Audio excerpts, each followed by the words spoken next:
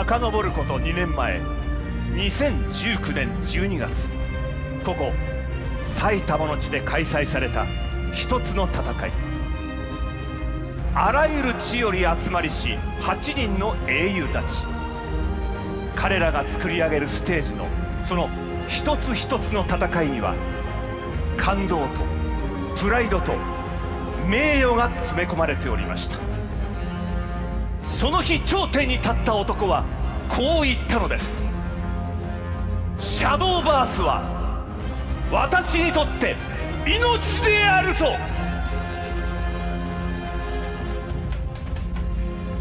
時は流れて2021年、世界中が混乱をし続けたこの2年という年月。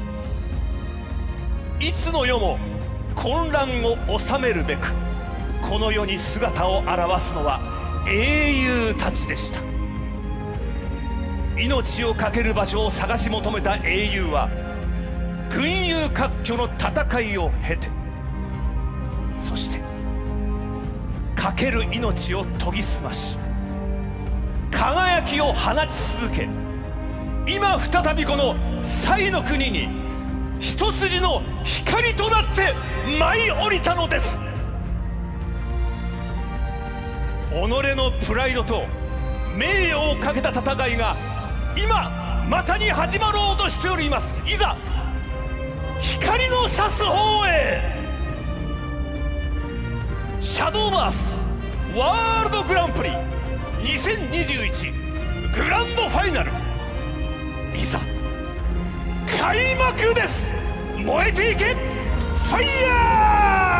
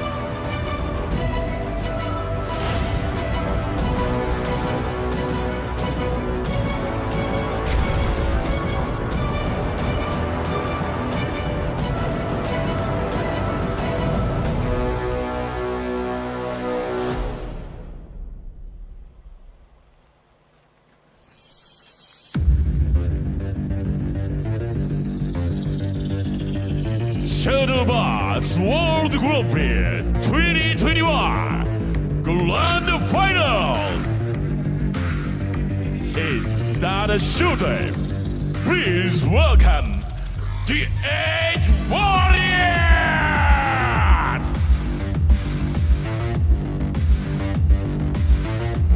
The first match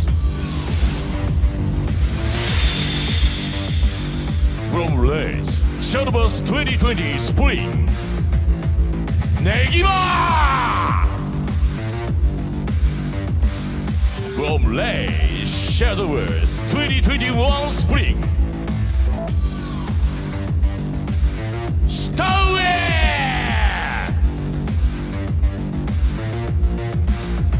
Shadowverse World Grand Prix 2021 Grand Finals Quarter Final Match 1。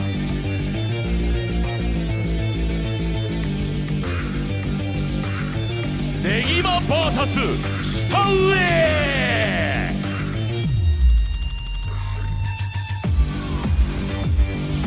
The second match from Shadowverse World Grand Prix 2020 JCG Online Qualifier 原田。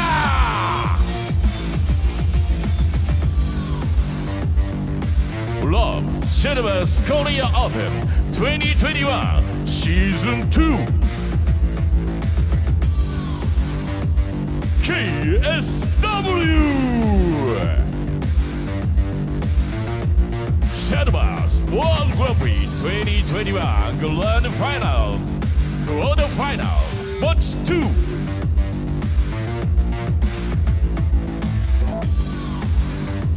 Hanada vs KSW.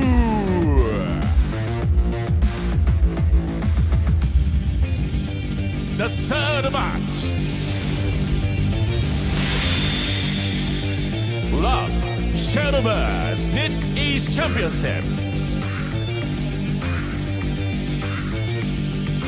Yo!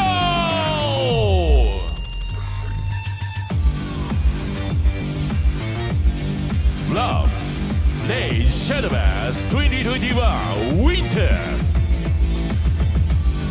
Kakipi!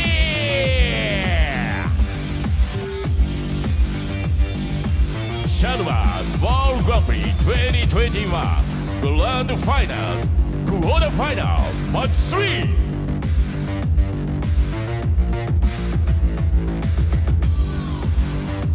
Myo vs Kakibi.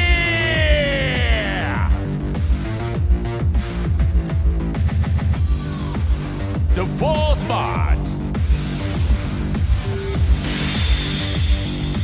Love Shadowverse Net East Championship. ZX.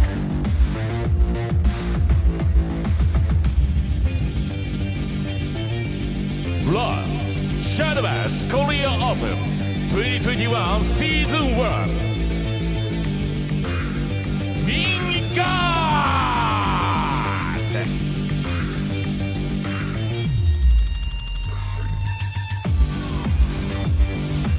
Shadowverse World Grand Prix 2021 Grand Final Quarter Final Match 4 ZX vs Mingigard.2021年再始動する戦い、ここサイの国、戦いの聖地埼玉スーパーアリーナにて今最終決戦が始まろうとしております。孤高の存在シャドーバース最強の王者を目指して掴み取るは夢、希望、名誉、そしてその全ては唯一無二最強の証、栄光の象徴、この黄金のトロフィー。その瞬間を待ち望んでいるのは彼らだけではありません。そう私たち皆がしかとその瞬間を見届けなくてはならないのです。そうですよね皆さ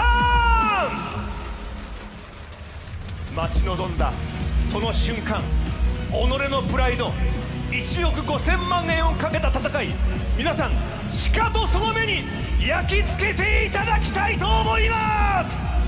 お待たせいたしました。誉れ高き8人の英雄たちの熱き戦い、どうぞご期待ください。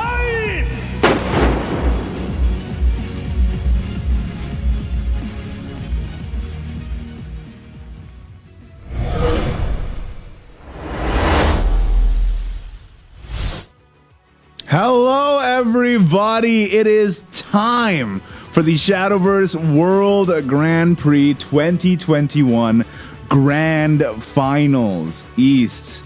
It's been a long road to get here, but we're finally here at the apex of Shadowverse competition for the past 2 years. Yeah, it's been a long, over 750 days, but we're finally here, guys. I don't know about you, but that guy gives me shivers when he talks. Yeah, when he said fire and then it actually just straight up blasted the entire room. That was sick. Man, You love also, to see it. the trophy looking good as ever. We talked about it before we came on. Man, how do we get trophies for being commentators? Yeah. Do we get Well, trophies as nice as that? Just Yeah. I'll they save the nice trophy for the people who actually put in 2 years worth of effort into the competition to get here. For Look, us, maybe they'll send us a card, Ease. give me the consolation trophy. That's fine. If it looks as nice as that one, I'll take that. That's fine. But yeah, you saw them introduce the quarterfinals matches throughout the course of that intro. So the first match is going to be Negima versus Shitawe, and then Hanada versus KSW, Meow944 versus Kaki P, and then Zenex versus Mingy God. Players from many different regions here at the grand finals, competing all for that $1 million grand prize. Like it's crazy to even think about the scale of the competition right now.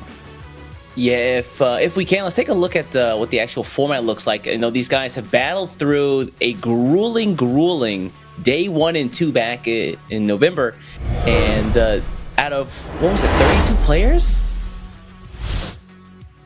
Yeah, out of Excuse me, 48. My bad. 48 players. I was gonna say, yeah, 24 Yeah, on day 32 was 1, small. 24 on day 2. Of course, the day 1 was the 2020 competitors, and then the day 2 was the 2021 competitors. And the best 4 from each day made it here now in the grand finals.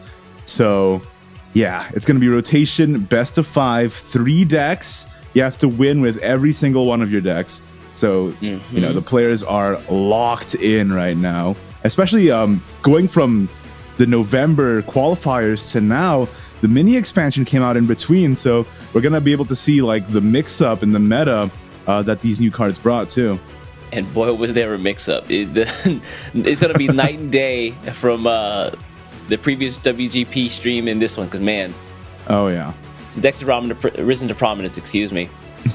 yeah. I'm so sad, though. No take 2 this time. Oh, No, it's just gonna be rotation all the way straight through from the beginning of the day right to the end. I believe it's also single elimination, so it's pretty high stakes over here. yeah, scary stuff. Again, they're competing for over $1 million USD. Remember that, guys? It's yeah, that's a lot of money, man. You got to be careful. No mistakes here. 150 million yen for first place. Second place, 50 million yen. Third and fourth, 20 mil. Fifth to eighth, 3 million. So, you know, you still walk away with quite a bit, even if you strike out in the quarters here. But the gap between 3 million and 150 million, you know, you're not going to be too satisfied. So all the players here are undoubtedly hungry for this. To be fair, just winning your first quarterfinals match is pretty dang good. Yeah, it's 17 million increase, right? And then after that, a 30 million increase. Pretty crazy. So yeah, we have the histories for each of the players here and where they came from. Wow, they're blasting through these. But yeah, you get to know a little bit about these players. Of course, we saw them last month during the qualifiers as well.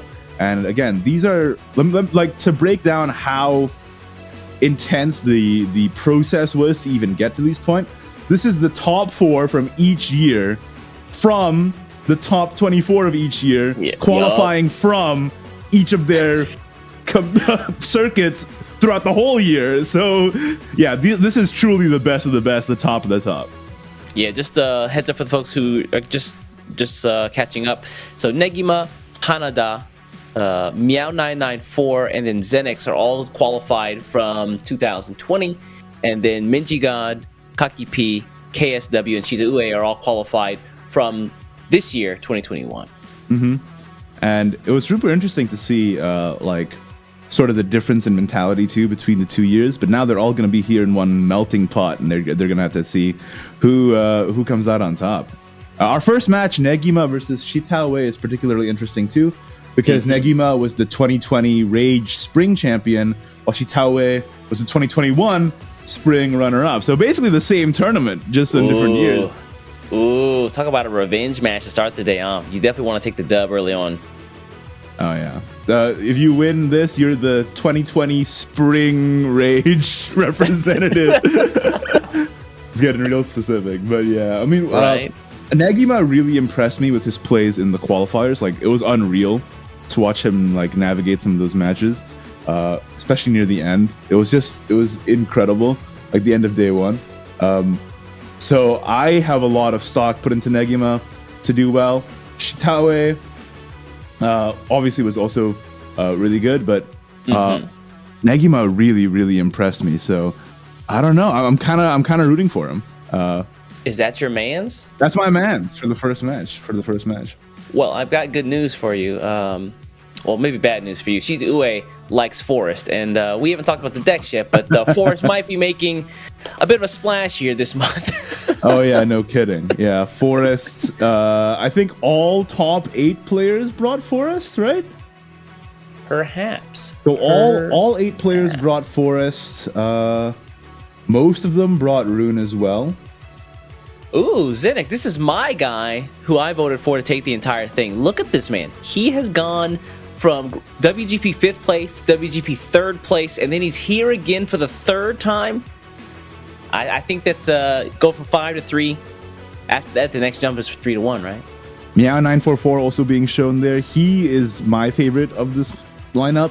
Not only is his favorite class Dragon, and he impressed in the qualifiers using Dragon. He didn't bring it now, unfortunately.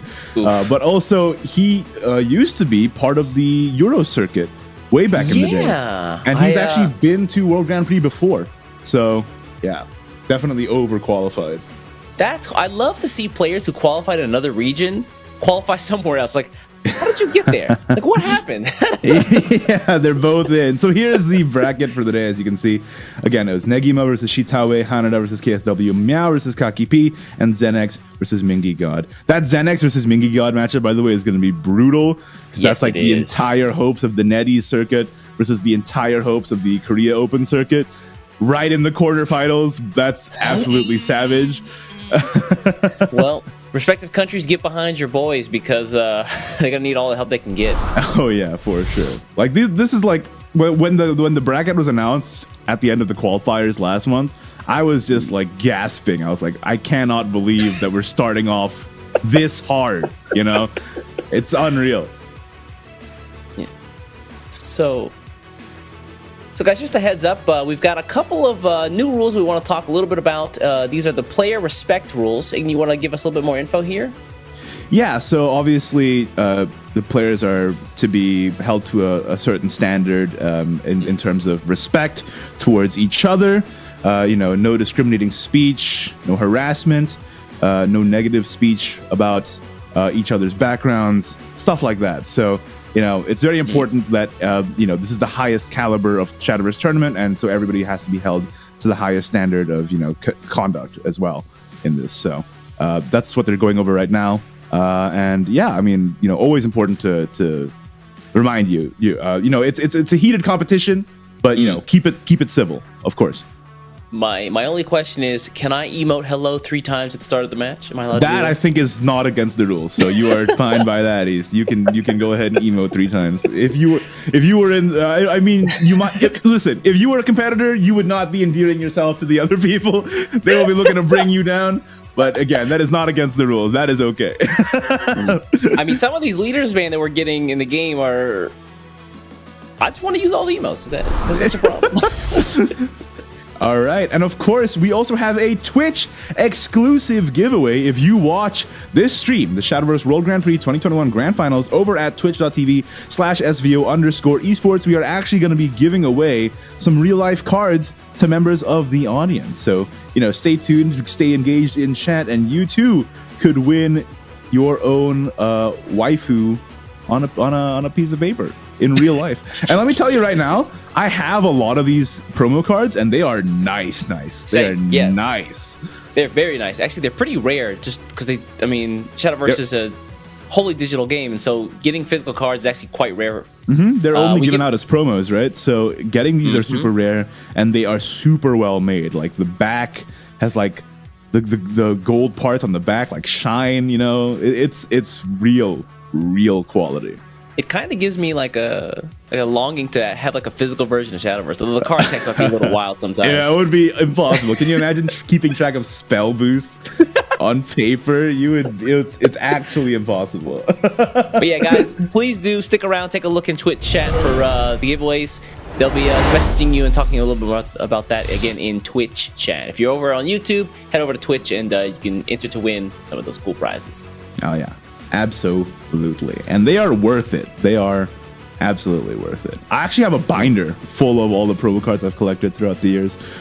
And, all right. I'm flexing here, buddy. All right, we get it. I'm just letting you know. I treat them with the respect they deserve, and you too could be part of this exclusive club.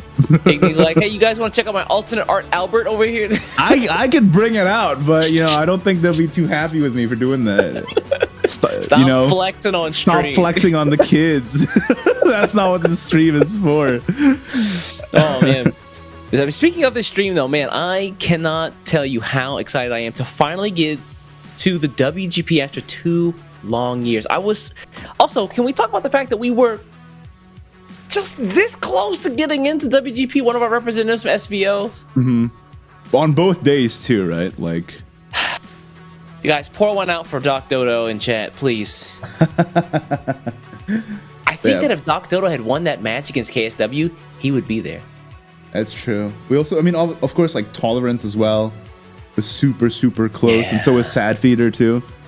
Oh, it was like so literally close. By a hair in tiebreakers, and it could have gone the other way. But unfortunately for us, this is how it is. But fortunately for us, none of these players and qualifiers disappointed whatsoever. Yeah. I talked about how performant Negima was. He was super impressive to me. I'm really looking forward to the Zen X Mingy God match. Of course, I think the entire world is.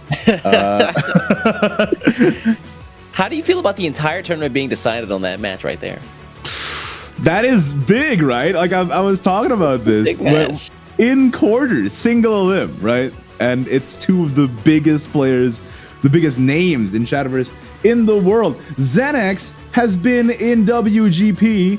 This is his third time. This is his third. How many people have ever done that? Is he the only one?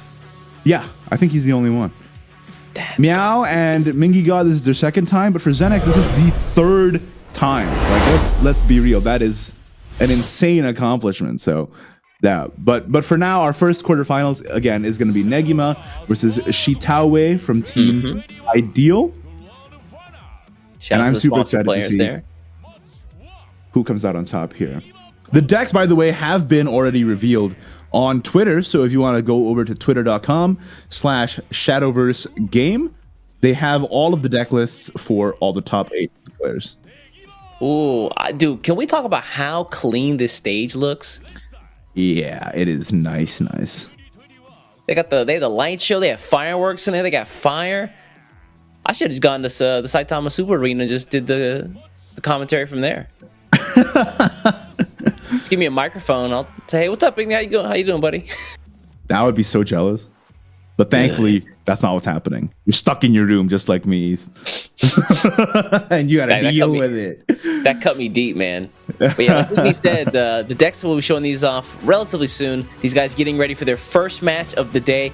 Dude, the tournament nerves must be wild right now. Oh, yeah, for sure. So here's Negima's lists. Forest Craft, Runecraft, and Shadowcraft. For the Forest, we have that Aria Sekka. No Latica at all. So we're just going pure Sekka there. And then for the Runecraft, we have Evolve Runecraft. Yeah, Evo Runecraft kind of came back to prominence, it feels like, since the mini dropped. It's definitely consistent. I wouldn't say it's like the most bombastic deck with like the craziest plays, but it's super consistent, which is definitely a trait that is nice to have when it's single elimination and you need to win. And then of course at the last there is a deck that came to prominence with the mini expansion, the Skeleton Raider deck, the Suzy Shadowcraft. Yeah, Suzy and Cernanos came out after the mini expansion, and I tried about some other decks. Like I tried a little bit of like Machina. I was like, oh, the Machina side is kind of whatever, but the Suzy and Cernanos, kind of nice. Just the consistency of getting the Cernanos to constantly res the Suzy, getting so many evolves for the Skeleton Raider and the Grimnir. On Shitawe's end, though, he's also playing Forest Craft. Again, looks like pure Sekka, no Latica involved.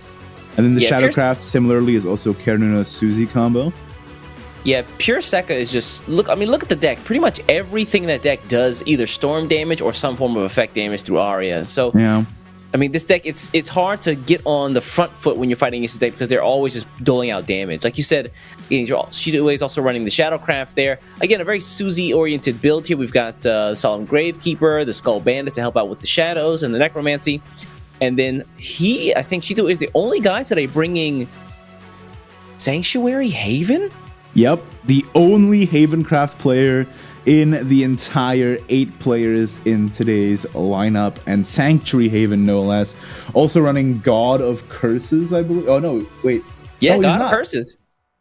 Oh, he is. Yeah, he's got God of Curses in there, man. That's freaking me out. I wonder what he's trying to snipe with this pick, right? So again, this is 3 best of 5, so you have to win with all 3 decks here. So what do you think that the Havencraft is trying to snipe as far as matchups are concerned? Well, between Holy Saber and cloning with Sacred Line and the immense healing potential of Sanctuary, you can actually turtle up and withstand a lot of the one-turn kill combos. And then at that point, your God of Curses, you hopefully just like reduce their defense enough so that you can end the game with like a one-off Jean, which is in the deck as well. So I understand the logic behind the game plan, but I worry that it's a little too slow to get off the ground, requires a bit too many pieces. We'll just have to see if it actually pays off. Yeah, we talked about before, Forestcraft, especially the Sekka-oriented build, is so quick to put out damage. Let's see if Shidoway can somehow navigate this matchup and find a dub. I am very excited for this. Again, I love when in a meta where a lot of players are bringing similar decks, one person comes in with something a little bit different and might just shake up the entire thing. So, or they might, it might not work out. So the drama is real here. Yeah, it's always funny to me because, especially in Japan, where a lot of folks look to take a look at some of the best decks or some of the best deck lists that come out of the JCG tournaments there. They only run 2 decks. So that third deck is always like, okay, I think this is good. Like, I've tested this. It seems pretty good. And then you go to the tournament, you're like, I'm the only person who brought this? For real? Oh, no. Well, either I'm a genius or I'm very, very unwise. All right, guys, so we're getting started here. The first match of the 2021-2020 WGP, Shita Ue versus Negima. And starting with the Sanctuary Haven too, not even starting with the more safe pick of Sekka or Suzy Shadow, going straight into Sanctuary Haven, going up against Evolve Runecraft. So I guess you're hoping for Holy Saber to block Grimnir, you're hoping for the immense heals to block any of the ping damage as well, and then again you just try and turtle up, get your God of Curses to land, and then deal the damage on your side. But it's also really scary because a lot of folks are only running 2 copies of Grimnir in their deck. So if you can heal out of range once the first one pops, it's really tough for the other person to win. Well, usually they either double Grimnir or something like that, right? But with Haven, it's a little more difficult because, again, you can strategically save your Holy Sabers and get that spell immunity. Yup. And then, you're sitting there with no win con and you're like, okay, I guess Haven just wins. So again, Shitawe's game plan is very interesting and I'm all for it, but whether or not it's actually fast enough to keep up with the likes of Suzy Shadow or Forest, I'm not so sure. I actually think it has better odds against Evo Rune than the other 2. Yeah, agreed. I think that maybe Shita Ue chose this because he feels like whatever decks other people could bring, he could counter with the actual Sanctuary Haven. No God of Curses early on, though, which is always sad. I feel like God of Curses you always want to be drawing as early as possible to just start reducing it, get that guy out early so that your win condition is also in play. Otherwise, you're just sort of waffling about for the first few turns. Yeah, looks like we're going to see the Magical Gunslinger come down here, though. Negima, just so much damage on board. He's like, hey, you only got, all you have are amulets? That's cool. Let me just put some numbers out. Yeah, well, I'm just going to go ahead and flood the board. Hope you don't mind. And it's also still one more turn out from Benevolent Blight. There's the God of Curses, though. Found him. A little Not late, too bad. But, yeah. Still okay here. The good thing about God of Curses, too, is that it's another amulet on board that procs the 2 play point bronze spell, Indomitable Prayer. I had to think about how to pronounce that for a second. Indomitable Prayer. So then you can get the heal and draw off of that as well, which is quite nice. Not bad. Yeah, this turn 3 though is turn 4 for him is kind of awkward. You don't want to spend too many resources. You'd be hoping for a Sanctuary at this point, but he doesn't have one in hand. Yeah, the rotation of 4-Pillar Tortoise really hurt the consistency of this deck, I feel like, because you can't guarantee a Sanctuary draw on 4 anymore. You know, no more 4-Pillar Tortoise rotated out with Fortune's Hand in the last rotation. Yeah, it's like we're gonna see the God of the Curses come down. I mean, if you want, you can still play 4-Pillar Tortoise if you're take 2 All-Stars. I like how Negima was very amused by that. He saw the God of Curses came down and just started clapping. You know? Yup. I love the sort of I love to see when they're not too stressed out. Obviously, it's very, very high stakes, but you know, getting all worked up isn't really going to help anybody. So just, you know, take it easy, take it loose, play the best you can. Yeah, I mean, we saw it in the previous WGP streams. The players just trying to get into top 8. You could see the nerves physically affecting some of the players, not only through their plays, but also, you know, just the way they looked. Yeah, the way they carried themselves. Yeah, for sure. But now I feel like Negima, the good thing about both of these players competing through Rage, they sort of get a bit of experience on the big stage. You know, Rage is a huge production over in Japan. True. So, you know, maybe they're a little more comfortable with it now. And, you know, that's a big part of it. Like, the human element, I feel like, is an often underlooked or overlooked part of the competition. Negima here trying to figure out a way to start to turbo out these evolves. He's got 2 Marie in hand. Yeah, but if you 2 Marie, you're only spelled a proc at his Guild Assembly, and obviously you don't want to be doing that. Right. How do you feel about the Magical Gunslinger here? It has a chance to pull either the Vincent or the last Marie, right? Yeah, 50-50 on Vince is actually not bad. That's what we're going to see. Hey, there he him. is. And an aggressive evolved face. This also prevents Benevolent Blight from being a full clear as well. That's true, yeah. Blight being such an easy answer for a lot of Haven decks to go toward, just to get rid of the big boards. I think you might just Blight anyway. Like, what options does Shitawe have otherwise, right? Yeah, not really many. I just realized that there's a turn timer every time the turn switches, and it's stressing me out. It's stressing me out a little bit. I used to be of the mind, like, hey, just show me what my timer looks like every turn. But once we started to see them, if you take a look at some of the rages, they also have the turn timer around the players' cameras. It does get me a little bit nervous. Yeah. Maybe I don't want to see that. Yeah, maybe leave me alone until the end. I don't want to. I want to take my time. Oh, draws the Guild Assembly again. The Guild Assembly is such a great card in the late game. You know, just not the early game.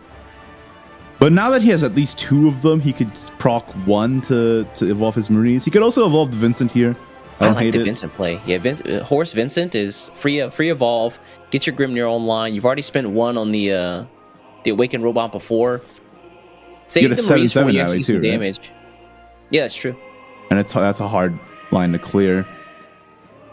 I guess you could get lucky. I mean, Shitawe does have the Sacred Lions in hand, right? So that's true. This turn 6 could be Sacred Lion, proc God of Curses, kill the Vincent, evolve God of Curses, kill the other thing, or proc the Unicorn. Ooh. I like the God of Curses. No, you proc the God of Curses. Yeah, you definitely proc the God of Curses. I was just laying out my options, you know, thinking out loud. No, you proc the God of Curses, and you can actually use the 0-cost spell to clone the Unicorn, clear the robot, and then run the Lion into the Vincent. That's a full clear. Yeah, I mean, at this point, he's staring down 11 damage, and he's already down quite a bit. I think 4. He needs to do something here. He's got to get rid of this board. It's got to go. Sacred Lion coming down. God of Curses for sure. Goodbye. What a power play, by the way. Like, the God of Curses was a card that's existed before, like before the mini came out, but the Sacred Lion just enables so many different cool combos that Haven has now. Yeah, especially just for all the amulets. Like, being able to just destroy an amulet no matter what the countdown is so nice. Works on Anvelt, works on God of Curses, obviously, as we're seeing here. Now, also, these repair modes in hand are very nice for Negima. Oh, true. Yeah, you can fuse it for the Fruits of Wisdom, right? So you Marie, Fruits of Wisdom. But then you have you have 2 0/6s, so you know that's a little bit of a problem. Yeah, gotta get rid of that God of Curses. He's reducing your life by 4 every turn. And let's not forget, like, this is one of the things I wanted to say is the flexibility of plays that Sacred Lion offers you. You get to clone your God of Curses.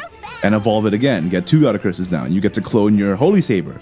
So you're guaranteed double Holy Saber on your turn 8 power play. Right? So the Sacred Lion just does so much connective work in terms of Haven game plans that it's actually unreal. Definitely is the tendon that helps the muscles flex. Yeah. Thank you. Thank you, biology teacher. Gotcha. So it looks like he's committed to the double Maria's Negima. It looks like he's gonna go for the Fruits of Wisdom fuse here, yeah. The question is, does he want to fuse the Iolan Remains or the... Nah, I think you just use the repair mode, save the Iolans for a draw. You can just go ahead and Fruits of Wisdom here.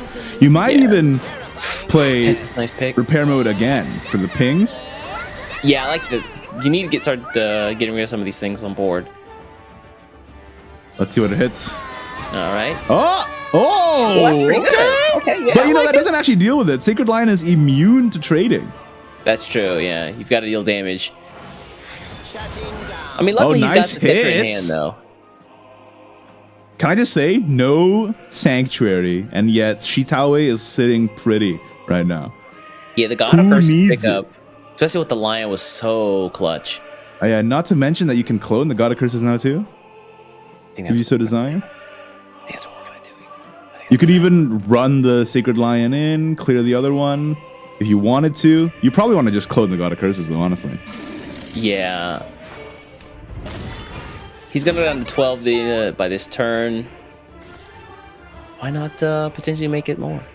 Yeah, if he clones the God of Curses, he'll be at 8 defense. Which is terrifying. It's a lot, right? Like, again, Sacred Lion enables God of Curses to do so much work. Yeah, you leave up a he comes down Marie. here. Who cares? A Bluma Cadabra. More like Bluma, go home. I don't care about you. Get out of here. It's like, hey, cool street magic. Anyway, I'm going to suck your life force out of you. Yeah, Marie is like a street magician, and facing her down is 2 gods of curses. Just looking at her while she's going a Bluma Cadabra, and they're like, yeah, right. Cute. And there it is. Yeah. Whoa, that's disgusting. Negima is on borrowed time right now. Okay, Jupiter's a good pickup, though. Yeah, in what way? It doesn't heal at all. Oh, you're right. He doesn't have enough evolves yet. Ah. No, He's even if he does have evolves, it wouldn't heal because it's max HP reduction. Oh, you're so right with it, though. God of Curses becoming a problem. I don't know if Is there's a way to get out of Shitawe's this. Haven deck the wave? It What might the heck? be, man. This is impressive. I'm The honestly crazy- impressed. Yeah, the crazy thing is we introduced this as Sanctuary Haven, yet we've yet to see it, and it's still doing a ton of work. Yeah, who needs the Sanctuary if you can just reduce their max defense by a bajillion?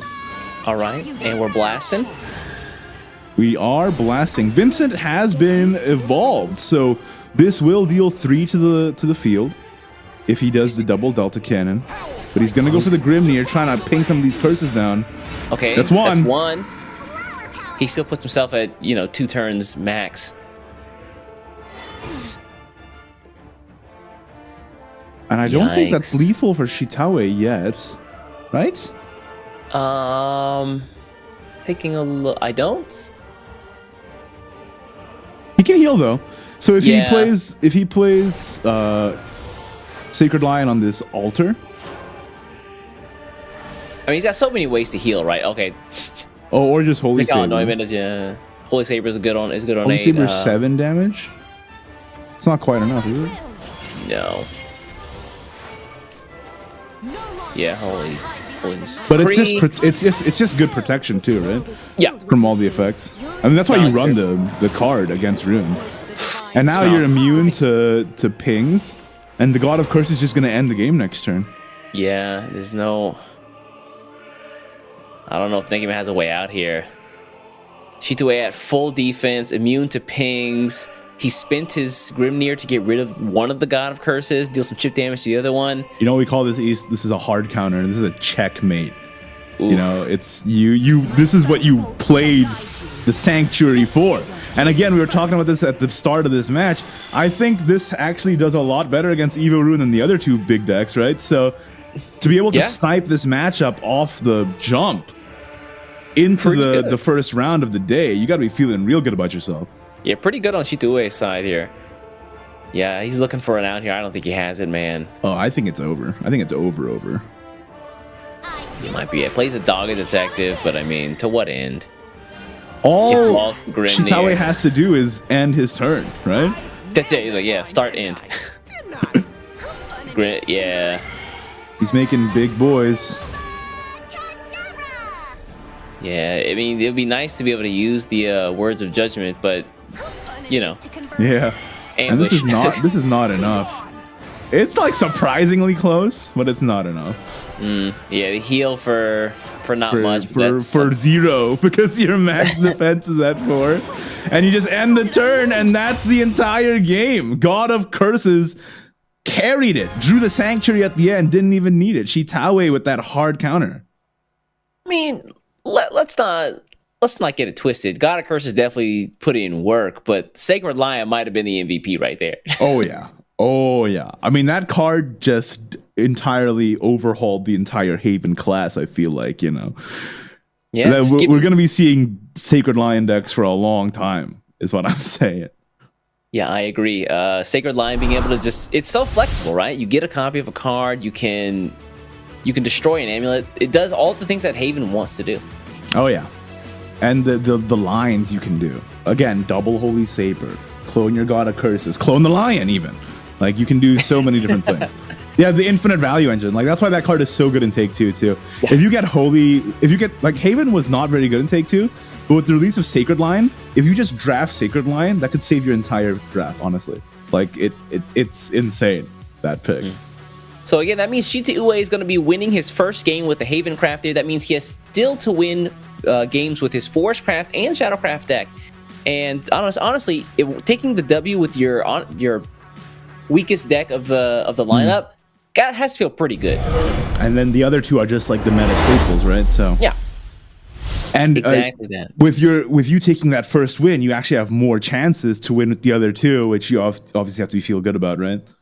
Yeah, I don't know. I feel like if I'm Shita Ue, maybe I just run through the Shadow and then give myself as many chances to win with Forest as possible. Oh yeah. Yeah, especially back in the first half, I guess, first section of WGP. Sometimes you'd watch a player go up with Forest or go up and win 2, and then they just couldn't eke it out with their Forest, and they end up losing 3 games straight. And it's okay. You can mention Dr. Dodo by name. It's all right. No, man. They did him dirty. They did him dirty. He was so close. Oh, but they're both going to queue up with their Forest. And again, they're both playing the pure Sekka build. No Latica's involved. And Negima already has the Arya in the hand. But Chitawe does have a bit of an aggressive option here. Phantom Bloom Predator, as well as the Alberta. If he can find a 1-drop, that would be a huge start, especially since he's going first. I really feel like out of all the classes, Forest benefits the most from having what I call a decent hand, a hand that you want to have. All right, Double Blast Fairy, not what you want to see there. Getting the cards you need. Did he? Wow. He full capped even with the Raccoon Enchanter. That's surprising. Very interesting. Yeah, I thought you would have said, okay, I've got to prioritize a 1-drop for Phantom Bloom, maybe. Yeah. He's calculating it now. If he plays the Shamu Shama, he has the opportunity to Phantom Bloom it back, but he knows that Negima has Blast Fairy as the counter. And if Negima Blast Fairies the Shamu Shama, that's a huge piece of the combo taken out of action. Now the question is, how greedy does Shitue feel? The thing is, if he doesn't play it, what's his turn 2, right? That's true, yeah. It's pretty... So what's he hoping for? Tree of Wonders at this point? Perhaps. Negima now, with the same conundrum, do I play the Shamu? Oh, he just plays the Blast Fairy, okay. Just build up the fairy resources in hand for the upcoming Arya. Also, this empowers the second Blast Fairy that he has. I don't hate it. Chitawe's hand is looking a little awkward. I think that full keep, I wasn't so sure about it. He's going to play the Phantom Bloom Predator here. Unfortunately for him, this gets cleared. Blast Fairy 2. Electric Boogaloo. Looks like it. He's not going to be able to play his own Phantom Bloom Predator, though, which is kind of sad. But hey, you got to get rid of threats when you see him. Yeah, you absolutely need to get rid of the Phantom Bloom. That's not even a question. Like that card is so powerful. And he's going to play out one of the fairies. So now he has 3 targets to be able to bounce Phantom Bloom with. Unlikely that Chitawe is going to be able to clear all of it. Oh, yeah. Just such an awkward hand here. You don't want to spin the Miracle Harvest now. Maybe the Alberta just to get her online. I don't want to keep one of the harping on blast about beam. it, but I was really not confident about that full keep from Shitawe. And now Yeah, it's looking a little awkward. Yeah. The Alberta to set up for the future turns, maybe? I don't know. So it really depends on what you value, right? Do you want to value getting as much damage off as possible, even though you're behind on board, or do you want to, get rid of the board a bit and then go for the Raccoon Enchanter? I think the obvious play is the obvious play is Alberta trade into the Fairy, which he did do. But again, it feels bad because it's not really advancing your game plan as much as well. So and Negima also draws their Alberta. Yeah, has this decision to make. Do you prioritize getting one of the Blast Fairies back and then dropping the Phantom Bloom, or getting the Alberta online for future turns?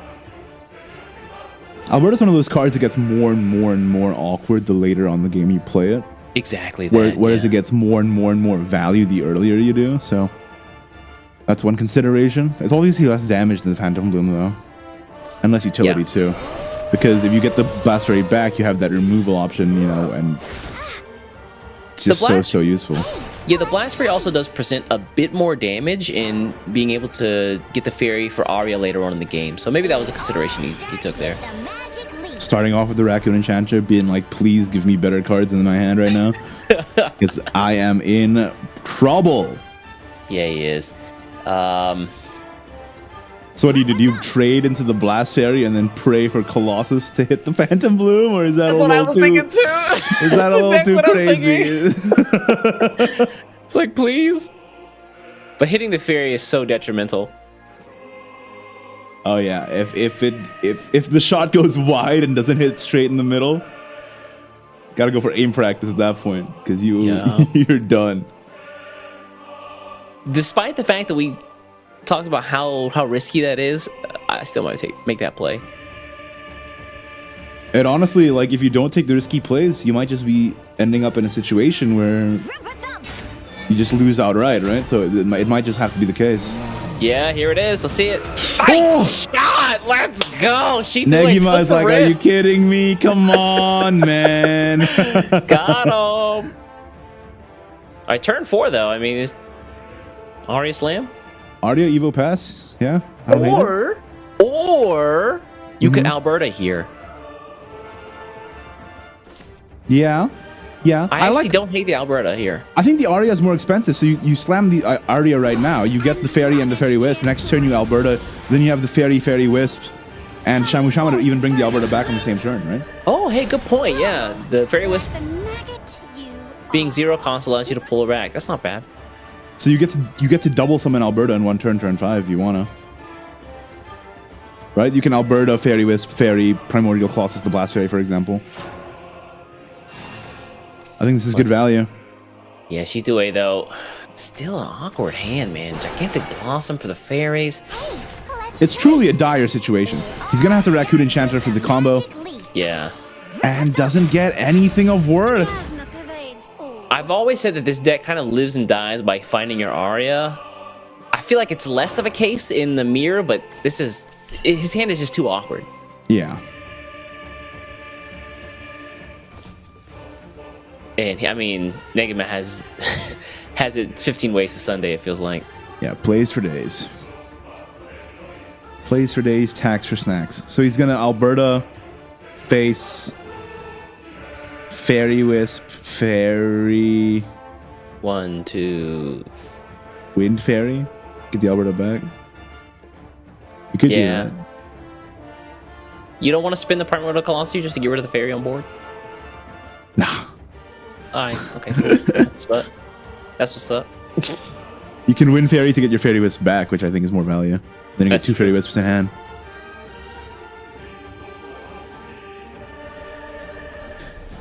That's what I would do. But he's thinking about what he wants to do here. Blast Fairy. Okay. Are you not going to commit the Alberta this turn? Interesting, yeah. She's going to go straight for a draw. Well, to be fair, Shitue doesn't have a board and he doesn't have an Arya, so why don't you just go wide? And that's a 5-2. Yeah, he's gonna push damage here. Yeah, Negima's going for the big board plays. All right, I like this line. It's not what I saw at first, but Negima took the time to think about it. And this is the play that he felt was the most optimal. And honestly, I can't really see that many flaws with this right now. No Arya, like you said. We know that Chitauri doesn't have a Blast Fairy either. The Miracle Harvest is nice because he can clear the Raccoon Enchanter, but then what, you know? That's the eternal question. You could... You can fuse your Tree of Wonders to get the ward up. yeah, that's cool. So that's cool. an option here. That's He cool, says, yeah. shiftily looking to the side. Yeah, that's cool. Yeah, no doubt, So no here's, doubt. here's the tree. Sekka, really? You just have to commit because you don't have any other plays, and this is the only way you can deal with the wide board. I think Negima calculated this. He's like, okay, no Arya, no Blast Fairy. Spin the Sekka. Do it. If you spend the Sekka, that's like your win condition drastically reduced, right? So I can deal with that, and then you're stuck picking for scraps at the top of your deck. Yeah, this means that Shitoi also needs to find some bounces to get the other Sekka online. Timer's ticking. Yup, gotta be careful here. Here's the Evolve. Get rid of the Enchanter. Run into the Blast Fury. Oh, yeah, this Alberta is number 2. Pop, slap the Fairy, yeah. It's just damage control here, you know? It is, but it's... Oh, he does draw the Arya finally, though, which I think he's very, very happy about. A little late. It might be almost too late. Yeah, looking at Negima's hand here, he's got damage with the Alberta, he's got the Shamu Shama in hand, he's got ways to bounce, he's got ways to get fairies out. Oh, and he has plenty of draw. You know, he can fairy, trade, bounce the Blast Fairy, Miracle Harvest. That's a wide board that draws him towards the Sekka as well. That's big. Yeah, man, Miracle Harvest, I thought that when the mini expansion hit, that the King of Vines would have been more of a pick, but the Miracle Harvest is actually coming in clutch in this thing. Oh yeah, like these decks don't even run King of Vines, man. Like they just take up board space that clog your combo. It's like that's the thinking there. It's not worth the slot. Meanwhile, Miracle Harvest, it's a heal, it's a draw, it's an evolve. It works with Arya. It's actually truly fantastic. Oh, okay, interesting. He trades in. Oh, this is super good too. Now you double Miracle Harvest, and then you get the Alberta back. Oh yeah, look at that.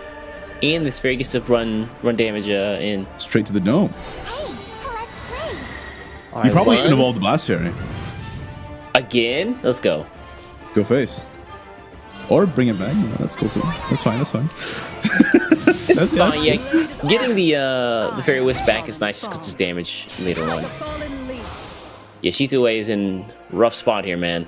That's interesting. So Negima is not the type of player to aggress with an Evo when he's ahead on turn. He's gonna try and save it for a moment where he can deal the finishing blow. Yeah. Yeah. Meanwhile, on Shitue's side, I don't know, man. This is looking. It feels like the game has gotten grimmer and grimmer for him. It didn't start off very positive in the first place either. Yeah, it Like seemed their a little opening awkward. hands.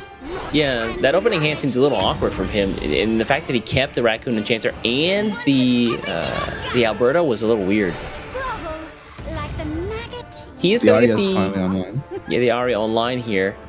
It might be a little too late, man. Yeah, that's what I fear. He does have the Sekka, but it's still far, far away from 20. He didn't really bounce that much. You've got to be really, really careful here because next turn is turn 7 for Negima. I mean, he hasn't played any bounces. He hasn't played many bounces, so you know that he's likely got a couple in hand. You have to be worried if he has a Sekka himself to just finish off the game. Oh, yeah.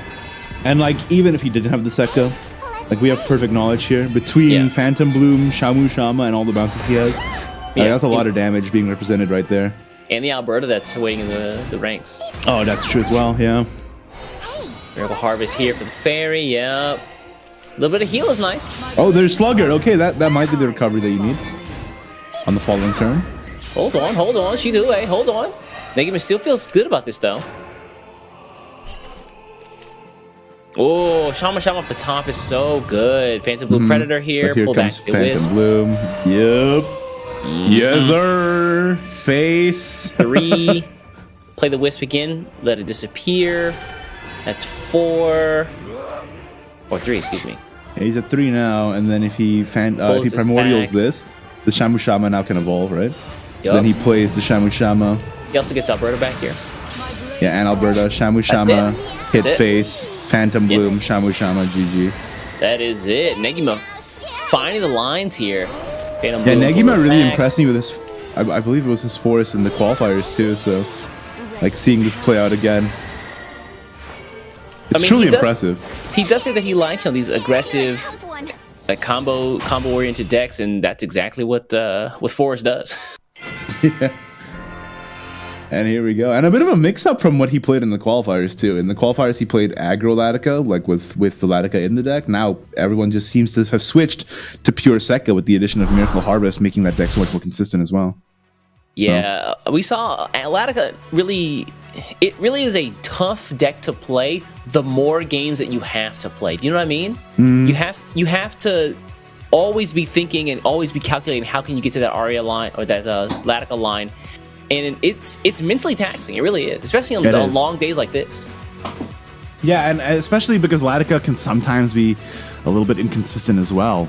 But with Sekka, the game plan is straightforward. The new mini expansion cards directly help it in very, very obvious ways. Yeah, so yeah, definitely not a surprise to see Negima doing well with Forest, especially after what we saw last time from him. So yeah, now Negima has to win with Evo Rune and Shadow, while Shitawi has to win with Sekka and Shadow. My guess is that Negima might run in the Evo Rune one more time.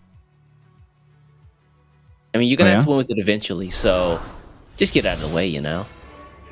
Oh no, he's gonna opt for Shadow. Versus Interesting. Forest. Okay, okay. No more crying. I put my all into He doesn't every look happy shot. about that result. Maybe he was hoping for a mirror. But the Shadow can end games so fast, though. Dude, Susie.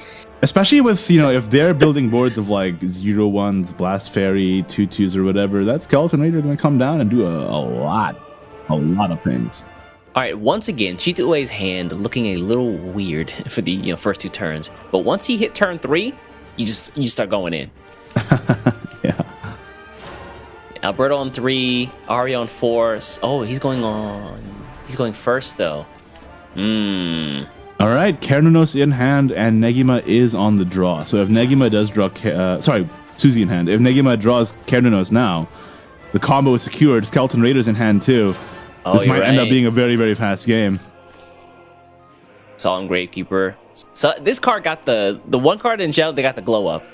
Oh yeah. This guy was vendor trash before the mini, and then Cernanos and Suzy came out. And he's like, "Hey, what's up, guys? What's I was up? always cool, right?" I can generate shadows for you. I can do it. In fact, go ahead and run Undead Stampede too. I can make that work. I brought my friends. Can I sit at the cool kids table now? And they're like, yes, you can. Thanks for the Shadows, nerd. Give me your homework so I can copy it. oh, geez, thanks. Meanwhile, Shidue side again in the early game, kind of awkward, man. You might just Alberta trade, right? Like that's the only play here that even makes any sense. Yeah, you don't want to save Slugger for actual Aria. Elemental Slash seems kind of lackluster here. Yeah.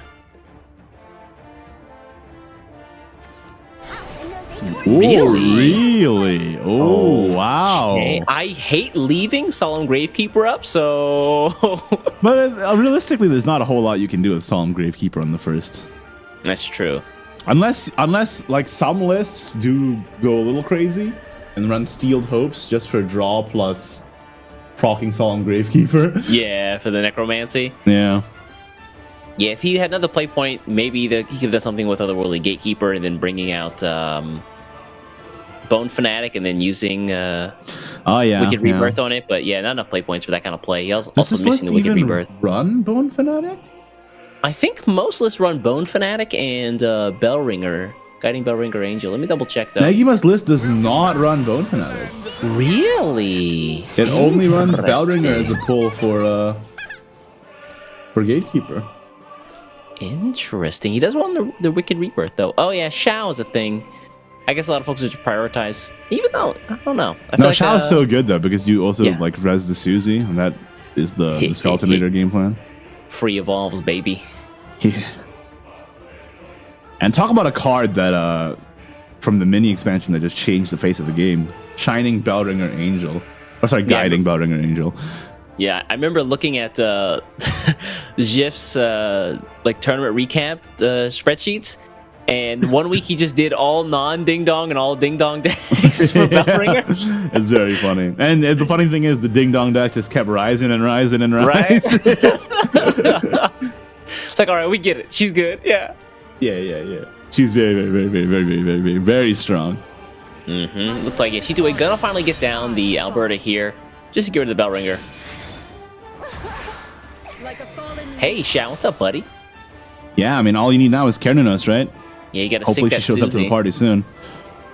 If Negima top decks a Kernunos here, Oof.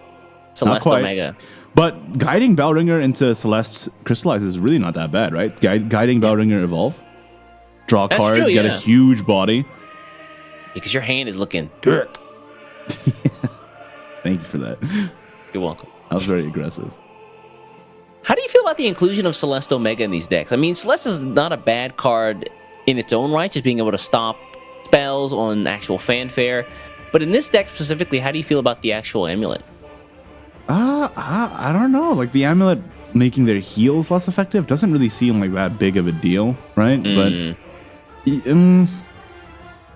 I've seen a couple I think players. it's just because it's just a solid follower, right? Honestly. Yeah, I've And the seen fact a that you couple. can. Yeah, go No, ahead. go ahead. I was just gonna say the fact that you can also just hard cast it to stop, like you said, to stop spells from going off is pretty huge in some matchups. I've seen some players opt to run Jupiter as another one. Yes, I've seen that as well. I think I prefer the Jupiter, but I'm interested to see what Negima does here with the Celeste Omega. Like we said, the Evolve Bellringer Angel seems like a pretty good play. Hey, I mean, if he saves the Celeste Omega, right, and just like retracings here, and saves the Celeste for turn 6, and they can't bounce, we're gonna be Ooh. seeing that Celeste Omega do work. For sure. He's opting to... Yeah, Like there's maybe, no way maybe Negima just thought, okay, I know for a fact that everybody's gonna be playing Forest. Let's get to turn 6, make them not be able to do any plays on that turn, and then All right. No follow bouncing through. allowed. Take the trampoline away from him. All right, here comes Ari on the Evolve, though. No, this is, yeah. Thick Bellringer Angel is actually pretty annoying to get over. Oh yeah. He still doesn't do it. You have to ascend. You have to commit so many resources into it. That means that Negima is likely going to get to Evolve. Otherworldly Gatekeeper if he needs to. Get another Bellringer out that way, which is very Yes, funny. sir. I mean, the board's already Gyarados? annoying enough, right? No. No.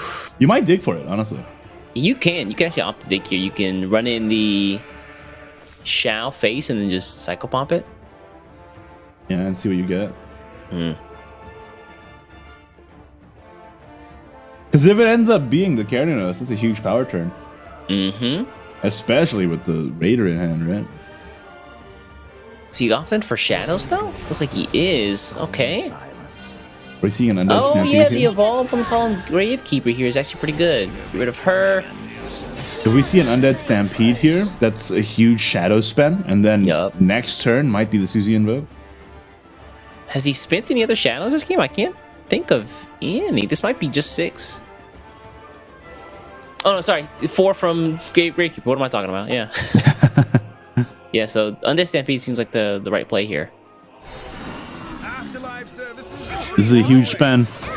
Yeah. Next turn. I can't live this board up either, so the Is Susie the like the Susie invoke. Invoke active at this point? I think believe so, right? yeah. So Yeah, 4 yeah. from Gravekeeper and then 6 from the Undead Stampede. Yeah. It's 10. Yeah, It's 10. For it's some 10. reason, I was like, is it 10 or 12? I have to double check. G2A, buddy, what are you doing here? This is looking awkward, man. So let's see here. You Wisp, drop Shamu Shama, Primordial Colossus. I don't know. It's looking real dicey. Like, this Yeah. Forest deck has not been kind to Shitawe. At all. You could also Slugger. Slugger takes the most out, right? So you Slugger. All right, he is gonna opt to pull the Fairy Wisp back for the Phantom Bloom. Phantom Bloom trade is very sad, though. Yeah. Oh, he's going face. Okay, That's up. Hold up. I respect it. I respect it. A guy like Shitue? Nah, you take that damage downstairs, buddy. All right. Oh, that's sad. Yeah. That was not Time's ticking now. Slugger evolve? No, Shamu Shama. Shamu Shama trade Phantom Bloom again. Yo, why is he going all face? What is this? This is crazy. Huh? I do not really understand the rationale behind that turn so much. Yeah, especially now that this comes out, reduces the Skeleton Raider, and then we just Skeleton Raider, right? Yeah, I think you just run. You can run the based. Shao in, Psycho Pump, evolve the zombie, and then Skeleton Raider. Oh, that's game. That's game. Yeah, that's just game. Oh, that's already game. Yeah. So you run this in, and Skeleton Raider evolve is it? See, my brain is just always thinking about the next plays. That's so unfortunate. I think in that last turn, Shitue just couldn't think through all the lines. It was just a hard situation to deal with. Like, that's the strength of Shadow right now, is that the fact that they just make massive, massive boards and then have a strong finisher. What do you even do, you know? And we didn't even see the Celeste Omega get even any play because it wasn't necessary. You just end way before that's even a problem. Yeah, it's kind of sad. Shitue, his hands have been so awkward. This forest deck just really doesn't want to be piloted. It's like a wild horse, right? It keeps bucking him. It's just that if you get Skeleton Raider in hand early as Evo Shadow, it's like, it's so strong. It's like basically, you know, plus 10 to your chances of winning right there. The best thing is I don't know about you, but whenever you get Skeleton Raider in hand, you're like, okay, let me see, how can I get rid of this massive board my opponent has? He's like, oh yeah, Skeleton Raider. I did all the math. It works. Yeah, I'm smart. That works out. 1, 2, 3. I love counting. This is mathematics. I don't know about you, but I feel so smart whenever I get like the perfect clear with the Skeleton Raider. I'm like, all right, let me. Who do I snipe first? All right, who's the first domino in the line? All right, Shitawe, can he bring this back, or is he gonna lose 3 in a row with Forest? It's not a story that we haven't seen before. Like, you know, this is a tale as old as time, but it'd be so unfortunate to see it happen here. Yeah, Negima just has to win with his Evo Rune deck. Honestly, if Shitue had a chance to beat Negima, I think this is his best chance against this deck here. Evo Rune does take a little bit longer to get off the ground. Unfortunately, Shitawe is on the draw, and he is not in possession of an aggressive hand. No bounce. Oh, well, he has the bounce, but no Phantom Bloom. You know what I mean? So, like, he's not going to be able to take advantage of his the matchup's tempo lead. Yeah, that and having Elemental Slash in hand basically just makes your entire hand reactive. Yeah. Especially when Aria, bounce, you know, turn 7 game plan. So what do you even do? Like, you just wait till turn 4 and then Aria? I don't know. I'm a little worried. Negima has heals for that. He can hey, here we go. All right, get out of range of that. Between Guild Assembly and Jupiter, great pickup. Right? Great pickup on the Alberta, though. It's true. And the Tree of Wonders on 2 was a very ooh-worthy moment. You're right. I should not have interrupted you in your awe. Awe of God of Top Decks, Shitue. Shitue, God of Top Decks. Magic Gunslinger to pull the Vincent, maybe? Let's see it. Or Marie. You know, Marie is fine, too, right? Because now you can just you can land the robot, and then the turn after Marie repair mode or whatever. Or Marie Fruit of Wisdom, even. There you go. Get some card draw out of it. All right, here's the Alberta. Swipe over Bellringer, but, you know, she's going to stick around for reasons. Yeah, Bellringer is a card that actually sticks. Oh, hey, look at that. On board, which is not super common right now in terms of the Shadowverse board state, right? A lot of the time you land something and it usually gets cleared because your opponent has a lot of good removal tools nowadays. But Bellringer, a lot of the time she lands and then she stays. And then you have to worry about her evolving and then going face with the hand size. And it's crazy. It's actually such a good card. And we also have Miser in hand now too, which is very cool. Miser's good. I don't know if he spins it here with only 4 play points. I think next turn might be some sort of Miser Marie play. Yeah, I can see that. So this turn you want to do Awakened Robot, maybe. Awakened Robot, Dutiful Steed, and then pass. Yeah, I gotta be careful about the hand size if you do that though. So what? That's Wicked Robot, 6 cards in hand. You should be all right. Never mind. Yeah, Wicked Robot, beautiful. I almost said beautiful steed. It is a beautiful steed, but that's not the That's same. right. That's a Limpoziner right there, son. Oh, he's gonna opt for the 50 Wisdom right here. Whoa, you using know, his Tetra. I don't hate it. Tetra early game. Oh, you just get another one. See, East, no problem. What are you even worried about? Yeah, my bad. Sorry about that. Yeah, Come on, man. Don't sweat it. Don't bring the vibe down. Shitue, your title of God of top decks has been revoked temporarily. Yeah. In all seriousness, no, I don't hate early using the Tetra just because the big value you get from Tetra usually comes late game. You only really need 3 after your Vincent evolve to get a lot of value out of it between the Vincent leader effect and the 3 Delta Cannons, right? So I often see early fuse Tetra, but it's definitely riskier than fusing repair modes, that's for sure. That, and the good thing about Negima's play is that he presented a board behind his angel that Shito still had to deal with. So yeah, you see there the robot and Marie still sticking around, which is going to be annoying for this Arya here. Yeah, especially now with Miser Marie play. Yup. Like, that's the thing. That's a thing right there. Kind of weird though, because he needs a spell. The Miser gets you a speedy boot, a rapid fire. Oh, it's just gonna evolve outright, huh? Yeah, I don't hate it. You do this, you play the Marie. I didn't think about this, but this works out. You only need 1 rapid fire anyway. So. Yeah, you only need 1 rapid fire, and then you play the Marie, and you can even play Dog Detective on top. This is exactly the play I was hoping to see. Disgusting. Oh, that is nice. That is nice. Yeah, that is a board, buddy. And guess what? This Tetra is active. Oh, you're right. Yeah. Ugh. Okay. 4 players have left, or 4 followers have left playing. Did you just say 4 players have left? That's really good. We're not that far into the day yet, East. This is only the first quarterfinal. The Raccoon and Janser, I'm not very happy with that draw. Does have Alberta, important to remember, but the only thing it can clear is the Marie here. The stat lines of 3/3 is actually pretty annoying for Force to deal with. Yeah, just Negima being able to be on the play, be incredibly proactive, such a great hand too. Shitawe's has been on the back foot this whole, not even just this game, Shitawe's been on the back foot these past 3 games, and it's just been so awkward. Yeah, trying to get this Forest deck to help him out is just not performing. I mean, he proved that the Haven was the good counter pick, but then this Forest is just not having any luck. Yeah, similar situation here. Again, Shitoe forced to spin his Sekka early on. Gonna bounce You can at least her. bounce it back, right? And then you just play the Raccoon, deal with the 5/5. You do leave up a 3/3 on the board, though. And Negima's very happy about this. Okay, and it's gone. There's the Alberta. There's Alberta. Push the damage while you can.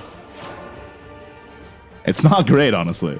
Oh, Parasol, which was insult to injury. Guild Assembly is on deck. He's got Tetra in the ranks as well. Oh, no. Yeah. How could you do this, East? You personally.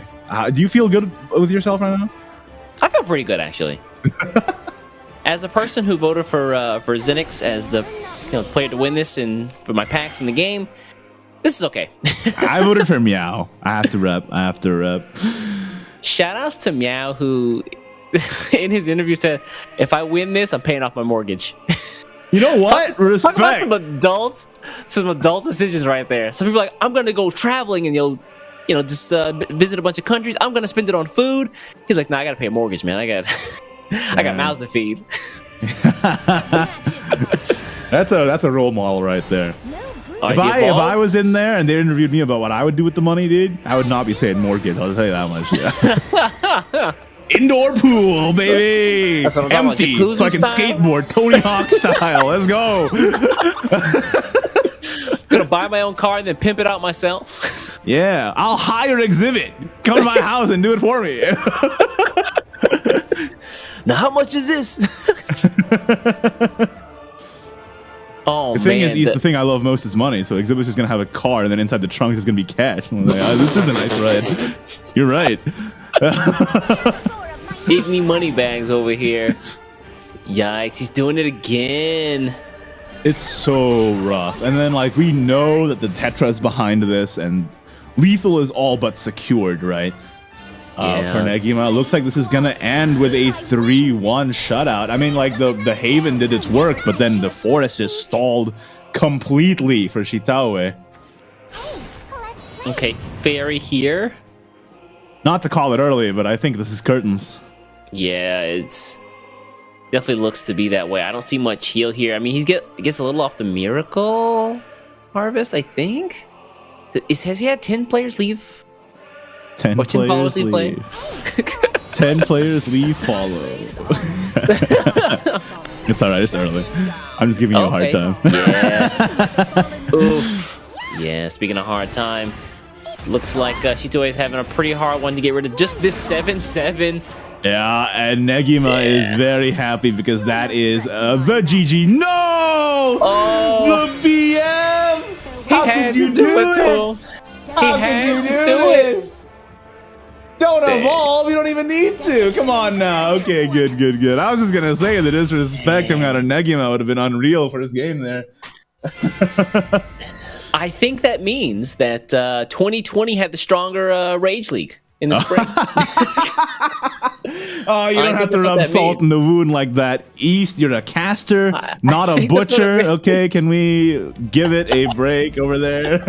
But absolutely, that was a huge dub for Negima. I mean, like that Haven from Shitawe was super impressive, but that Forest was so unfortunate, just completely stalled.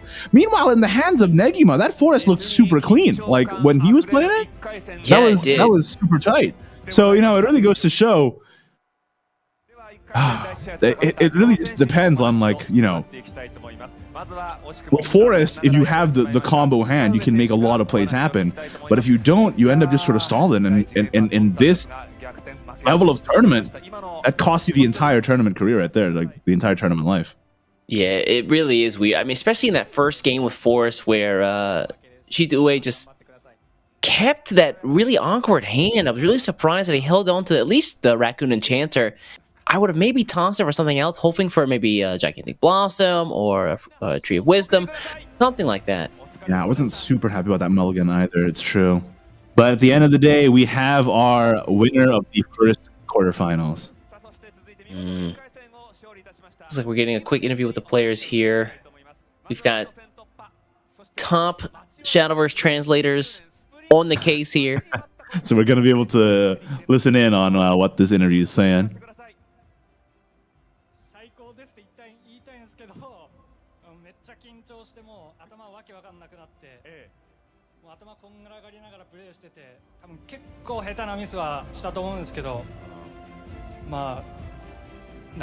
So Shitawe said that he misplayed the second game. It's his lack of ability.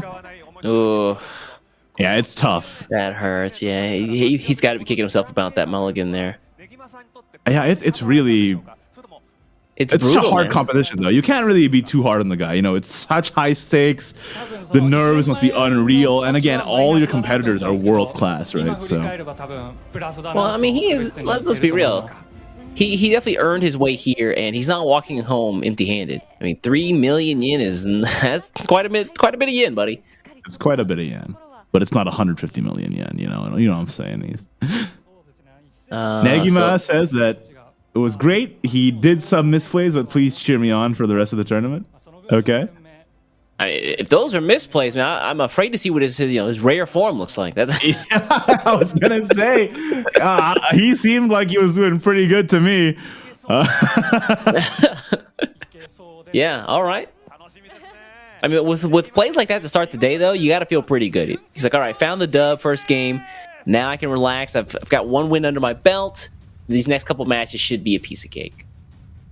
Negima says, or he did say, I want to say I'm super happy, but I'm so nervous I made some mistakes. But please encourage me. Will do. I mean, I was super impressed with his performance in the qualifiers, and it's just carrying on to this day is so encouraging. you know, it's always nice to see these tournaments because it's so aspirational. You know, you see these players and you're like, yeah, that is what I could be doing. You know, what am I doing right now? Not that. Right, so I gotta step it up. But yeah, good stuff to both those guys. Shitue and Negima, both fantastic competitors. Negima, they're going to find the W to keep his career alive this year. Meanwhile, unfortunately, Shitue is going to have to bow out early on for today. Yeah, and that means that Negima is the one that advances. Yeah, let me get my notes into here. These semis. Yeah, man, very exciting. That means that Negima is going to be going up against one of our next two competitors, Hanada or KSW. Oh yeah. So Hanada, if it was the JCG online preliminary tournament 2020 champion.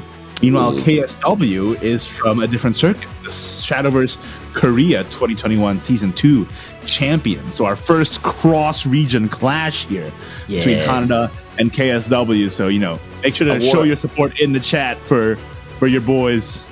Speaking of the chat, guys, just a quick heads up. Yeah, we if you're in Twitch chat, again, if you are in Twitch chat, if you're on YouTube, head over to Twitch for this. If you're in Twitch chat, you guys can enter to win some giveaways. Again, we're giving away some actual, real, physical cards. Some of the rarest Shadowverse merchandise you can possibly get your hands on. We're doing some giveaways, again, in the chat and Twitch. Head over there to enter to win. Oh, and they are nice. Yeah, Igni over here was flexing, showing off his collection earlier today. You guys have to. You guys, this is why you have to win, so you can flex back. You're like, oh, you mean this super rare Albert card you don't have? What? And I'll be like, oh, you like dog. First edition misprint Bahamut, you don't have that? Wow, that's crazy. How could you do this? Oh. Yeah, that could be you. That could be the interaction we have. So make sure to go head on over to twitch.tv/SVO_esports and get that giveaway in. Yeah, I think so. While we're doing that giveaway, I think we might have a chance to see what some of the competitors are doing backstage. Is that right? Oh, that might be true. I believe we do have a backstage camera. And looks like the players are just preparing themselves. They have the deck list in front of them, as you can see, in paper. Taking a look through, studying it. I thought for a moment my man here was in timeout, just like, look at the wall.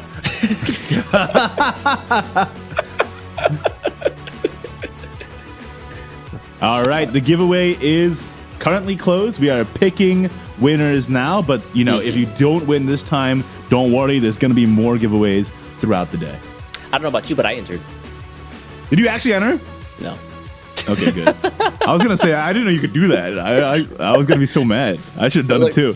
Hey man, I gotta bump up my collection. You know, I haven't got some of the more recent cards. So yeah. If you enter and you win, they better re-roll it because that's messed up. You should not be allowed to win. That's not fair, man. I entered like everybody else. It's a fair chance. It's an even chance. It's an even chance. Yeah. Nice try, buddy. Yeah, we saw some of the players looking at some of the deck lists. To my knowledge, deck lists weren't released until just this morning. Yeah, that's true. It did release pretty late in the day. Oh, can I just say quickly? You can only get 3 random promo cards from the set, and we'll be doing 7 giveaways total throughout the day. Oh, okay. Just so to let you know. Got it. Yeah, speaking of the the matches coming up here, Hanada, KSW. Can we talk about the fact that KSW was the man that eliminated Doc Dodo? You still holding a grudge over that, eh? Dude, I will never let it go. Doc Dodo was my hope and dream. If anything, you should be cheering for KSW then, right? You're one of those people, huh? You're one of those.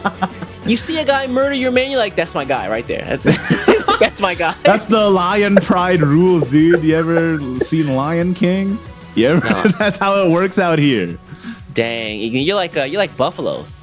Buffalo will sit there, and if they see one of the dudes getting attacked, and like the guy is like the alpha of the pack, he'll gore the alpha to knock him down so the lions get him. I'm not even kidding. Animal Planet. Actually you. We're out here with all the facts right now. That's actually you. You're out here trying to gore my man. It's like, listen, I'm just saying, if Doc Dodo can say I lost to the World Grand Prix champion, you know, that's kind of a flex. When you frame it like that, I get it. But here we are. It's Hanada versus KSW. Yeah, this The again. fire is a little much, but I love it. Dude, I was saying on Twitter last night, I love the way the WGP stage looks this year. It is beautiful, isn't it? I love like the what's the design? Like the geometric triangles, like forming a web across the thing. It looks so cool. It looks so slick. I like shapes too. That's what's up. I just like triangles. Other shapes don't need them. I don't know about you, but like when you go to like this right here, like I love the lights that just hit the crowd like that, especially the ones that are like in this case they have like they come up, so they actually look like they blend into the actual background of the stage. Super cool. It's super cool. And we are going to be taking a look at the deck list of these players very, very soon. So just sit tight because it's a little bit spicy, a little bit standard, a little bit spicy. There's some spice. interesting inclusions. Yeah. There's spice. Tell me more. Dragon showing up here in the the best class according to Ignitius at Ignitius on Twitter is gonna be here. Oh wait, No, it's going to be that Machina Portal Craft. You know? Portal Craft. But I do like Tolerant it. Craft. It's not bad. It does have the one of Combustion Demon in it as well, which is quite interesting. It has the one of Combustion Demon, but the 3 of Calamity's Genesis. Yeah, and the 3 of Quixotic Adventure, which is also not really super standard in this list. Wait, it's very, what? Yeah, I know. Interesting list, right? What is Quixotic Adventure doing in this deck? Well, he found his way here, you know? He adventured into the wrong deck list, but... This is so interesting. No Bellringer Angel either. Yeah, no Bellringer. Instead of Bellringer, he runs Quixotic Adventure. Like, that's what he's doing over here. I'm trying to think, what are you using the Quixotic for, though? You can play it alongside another follower for more tolerance reduction, for example. Maybe Quixotic Fuse. No, that gives you the ward. I was thinking of like maybe like a Fuse play with Baphomet, but the first follow that pops up is the warded tentacle, so the armored tentacle. Tempo wise too, it's just a good card, right? Like maybe he values the tempo more than the value of Bellringer. The other list, of course, is the Sekka Forest Craft. We're seeing a lot of this, and Shadowcraft is going to be that Suzy Kernunos as usual. But this one running one of Bone Maven just to start digging through the deck a little more. Yeah, I've seen a couple copies of this deck run 1 to 2 Bone Mavens. I haven't given it a shot myself, but I'm interested to see how that pans out for him. Does he actually get a chance to actually proc the Bone Maven? It's a little heal, it's a little draw. I don't think you ever play the Bone Maven for the body. You're just there to dig through your deck and try and get your combo pieces, right? Yeah. Meanwhile, on KSW side here, again, we're going to be running up that Forest Craft, Shadowcraft, and the Rune Craft, what we saw in the previous set of games between Negima and Shitube. Very similar lineup, except for the the Runecraft over the portal here. I will say again, 2 of Bone Maven in KSW's list. It's also good to just toss the Suzy out of Bone Maven, and then instead of having to rely on Kernunos, you can instantly just res with Shao instead. Right? Oh, so that's a good point. that's a good consideration. Also, Bone Maven's 2 shadows for that. So if you're at like say 4 shadows, you just Bone Maven and Shao, and then there comes your Suzy. That's quite nice. There you go. Yeah, that's not bad at all. Let's see. I'm trying to take a look. Is there any differences between his Runecraft deck and the one that we saw out of Negima in the last set of games? I don't think so. This stuff I feel like has been refined to quite a degree at this point. Yeah, the Evo Runecraft is super consistent. Pretty much everybody knows what list they like from that, right? So not surprising at all that they've nailed that down. It's really weird to me. Maybe you can shed some light on this. It's really weird that players opt to run 2 copies of Grimnir when that's kind of one of the game plan, the game enders. It's true, but the thing is, if you draw Grimnir early, it's also like just a brick in your hand. Like, what are you gonna do? Play a 4 play point, deal 2 damage to a random thing? Like, that sucks, right? So, playing 2 sort of hedges your bets there, whereas you can get more of your early game plays like Awakened Robot into Fruits of Wisdom or whatever, and then because the deck is drawing so much anyway, between Iolon, Fruits of Wisdom, etc., Gunslinger as well, you end up drawing into the Grimnir when you need it more often than not. So I get the reasoning behind it. I think 3 Grimnirs, sometimes you end up drawing the Grimnirs too early, and then it just sits in your hand doing nothing for a long time. I think it, like you said, it kind of, how to say this? it lends itself toward how well you've built the deck, right? If you can always guarantee you're going to get a Grimnir off of your draws because you have so many draws, and maybe you only need 2. But we're going to start with the Forest Mirror. Hanada on the draw here. Let's see the Mulligan stage. Not a big fan of either of these hands right now. Yeah, maybe keep the Alberta in 1, toss the other 2. Alberta from KSW is okay because they are on the play. Yeah. So you get to slam the Alberta on 3 and then continue onwards. I think you toss the rest. On Hanada's side, I'm not a huge fan of any of it, honestly. You got the bounces and maybe the Blast Fairy, but other than that, I think you toss the other 2.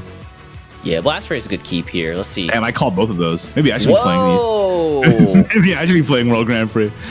Phantom Bloom Predator is a good pickup. Nice. KSW has the Tree of Wonders. Yeah, the Gigantic Blossom turn 1. It's a turn 2 Tree of Wonders. Does wonders for your draw engine, and it gets you into all your pieces. And we've seen this deck stall, unfortunately, in that last set, right? So I don't know about you. Now, if you're playing Forest, you're just like, please God, let me draw Tree of Wonders so that doesn't happen. I don't know about you, but whenever I'm going first with Forest and I have Gigantic Blossom, Tree of Wonders, and either Alberta Aria, I feel untouchable. Yeah, you're like, oh, this is going to be one of those games. I'm about to do it to him, yeah. Meanwhile, on how to decide, the Blast Fairy does come out just to get the Fairy for History of Wonders as well. Yeah, that's the nice thing about Blast Fairy. Not only is it removal and like a bounce target, but it's also just like adds consistency to the Tree of Wonders engine too, right? Yeah. Now, here's a consideration he has to make. Does he get the Phantom Bloom Predator, or does he prioritize his Tree of Wonders here? I think Tree of Wonders, right? Because the ward is in the way anyway. You can combo your Phantom Bloom later with all your bounces. Because you have 2 Wind Fairies in hand, right? So you might want to go for a more impactful play with the Phantom Bloom later. So I think it's definitely Tree of Wonders here. Yeah, you can use the Phantom Bloom on one of those Fairy Wisps. The Tree of Wonders now, though, with the Fuse. And there's Aria. Oh, you gotta feel good if you're Hanada about that. Meanwhile, KSW, still searching for his own Aria, is gonna play the Alberta like we talked about before. Oh! Like a fallen leaf. Yep. You gotta get rid of the Blast Fairy. That's a huge bounce target. I will say, especially at the end of the WGP streams last time where KSW was playing Doctoro, he made some really crucial mistakes, so I'm glad to see him really, I guess, sharpen up here for these top 8 finals. Oh, definitely that was like a wake-up call of how close it was, right? Like, he realized that he needs to shape up a little bit. And, you know, I think all the players sort of felt that too, like after the qualifiers, how grueling they were, really. I would not be surprised if they put in a ton of work to prepare for this. Oh, absolutely. I think for most players, this is kind of like the Shadowverse off season, you know, okay, most of WGP is done, but for 8 players, this is the season where you go the hardest. Yeah, you play the most right now. Right? And, ooh, Hanada has enough Arias for everybody. You know, I don't hate this Blast Fairy into Phantom Bloom right here. Pull it back, do some damage. Doesn't have his own Alberta online, but this is good enough, and it's, yeah. This is plenty good, yeah. And then he has the Aria next turn as well to deal with whatever comes out to contest this 3-2. Which isn't a whole lot. KSW is not looking too good. I mean, he can play the other Tree of Wonders, I guess, which is actually not bad, right? Yeah. Bounce this Tree of Wonders, play it again, perhaps. Fuse the Fairy Tree of Wonders. It seems kind of sad. Yeah, maybe you bounce first and then Fuse play the tree again. The way you can just get rid of the Phantom Bloom Predator. Yeah, which is a huge target, right? Especially with all the bounces the Forest has. It has to go. I said it before. You can't, like, this deck has so much storm damage, you just can't leave anything up. Yeah. I think it might be time. Yeah. Tree of Wonders again. Fuse tree.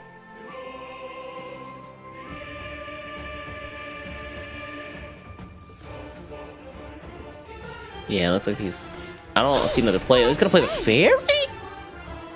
He wants to take back tempo here? We're just gonna get traded into by Aria, right? Yeah, this is just fodder. Doesn't even fuse. Wow. If he fused, he would have gotten Fairy out anyway, too. Although maybe he's thinking long term. This way he gets less bodies on the board for that Arya can trade into, right? Like, so if he doesn't that's fuse, true. like there's less ward fairies spawning in.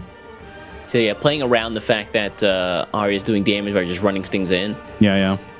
And, And then while you he's know, already on the if back foot. you play around that fact, you also play around the second wind condition too a little bit. So doing what you can in the mirror. And ravaged him. As predicted, Arya is going to come down here. It is turn 4, and Hanada has evolved, so Wind. Grovel. both players getting Arya here means this late game is going to be really wild on both sides. It's just gonna be a trade fest, yeah. Yeah. KSW does have a second in hand. Meanwhile, Hanada is still searching for his own. Excuse me, has 3 seconds in hand. That's a lot. All right. Win condition is ready, queued up. Yeah, just about. Grovel. Like the magic. Yeah, as we expected to see another Arya evolve come down here. Oh yeah, I think you just full clear and sit, right? You don't want to give them too much stuff to trade into either, so you don't even play anything else. Yeah, you just sit. The Tree of Wonders gets you a fairy though, unfortunately. Oh, that's right, yeah. It's gonna get the warded up fairy there. Although it is damage on his side too, so if nothing else, Hanada is trading in damage. Hanada's hand is just a lot of weenies, isn't it? Yeah, he's got to get some of these out of hand or something. He could push the damage with the Shama here. That's true, he does have bounces for it too. I don't hate just like playing out fairies, throw out a Shama, or playing out fairies, blast fairy, play a fairy, Shama. You get a board of damage, and Shama evolve runs in. Mm-hmm. Hanada's hand doesn't look great, but admittedly, KSW is behind on life, so. And if you bounce the Shama back too, you leave nothing on board for them to trade into, and then you just do it again the turn after. I like it, yeah. Fairy. I like it. Where did this come from? it. Who's this? Is this East? Nah, me, Luis the Panda. Hello. Ignidius. Luis and Chris will be joining us later in the day. Don't you worry, in chat. Yeah. Alright, the Blast Fairy does come out. Yeah, this is all according to Keikok at this point. Gigantic Blossom? Wait, what? Is he just gonna means plan. get out of here? Just go wide. Yeah, I think that's I don't know how good this is. This all just gets traded. I mean, I guess it's damage either way. Yeah. Whoa. Yeah, hold on. Spending the evolve point there? Yeah, don't Kinda go wild, crazy. boy. Don't get crazy. Oh, yeah. Raccoon Enchanter is nice. Miracle Harvest is also pretty good. Sekka's only on 7. That means Miracle Harvest will proc the follower. Maybe he does want to get to 10 though.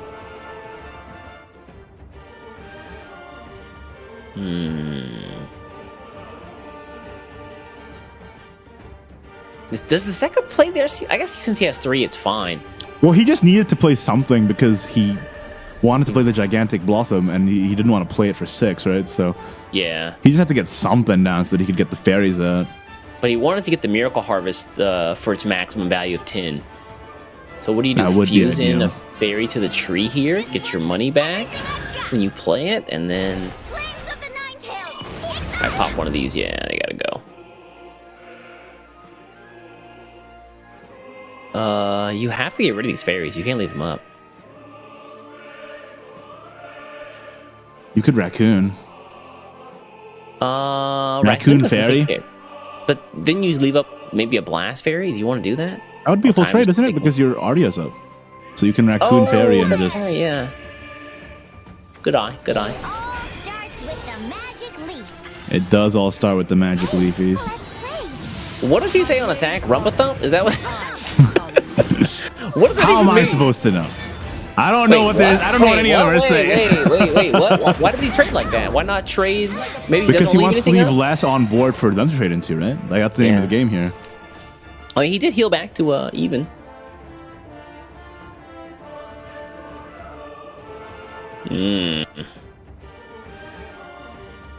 This seems kind of weird. For Hanada, Gigantic Blossom seems awkward.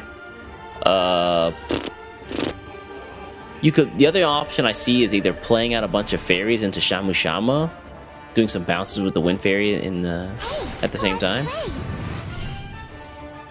The thing with KSW's hand that makes me feel more secure in his game plan is that he has win condition set. Yeah. But the Shamu Shama is going to do a lot of damage too. This one's with every Manual evolve on Shamu Shama. Okay. Run it face, bounce it back, do it again. Yes, sir. Is that yes, lethal? Sir, is it lethal? No way. 3, 4. No, it's not. No. ready to pounce. You just have to check, you know? Sometimes you just have to check these. Keep them on their toes. Yeah. Yeah, sometimes you just gotta keep it in mind. I'm going on ahead. I mean, that puts him pretty close though. And this is the play we were talking about the previous turn. Just play Shamu Shama, bounce it a bunch, and then leave nothing up for them to trade into, and then you can finish it the turn after, right? Between Yep. your 2 fairy wisps, your fairies, and your Shamu Shama, that should be GG's. Looks like it. Meanwhile, KSW side. Oh, okay. Fan Blue's nice. Well, you can Miracle That's Harvest and heal a heal. little bit. Just not too Yeah. bad. Also, card draw, something this deck desperately needs. Oh! Nice. Do it again. 10 out of Do it 10, we do it again. again. Yes, sir. What a bountiful harvest it is this year. Are you role-playing over there? Yes, sir. Jebediah Quaker. That's my character's name, by the way. Is that actually the Quaker guy's name? No. That's, You had me fooled. you had me at Jebediah. I didn't even know All right. Jebediah was a Oh. name, to be honest. Oh, wait. Double Holy Phantom crap. Bloom.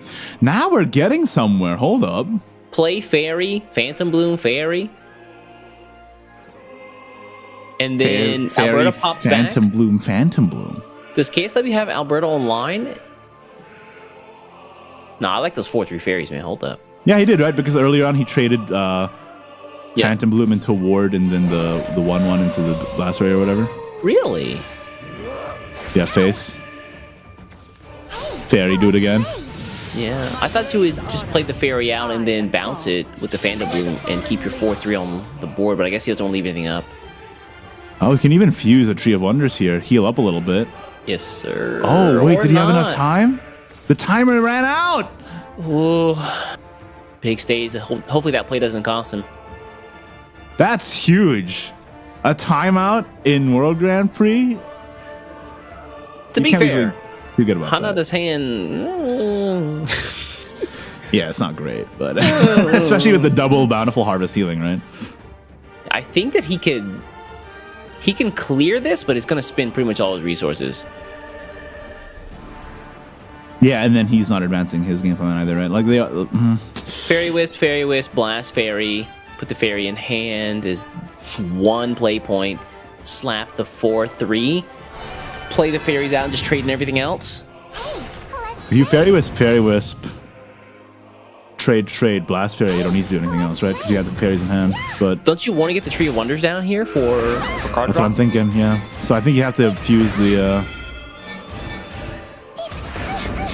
Because you need that healing too at this point. Like, it was looking dire. Ooh. Ah, we're tied. It's scary. Ah. Oh, wait, that could turn the tides right there. Hold on. Is he gonna make it to turn? But 8, how though? much is his Sekka on? That's my question. Hear the roar of my night. 16? 16? Yeah. 16, bounce it. Yeah. Bounce. 17. Oh, yeah, and with Phantom Bloom, that should be enough, right? 18. Yeah, that's enough. Because he has Farios as well. Yeah, that's GG. KSW takes the dub. There's Alberta. Hold on. Does he get there? Hey, he definitely gets there. Oh, there's 20. There's Sekka. Yes. And then triple resolve for the dub. Or just one, you know. He's well managed. He didn't need to deal all the way. Okay, Yeah. KSW, 1 turn, didn't use 2 of the play points, but ended up with the dub anyway because the Sekka was in hand. The win condition was in sight. You know, that's the thing with this deck. You have to get the connective tissue Arya, and you have to get the win condition Sekka. If you don't get both in the mirror, and they do, it's a little bit rough for you.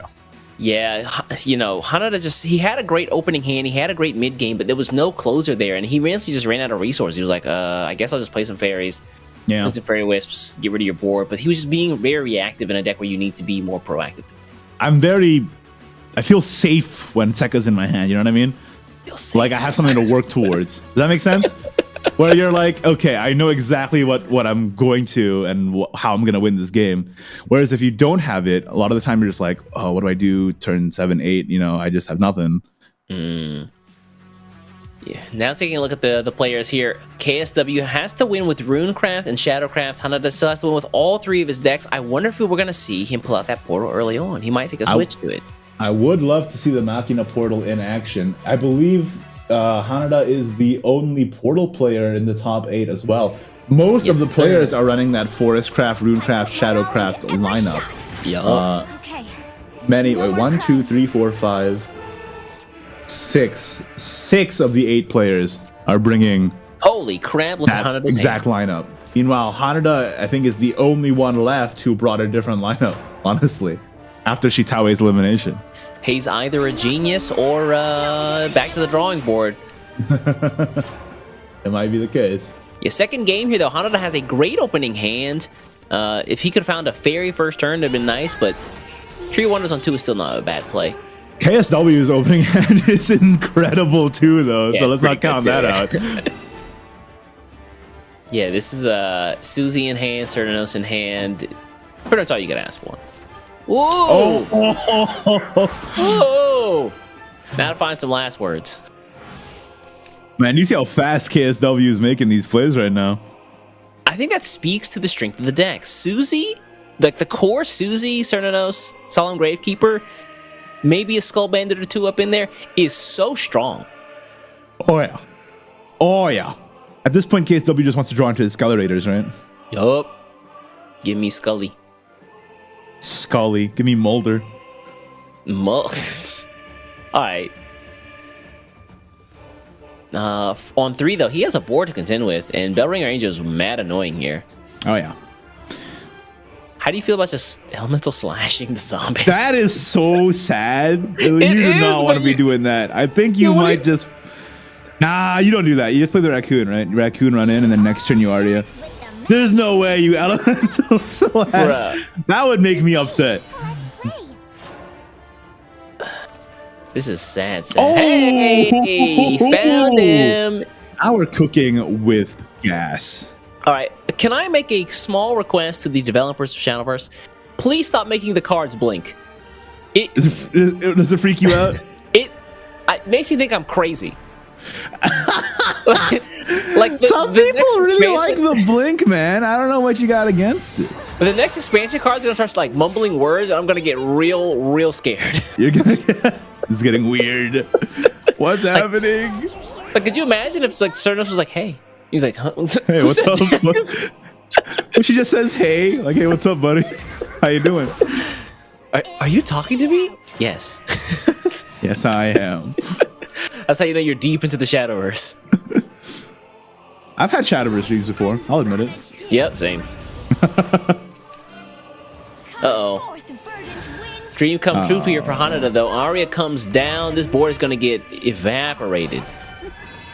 Wisped away. Ooh. See what you did? Like a candle snuffed out of dawn. There we go. Hey, we're poetic today. Oh, man, this hand is so good. On But you know what it is. side. You know what it is. Oh, you know what it is, though. Come on. And with the Shao in hand, too. Yeah. Pop, evolve, bring her back. More draw as well. You love to see it. You do love to see it. Let's evolve that Kernunos. I think that's the play here, yeah. I mean, again, with Skeleton Raider in hand, you're looking pretty nice right now. You're feeling pretty good about it. What's up, Susie? Suzzy? No, she's definitely not Suzy. She's Susie. I don't know about that, East. I don't know how they pronounce these words. Some of these cards are in French. I don't know what they're saying. Some of these cards. Speaking of French, shoutouts to the new cards that were revealed, the Musketeers. Oh, yeah. That's such a cool little like shoutouts to the actual book, because the cards are actually the characters in the book. Yeah, it's true. D'Artagnan, Porthos, Athos, Yeah. and Aramis. Yeah. Shoutouts to the lore keepers out there at Side Games. And I will say, not to spoil anything, but What's that? you might want to stay tuned till the end of the stream because we may have a little something special for you. Oh, do we? regarding the new set, but you didn't hear it from me. Hex you. Who do we hear from then? Miasma pivot. Who is to take the blame? Kernunos, she's talking to you again. That's what's up. She's talking to you. What? Hey Tell you, there. man, she's told me things. Taking a look at Hanada's hand, though, he's a little bit behind, but his hand is pretty good. It is pretty good, but that Skeleton Raider is looking pretty low, and that Grimnir is looking pretty in hand, so I'm a little concerned. Yeah, Forest has to be really careful because their followers typically have such low defense that Skeleton Raider just really cleans up shop when he drops. Does a ton of damage in the mix. So KSW is at 3 evolves right now between whatever he evolves next turn and then the invoked 1, Suzy, I guess, is what he was hoping 2. for next. Just 2, right? Kernunos, Suzy, and Shao has another Suzy, so that's 3. Oh, that's right. Yeah. Shall I did pull up another Suzy, excuse me. Alberta here to trade over Shao? More likely than you'd think, yeah. But then what do you do about that 6/4 Cernos? Don't worry about it. Okay, that's what's up. All right. Nah, you can blast fairy it down, I guess. Oh, that's true. Yeah. Loser. I guess. Let's play. Pop and then run it in, yeah. Have to remember Ari is online, so Fairy's You mu- actually a little stronger. Whoa. Are we gonna see an Evo Luna here? Hello? Yeah, Suzy plus Evo Luna, that would bring the Grimnir down, right? Oh, Yeah, only you're one more to right. go. Big Grim, what's up, man? Oh, we get to see the technology this. in action. So yeah, now Celeste Omega has essentially completely blocked off all of Forest plays for next turn. That is why it is in the list over Jupiter. You Dude. know that these players were like, I'm predicting Forest in all the lineups, and they were right. So I'm gonna run this Celeste. No Miracle, no Elemental Slash, Fairy Slugger, maybe? Thought of Fairy? Ugh. Yeah, that is a big thing. That is huge. You can't commit the wonders here either. Oh, KSW with that Celeste Omega. Bam! Yeah, good luck, Chuck. Trying to do anything about this board when you can't play half the cards in your hand. My name's Hanada. Good luck, Chuck. Yeah, I think Slugger has to come down here, evolve. Get out of the woods. She do be sending acorns though. I mean, she does have a baseball bat. I like Cernanos. Oh, excuse me, I like Fairy Slugger over Cernanos with a baseball bat. The baseball bat is very intimidating. I have a theory that if you take any fantasy character and then just make them hold a baseball bat, it's more menacing. Rowan with a baseball bat? Yeah, imagine Rowan looking down at you with a baseball bat, like a steel one. You're just like, oh, I'm in Hear in the trouble. dragons roar! I am in trouble. Oh, man. Does this full clear here? Yes, it does. Surprised he didn't play the Wisp, though, before he got to 2 cards played. No, it doesn't clear. Wait, what? He could have cleared there, right? Could he? If he just spent, he could have played the Wisp out. He played a Fairy out as the second card, so he no longer had access to the Wisp, but he could have done something there, right? Am I But tripping? Wisp was only 2 more damage, right? And that's the 4/3. Either way, it's GG.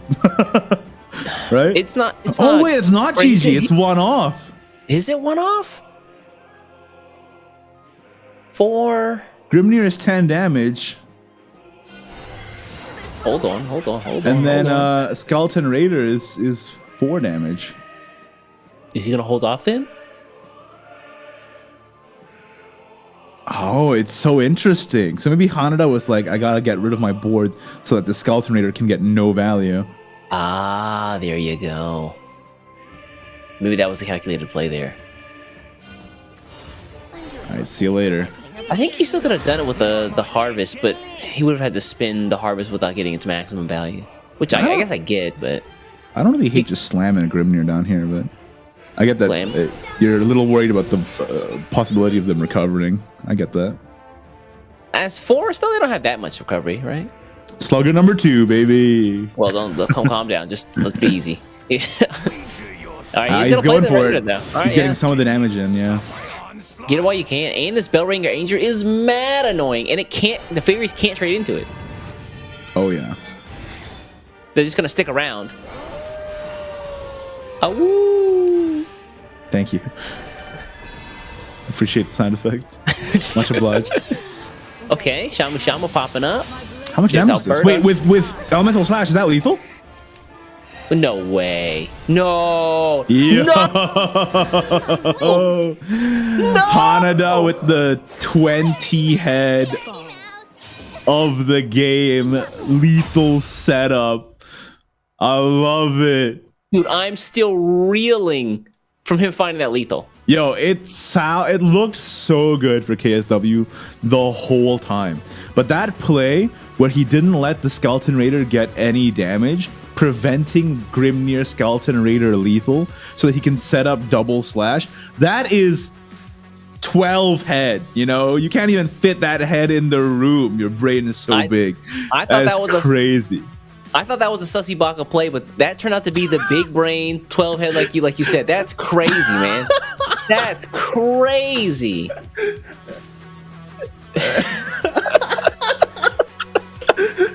I can't believe you said that on this day, the day of my daughter's wedding. But yeah, what an insane game. That means that they're tied up, right? Now it's going to be game 3. Ooh, the Shadow Mirror here. This is going to be a scary one, man. I kind of want to see this portal in action. I don't care how this set shakes out. I just want to see the portal in action. We got to see the Haven. We should see the portal. It's only fair. Igni is a guy who supports the underdog. That's what you guys should take from that.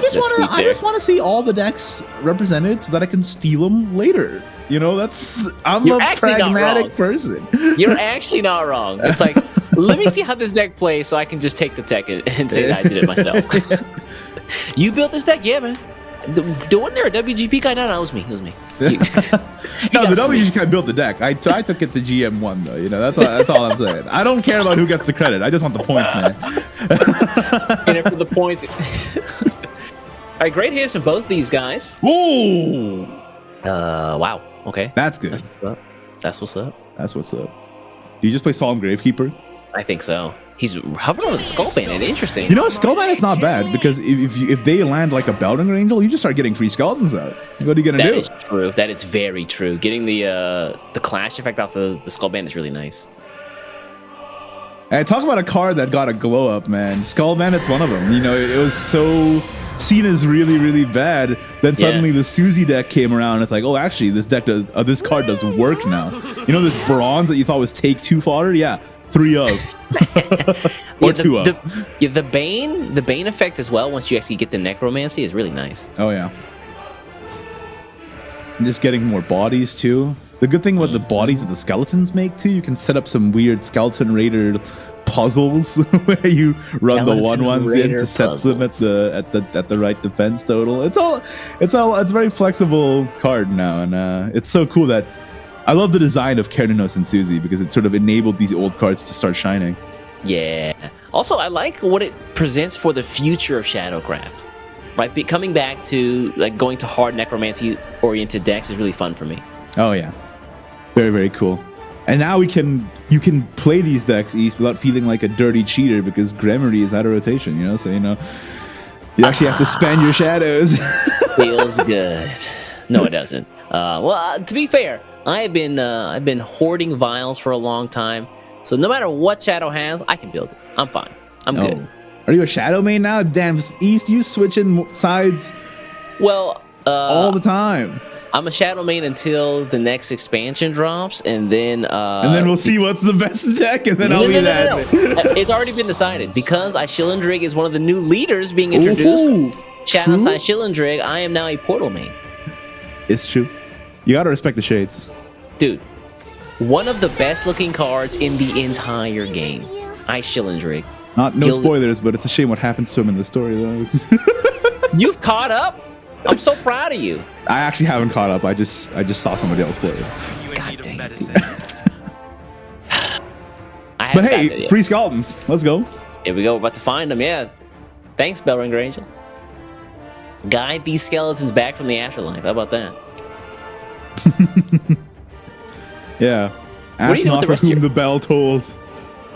It tolls for these skellies. It tolls for these skeletons that I'm telling. How do you feel about Luna here? Just Luna play the doll down, get drawn. And there's not a whole lot else to do, right? So Yeah. that might be the only thing you can do right now because you want to save the Keranos for 5, obviously. Here's another consideration. It's very greedy. You could actually play the Susie down now. No. Wait. Because Susie will get rid of the maybe. Bellringer Angel. Yeah, it'll get rid of the Bellringer Angel. All right, yeah. And then you just push the 4 damage face. We could do this Or as well. get a free Push 2 scalp. damage. I mean, this presents a board. If Susie gets cleared, then you have certain notes for next turn.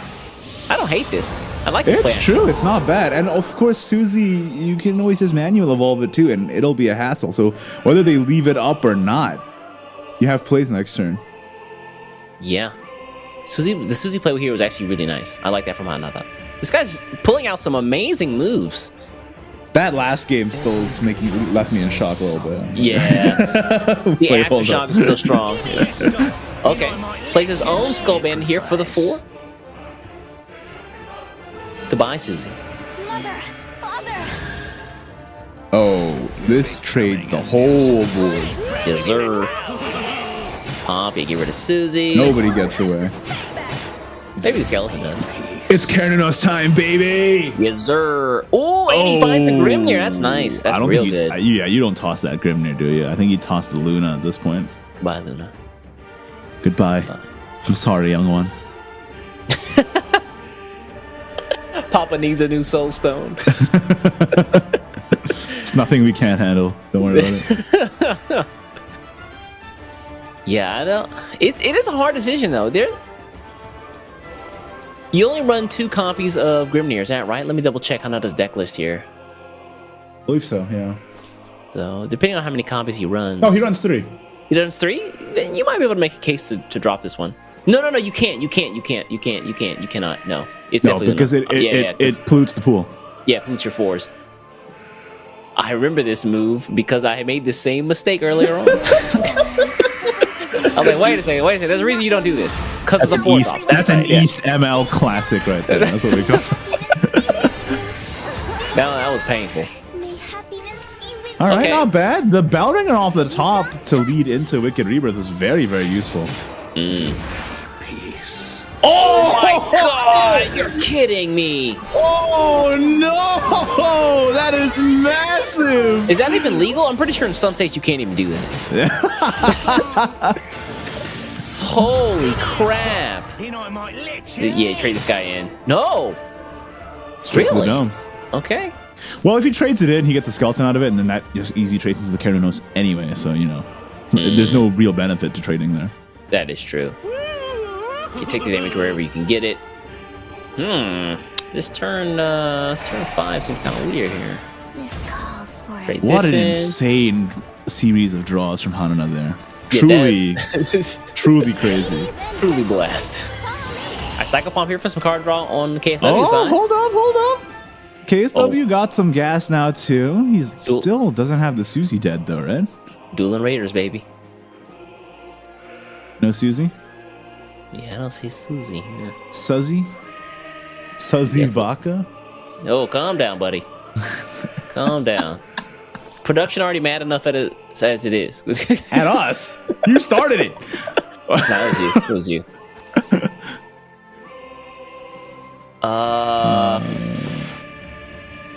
I don't really Bellringer. like anything. Yeah, to be honest None of with this looks you. great, to be honest.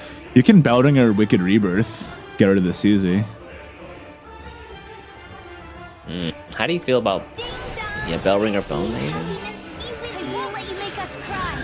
Just cycle, What's in the deck? I need to know. Hey, that's a good guy. Now we kill him. We could rebirth Cycle Pump, yeah, for another one. Hey, thanks. More draw. I thought he was gonna thought kill it him with Bone Maven there. Yeah, I thought Bone Maiden was the way, Oh. but Hold up. what's up, Suze? You hate to see her. Here. Yeah, that's not great. You want to see her invoked, right? But you didn't play the Stampede this turn, so your shadows aren't doing too bad. This is 2-turn lethal, right? Evolve, Skeleton Raider, run it in. That's just like 7 damage, right? Skeleton Raider evolve. Yeah, and then next turn is you're 1 off, I guess. But if KSW presents a board, then you have something. And the Grimmir's not still- even close either. Yeah. Here's the thing: you might be able to use Grimnir in a couple turns. God, drawing that Susie sucks so much because if he didn't, he could play Skull Bandit this turn and then invoke it the next turn as well. Because that's his third Susie, right? Isn't it? Oh, is it? It might be. It might be a second. Hold on, let me. Think back to the memory banks. Yeah, I'm trying to. He hard casted 1. Yeah. Oh, that I might be think the that was. second. I think that was only the second one. Yeah. Well, then maybe you should just play Skull Bandit here then. Run it in. Save your lethal setups for when you actually can guarantee it. Does this deck doesn't really have heal though, does it? You know I might let you live. But He's gonna play Susie's so good too because it 0-6. Yeah. Nothing you get it out there and then it just buffs your Skeleton Raiders as well, so that's more storm damage for you, right? Mm-hmm. So now it's a threat. You can't leave it up.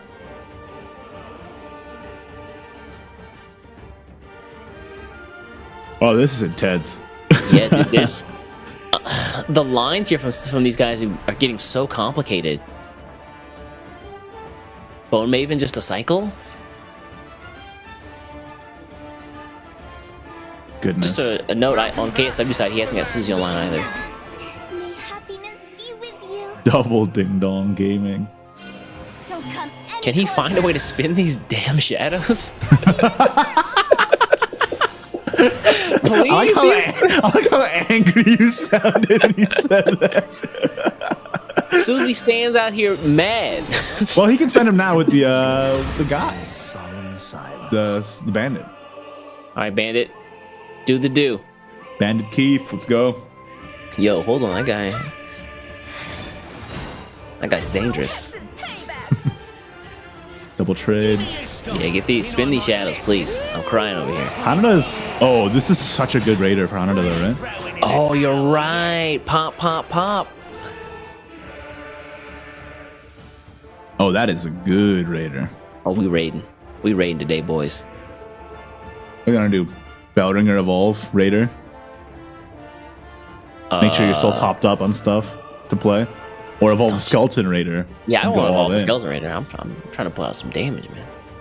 Although you do need some card draw. So to be fair, you might have to opt for the Evolve Bellringer. Yeah, It does that's what I was present a body thinking. too. Because then That's you what I put was the thinking. Skeleton Raider behind the Bellringer Angel, and then they have to deal with that thing 3 times in a row. Although they might just Skeleton Raider you, and then it's Yeah, it's something to think about. what? So that's why I think What? this is gonna go straight for the dome. Evolve the Skeleton. Yeah, Interesting. reduce the raider, and then you get to play the Bellringer this way. Oh, this works out. Yeah, not bad. Pop. Get sundered, nerd. There we go. All right. Can you stop my onslaught? That's a pretty good spawn for Hanada here. Susie is There's going to get Susie. invoked. Finally, it's about time. It only took us 3 years to stop saying invocated. That's what's up. Not with everyone Invocated. I'll never stop. It only took us 3 years. All right, they're tracing here to get a little bit of heal. But with Bellringer Angel being a 0-2, it's kind of annoying. Can't trade anything. Can't do anything about it. I mean, Well, he could play the Skull Raider here to and just get rid of Susie. Or if excuse he me, Bellringer plays Angel. if he plays the Skeleton Raider, it's not doing that much damage. Honestly, right? It's just Oh, this is fine. Yeah, this is good. I have no sunder you. Sunder. I guess you play the Shao at this point. Yep, Shao. Get the Turbo other walls. guy. Mother, You alright over there? I just hear the Really? production sneezing. no one will ever I thought it was you for a second. No, not me, man. Interesting that he opted to get the Lure of Shadows in hand. What does he want a copy of? Another Skull Raider?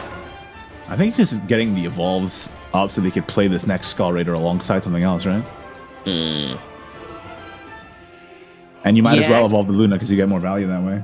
Yeah, I also like holding on to the Shao just because that gives Skull Raider more fodder to slash through. This is not quite lethal for Hanada. Like, the Grimnir is not even close to being active, actually. Now that I'm looking at it. Is Yeah, KSW going to take this mirror? Maybe you were right. I think he did spend all of his Susies Where'd they all go? to the grave. That's sad. He played out one early on. He brought one back. Wow. So what's the play here now? You're so starved for options, right? Like, Gatekeeper here. May happy Okay. just This actually is trying to not get awful. some. I don't know. It's pretty bad because if they raider your raider, that's a lot of damage for them, right? And there's another Susie out of KSW here. Whoa! Insult to injury. Oh, And GG. Grimnir is drawn. Yo, GG. come on, son. GG. Come on, son. Why you had to do it to him like that? All right, yeah. Pull this back. Get the Susie. Oh, Skeleton Raider. Oh, that's right. Yeah, of course. Oh. That's lethal 20 ways Yeah. to Sunday, baby. Yup. Sundered. Sundered. Sundered. Sundered. be that way. I Wow. think, to be honest, I think that he'll sunder me. Nah, he definitely wouldn't do that. He definitely wouldn't do that. Wow, good on KSW there. Navigated that game perfectly. Hanada did well in the early game, but he just could not find any of the Evos. The Susies were all drawn, not invoked. Letting the Grimnir just sit there in hand doing nothing all game. So that was really quite sad. He made that really greedy play early on where he got rid of the Bellringer Angel by just playing the Susie out and getting her fanfare effect and dropping it to -6. But maybe in hindsight, he should have held on to it for an actual evolve. Okay. No Well, it's not more like time. because you want to get the free evolve Don't from Susie out of the underestimate invoke, me. right? Yeah, So when you draw it, it's already like so rough. this is true. But now KSW is going to be playing that Evolve Runecraft, one of the most consistent lists throughout the expansion lifetime. Meanwhile, Hanada, are we going to be able to see that Machina portal today, or is he going to strike out with this Shadowcraft list? We'll have to find out. Ugh, I don't like that opening hand from Hanada. Ugh. Oh, that is not good. Yeah, definitely. I mean, we've seen this just now. Grimnir is not a card you want in your opener because he just sits there doing nothing for half the game. I think this game has sold me on the fact that maybe 2 Grimnirs is enough. All right, the bandit comes out. To be fair, KSW's hand is not great either, so... Yeah, imagine if this Parasol Witch was a robot, right? Like, that would have changed the entire face of the game, but unfortunately. Oh! Susie is drawn yet again from Hanada. The good thing about this one is he has a Wicked Rebirth in hand, so he can get rid of her. Suppose so, but you're not getting the invoke that way then. Oh, no, we'll get to those cards. Don't worry about it. It's fine. All right, okay. My bad. All we gotta do is sink one Susie, then we can start bringing her back with the Surnames. I guess I shouldn't have just, I shouldn't have worried about it. Yeah, don't worry about it, man. It's fine. Not gonna be an issue. It never is, right? It never is. Oh, man. What a heavy That hand. is rough. That is very, very bad. Fruits of Wisdom, baby. You just have to. You have to Fruits of Wisdom and pass. That's the only play. Draw cards and hope that your next hand is less bad. That's not a great lineup there. Yeah, it is. Hylian Remains plus Parasol Witch. You're getting all the things that take advantage of the evolves and none of the actual evolves. That's the one thing that I don't really love about Dog Detective. It feels like it's so hit or miss sometimes. It's a card that helps you do better when you're already doing well. Yeah. And yeah, why not? Although we are Yeah. board long, gotta be careful here. Now we're fine. We have Wicked Rebirth. Oh, you're right. Yeah. Ding dong punch him. That's right. You can tell a lot by a player if he attacks with the zero cost. You're so the right zero with it, attack though. to the zero attack, guys. You're so right. It's like, yeah, I'm not doing any damage, but I just want you to know the intent was there. I would be doing damage if I could. All right, you hold that.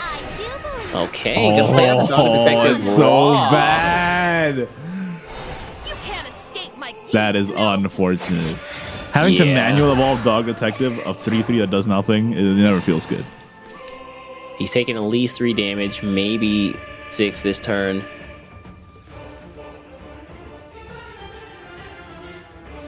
How do you feel about actually just playing Susie out again? It's the most clean way to deal with this, right? Yeah. Evolve the Bellringer first. Yeah, there you go. Big bells. Okay. Woo! Look at that ding dong. Look at that ding dong. You know, I'm feeling it. Yeah, goodbye. And this is a problem. This is a very big problem. Yeah, KSW, you know, hand like a foot. I'll say. You can Goodbye, build skeleton. a house with these bricks. Goodbye, skeleton. Iolon's remains is right, because all you got is bricks. You know, that's what I'm Ooh. saying. Rubble. Bars. Oh no, draws a grim. Dude, this is so awkward for KSW. The only play is to evolve this and then Dog Detective, and then even that doesn't even deal with even half this board. Wow. I do believe To draw out just the thickness of the deck. you smell suspicious. Get rid That's of it. the 3-2. You can deal with 2 Yeah. guys and that's it. Susie gonna stick around. She might evolve here. You evolve Skeleton Raider GG. Oh, That's you're lethal. right. Good eye. I won't Yep. let you make us cry. I'm just getting started. Skelly. Yeah, Skelly. Wow. I'll sunder you. Wow. To be honest with you, I think I'm gonna sunder you. If that's okay. Whoa. You can't do that, man. Can't do that on television. Shout outs to Susie getting the buff there. Or giving the buff, rather. Yeah, that was such a shutout. Like that Talk Rune about deck steamroll. did nothing that whole game. Crazy. I mean, that's the risk you run, right? The deck has cards that take advantage of evolves and cards that, you know, help you evolve, and he got the former rather than the latter. That was rough. Yeah, That was hard to watch. That was But you know what that Sucks. means? That means Last we game? get to watch this Machina Portal. It all comes down to this. Game 5. Machina Portal Craft. The only Portal Craft in the whole of the top 8. In fact, Last- one of only 2 lineups that isn't Forest, Rune, Shadow. Oh, Can you it ruined the overcome surprise. KSW's Evo Rune? You ruined the surprise. Now they know the other decks. Man, yeah, I'm happy to see it though. We got a chance to see the Portal Spice come out from Hanada here. I wonder what the matchup's gonna look like against that Evo Rune though from KSW. Hopefully with a better hand. Hopefully with a better hand, yeah.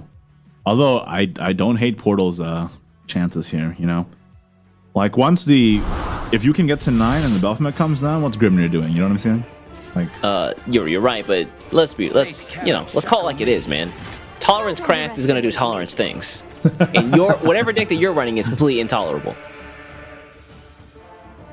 oh wait, hold up. Double Calamities Genesis opener. Jesus. Loving all these all animated decks too. Oh yeah, Calamity Genesis looks really good animated. Holy crap! Oh yeah. What up, Miser and Awakened Robot? Looking better over there, KSW. Yeah, that is a much better. Now the Fruits of Wisdom doesn't seem so bad to get, eh? Right? Yeah, all right. Keep one Calamity Genesis there. All right, keep your Calamities Genesis. Oh, tolerance. And I raise you tolerance. All right, so now what you're looking for as Hanada is just another Machina follower to get this Enforcer active. Yup. And you're already gonna start Where, start the plan. where's Baphomet? Give me Baphomet. Whoa, early Miser. If this is a Machina draw, that's it. That's a huge That's punish. it. That Yup. Miser's gone. Thank you. He could also just play the Ramiel, honestly. Like, what is he gonna there do? you go. Shoot her?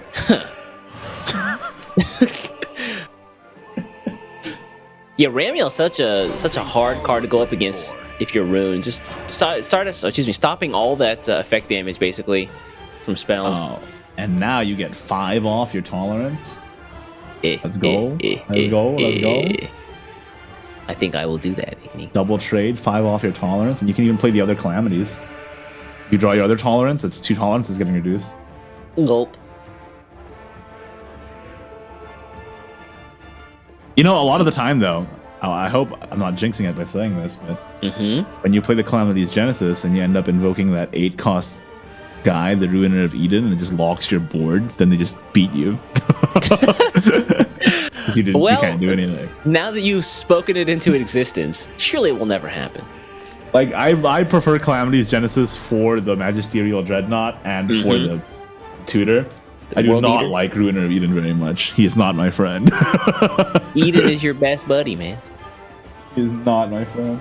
And he's not my opponent's friends. I've had multiple games where they invoke Ruiner of Eden and then I just win. Because their board is locked. They can't do anything. It's like, please. So I mean, fun. Hanada's running 3 copies of Calamity's Genesis?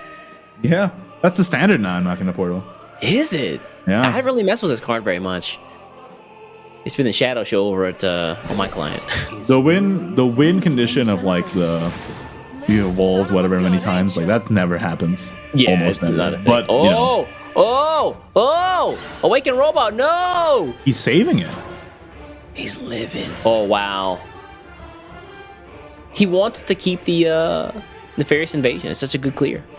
It is a very, very good clear. But he also has the Belfman in hand now too, so we can enforce her next turn, fuse, and then Yeah, now that I think about Plays drawing the ahead. Belphegor here, isn't that better if you would have played the Enforcer down? You'd have got the, well, no, because he just got the Belfman off of Calamities, which is draw at the end of the turn. Right? Ah, that's true, yeah. No way to have known. That's very good. That's a very good draw. So that's now a you really just good thing, Enforcer, run into it, and then fuse Belfman. Yup. Play the Aeolans, and Yup. just sit. What I like about Portal, it's simple. You play the card. This ain't no artifact. This ain't no artifact Portal, okay? You play the card, you get the card. You get the card, you play the card, reduce the tolerance, rinse, repeat. Terminating. It is a very. It's much more straightforward than when Artifact was the meta. Let me tell you that much. Doggy. Artifact was wild boy stuff. Okay, I've used the Belphegor here. Not gonna get anything this turn, but it's fine. Meanwhile, over in Marie Land with the double repair modes, how do you feel about turboing some evolves here? I don't hate it, but Whoa, what? no. Why are don't you do hovering this. over Grimnir, dog? No. Calm no. down, KSW. You don't need damage that badly. He's just looking at the card art. Don't worry about it. 0 out of 5, baby. That's what that play. Oh my god! Mana, come So this play, Gets punished by Mega Enforcer? yes. It also is a huge feed into Magisterial Dreadnought. Yeah. With Quixotic Adventure, the Dreadnought with an evolve does clear this too. Yeah, you can just Magisterial Dreadnought. If you're KSW, you have to have the biggest huevos on the face of the earth to do this on your last game. I'm just saying. This is potentially this is the final game between these two. Yeah, but to be fair, what are the other plays, right? Marie, repair mode. That's okay. Why not Turbine Evolves, right? I guess. But at the same time, if Hanada builds the board, you want the Marines to be more reactive too. The Grimnir is not doing anything in the hand until way later either, so I don't know. I'm just trying to figure it out. But this is a huge -10 to tolerance Yeah. right feels here, good. right now. How you feel about 15, homie? And let's fuse the repair mode. Yeah, next turn you get the ward out. Holy, I don't know, man. Okay, Vincent's not a bad pickup there, actually. But if you'd had a horse to, I don't know. We're gonna have to get the manual evolve here on the Vincent, which isn't bad. It's profound. The magic of flowers is profound. Okay, this also works too. Yeah, because if they evolve the Vincent, it just trades 1 for 1, and then that's a bad turn. All right, repair mode. Time is showtime. Uh-oh. Could draw you a card. imagine? Could you imagine the sight of this street magician just taking down and beating this Whatever it is. magisterial dreadnought monster, like lurching, like huge, like lumbering corpse, or whatever it is, Yeah, into who knows? submission? Well, you know what they say, East. A bluma cadabra. Okay. Just like Don't beating with underestimate. like a fake bouquet of flowers, just beating the crap out of it. Don't sleep. I need to get top Shadowverse artists on that. Show me your best. I'm sure they'll get right on that. Show me your best Marie destroying a magisterial dreadnought. Manual evolved robot. Yeah, I think so. He's already got 2 evolved, right? So This match is mine. Turbot the 3rd one. I think this was not a bad play last turn. I guess he couldn't have done it though. Fair enough. Oh, Out of play points. Hey, what's up, Dreadnought? How that's you pretty doing, man? good. That's another -10 to your tolerance.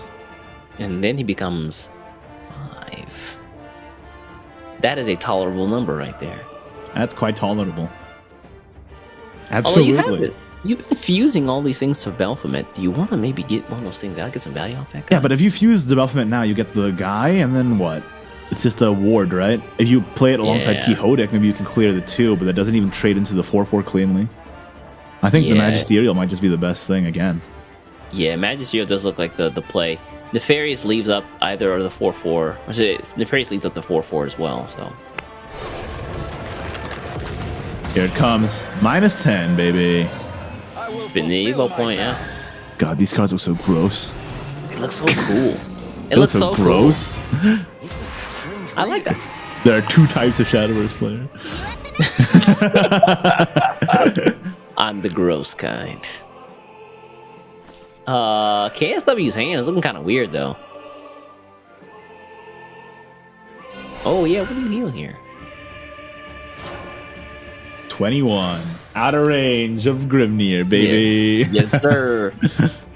All right, Guild Assembly's at 4, so this Vincent is going to be the 5th Evo, which means that next turn he'll have some clear and some card draw and some heal for Jupiter, or with Jupiter, excuse me. But honestly, this turn is pretty weak. Oh, never mind. Nice, very good, yeah. I forgot I had 3 of those. Never mind. Actually, it's fine. What do we? Oh, there we go. All right, Wait, fair enough. Quixotic tolerance. Yeah, No, yep. you don't do that. You don't do that. Do it. You don't do, Do it. that. Do it to him, No, McNee. no. Do it to him. No. That's crazy. What's the other play? Just Nefarious? Yeah. Yes. Okay, yeah. This still pushes damage as well off the effect. If you can land the tolerance alongside the Baphomet, that's the swing you want to go for. You play it now, it just gets Yeah. Jupitered. Fair. That's a very fair point. Yeah, Jupiter is waiting in the ranks. Whereas if you play it alongside Baphomet, the Jupiter won. Oh, too bad. Haha. Tisiphony's there. Oh, you Jupiter Tisiphony. Oh, wait, tolerance is there. Oh, wait, what about Electo? That's there too. You have some problems. I've been playing this deck quite a lot lately. Not gonna The portal. portal? Interesting. Yeah, I've been running mostly Shadow recently. Susie's so fun, man. Oh, she is. I initially started off with the Machina build, which wasn't great, but it was still pretty fun. Machina. That's Hey, copium man. right there, East. Hey, man. Don't hate on Nicola. You don't want to catch them forbidden art, Tommy. It's true. Jupiter. My thunderbolts shall guide Maybe Aeolian remains to get a Tetra? you. Don't kill you first. Looks likely. Yeah. Oh, Parasol Witches. Parasol Witch for draw. Wait, hold up. You might get Yes, something not good. bad. Get something nice and nice. You can even play the Yeah, I'm Guild Assembly. You can give them all a rush, right? Oh, wait, no. True. No, he's Not at there 5, yet. right? not way in the He's name not? of justice. It's 7 for the Storm. Oh, that's right. Yeah. Or for the Rush or whatever. This is awkward then. Just a little bit. Hey, do you like Nefarious Invasion? Because do I got good news for you. We invading today, boys. Is that the only? Yeah, that's really the only play here.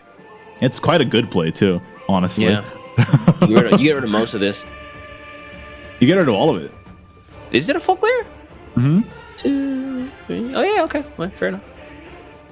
And you don't even have to commit to tolerance. You could if you wanted to, but you don't have to. Weren't you the guy who's like, hold tolerance? Hold on, my bad. Hold tolerance for Baphomet. Because Jupiter has problems. Well, I did say you don't have to. Look, man, I can't tolerate holding tolerance this long. It's like a hot potato. You got to get it out of your hand. You do. That's why they reduce its cost. Looks like Nefarious Invasion is the play. That's a full clear. Yup, goodbye. If you tolerance here, it's actually a huge tempo swing too. You could force out the Jupiter here with the tolerance and then drop the Belfman. They have nothing to clear with. Or you could just... Yeah. He's doing it. Push the damage, son. Run the 2-4 into the 3-1 and then push the third. Oh, or you know what? Ignore it. Okay. No, he's not that crazy. You know, I love it. We're seeing this Machina portal do work. KSW, come on, man. I like this. KSW's Evo Rune really floundered last game. Like, in a big way. I mean, his mid game in this set wasn't spectacular either. Yeah, see, there's the Jupiter. He's hovering over it. You know, that Jupiter can't even get rid of the tolerance because that tentacle has spell ward. Oh, that's right, yeah. Holy So he crap. has to do this first, and then Jupiter.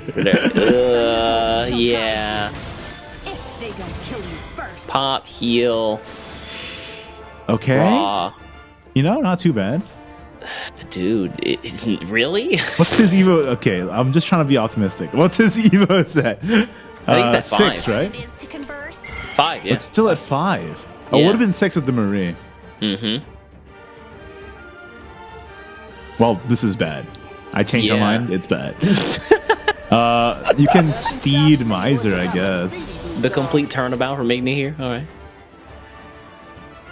Steed Miser and then shoot a Speedy Boots at that 4-2. And by Speedy Boots, I mean Rapid Fire. I guess, but I mean, But then that's- Baphomet. yeah, big Belf. Big boy. Oh well, yeah, he can trade in here too, so it's fine. You trade in a tentacle, and then you can Belf. Yeah, you just trade in the 2-1, then you Baphomet, right? Easy GG. No refunds. I don't know, man. KSW on the back foot here. It's time, baby! Big Belf boys.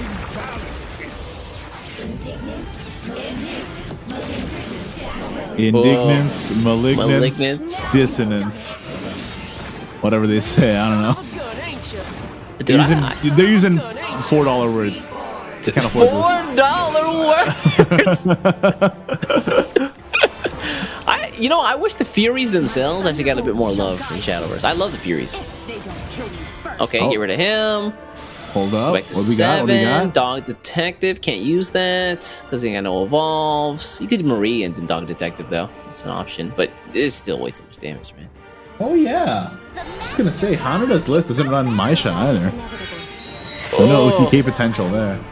Cause he puts in Quixotic Adventurer. It's true. God dang it! That's what got it. All right, that's what he took out for the Quixotic Adventure. I was just thinking, this might be a cool Maisha here, but I'm like, oh, wait a minute. Just slap. I slap, didn't slap. see that in the list. Used to this reign. I knew there was something missing in there. All right, Delta Cannon, a Fluva. Fruva Baduba. Yep. Okay, that's what's up. This isn't too bad. It's not awful, but I mean, You clear most of it. Megara's annoying, dude. Now, yeah, Magira is still in the cut. Megara in the cut.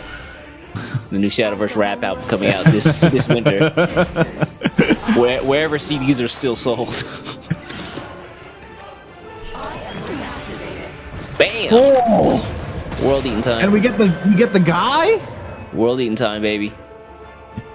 We do be getting that guy though. All right, we gotta. All right, this becomes a board management issue. I need to get some things out of the way. Enforcer, trade, nefarious, Evo face would be 14. So one off. Enforcer, trade. Okay. Enforcer, trade the eater, Yep. the world ruiner, and the enforcer, Evo the Megira? and then nefarious invasion would be 14 damage. Yeah. 4, 8. Can we find one more? Let me see. 2. No. Yeah, that's actually it. Yeah. No, you can't. You may not find the damage. Yeah, Enforcer, trade. Now you've done it. Yeah, I should be World Grand Prix. I'm just saying. Let's go! Let's go! Oh, and the next Full valve. fuse. Yeah, now you know. Evo. Yeah. Shoutouts to Megira. Shoutouts to followers with massive cannons in their chests. I do love that. I'm not even gonna say it. Oh god. Hold. My brain is awful, dude. Hold. Words? I don't know, man. 26 health. KSW. Yeah, looking pretty healthy, honestly, all things considered. He might even just win with a hard cast spin next turn if KSW doesn't heal enough. He has a repair mode. Well, he does have the guild assembly. That's quite a bit of healing. Does he have? Oh, he does. Yeah, okay. Didn't notice that right there. Yeah. But the question remains, East. Now what? Dude, I don't know. If there's a deck that I don't want to take out into deep waters, it's definitely Portal.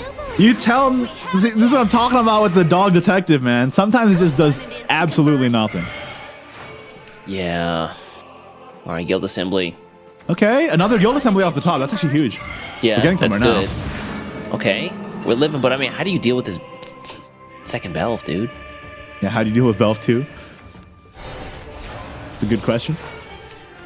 Delta cannon. Return of the Belf. Well, KSW does have a lot of burn here, but that Belf is going to recover defense as well, right? Okay, yeah, run this in. That way his 6-1 sticks. But this is cleared, yeah. What's up? What's up, man? Remember me? Yeah, just trade Eden that. Worlds? Don't play the Belfmet yet. Trade the Ruiner first. You're going to need that Megira. Yep. Please trade, thank you. And now Tisiphone can do her job. You are going to need that Megira because this is going deep.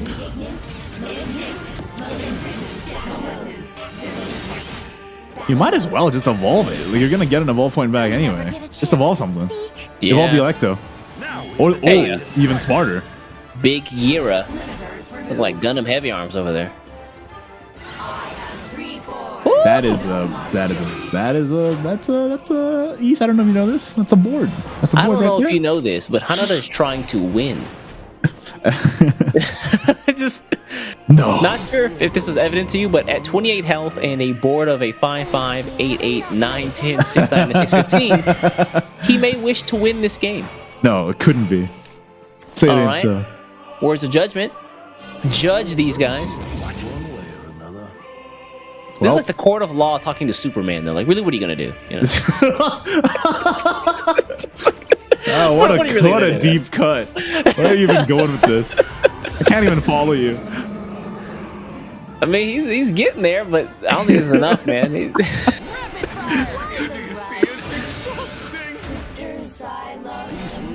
Okay, yeah. But that, I think, GG. is it, yeah. Yeah. Superman, we sentenced you to 5 years in prison. Yay. Yay. Wait, how did I lose? And that means Hanada takes a dub in Game 5 using Machina Portalcraft, the only lineup that's different to Forest Rune Portal that's remaining in the tournament has advanced to semifinals. I would just like to say, Hanada, personally, I'm sorry. Once we found out that you cut the My Show, we were like, oh, this is looking grim. He's got no chance. And then, and then turn 9 rolled around and we were A-okay. Well, when you get that double ultimate, that early tolerance, you know, it was all in his favor and he made it work. I really love this deck, honestly. I've been turned, you know? I've been turned. I'm a Portal guy now. I don't know how he's so well composed at first after that match, but then additionally, while the fireworks are going off in his face. That close. I mean, it's a good quality to have, though, right? Because you need to be able to stay calm, take time to think through your turns and stuff. So, you know, people who have that quality to be able to stay calm under pressure will have the advantage here. Yeah, I mean, those games were a wild ride, too. Went down to the very end there. Looks like we're getting a quick interview with the champ here, though. Let's see what Hanada has to say about these games.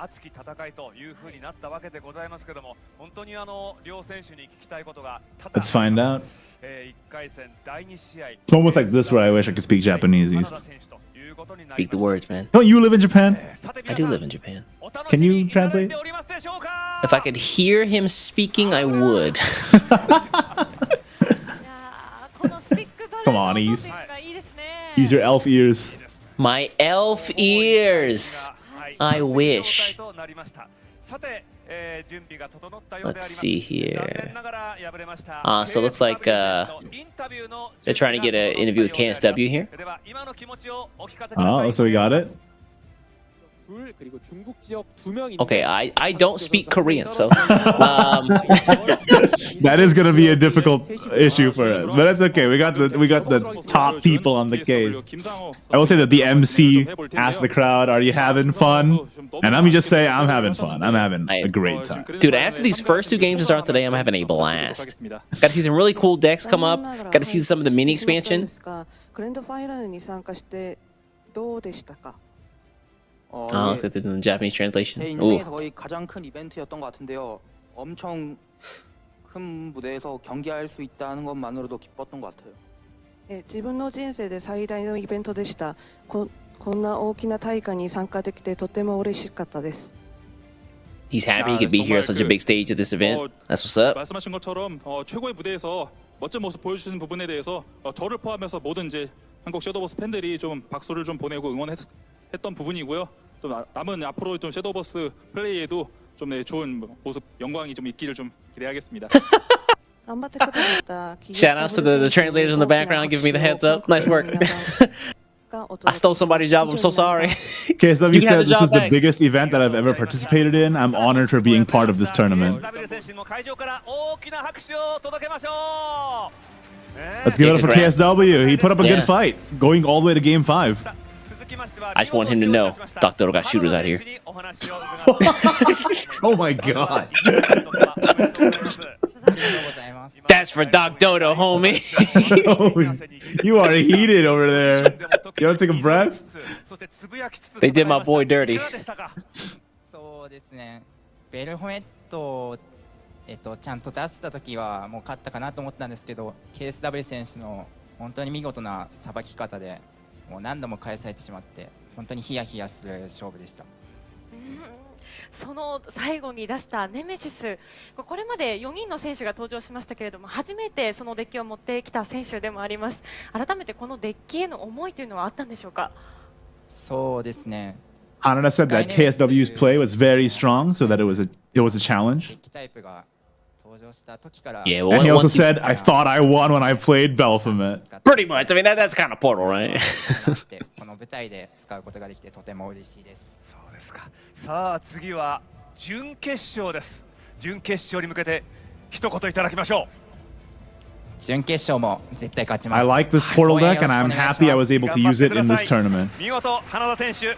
There's something definitely to be said about playing the decks that you're comfortable with, especially in on this kind of stage. マイクはそのままでマイク I will win the semifinals, so root for me. Let's go, Ooh. KSW. The only lineup with Portal in it. You know, it's hard not to root for you. Dang, Hanada there, that's a hell of a statement. You're like, all right, look, I'm gonna win. Just root, all right? Like, Yeah, Hanada is like, I'm gonna win the semifinals with my Machina Portal. You better be there. You better watch it. And you know, I love to see that. like, dude, those once you drop that Baphomet on turn 9, it's really tough for your opponent to come back. We saw KSW make some pretty good plays to stave off the first one, but once the second one was drawn, I was like, well, what do you do? Yeah, and plus the pressure from the nefarious tolerance before that as well. So you're spending so many resources to deal with that. By the time the Baphomet comes down, you barely have anything left. By the time the second Baphomet comes down, you're like, please stop. Like, I don't have any more cards, bro. that and the basically eternal fuel from the Magisterial Dreadnoughts as well that came down at the end of the game really helped to just get rid of whatever board that KSW could build, and then that made way to put more pressure on with Baphomet. Yeah, so absolutely. Congratulations to Hanada. He will be up against Negima in the semifinals. But first, we have the last 2 quarterfinals to go. Meow 944 from the NetEase circuit versus Kaki P, and then ZenX versus Mingy God. Do not go anywhere. We'll be back after a very short break with the last 2 quarterfinals. Stay tuned right here, SVO Esports.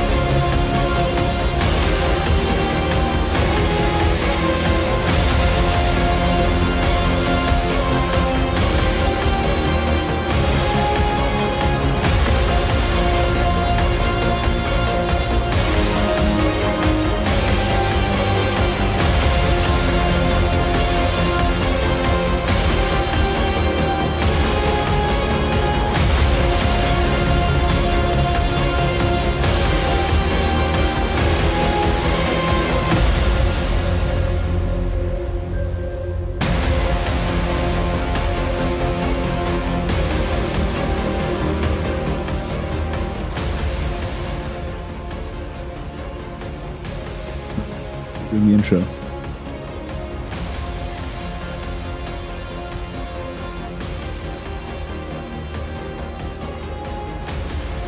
The Run Show says player entrance at the venue. To the Shadowverse World Grand Prix 2021 Grand Finals. How are y'all doing? We just got through the first two quarterfinals matches. Negima and Hanada are advancing to the semis, but we have two more quarterfinals to go. Our next match is going to be Meow 944 versus Kaki P. And that is going to be one to watch. I actually bet on Meow 944 in the leader. What's it? The vote for who you think is going to win the Rage thing. So personally, I have a lot of stakes in this one. So you got some skin in the game finally. Is that what you're telling me? Yeah, let's go. So of course, Meow qualifying from the NetEase circuit, and Kaki P was the Rage 2021 Winter Champion. Mm-hmm. Another 2020 versus 2021 match here. Ooh, I'm so happy that you let me know that your choice is in this set here, because my choice is in the next set. So so we got quite some stakes here, and we're going to be taking a look at the deck list quite soon as the players enter the venue first, though. But yeah, I sort of teased it earlier, but most of the lineups look very, very similar. Forest Crafts, Runecraft, Shadowcraft. Especially from this point forward, yeah, it's pretty much the Shadow Forest Rune show. And man, oh yeah, sorry, I want to get into the fact that this time around, since we hit the lower part of the top 8 bracket, I believe all these guys are from day 2. Is that correct? Oh no, I think all the quarterfinals are 2020 versus 2021. Oh, I'm sorry, you're right. Yeah, whoa. Yeah. So Meow 944 from 2020, Kaki P from 2021. The old guard versus the new boy, so to speak. In a way, yeah. And Meow 944 is even more so an old guard because he used to compete under the Euro circuit and was in WGP before. That's your boy, right? He likes Dragoncraft. He does. He's not playing it now, though. I can't blame him though. He does want to win. To be fair, I can't hate him. In an interview, they asked him what his favorite card was, and he said Nerea, Beast Empress. Do you know why? Why? Do you know why he likes Nerea? Don't talk about it. You're nasty. Do you know why he likes? You're filthy out here. What? Is it because of her beautiful smile? Actually, yes. She's actually just beautiful. That's what he said. I thought this was going in a different direction. Don't worry. It's not about her, just taking off her shoes when she evolves. It's besides the point. But after that next quarterfinals, we have the last quarterfinals, which is going to be Zen X versus Mingy God, which I think is the quarterfinals, which is the one to watch for sure. Zen X, highly lauded as the best player in the NetEase circuit, coming into World Grand Prix 3 times in a row. Mingy God also, this is his second World Grand Prix and very highly well regarded as the best Korean Shadowverse player. So that's going to be super, super, super cool to watch. Yeah, that is going to be a Sparks, or just watch the Sparks fly game. But before we get there, we still do have Meow 994 and Kaki P to go through. Oh 944. Man, I even wrote it down as 994. You guys don't know this, but before the cast, I was talking, and he was like 994. She is 944. Like, god dang it! All right, I got it. We're set. Well, at least it's not. At least it's not when the one where you have to speak Mandarin to pronounce the name. Thank God. From the qualifiers. Interesting to know, his name does come. He said it came from a combination of his name and his birthday, which confuses me. Is his name Meow? And he's born in 1944. It makes sense to me.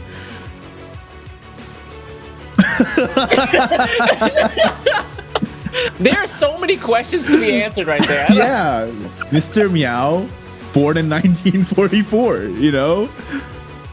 It's just logical. What are you talking about? I think it might be September. No, 90. Wait, what? April of 94? I don't know. I'm just guessing. I will say though, that's more likely.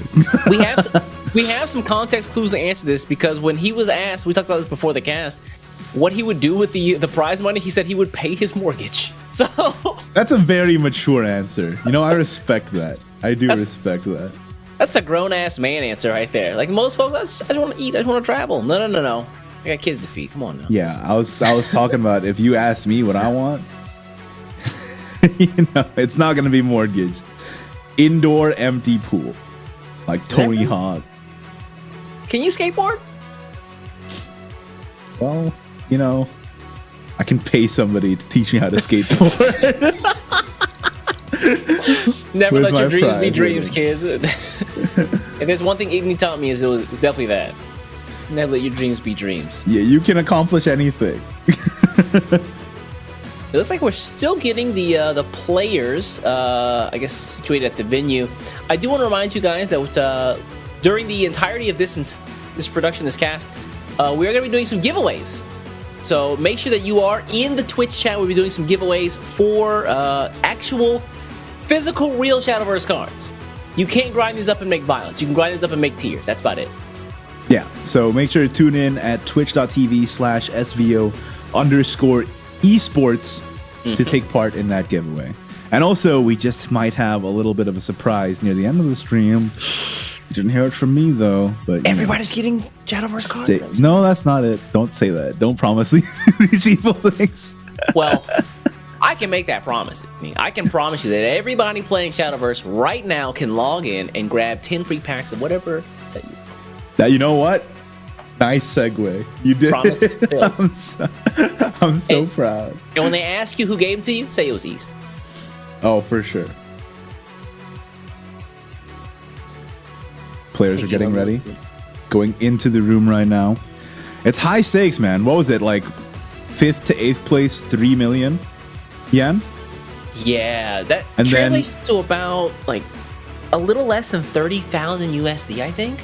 And if you win one game, that goes up to 20 million.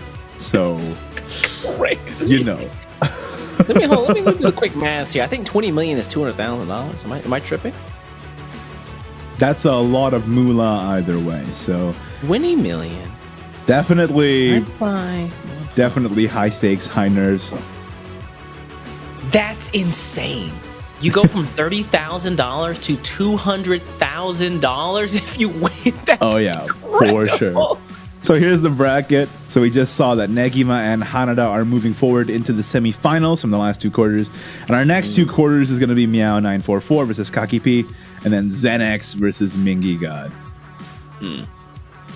I never really put the numbers together. I look at Japanese money. I'm like, okay, I get it. Like it's just kind of counting the pennies. You transfer it to US dollars and suddenly it all hits for you. It's like this isn't Monopoly money anymore. That's crazy. So you're telling me that Negima This just hit you, East. Negima and Hanada literally won $170,000 off of it. Yep, off that first match. Yo, that's insane. As you can see here, the players are studying the deck lists. Yeah, you've before got the to match wonder. starts. The players, all the deck lists were released around 8:30 this morning. Does that mean that the players who have later games in the day have more time to study up and take a look at their opponent's decks and maybe make a counter strategy? Perhaps, but they already locked in their decks anyway, so there's only so much they can do, you know?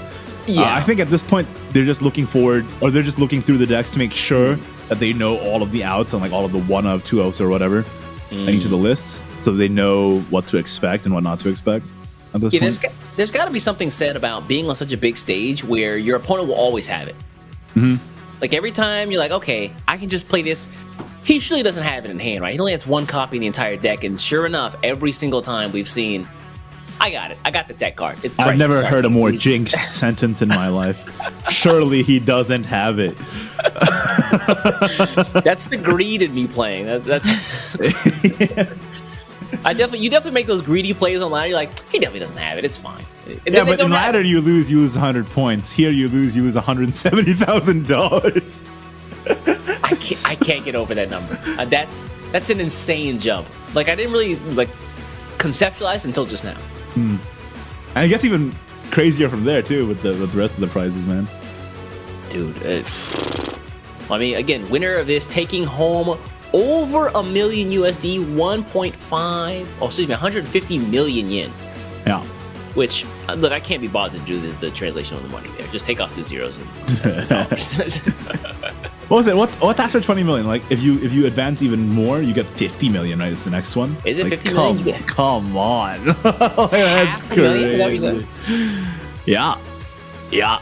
East, you're regretting being behind the desk and not Bro, not I'm signing up for the SVOs for next year right now as we speak. Is it really I don't 50 blame million? you. Divided by-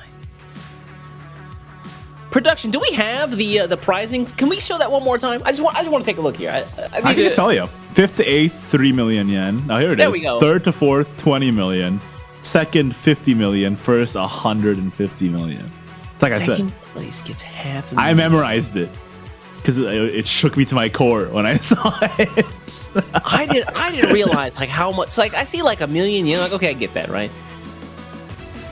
But to make the jump is wild.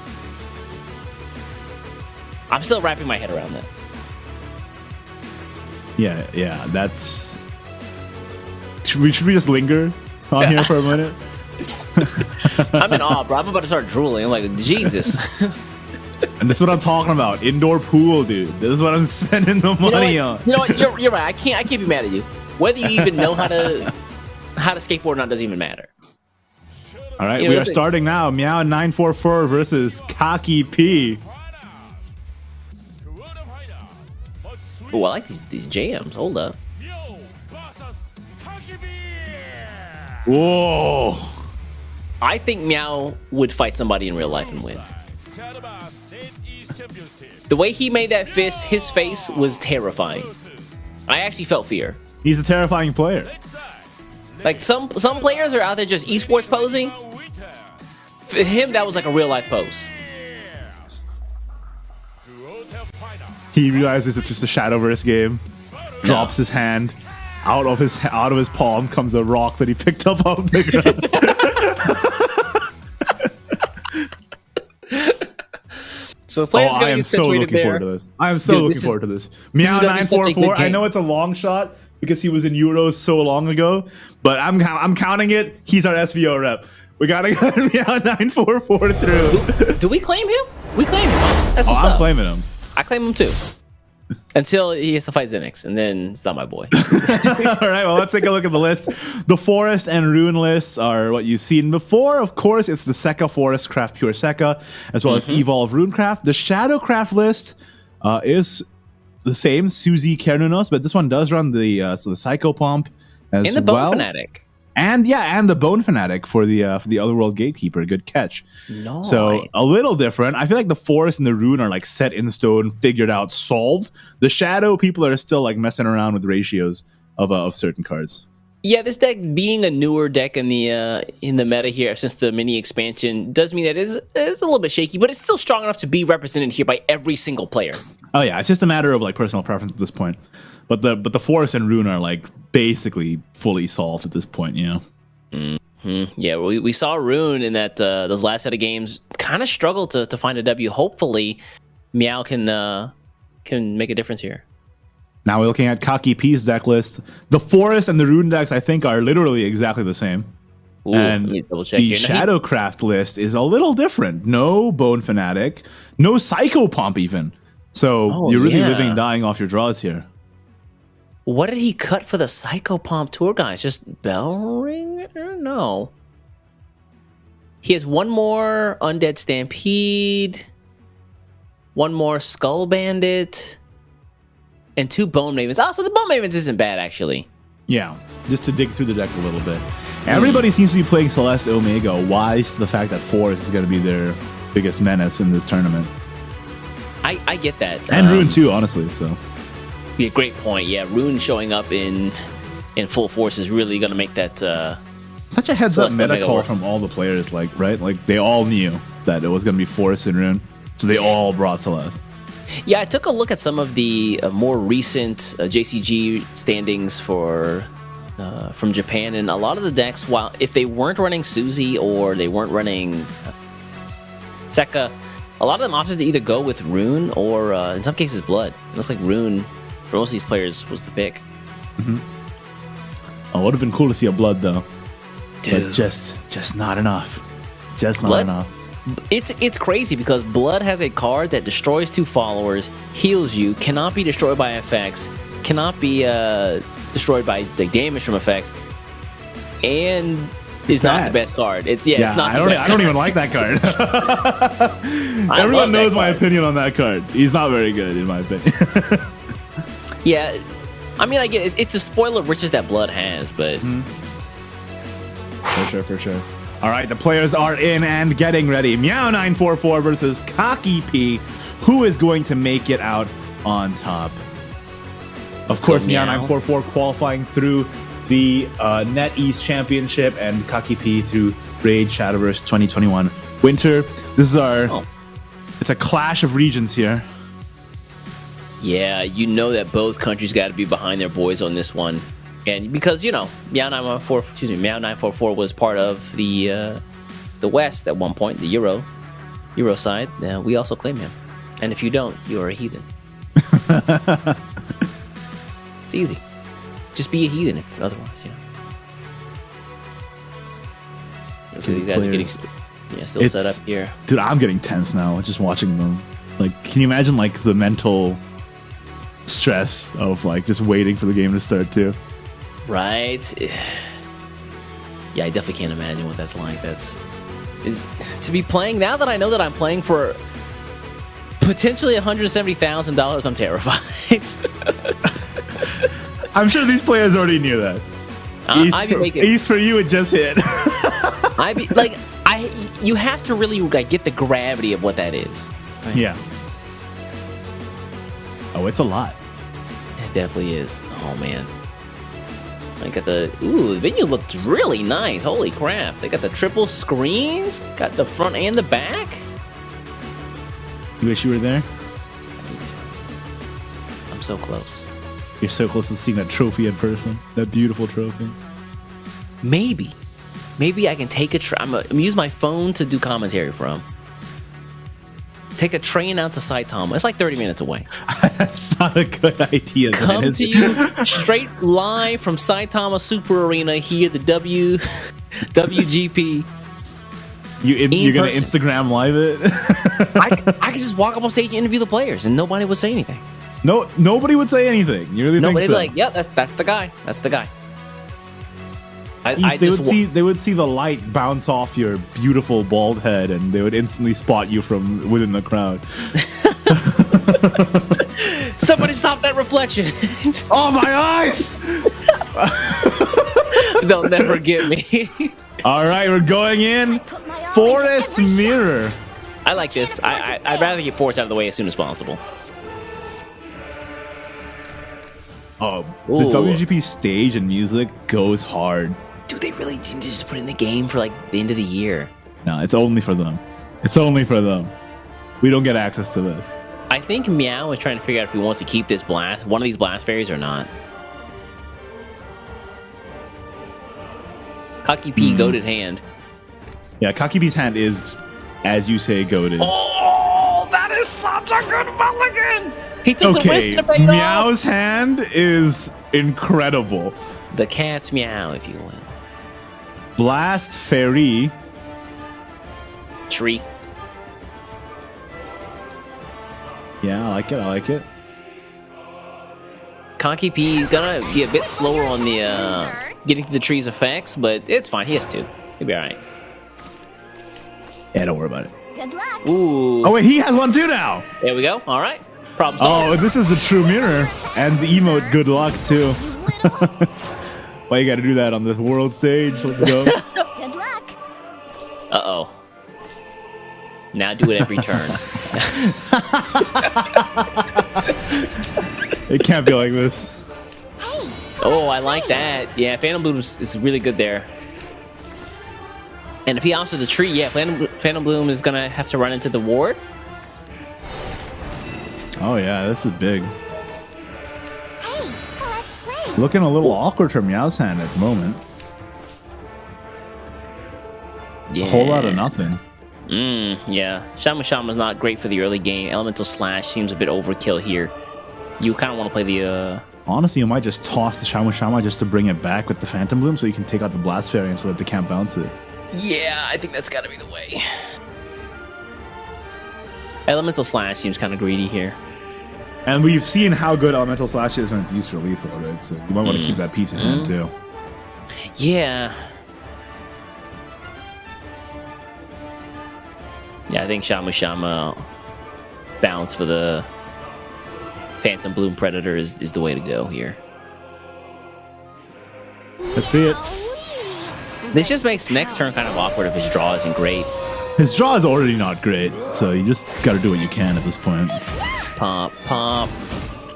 Kaki P, though, he can just play the other tree if he wants. But I don't know, not dealing with the Phantom Bloom is kind of scary proposition. Yeah. But what else does he do here? You can't play one of the... you could play one of the seconds, but it's kind of useless. Yeah, it's not great. I think you just play the tree. Yeah, seems like the best play here. Not enough followers for the Harvest. Not enough players have left. It's a shame. Only half. Not even half, a quarter.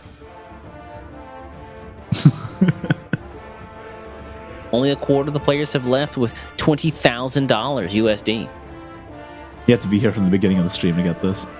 Let me go. to get the in joke. Let me go ask Shitoway if I can borrow $10. I'll be right back. The gravity of how much they're actually winning is just hit me. Clearly, yeah, you're rattled a little bit.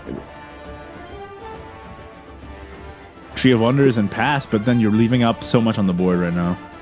You're leaving up a ton on the board. Doesn't have a fairy fuse to it either. Yeah. But there's really no other choice. Like, what else do you do? Elemental Slash would have been great seconds ago. Alas. All right. Aria face. I think Aria face is the way. You have the other one in hand anyway, so you're fine there. And then if they don't handle it, you just evolve the one you don't have on board that you already have on board, right? So that's just a good time. A good time had by all. I'm trying to have a good time. Not as good as whoever wins this tournament's gonna have. I'm gonna ask that guy if I can borrow $20 for sure. Oh, it went from $10 to $20. Oh, for sure, yeah. Of course. He's got it. I mean, it's just you've also ramped up your asking. You're not gonna tell me you don't got it. I mean, you definitely do. Just cut me off a portion of that oversized check. I don't think that's how I'll take works. a corner. just saw it off with some scissors or something. This hand from Kaki P is yikes. Well, it's the Evo turn, right? So he can evolve the Aria, and then That's true. He's going second, so evolve the Aria, but that doesn't even deal with the 2-3 attack guys on the board because there's 2 fairy wards up right now. oh, Sekka evolve is also an option. Yeah, Yeah, but it makes me feel bad inside. good. You should.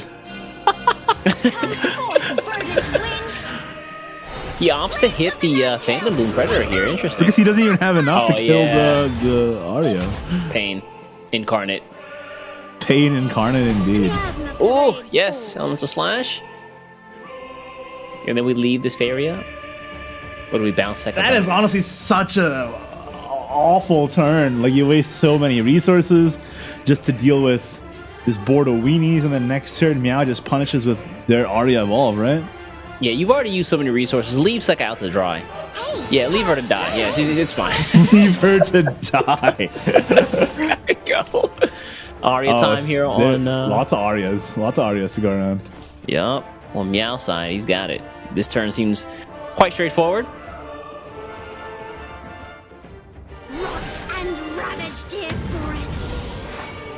Some players can't draw one Aria. A guy like Meow draws all of them. All of them. Every single one, and they all go in and do work. It's varying time. Pop, pop. Sorry, Sekka. I'm not sorry. I respect that. Igni does not tolerate force crafts, what he just told us right there. I had a viewer tell me that if he had the choice between playing Forest or not playing, that's to say he doesn't like Forest craft. He plays every other craft, but just not Forest. Really? You know, it's not for some people. I don't know, man. Forest craft is fun. It is fun. I love it, but it's like swordcraft with effects. The that is so disrespectful. I can't believe it. Dude, Sword is in a sad state right now. Yeah, I'm waiting for the Musketeers to bring us back to glory. Oh, it's time. It's time. And if you're excited for Omen of Storm's cards, well, maybe you know, not to spoil it or anything, but maybe stay tuned till the end of the stream. Is all I'm saying. You're gonna be giving everybody. You're gonna be giving every single person all the Storm of Omen's cards. Is that right? Well, we have maybe something to show you at the end of the stream. No. 117. Please stop making these promises. I cannot. Oh. All right, Meow just playing out the rest of the Aries here. He's got him to burn, so why not burn him? Yeah, I mean it's the heaviest thing in the hand. It also gives him wisps to combo with the slash later. All right. At this point, Kaki P has his Aria online, which means the Fairy Wisp is probably the first card to go down. No doubt about it. What's Miracle Harvest then? I don't think it might be a 5. 2 fairies have left play, plus the Aria. So he needs 3 more to get it off, right? Miracle Yeah, Harvest. I think so, yeah. Oh, 7, there you go. I was really trying to just count here, and they just clicked the card. We have technology now, East. Production did me dirty, man. No, they were trying to help you. You just didn't look at the screen. They did me dirty. I don't think they did you dirty, actually. They did me dirty. Production, don't listen to him. You did great. You guys did me dirty. All right, yeah, run these in, get the trades, take the pings. Leave nothing up. We've seen this in the last game, too. When we saw the Forest meter. Leave nothing up, don't let them trade, deny their game plan, right? Mm-hmm. Just try and set up a combo with yours. I need to figure out what he's actually saying. Rip a thump. You'll never find out. I'll figure it out. It's not for you to understand. Yeah, I'll never figure it out.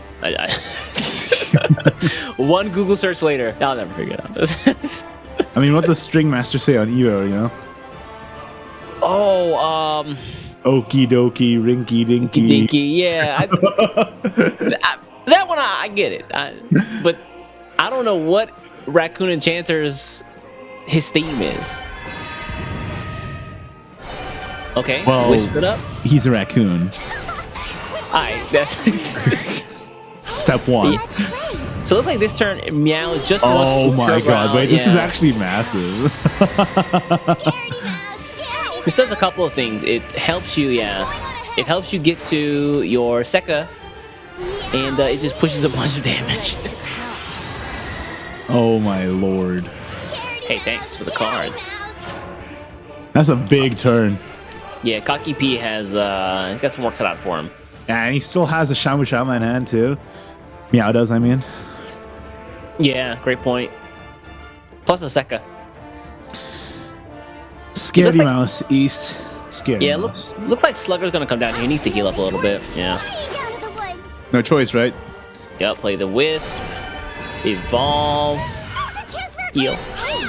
Ooh! She do be grand slamming though. What voice line do you like more? Here's a chance for a grand slam. Nothing we can't handle, or a Bluma Kadabra. I like FMK East. Which one? I think I like a Bluma Kadabra. Oh. Bluma Kadabra is the one that hurts my ears the most because she like What? yells it. What? You take Grand Slam over a Bluma Kadabra? You're wild. Well, because if you have multiple Maries and they both say Bluma Kadabra, it gets really loud. Not a problem. You enjoy it. I love getting my eardrums bursted. Yeah. Okay. Of course.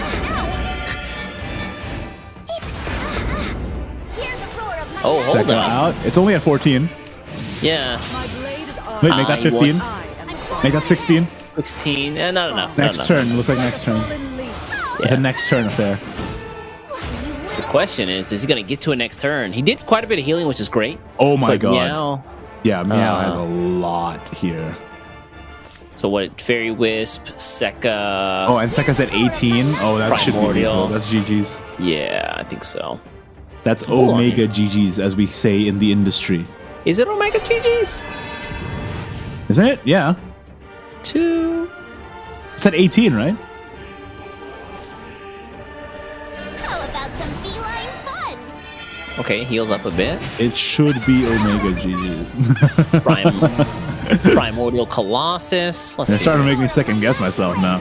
But Let's it see should this. be Omega GG's. Is it? Yep. 5? Yup. No, okay, yeah, we're good. Shama Evolve. Yeah, they don't need the He's just trying to make me second guess myself over here. Come on, Hey man. man, just gotta run the numbers, you know. Just keep me on my toes. I had top Shadowverse accountants on that last play there. This guy is like, oh, I love it when I can do math with Skeleton Raider, but he doesn't want to do math with this shit with his Sekka. Oh my god. I mean, good on Meow 944 there. His was accountants very are clearly better than mine. That's for sure. That was very clean. Like the super aggressive Sekka on 7 into the super aggressive Shamu Shama on 7 into the lethal setup into Sekka on turn 8. Very clear on Meow 944's part. Couldn't see any flaws really. Yeah, I mean, he played that game to his outs. He had the early aggression with the Arias there. He played one out super early just for the board. And he saw that, Kaki Pete couldn't really contest with it. He did spend a lot. He just spent his Sekka to actually deal with it. Yeah, I mean, that was he was just on the back foot the whole game, basically. Like, the moment that first Aria came out, he's like, okay, I have to deal with that. And the next one came out, it's like, okay, well, here we go. Then the third came out, it's like, okay, all right, okay, give it a break. And then Shao comes out, okay, I gotta deal with that now, you know? Yeah, I have to play Slugger. So it just feels like Kaki Pete was just completely reactive the entire time and just couldn't keep up. Yeah, and I mean, to that point, when he did that, so when he was trying to actually squeak ahead, the cards he got really didn't help him out, right? He got the double tree early on in the game, so that third turn was just basically play tree pass. True. Okay. But now we're gonna do the Shadow versus Forest matchup here. Dude, can we just talk about how much I love Shadowcraft right now? Much to everybody's chagrin in chat, you guys thought you weren't going to get Shadow in the WGP this year, despite the fact that it's been in pretty much all of the SVOs. Well, I got another story for you.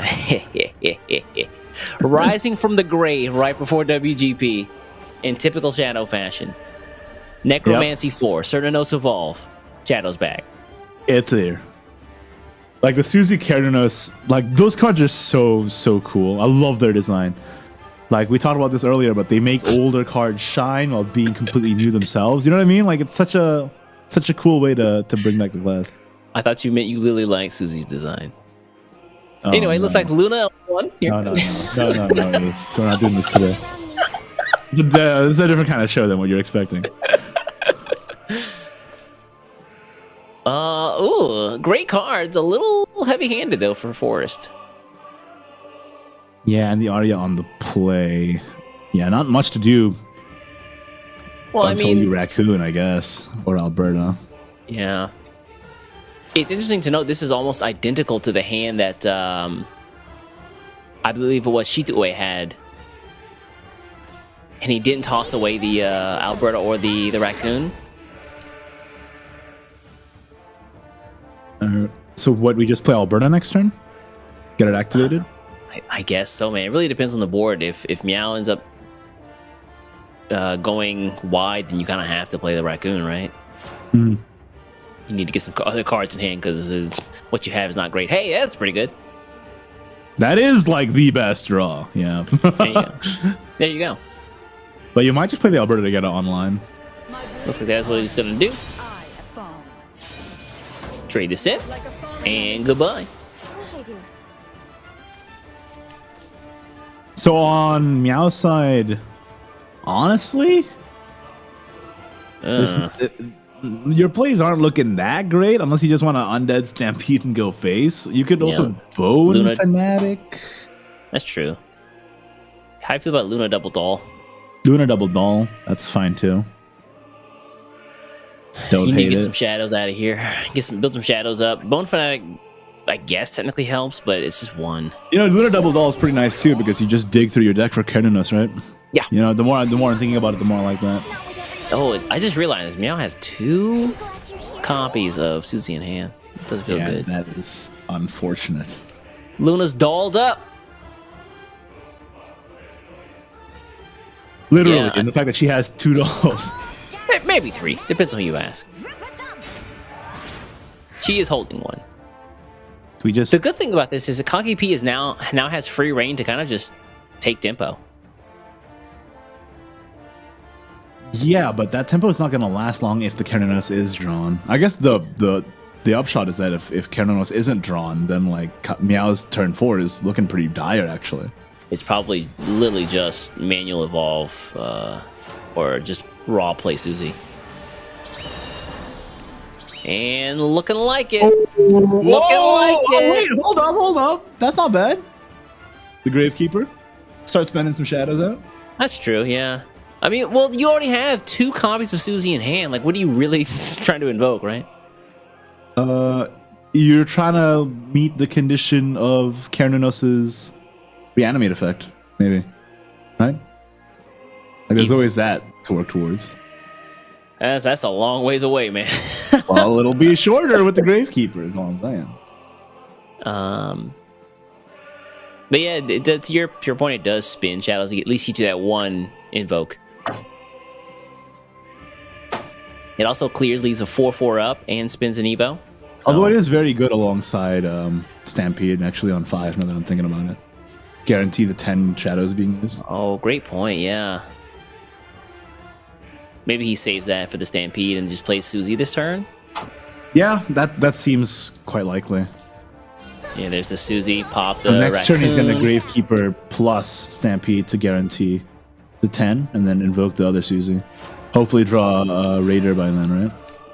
Pretty good turn 5. And ravaged him. Speaking of pretty good turns, Hey, it's Arya time. Come forth, verdant wind. Grovel like the maggot Man, Arya just got so... When did she get so rude, man? on you. well, she's from the Rude expansion. The She's Rude showing Boys it. expansion. Just grovel like the maggot you are. Yeah. There was an Yikes. entire expansion where it was just rude versions of existing cards. I mean, Anne and Grey also just got real mad in that expansion too, remember? Well, they were beefing, you know. They were beefing. Arya just got rude for no reason. This little Yeah, it's true. She didn't have a reason. Like, there's really no 4 scrap cards that are mean. That's not Maybe true. You've Phantom seen Bloom Fairy Predator. Driver? Maybe Phantom Bloom Predator. Maybe Roach. Fairy Driver is literally the Noxious meanest Elf. card in the game. All right, look, I take it back. It's fine. maybe Forest isn't all sunshine and rainbows. All right, nuisance is taken care of. Now you Stampede, right? Stampede time, baby. Or but you don't have the Raider in hand, so it's a little sad. I guess Yeah. you're just trying to get a big board. Well, you do have Grimnir in hand, so, you know, get to 5, you know. That's true. No, that's fair. Oh, cute. Wicked Rebirth here to spin the, to get the Necromancy. So we couldn't spin the... You're not Undead. invoking the Susie now, though. That's true, yeah. Well, board doesn't get cleared.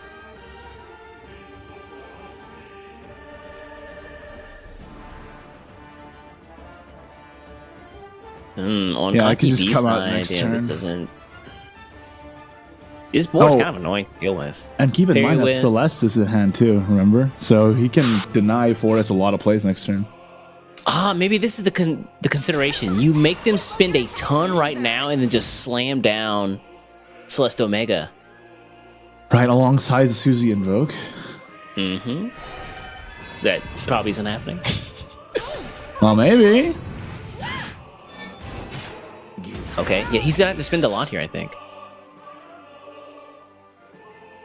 Wicked Rebirth giving +3 attack is very pushed. Mm-hmm. Because now that 1-drop is a threat. He's a chonky boy. The bones are sharp. He sharpened his bones. Oh my Alright. god. Okay, Alberta here. Yeah, this is a lot of resources spent. Get And rid what's of in his hand, right? Like, Uzi? Not much. in It's his hand's mostly a just bunch of accelerates. yeah, right? So He can't even play the gigantic blossom. Well, he could play the gigantic blossom, but it'd be kind of sad. You get the tree down before anything else. Oh, I think it's Celeste time, baby. It is definitely Celeste time. Oh, there's Suzy. Nothing I can't handle. What's up, Suzy Q? And there's Keranos. Yes, Shadow's definitely been spent.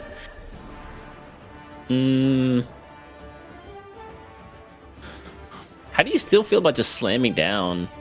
Celeste Omega? Yeah, I like I it. think there's no better play here. I mean, we have perfect knowledge, right? We know what's in Kakipi's hand, but even if I didn't have perfect knowledge, like this would be the time to do it. They spent a ton of resources.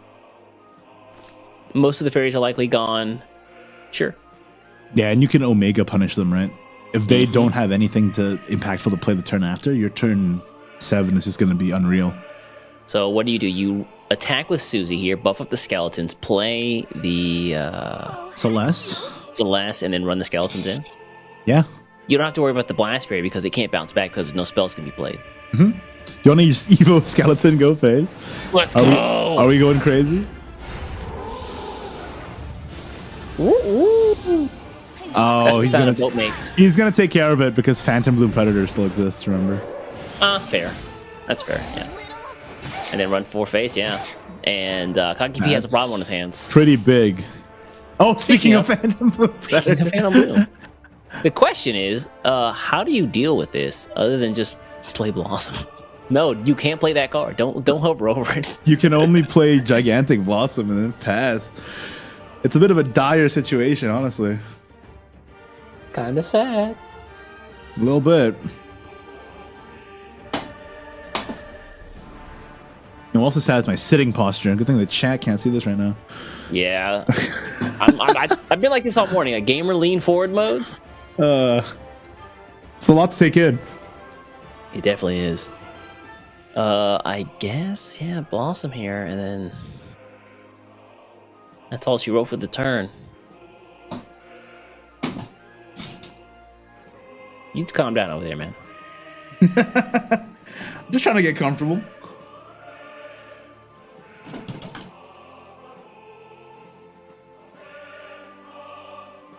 Yeah, I mean, Phantom Bloom doesn't really, it bounces the tree back, so you get less value out of the tree. You clear the Suzy, maybe. Yeah, this has to be the Gigantic Blossom here. It's the only play, and it's so sad. It's pretty sad. Yeah.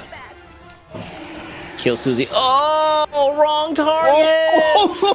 And there's... Oh! You hate to see it. You evolve one of those skeletons that can't do anything now and then play greater than run. That's like 5 that's a damage bit. straight, That's too much. That's too much. I think you just Keranos, right? And evolve the Keranos. Right? You could just Suzy the Blossom. Nah. How many Evos is he at? He's got to be at quite a few, right? 4. Is he at 5? Who, Meow? No. Yeah, no, the right? Grimnir's not active. Oh, good point, yeah. Ooh, hey, this is one way to do it. He do be fabulous. True. Yeah, I think you gotta do the Keranos. Keranos. It just makes no Goodbye, sense. Suzy. Other than that, you can play Undead Stampede all face, but that seems crazy. Yeah, I mean... Meow, you gotta make a decision. Hurry up, buddy. Evolve the skeleton, run it in. Interesting. And then Oh wait, face. Grimner's active now. Oh, big Grim. There we go. I knew it was close. Woo! And Okay. slant. All right, turn 8. Can he find lethal here? Bounce the tree. Yeah, he does have Shamu Shama and Phantom Bloom Yeah. and Miracle Harvest and Slash. So this Hold might on. be curtains. Let's see. Oh, that's really good. That's really big. good. That's big, dude. That's big. All right, Phantom Bloom comes down. Damage face. That's 10. It's 2 more from. Uh-oh. Shamu Uh-oh. Oh, no, you don't need it. Shamu Shama, Slash. That's lethal. Dude, Forest is so rude. How do they get away with this? Every single time. They're on the back foot and they just win every single time. Congrats to Kaki B right there. Yeah, that's an insane lethal turn right there. Forest doing Taking a Forest sip. thing. No, he didn't take a sip. He ripped off the cap and glugged the entire thing. Gold. He did. And you know, he deserved it. Meow 944 was looking pretty good that whole game, but that Forest can pull out those lethals out of nowhere, man. And Kaki P is no one to mess with, for sure. Yeah, I said it before at the start of the day. Forest just has so much damage at all times that you can never really be safe. Oh, yeah. Especially with Elemental Slash, man. So many surprise lethals today already just from that one card. You know what it really is? It's not, What? Elemental Slash is fine. Bouncing Shamu Shama is terrifying. Just over and over and over again. Where are the wards at? Scaredy Mouse. Oof. Okay. All right, going let's into go. More crime. It's his third game here. We're going to be having the Shadow Mirror again. Kaki P and Meow 944 trying to make it to the semifinals for today.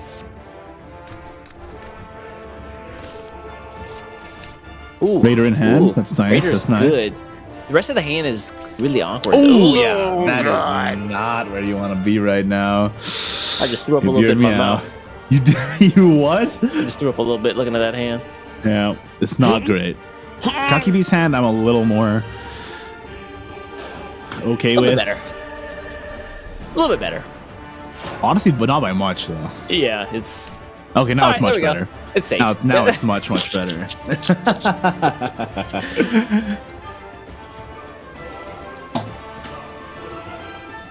It's intense. Do you think this is going to go down to a game 5? Dude, the way these players are playing, I think it might be, man. I mean, the decks are also just so close, so these guys are a lot of times grinding out mirrors, which can be really tough. I believe these decks are literally the exact same. There might be a few here and there touches that make it a little different, but... I mean, same game plan at the very least. All right, ding donging. No, these forest decks and the rune is slightly different. The shadow is also slightly different. Yeah, I think one of these guys runs Bone Fanatic, one doesn't. But they're very, very similar, like you said. Father!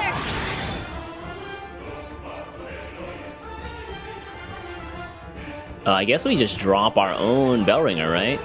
And just make this a 0 affair all around. But the Bell Oh, Ringer maybe you shield can don't. just get removed by Yeah. the 0 cost or the 0 attack ping. Doll then?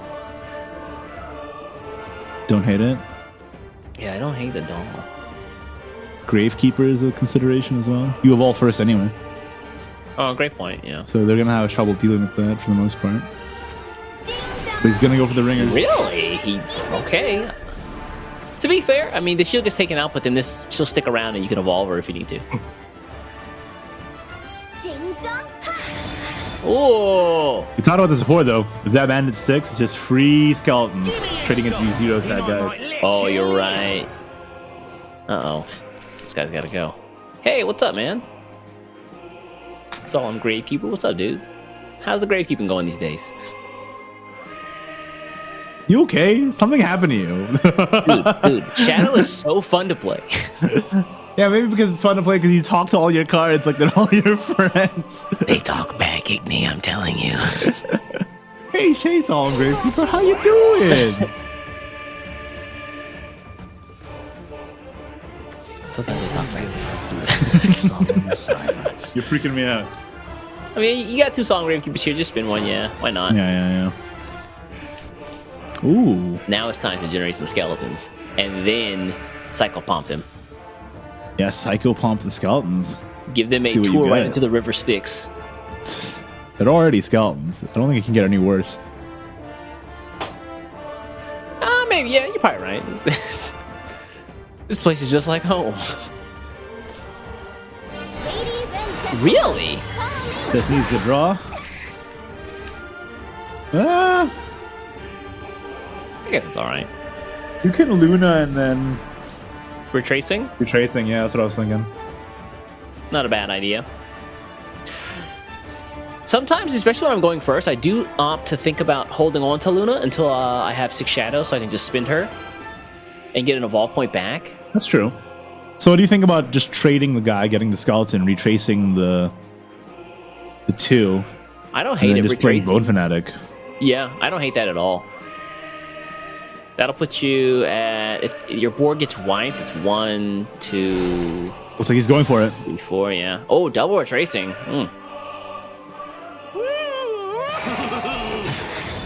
I thought that was production yelling. I'm not even kidding. Like, did production just... Are they weird down with that sound. play too? That's what's up. It's just the crazy. Every weird skeleton man in Shadowcraft has a weird voice.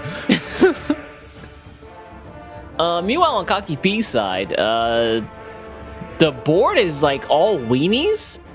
So feeling like if I spin to Susie might be overkill here. Yeah, true. And also, but there's really not a lot of great plays. I guess you can Wicked Rebirth, get your thing back, trade 1, evolve. What's up, Ding Dong? You also get a draw this way, which is nice. I love this job. All right. I don't know if that's going to be super impactful, especially in the mirror. No. Oh, So but now now we- you get to spend 10 shadows, right? In one go. Evolve you Gravekeeper evolve- into the guy, into Stampede, and then you invoke your Susie for next turn. Your Not bad. Susie. Your singular Susie. Yeah. Vigors can't be choosers. You're right. You do what you can. Even though there's no Raider in hand, and you're a little sad. Pain. Pain Raider. It's under me.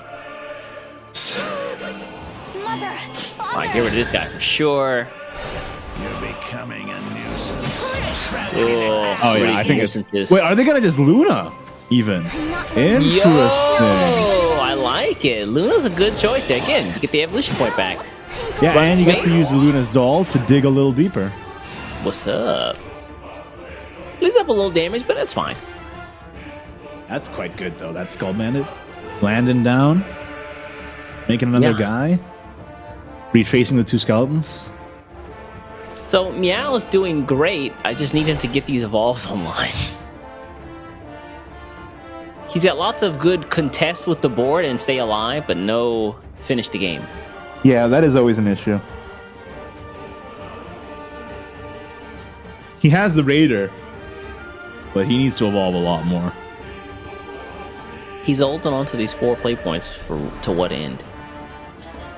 Well, he can't land the Grimnir because if he does want to res Kernunos, then he's gonna have a bad time. Yeah, that's an issue. Or Hey, as Rick nice pickup. That is pretty good. What's up? You get 2 ding dongs out of your deck. Double ding dong? Welcome back to the land of the living. may happiness be with you. Go for it. Go for it, man. And then trade in the Bone Fanatic and the 3/3. Heal up basically your entire life. Father, Oh!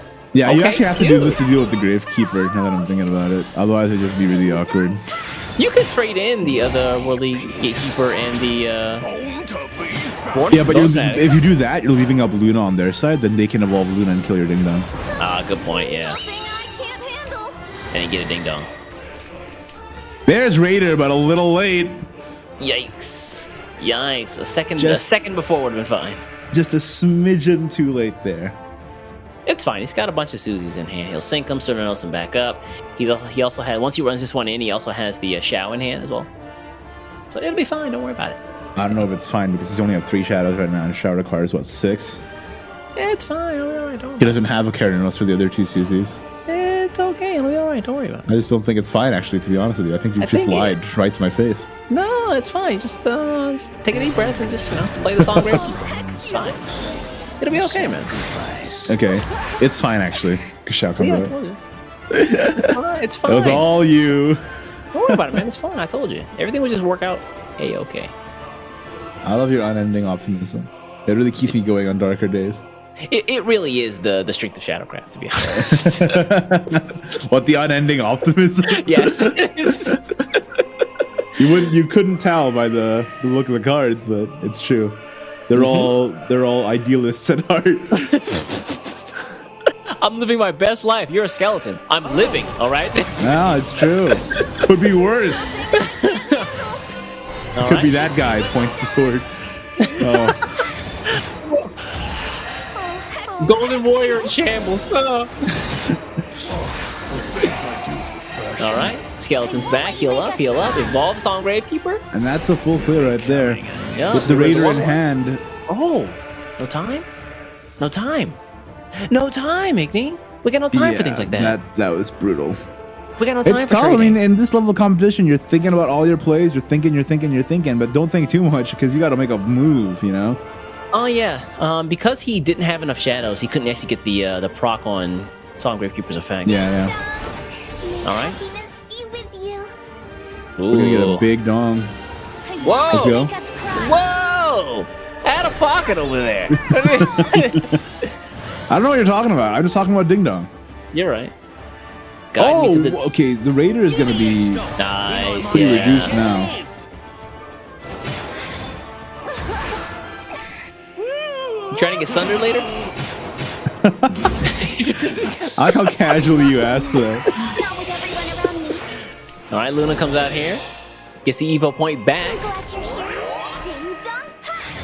Woo! Oh yeah, if this gets cleared, you just shall evolve something. Skeleton Raider. You got double Grimnir in your hand too. Woo! Oh, hold on a second. You slap the 5/7. Does Cocky P start sundering?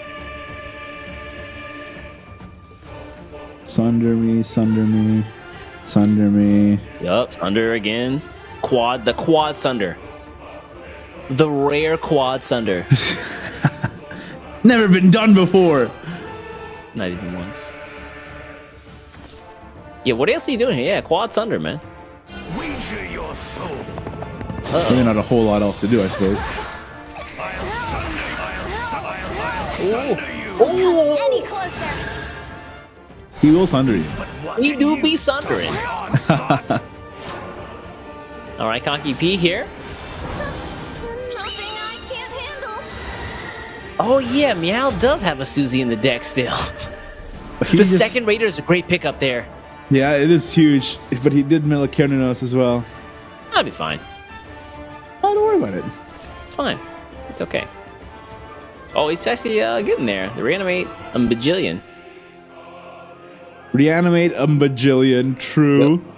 He also has the Gravekeeper into the Shao, so he can keep his shadows up.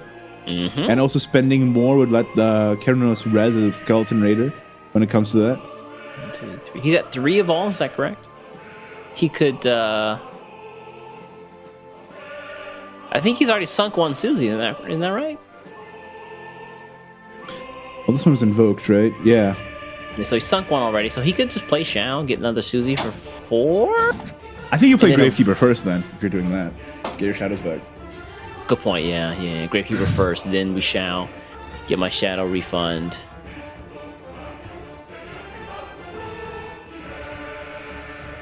Something Black Friday sale. Yeah, I don't hate that. I'll hex you. Yeah. Okay, run her in. This little hex is big. And here we go. Nothing I can't handle. It's nothing I can't handle. Any closer. Ooh, he's gonna hold on to her. You're becoming a nuisance. Thought he might have traded her in just to get the buff, but no. Oh, Grimnir's at 5. Yeah, That's what's big. up. All right. Is that? Yeah, setting up, but Kernos on the other side. I think it even reses, right? Yeah. Can't handle. Shao. Is that Yup. lethal? That might be. Oh no, the numbers. Lived well. The numbies do be numbering. The numbies. Yeah, that's huge. That's a lot of damage. That's like a crazy amount of damage. Under Snippy. You run her in. Yeah, get the full trade. Sundered. Oh, Lord. Run to the 3-3. Sundering. Big Sunders. Sunder. Big Sunder. GG.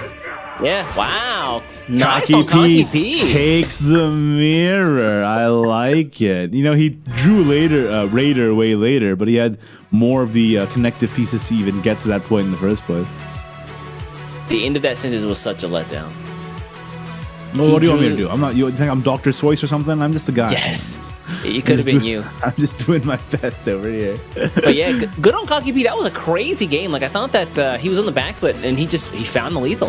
Yeah. All right. No, Understand. that was intensely close. Like, the mirrors are always so intense, though. Especially shadow mirrors. They go deep, too.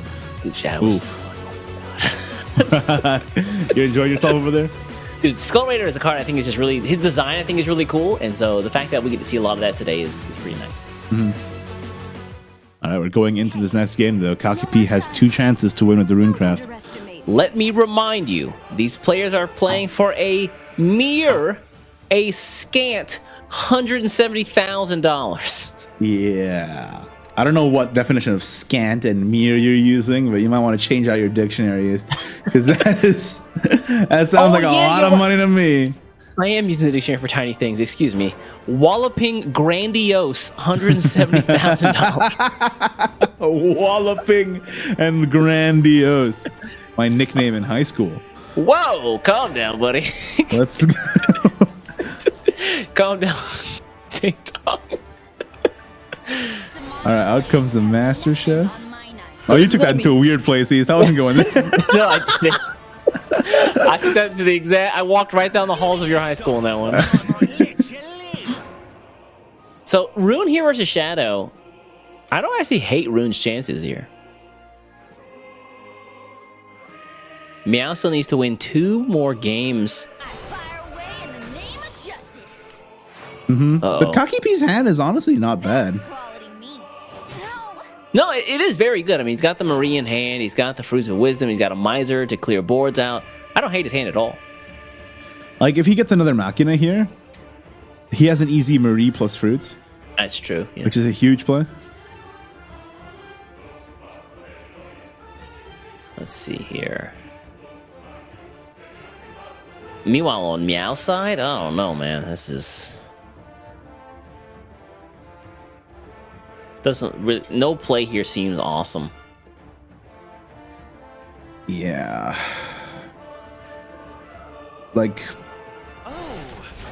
just Yikes. this into Chow retracing. and draw. Pray for a play. The one interesting thing is, though, that Celeste Omega can absolutely deny. You're right. Deny Rune turn 6 onward, right? That's something to keep in mind. That is true. Especially in the late game where they need to, you know, start throwing out a bunch of spells to either A, clear a board, or B, just do face damage. They can't do that. Machina is drawn, so you can Marie double fuse Fruits. I think that's the best play. Yep. Goodbye, Tetra. See you later. Oh, yeah. No, this is right. Yeah, this is it. Oh, and he gets the Steed Vincent for next turn, too. Oh, nice. Yeah. Very nice. Look at my man, Conky P. This is what we like to see. Sipping on his water bottle. Let's go. Big slurp, Conky P. That's what's up. Big slurp. That's what they called me back in college. Calm down. Calm down. Somebody screen cap that. I want that in the VODs. I want that to live on for all eternity.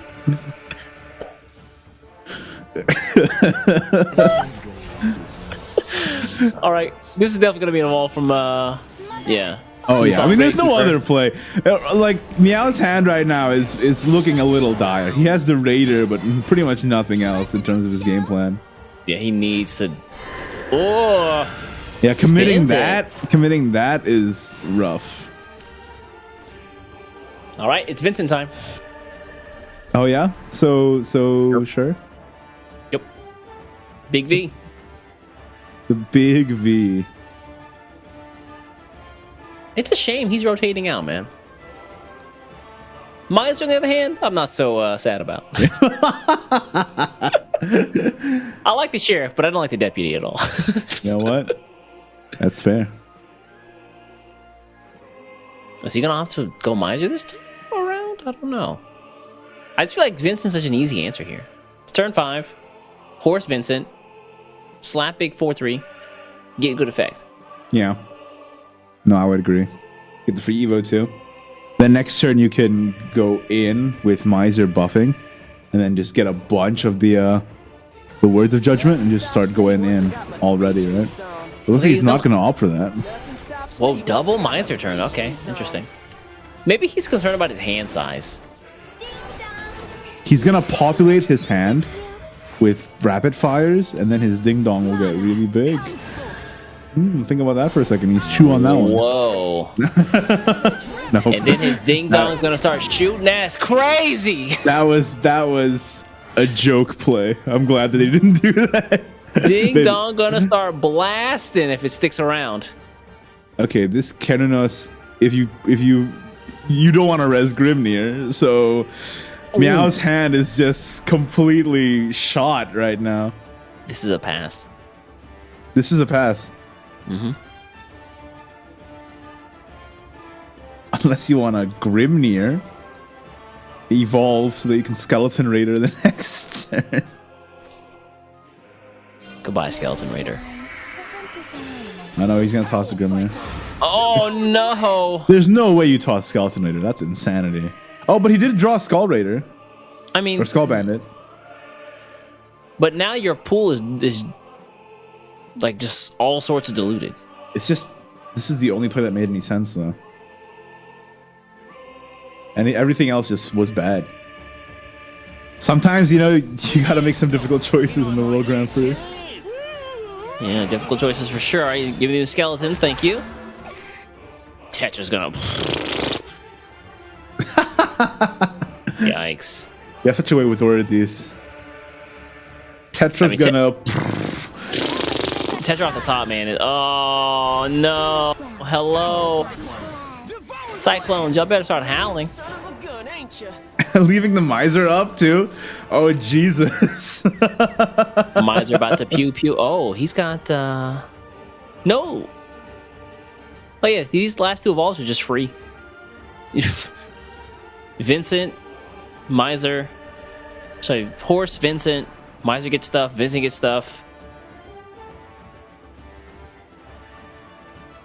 Gotta be careful about his hand size. And then Tetra next turn is virtually free as well. Mm-hmm. So next turn is like probably Tetra and then clear the board. I wish he developed the Vincent last turn though. Yeah, same. Because then he would have been able to get these rapid fires and really start doing something with them already. And then the Tetra is guaranteed. But I guess this is like essentially the same. Yeah. But I don't know. I feel like double Miser would have been a better answer to a wider board, whereas that single Vincent would have been able to clear that one follower just as well. How do you feel about rapid fire the 4-1, run Miser into the 2-1, and then slap Vincent onto Grimnir? Well, how about you just rapid fire the Grimnir twice and then Vincent kills everything? Oh, he does have 2 rapid fires. I'm looking at the one up top, my B. You're right, though. You're so right with it. Pow, pow. Oh, he just needed the one, actually. Yeah, you just needed the one. Yeah. It's all good. Counting do be tough sometimes. The bane of all card players. Counting? Counting and text. I thought it was reading. Yeah, counting and reading. Great card game players. Great at art, counting, mathematics, English, or whatever language you speak. Nah. That's the entire card game, though. No. Cool artwork. Yeah, we're good at that. We're good at looking at... Not drawing. We're good at looking at cool artwork. Cool artwork. You put me in a museum, I go crazy. You get asked to leave politely. Ooh, now there's an idea. Shadowverse Museum. If you got like some of like the really good cards and like put like actually got their art like featured, that'd be kind of cool. I'd go to that. Yeah? Yeah, I would. Why not? We don't sunder here, but no, none of the plays are good actually. They're all bad. Hate to break it to you. Meow has the perfect what the heck am I supposed to do here pose. You put the hands together, fingers interlocked, tapping the thumbs on the hand. You're like, what am I supposed to do here? Come on now. It's a bad scene. All right. What are you supposed to do? We can rebirth here on Shao. I might let you live. Meow has one card left. That's a pretty good card to have, to be fair. Yeah, but one card, no evolution points. But it's not nearly good enough. Grimnir is not quite online, but he will be if he evolves Tetra. Awakened Robot also just does the deed as well, but at a more expensive cost. Yeah, this is also another evolve here. Fruits of Wisdom. Wisdom. Fruits. This works, yeah. Fruits is actually perfect. Fruits is perfect. Make sure to have a balanced diet. Nah, don't eat fruits, man. Fructose is awful for you. Here we go. Tetra is now active. Grimnir is active too. I think you even just Tetra and then just start blasting. That's what I'm talking about. Oh, wow. Oh! Okay. I was, that was almost crazy. He's not Sasamu. I was about to say. All right, Susie Q. Oh, yes. Yes. That is maybe the necessary card. I would absolutely dunk this Susie into the river of sticks for more cards. No, really? He's just gonna go for it. Really?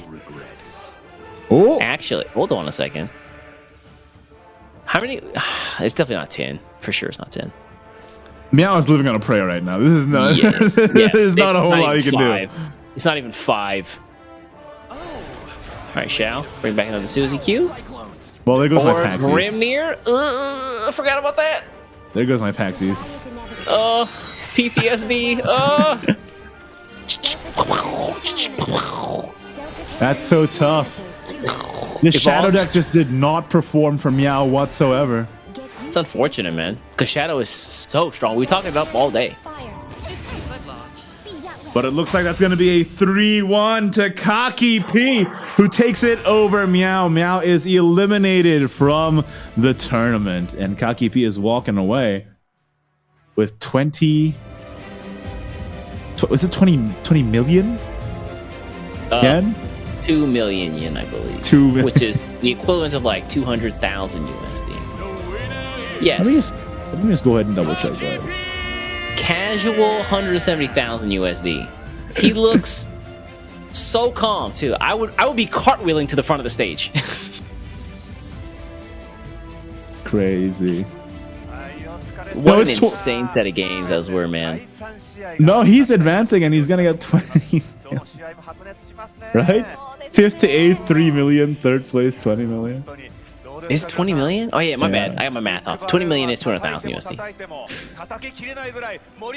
Yikes. Yeah, congrats to Kaki P. He navigated those last couple games. That was truly incredible. Yeah. Like Meow was just in such a tight and awkward spot in so many of those games, over and over and over again. You know what that means, though, guys? That means our SVO boys are out. Oh, pain. It's true. It's true. Luckily, my packs still live on to fight another day in this next match. It's true. Well, we'll have to find out. All right, the interview section is happening right now. Let's take a look at he's tall. What they have to say. Yeah, Meow is very tall. Whoa. He's grown. Seats at the Saitama Super Arena apparently are almost full. I better get going. I'll be right back, guys. Let me just. Yeah, easy. Gotta go now before it all fills up.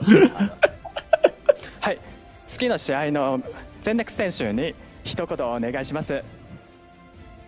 我这盘觉得运气不太好吧，希望能把献祭的运气都给到 I'm not John Cena. I'm not no 下把 Chinese. 能赢下来，好吧？ You do not have to say that. はい、今回は運が良くなかったので、私は生稲として、はい、次の全ネク選手に頑張っていきたいと思います。Yeah. With Meow exiting the tournament, that means that Zenix is the only one. He said, "Hey, please give Zenix a message." He's like, "Please do your best, Zenix." Basically. 本人にも届いております。さあ続きましてこちら見事勝利いたし And ま here した we are with Kaki P, the winner of that round, going forward into the semifinals. Kaki P will be fighting whoever wins in the next quarters, Xanax versus Mingy God. That is going to be, oh man, he has a road ahead of him. Oh yeah. Also drink a lot of water. Yeah, so the MC just told Kaki P that he drinks a lot of water, which is also something we noticed. And Kaki P says, yes, I'm nervous. You know, honestly, fair. I would be nervous too, dude. I feel like that would have the opposite intended effect. Like you'd have to use the bathroom, right? I don't know, East. Yo, he's like, I'd have to replenish all the sweat that's coming out of my palms while I was up there. I'll tell you right now. You're over there waterbending? Is that what you're telling me?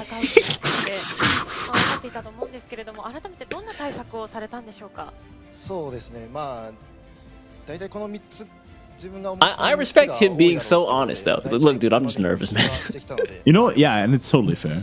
I mean, it's such a huge competition. Man, Kaki P got those protagonist eyebrows. Some strong eyebrows. What are you saying? You see those things? Those are powerful, dude. Protagonist eyebrows? The MC said, you use the same classes as Meow, and Kaki said, I learned well how to use these strong classes. Got him. Yeah, congrats to Kaki P again. He says, I came this far, I'll do my best to win. Congratulations to Kaki P taking it over Meow 944. Oof. You know what that means, man. What does that mean? You know what that means. Talk to me. That means that the next match we have coming up is going to be a slobber knock. Xanax, who's been here for the third time now, in top 8 for the third time, has to go up against Mingy God, the guy who is slated to be the strongest Korean. That is going to be one to watch. I think everybody's eyes are on this. Can I just remind everybody that we do have still those pack giveaways happening over in Twitch chat. So go head on over, if you're not there already, to twitch.tv/SVO_esports and participate in the giveaway for a chance to win real Shadowverse promo cards, physical Shadowverse promo cards. Come on, if you're watching this on YouTube, what are you doing? You're not winning packs. You're not winning cards. Come on, get over there on Twitch. Grab these packs. Enter these raffles. Are these the cards that they're actually giving away? Oh, I need the Orcus. I need the Orcus real bad. Oh, you need it? Yo, I'll trade you my Hold on a second. Let me see. I got one of these things here. You want an ultimate carrot? I have some of those. Ultimate carrot, dude. No, come on now. You're uncommon ultimate carrots, bro. I'm trying to. I'll give you a. What can I afford to give up here? Can I also just say that this last quarterfinals, with Negima beating Shitawe, and I believe Hanada beating KSW, right? And Kaki P beating Meow 944. This last quarterfinals is the only round now where we have the possibility of a non-Japanese representative moving on to semifinals, right? So. Glorious Nippon too strong? Either it's Xanax or it's Mingy God. Oh, you're right. So everything rides on them for the, I guess, the other regions of the world that are left. Pretty much, yeah. All right, so how about this? You give me your Orcus. I got this nice, very cool, awesome Eleanor Cosmic Flower for you. I already have that one. Sparkle, sparkle, shine, shine. Come on, man. I have like 3 of those. You have like 3 of those. Yeah, do better, Ease, okay? You didn't spend so much time thinking about how to wax your head. You probably have better cards by now. Clef dual fencer. Also, me and Amatas take some offense to that. It's Clef dual fencer. All right, the giveaway in chat is currently closed, so congratulations to the winners. We still have a few giveaways to go, so you know. Winners, hit me up if you got the Orcus. Hit your boy up. I got some cards to trade. Please stop. I'm here for this. Looks like we got the next match queued up. We've alluded to it all day here. Xanax versus Mingy God. Oh yeah. This is the one that everybody's eyes are on, man. Xanax, the most consistent Shadowverse player in the world. This is his 3rd time in World Grand Prix. Mingy God, this is his 2nd time in World Grand Prix. Both titans of the competitive scene. Man, this is going to be a tough game. These guys getting situated. We're going to get right into the game very soon. Did you see that come here? Oh. Like finger motion? That's intimidating. I'm a fan of it. I'm a fan. Mingy God, man. Like, come Cassie's hands, homie. I really have no horse in this race. Both these players are incredible. Bro, I need Xanax to take this home. I need him to bring this all the way back so I get my free packs. I have all the skin in the game at this point. Okay. With Meow944 exiting the tournament, our only SVO representative actually out, it's all up to Xanax. And you know, Xanax, well, we're going to talk about the deck list in a second, but his lists, while the lineups are the same, his lists are looking a little bit different, which I'm quite excited by. He got the spice? Is that what you're telling me? He's got the spice? He's got a little bit of spice, you know. Maybe not too much. Maybe not too much. But he does have that one of King of Vines in his Forest list. The only Forest deck to even run King of Vines at all. I had been told, y'all, King of Vines not that bad. Miracle Harvest, of course, is the better card. King of Vines, also okay. So it's fine. But as a one of, don't worry about it. It's to invoke him, dude. Everybody knows that. Yeah, for sure. Just invoke the King of Vines. Cycle him into the invoke. The rest of the decks here, though, pretty straightforward. He's got the Runecraft and the Shadowcraft lineups that we've seen pretty much all day here. The Evo Rune and the Susie Shadow. His Evo Rune's a little different. He's running 2 Vincents, 1 Rivalian Deputy even. Interesting. The Rebellion Deputy over the... So 1 Bellringer Angel, 1 Rebellion Deputy. I think a lot of people have cut the Rebellion Deputy for the Bellringer Angel here. And the double Vincent seems a little weird to me. It's a little different. Maybe his game plan maybe is more oriented around getting the Vincent burn down, and that's just how he plays. Like a lot of the time, it's just depending on how the player wants to play the deck, right? Mingy God though has the 1 of Vincent deck, which is more standard. The more standard Sekka list as well, with no King of Vines, and a very, very standard Shadowcraft list as well. Yeah, his Shadowcraft runs the 1 of Bone Maven, whereas it looks like Xenex's does not. Xenex's... Oh! Xenex runs Jupiter over... 1 of Jupiter, yeah. Over Celeste Omega. Nice! So I actually want to see this perform. I prefer this build. I like this Jupiter. Just because sometimes I want to clear something really big. I need to get out of the way. It's true. And like I said, Xenex has a little bit of a different lineup. Like, the lineup's the same, I mean, but the lists are a little different. So we're going to have to see if that ends up being the difference maker here, or if it's going to end up being a liability. Yeah, so these guys getting set up, getting ready. You'd imagine we see the Forest Mirror in the beginning. Yeah. I think most seems players likely. A lot of people like to scout out with Forest. Yeah, it's true. I mean, we've seen that today. In a lot of cases, even if you're like super far behind, Forest can just snatch a W from right up under you. Ooh, okay. Self-massage on Xenex? I love it. But you know, a guy like him is like, all right, 3rd time around, let me just loosen up these old bones here. Should we go through the pattern, right? So in WGP 2018, Xenex was in top 8. In WGP 2019, Xenex was in top 4. So he should be either top 2 or champion this year. So I guess I'll have to find out. Well, he has to be top 1, right? So he's gone from 5th place to 3rd place. And the only other jump that he can make there is to 1st place. So is it going to be... Is that why you voted for him? You're like, absolutely. It's just math. Yeah, dude, of course. Statistically, it makes sense. And we were so right. They are doing the Forest first to scout out. Mingy God has a great opening hand. If you could find maybe a 1-drop would be a little bit better, but Shamu not awful. Meanwhile, Xenex got the Blast Fairy tree up. That's what's good. It's Gigantic Blossom though too. So if Mingy God top decks the Tree of Wonders, that's going to be fantastic for him. Honestly, yeah, you probably do that, right? Because you're wary of opposing Blast Fairy on your Shamu. Yeah, you have to be careful. Force one of the few decks that can just snipe out your 1-drop, no problem. On Xenex's side, though, he might just want to play the Blast Fairy just to get the Fairy for the Tree of Wonders on turn 2, right? Oh, absolutely. I would blow up air for a fairy to fuse to the tree, no problem. Call me Combustion Man. So I'm gonna blow up this air. Blast Fairy, aka Roy Mustang.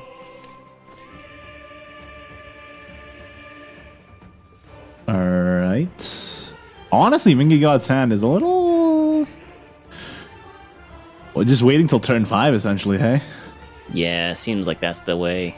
Him going first means Ari's going to take a little bit longer to get up. That means that on turn 3, he can opt to play the Alberta out. Just get her online. Okay. Ooh, plays both fairies in hopes that one sticks for the Phantom Moon Predator next turn. I think it's just an easy fuse, you know? Yerp. The Phantom Bloom might come down, but then the ward's in the way, right? We've seen this before. It's just an awkward situation to deal with. He does have the fairies, though, so... Yeah.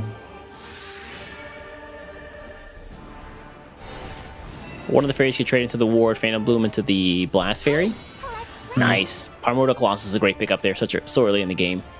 On both sides, good lord. It's true. What do you think about just Alberta-ing? Getting that active? I don't hate that, actually. Yeah, and then next turn, well, not next turn, but on turn 5, when you get your Arya down, you're very likely to proc it, right? Yeah, I like this. Good eye on you. All right, like the Fallen Leaf, kill the Blast Fairy, and then run 1 damage face. Looking good. Alberta back. Hey, let's go. Got him. Got him. Here on Xenix's side, things are a little weird. You could also opt to get your own Alberta online, but you're behind on board. I mean, the other option is to Raccoon Enchanter, and that doesn't feel great. You usually want to take that for a bigger target.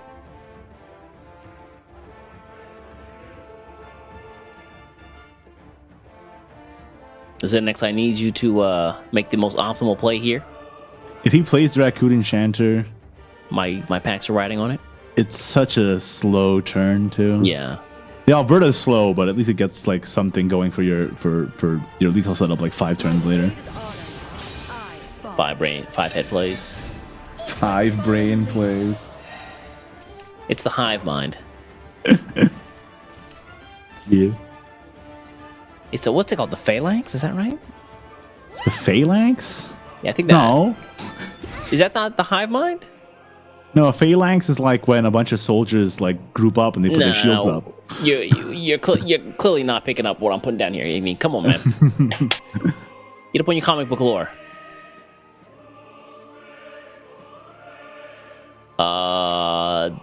Time to bounce that fairy? Is there really any other play? No. That's pretty much it, right? Time to bounce that fairy? Next turn. What if you bounce the fairy, hit face, and then bounce the bounce the Phantom Bloom? And That's ignorant. Then their Arya doesn't hit anything. That's ignorant. Think about that for a second. Whoa! Nothing? He's saving the pieces for a potential lethal setup down the line. Looks like it. I'd imagine you'd want to got some of the bounces for follow so you can play for Sekka, but I guess not. We will either look back on that turn 4 from Ingigan as either incredibly smart, or what was he doing there? There's only 2 outcomes of every decision. Either you're a genius or you've blundered. Everything's a 50-50. Yeah, no Arya on Xenix's side is kind of painful. Nah, he'll find it. Okay. I believe. Don't worry about it. My pack's right on this, so. So you're more inclined to be optimistic today, I see. 100%, yeah. Xenix got this. Evolve the Shamu Shama manually. And he might just bounce it back, too. He's definitely going to bounce this back, yeah. This is and Alberta. Big Berta.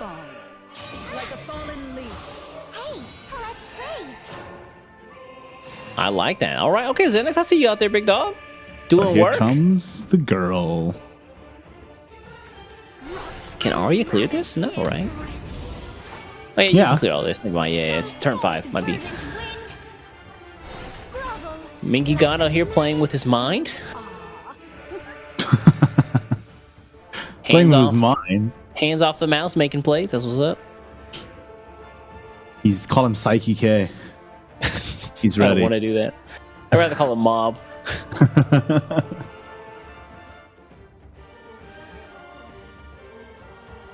It looks like he's calculating the Shamu Shama plays here, so there's a chance where he may keep the Fairy Wisp. Yeah, Blast you can Blast Fairy. Fairy and just trade one, right? You don't have to deal with this Fairy. He's It's not that actually big of a deal. He's willing to actually kill off the Blast Fairy. So Oh, it's way more important, yeah, because Yeah. the Blast Fairy, if it gets bounced back, it just starts dealing with your entire board for one play point, right? Roy Mustang snapping your followers. Oh, we're Not hard quite. and fast with the references today. Oh, we're on firing all cylinders today, man. Let me see here. Shamu Shama. Still no Fairy Arya, right? Wisp. From Xanax. So this is harder to deal with. Yeah. I I mean, he's think up in he- damage, but He really should just like play the Raccoon for combo too, right? So Fairy Wisp, Blossom Raccoon maybe. Oh no, Fairy Wisp something Raccoon because he needs to get cards in hand to try and dig for that Arya. that's true. Otherwise, this gets real difficult, real fast. I'm trying to see what lethal Mingy God is trying to calculate here. Because he's doing, like, if you look at him, he's doing, like, incredibly hard math right now. He's like, all right, let me just see here. Bounce this, get the Shamu Shama, bounce that again, play her again. Well, Ooh, okay, 1, 2. Get the 2 Fairy Wisps in hand. and Enchanter there's comes the Raccoon down. Enchanter, yep.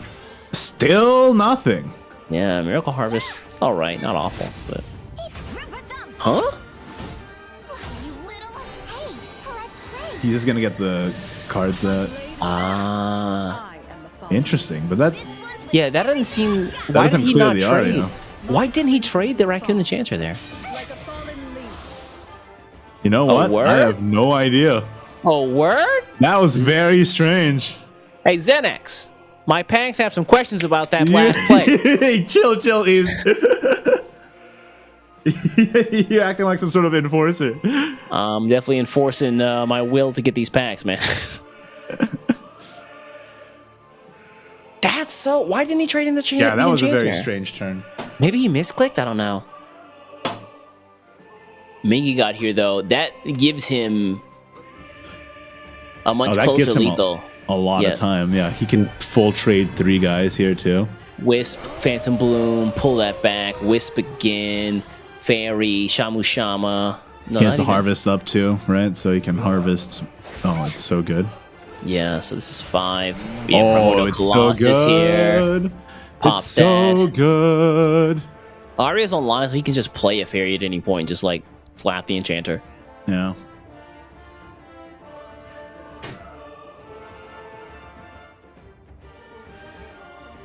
I believe. As a guy who's been here for the 3rd time now, that was a very surprising move or play from Xenex. Yeah, Alberta comes Mingy down God is doing here. incredibly well right now. Yeah, he definitely looks well composed in this forest mirror. Zach, whoa, Just playing it out for a body? whoa, Whoa! He is like a shark that spotted blood in the water going in for the kill right now. Okay, Fairy Slugger, but no Arya still. Yeah, Xenex immediately hovers over the Sekka there. That's going to be a desperation play. It is not ideal, that's for sure. Yeah, that Raccoon Enchanter miss definitely cost him here. Are you gonna, what, Gigantic Blossom Hardcast? Block them? But then they just play, you know that they have a Wisp and a Phantom Bloom in hand, right? They're going to bounce. You know like, that. They're going to bounce Shama Shama if you lock her, or Sekka, so doing that virtually useless. The no Arya is such a huge hit for Xenex here. Like, he has the Slugger, he has the Blossom, but no Arya. You know what I mean? Like, no Arya, and the entire deck sort of falls apart in the mid game. You're right. The deck, despite having the Miracle Harvest, is still kind of hard carried by Arya, you know, through turn 4 through 7. Yep. Primordial Colossus this. Yeah. And then you just have to Fairy Slugger, Slugger, Double otherwise you're Wisp. dead. Yeah. Triple Wisp. Triple even. Wisp, yeah. Alberta. Grand Slam, save me. Block with my bat. It does tank a lot of the damage here now. Xenex is gonna bring this back. I mean, this next top deck could. No, Xenex! No! Oh God, that's so bad. Yeah, double And that's bounce GG's. here. Double bounce into one fairy. It didn't end up mattering, but still, missing a hit like that's gotta be mentally damaging when you're on the stage like this, right? Man, Xenex, buddy, gotta get it together. That we talk about it all the time. You know, players having nerves on such a big stage. The guy who I thought would not have nerves at all has been the one who's been the most rattled. Mingy God, though, looking focused this time. He looks calm, composed, and ready to go for this game number 2. And that means that he wins the Forest Mirror, which is one of the hard ones, right? So he's got Rune and Shadow left to go. Man, Xenex just in some of those turns just ran out of time, you know? Ran out of time, some weird unoptimal trades as well. Very, very strange to see Xenex so shaken. Yes, the guy's been this many times.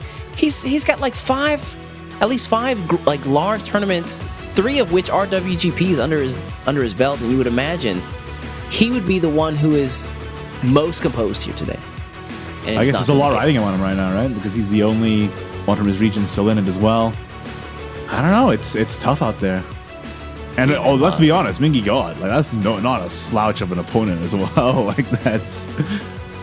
My man said that what was it he said in his interview? His name comes from his actual name in God because he's a god of Shadowverse. Is that right? Mingy God. His name comes from. Let me double check here. I put God behind my real name because I want to be a god at this game. You know what? That's the kind of positive energy that's going to pay off. That is some big Chad energy. Ain't that the truth? Speaking of big Chad energy, that's a pretty good hand. Toss away the Celeste Omega, and you got stew cooking if you draw that Susie. Ooh, what kind of stew is it? Soylent Green. Got him. All right. Minestrone. Get out of here. Yo, he tossed the whole thing back and got a garbage hand in return. These are the kinds of 12-head plays that you would never understand, East.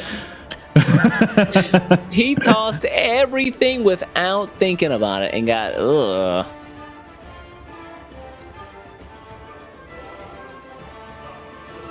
All right, Xenex on the play here. Still no Arya in sight. Play the Blast Fury outright. All right, hoping for the tree here. Yeah, if the tree doesn't come. Yeah, you see him praying. Look, he's like, all right, come on, tree.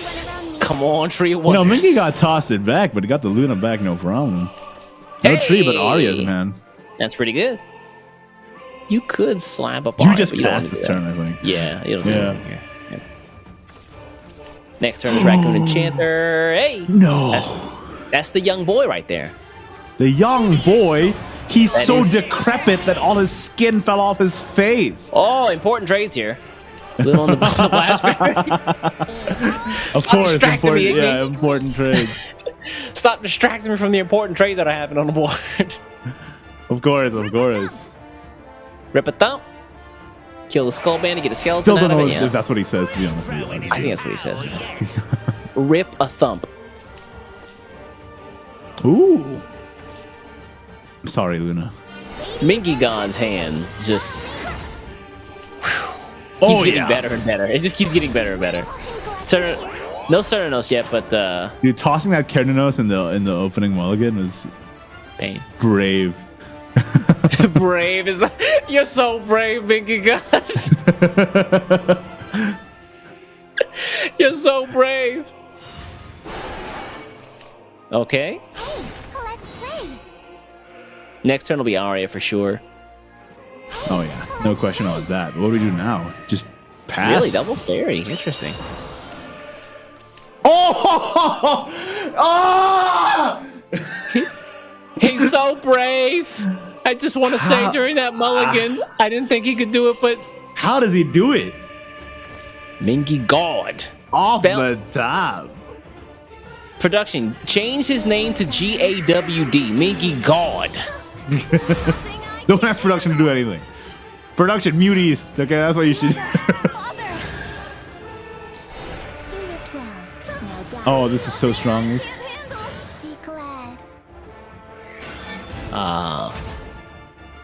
This is insane, dude. Skeleton Raider in hand. Board established. Yup. Ding dong will be played down to. All right, let me see the buff on both the Amy and the skeleton. Oof, close. Close. No cigar. We just put That's the ding fine. dong, right? Yeah. The guiding Bowdinger Angel. That's the scientific name. All right, Tree is okay, but a little late to the party, and I don't know if Arya can do it anymore, man. Arya barely deals with anything. Like this Bowdinger Angel just tanks most of it, and then you still got a Susie and a carrying us up, and then Skeleton Raider comes down, and it's curtains for you. Xenix takes at least 6 damage next turn, maybe 8, if not more. It's a rough scene for sure. He's taking more than that. He's taking more. He's taking more. He's taking a lot more than that. He's taking a lot more, yeah. He's taking a lot more than Wisp. that. Please evolve your Arya. Xenix? Okay, thank you. Like Skeleton Raider comes down next turn on turn 5, by the way. That's That might be game next turn, actually. That's crazy, yeah. It actually might be game, yeah. Like this is all you can do here, and it's not enough. Pop. Let's see here. What's up, Grimnir? How you doing, buddy? Important distinction to me. Actually, it doesn't matter, right? Yeah, I think you take have to out kill. 3. Yes. Actually, either way, it sucks because now Skeleton Raider gets more pings, right? Evolve the skeleton here. Skeleton Raider comes Skeleton down. Raider, that's GG, basically. 1, 2, 4, 6. And by basically, I mean literally. 11. That is GG. Yeah, it's game. Dang, Xenix, buddy. Quick game 2. Mingy God closing that out. Turn 5. Turn 5 in the World Grand Prix. Holy crap. That was only 5 turns? That was only 5 turns. Mingy God's looking pretty satisfied with himself. And honestly, I would be too. Like, anybody want to trade? Can we trade who we voted for the? No. For the it's too late. I'll throw in something to sweeten the deal. I got this Leisha Sky Saber. If anybody wants to, I'll throw that into the mix if you want to trade, please. I have so many of those.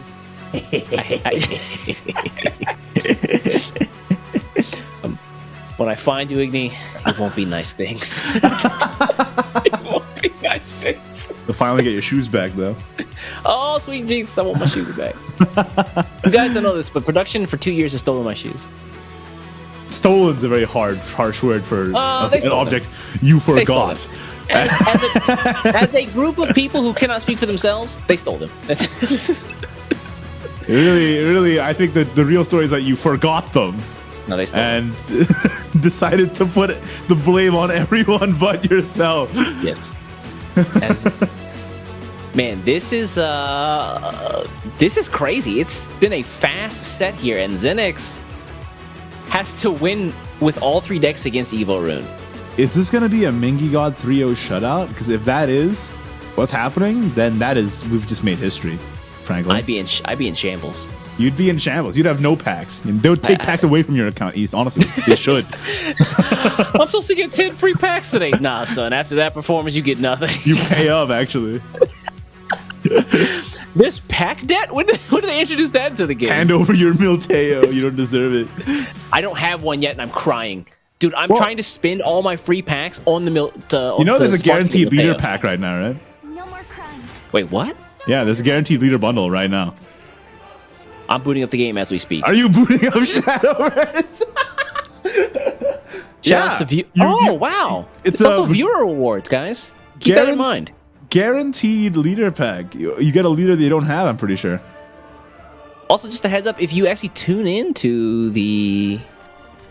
to the stream from the game, they're giving away free packs. What? Boot it up, homie. I'm opening the game Open the game right now. I'm opening the game right now. Look, Zenix is playing, Mingigon's playing, I'm playing, Igni's playing. You get your free packs, guys. Anyway, looks like this is going to be an Evo rune out of Mingigon versus Zenix's Susie Shadow one more again. Pretty good opening hand, though. Has the Cernanos, has the Susie. Mingigod's opening hand is quite strong, too. If this remains, pulls robot. Oh, okay. Stop it. On fort. Hit the Twitch stream. Let me get these packs here. Are you actually logging into the game right now? Bro, I'm already logged in. I should. No better way to support Shadowverse than to be in Shadowverse, talking about Shadowverse, watching Shadowverse. This is true. Even though we're, compared to the people who are up on the stage right now, comparatively horrible at this game. At least we can say that we're part of an exclusive club that we're watching, casting, and in Shadowverse right now. That's got to be a world record first. It's true. Mm-hmm. Check out the links below, baby.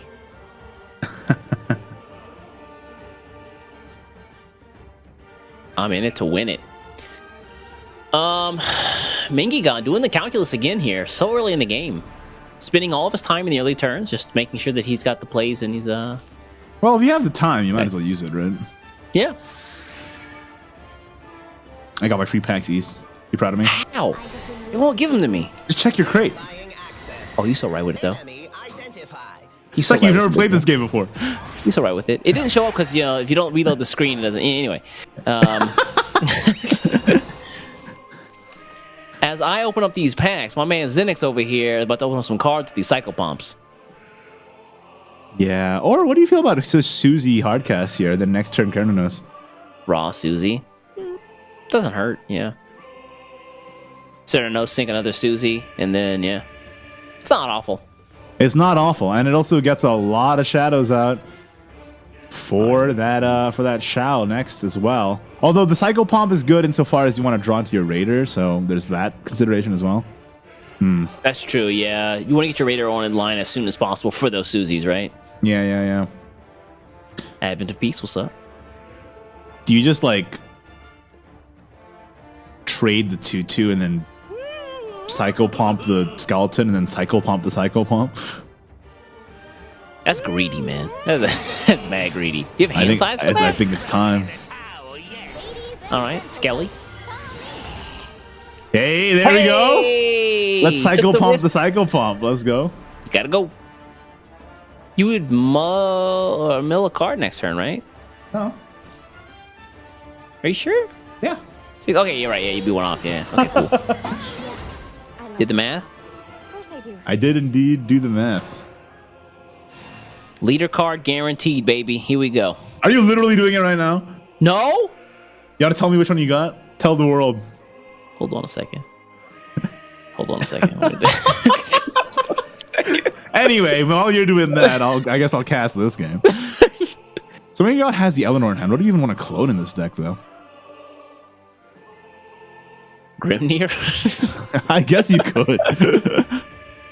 You could also clone the magical gunslinger to pull potentially Vincent. That is so slow. I mean, it is so but, ridiculously slow. What else are we spending it on? I think you're only really just cloning Grimnir. Let's be honest. All right, hold on a second. He got taking the time here to really think through the turns, but he's got to watch out. He's already halfway out the clock. Miser comes down. Yeah, Mingy got making a move with Miser this early seems a little misclick! He accidentally manually evolved the Marie instead of the Miser. Pain. That is a huge misclick. All right, Pain. Come on, man. Not like this. Not on the big stage. God's even like, oh my god, I can't believe that happened.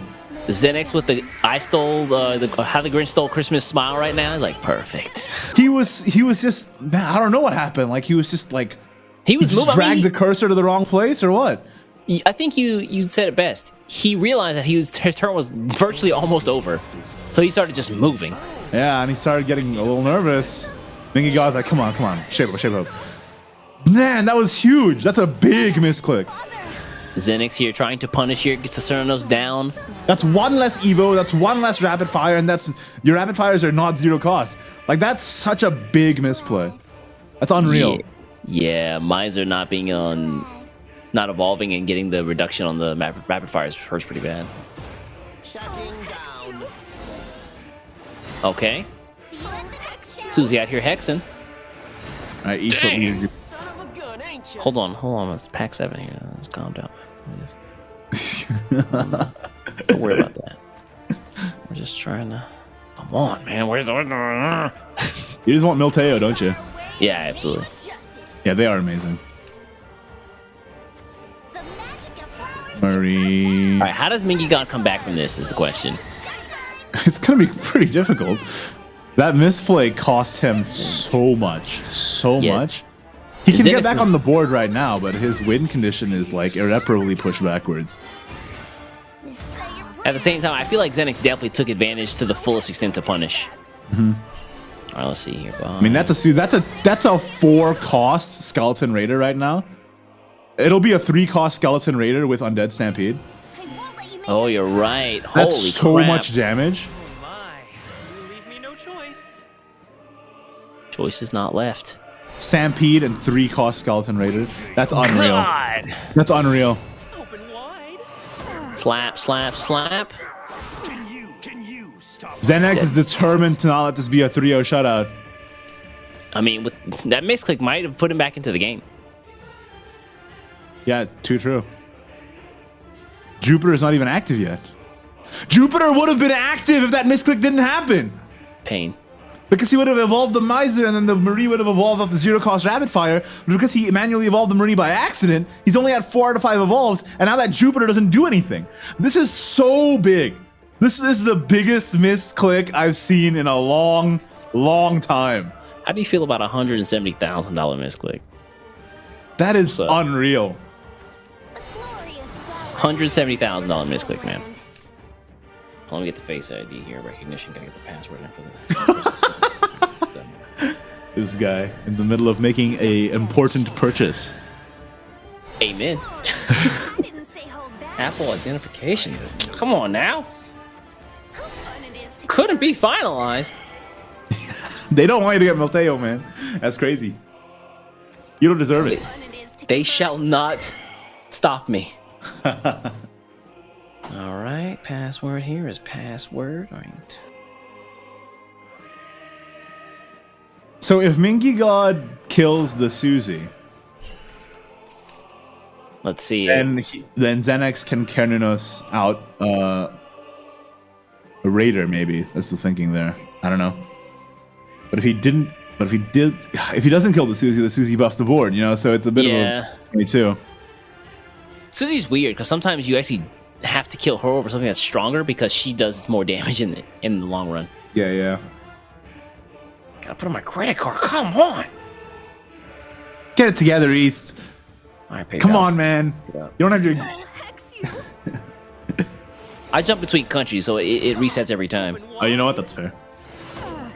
All right, hit him up with the. Okay. Zombies go face. It's gonna be tough for Mingy God to recover. I mean, if Mingy God doesn't die here, at least he does have Jupiter. Having a Jupiter last turn would have been so nice, though. But again, that misclick was a huge misclick. He might have thrown the game with that move. If Mingy God ends up losing this set, we can bring it back to that moment. Yeah. All right, let's see here. Okay, we're ready. Exclude all obtained leader cards? Absolutely exclude all. Each just click the skip button. I want to know what you get. No! What the heck? All right, I'm Amber. Yeah, okay. All right, the Jupiter is down. Getting rid of that 6/5 ward. Oh my God, there's The chances here are so small. There's so many leaders I don't have. Can't relate. So, he's gonna have to land the Grimnir and just to clear the board. All right. Oh, okay. Yo, what the heck? Full clear Grimnir. Grimnir doing work here. All board. That was a full clear Grimnir. That's very funny. I swear, if Mingiga somehow comes back to this. If Mingiga comes back from this, that'd be unreal. You know, it's not impossible. It's not. I'm looking at Zenix's hand. It's not impossible. He has the Jupiter. He has another Grimnir. All right, first pack. He has draw. He has Vincent. He has plenty of gas. Mingigod might still come back. All right, second pack. Blast Fairy. I'm glad we're getting this as well. The update. Third pack Miracle Harvest. That's pretty good draws. 1 gold per pack. It's not bad. Fourth pack, Great Magician. East, you talking about how 1 gold per pack isn't bad. I'm just like, man, some people are deprived. That's rough. All right, nothing in pack 5. All right, we're good. Okay, Zenix is trying to shake off the nerves here. He's at 18 out of 20 shadows spent. So if he plays the Luna, his Keruno is now Rez's Skeleton Raider, right? Yup. Kanos pulls back Skeleton Raider. He can also do Susie if he wants to. Wager your soul. Pull back Susie here. Hopefully Susie runs into. Yeah. The buff. Okay, nice. hey. Good targets. Yeah.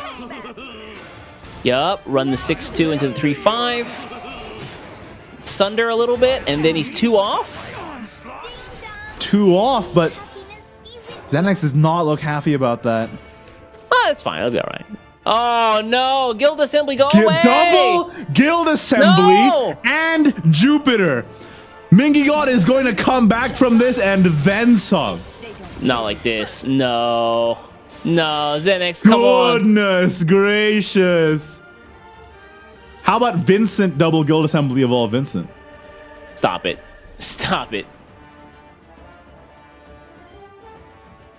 Not like this, man. All right, if I get Milteo, Zenix will win. He could have done the Guild Assembly on top. Oh, no, I don't think he was. He's only at 5, right? Because now he's at 6. Yeah. Never mind. But he's going to heal, and that's what's important. Yeah, pop. That is so massive. Grimnir being drawn there is... Stampede. How much, there's no clean way to do this. Do you believe in this Grimnir right now? 3-5. Oh, he can do this, right? Stampede, run both of them into... Oh, no, he doesn't have shadows. He doesn't have shadows because he needs the Skull Bandit and the Undead Stampede to activate Necromancy here. All right, come on. Pack number 9. Nothing? Bro, come on. You're stuck in another world, though. I'm pack number 10 is guaranteed, man. Just let me know what you get. I don't want to collapse reality to it not being. You know, you could have actually excluded every leader except for Milteo. No, could I? I think you could have. I thought you can only exclude ones that you've already gotten. Maybe. I wouldn't know. Right. I didn't get this bundle because I already have them all. Lapis Glorious Seraph, man. Hey, I like that one. This is why you're part of the problem, Igni. Lapis is a great card. You should not be in happy. Rotation. You should be very happy. I'm so tight. I'm so tight right now. Okay. I think Mingigod's bringing this back. Mingigod has totally brought this back. That's GG, right? Is it 7? Was he have 8? Oh, wait a second. Dog Detective. Run that in. Dog Detective, Guild Assembly, Grimnir. Well, you need to run something in, right? Okay, well then Dog Detective, Miser, Guild Assembly, Grimnir. There we go. Now we found it. Okay. Oh my goodness. Wait, why'd you do it that way? Wait, Mingigod, what are you doing, bruh? Oh, it doesn't. Yeah, it's fine. It It'll be doesn't fine. matter. It doesn't. It's matter. fine. It's fine. It's fine. It's fine. You scared me for Oh a second my- there. Yeah, I was gonna say. Mingy God with the 3-0 shutout of Xenex. Xenex, the one who was, in many people's eyes, the favorite to win it all. This being his third World Grand Prix, but Mingy God took it over him in the quarterfinals in a 3-0 set. The winner is In That was many people's unreal. eyes- In many people's eyes, indeed. Yeah, including you, East. Bro, I'm in Point and shambles right laugh. now. I'm in shambles right now, in every sense of the word. Oh, I mean, I can't even imagine the amount of nerves just to be on that stage. You know what I mean? Like it's crazy. Even tournament veterans are shaken up by this. I mean, we saw it there. I really thought that Xenex would have been the most composed guy here today, and yet, その戦いというのもありましたよね。 despite the fact that we had some misplays on both sides, Mingy God was still able to pull it through with a 3-0. はい、選手のカメラの That's 映像 pretty を見ると incredible. まあ祈って To いる姿が 3-0 in the やっぱり World Grand Prix, like this is our 姿が first 3-0 of the day. That's already an achievement, 表 East. 情が見られましたね。 wow, I will say though, I was really impressed by Mingy God's level of play there. As a Oh, guy yeah. who said that he put God in his name because he wants to be a god at this game, that's It's working out. he's definitely showing it. Looks like we got Xenex here with the interview. はゼネックス選手のインタビューさせていただきます。感谢 Z 神为我们呈现非常精彩的比赛，不知道有没有想对自己来自 SNC 赛区的 Dang man, that must hurt. Both of these champions going out like this so early in the game. はい、大さんありがとうございました。ゼネックス選手のファンについてお客様について一言お願いします。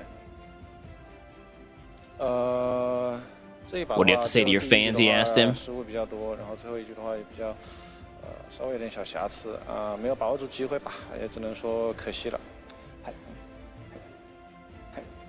はい、最初の試合と最後の試合もなかなかミスが多いので、はい、申し訳ございません。 Yeah, he's like, because I had a lot of misses in the first couple games. 試合は完璧ではなかったので、はい、すごく残念だと思います。 He's really 以 sorry. 上がゼネックス選手のインタビューでした。はい、ありがとうございました。ゼネックス選手ね、 Yeah. 日本でもおなじみの選手ですけどもね、納得いかない That's rough, man. Yeah, his misplays really did cost him in most of those それ games. では見事勝利いたしました。 And then by the time he got it together in the last game, he didn't have enough steam to bring it back. お願いします。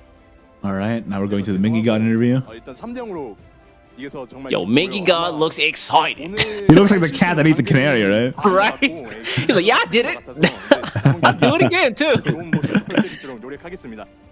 最後の試合で少々ミスがありましたが、本日のミスはこれで最後としておいて、 And a reminder, 今後の if 試合 you に win the quarterfinals, you go from 3 million yen to 20 million. So yeah, I'd be looking like the cat that ate the canary too. I'm about to pay off my mortgage with this. 많은 분들께서 정말 응원을 보내주고 계시거든요. 이 응원해 주신 분들에게 좀 한마디 남겨주신다면요.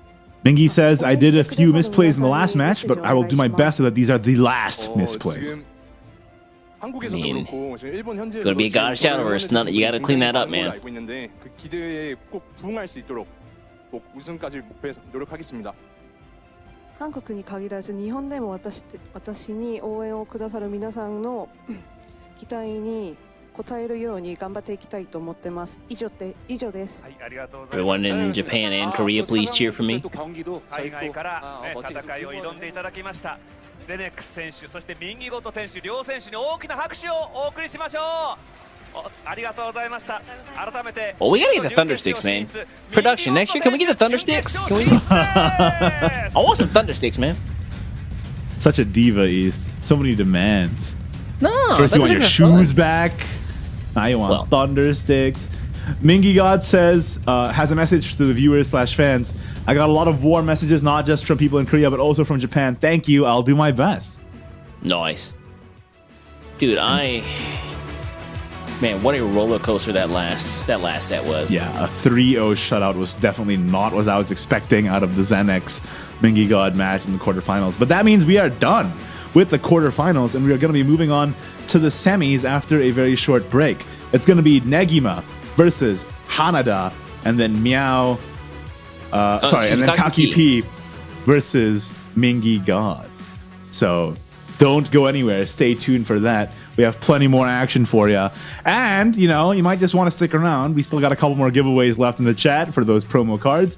And if you're looking for Omen of Storms news, well, you know, I would say that the World Grand Prix is a pretty good place to be staying tuned for that kind of thing. So don't go anywhere. We'll be back after this.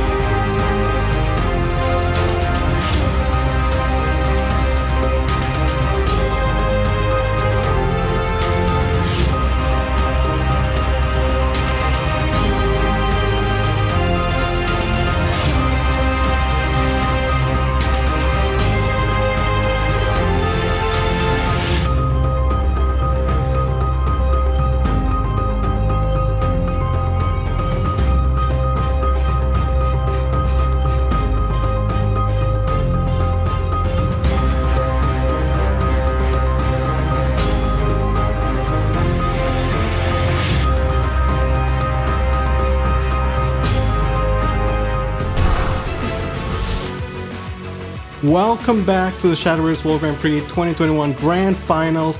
We've had some amazing games so far, and now Different Fight and I will be joining East for the rest of these games. How are you guys doing? Doing amazing. East over here. Omega zoomed in for all of you to see. I don't know why I'm so zoomed. Also, I have news for everybody. I'm actually Ignitius. I've been Igni the entire time. That's why you've never seen us in the same room before. And now that you guys are here, I don't have enough power to keep up the astral projection, so it's just me this time. So, yeah, the games have been absolutely insane so far. We're down to the final 4. You know, we went from the top 64 players in the world, now down to 4, where the winner is going to get over $1 million, which is just absolutely insane. Guys, I don't know if you guys have really grasped the gravity of how much these players are playing for. Production, can we show up how much the prize money is for folks just tuning in one more time? So, if you don't know, the first games we played today were for 170,000 USD. That's the translation there. These next set of games, the prize money goes from 20 million yen to 50 million yen. That's going from 200,000 USD to $500,000. The gravity of the misplays. You can go back after the tournament is done and count every single play you've made. This is the most grand stage that Shadowverse has ever had in its history so far. And these, at this point, are the best players in the world. You know, I really thought Xenix was going to go all the way this year, being his 3rd time at the World Grand Prix. But Mingy gave him that swift 3-0, and he looked unstoppable. You don't gotta rub it in, Lewis. Come on now. I already did get Milteo. I got no good leaders, man. Come on. Man, when I was, leading up to the tournament, a lot of us were talking about how, like, for Mingy God, this felt like the promised year, right? You know, he's had, like, top after top after top. It was like 8-4-2. Surely, it's time for the top 2 finish the first place. But, man, it feels like we're living in Mingy God's timeline after watching that last game, right? He's definitely made a fan out of me. On the other side, we have Hanada, the only player with the Machina portal. And I gotta say, I'm not really impressed by the Evil Rune. I mean, it's good, but it kind of loses to the top 2 decks. On the other hand, that portal deck looked really strong. Belfamer came down on 9 and it was game over. Yeah, once you drag out those games into deep waters, turn 8, turn 9, it becomes really difficult for you to take a W over Machina Portal. And, Hanada running that deck, he found a lot of success with it against KSW in the first round of the games today in the quarterfinals, and hopefully he'll find more success against Negima in his upcoming games. It's gonna be rough. It's gonna be rough. Negimo is looking really, really strong so far, and especially, I think he's still kind of running off the kind of strides he made throughout the first weekend. He showed up. Like, his level of play, all of these players played out of their minds, but, he was the one player that really impressed me, being able to play out of the most stickiest, worst possible situations, like the kind of draws that normally most players would just kind of look at their hand and go like, this is unsalvageable, this is impossible, and he wins those games, right? He wins those games. So I don't know, man. I'm feeling it for Negima. I really want to see him perform here, but it's gonna be a rough journey to get to finals for the time being. Yeah, you really have to take into account the human factor, at the highest level with so much pressure. People are making mistakes out there. There's so much money on the line. The pressure is at an all-time high, and we'll see if these 4 players can, go through with no misplays, hopefully. Chris, did you vote for Negima? Oh, yes, I did. Oh, yes, I did. Is that really your man's? Okay, all right, okay. That is my man's for the day. I don't know. I think for both me and Igni, as we got to see that last match he got to play, it was legendary. That's still, in my opinion, some of the most peak Shadowverse I've ever seen. Like, I want to see him upstage that. I want him to go one step beyond that. It was insane. What about for you guys, while we're building up time here, while the players prepare, what were some of your highlights of that first weekend as well, Luis? I mean, I just like the Shadow deck. Shadow just stood out to me. It's just so strong. I've been playing a lot this week. I just really like the way it plays. The power plays out of this world. You get your Skeleton Rider. He's just destroying everybody. So I'm just looking forward to some more good, solid Shadowcraft. Because it's Shadowverse after all. True. Very true. if we're talking about the first set of WGP games, man, there were so many good moments, but I cannot get over the fact that our boy Doc Dodo got robbed by KSW. It hurts. It hurts so bad. KSW had to win 3 games against Doc Dodo, and he did it. I mean, good on him, right? But they did our boy dirty, Doc Dodo, man. It hurts. It really did. It really did. But man, I think it's been a really exciting WGP so far. You know, this is really kind of like the ultimate event, I think, so far. You know, just because we have players from 2 different years competing, biggest prize pool of all time, and also as a result, it's like the highest skill level in one tournament of all time as well, right? And guys, look, the players aren't the only people who are winning today. If you're watching this on anything else other than Twitch, do me a favor and just go to twitch.tv/SVO_esports. We're doing pack giveaways for actual real cards. Real cards. Did you know Shadowverse actually has a real card game you can play? That's a lie, but I got some. Yeah, we flex the cards, flex the cards. You can win some actual real packs and flex like the boys out here. Actually getting real leaders, unlike me. Oh, dang, Milty. Hey, when you guys got an Orcus? Hold on. When you guys got an Orcus? I need an Orcus. I don't think I have one. I have the monkey for Portal. The monkey for gorilla. Portal? Yeah, I'll take that. The good old gorilla. Yeah, the gorilla. I got you. Shin Lawful Light for the monkey. Can we do that? That seems fair, right? It's a legendary for a gold. I don't know about that one. This guy's a rare misprint first edition.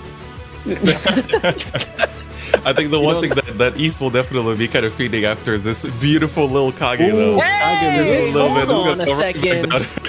All the cards. You can have them all. You can have Petra, you can have Mono, you can have Bailey. Give you a lunchbox for the Kage. And can I just say, even though we may not have any SBO players playing in the top 8, we still have the SBO boys, the casters, different fight, East, Igni as well. And I could not think of a better way to end the year than commentating once again with you guys. So I'm really happy for this, and thank you guys for all your hard work. Yeah, no, thank you guys for joining us. We'll have Igni back here soon once I can get that astral projection out one more time. But even the players, like, there's no SVO players in this, but I have to say, like, far and above all the players that I've seen today, Mingy God has really impressed me. Chris said it before. This really feels like we're playing in his timeline. Like, this is his universe. And the plays that, I mean, sure, we had a couple misplays, but the way that he was playing in those last couple games, even from the early onset, like, he was calculating lethal from like turn 3. He's like, whoa, what is this guy doing?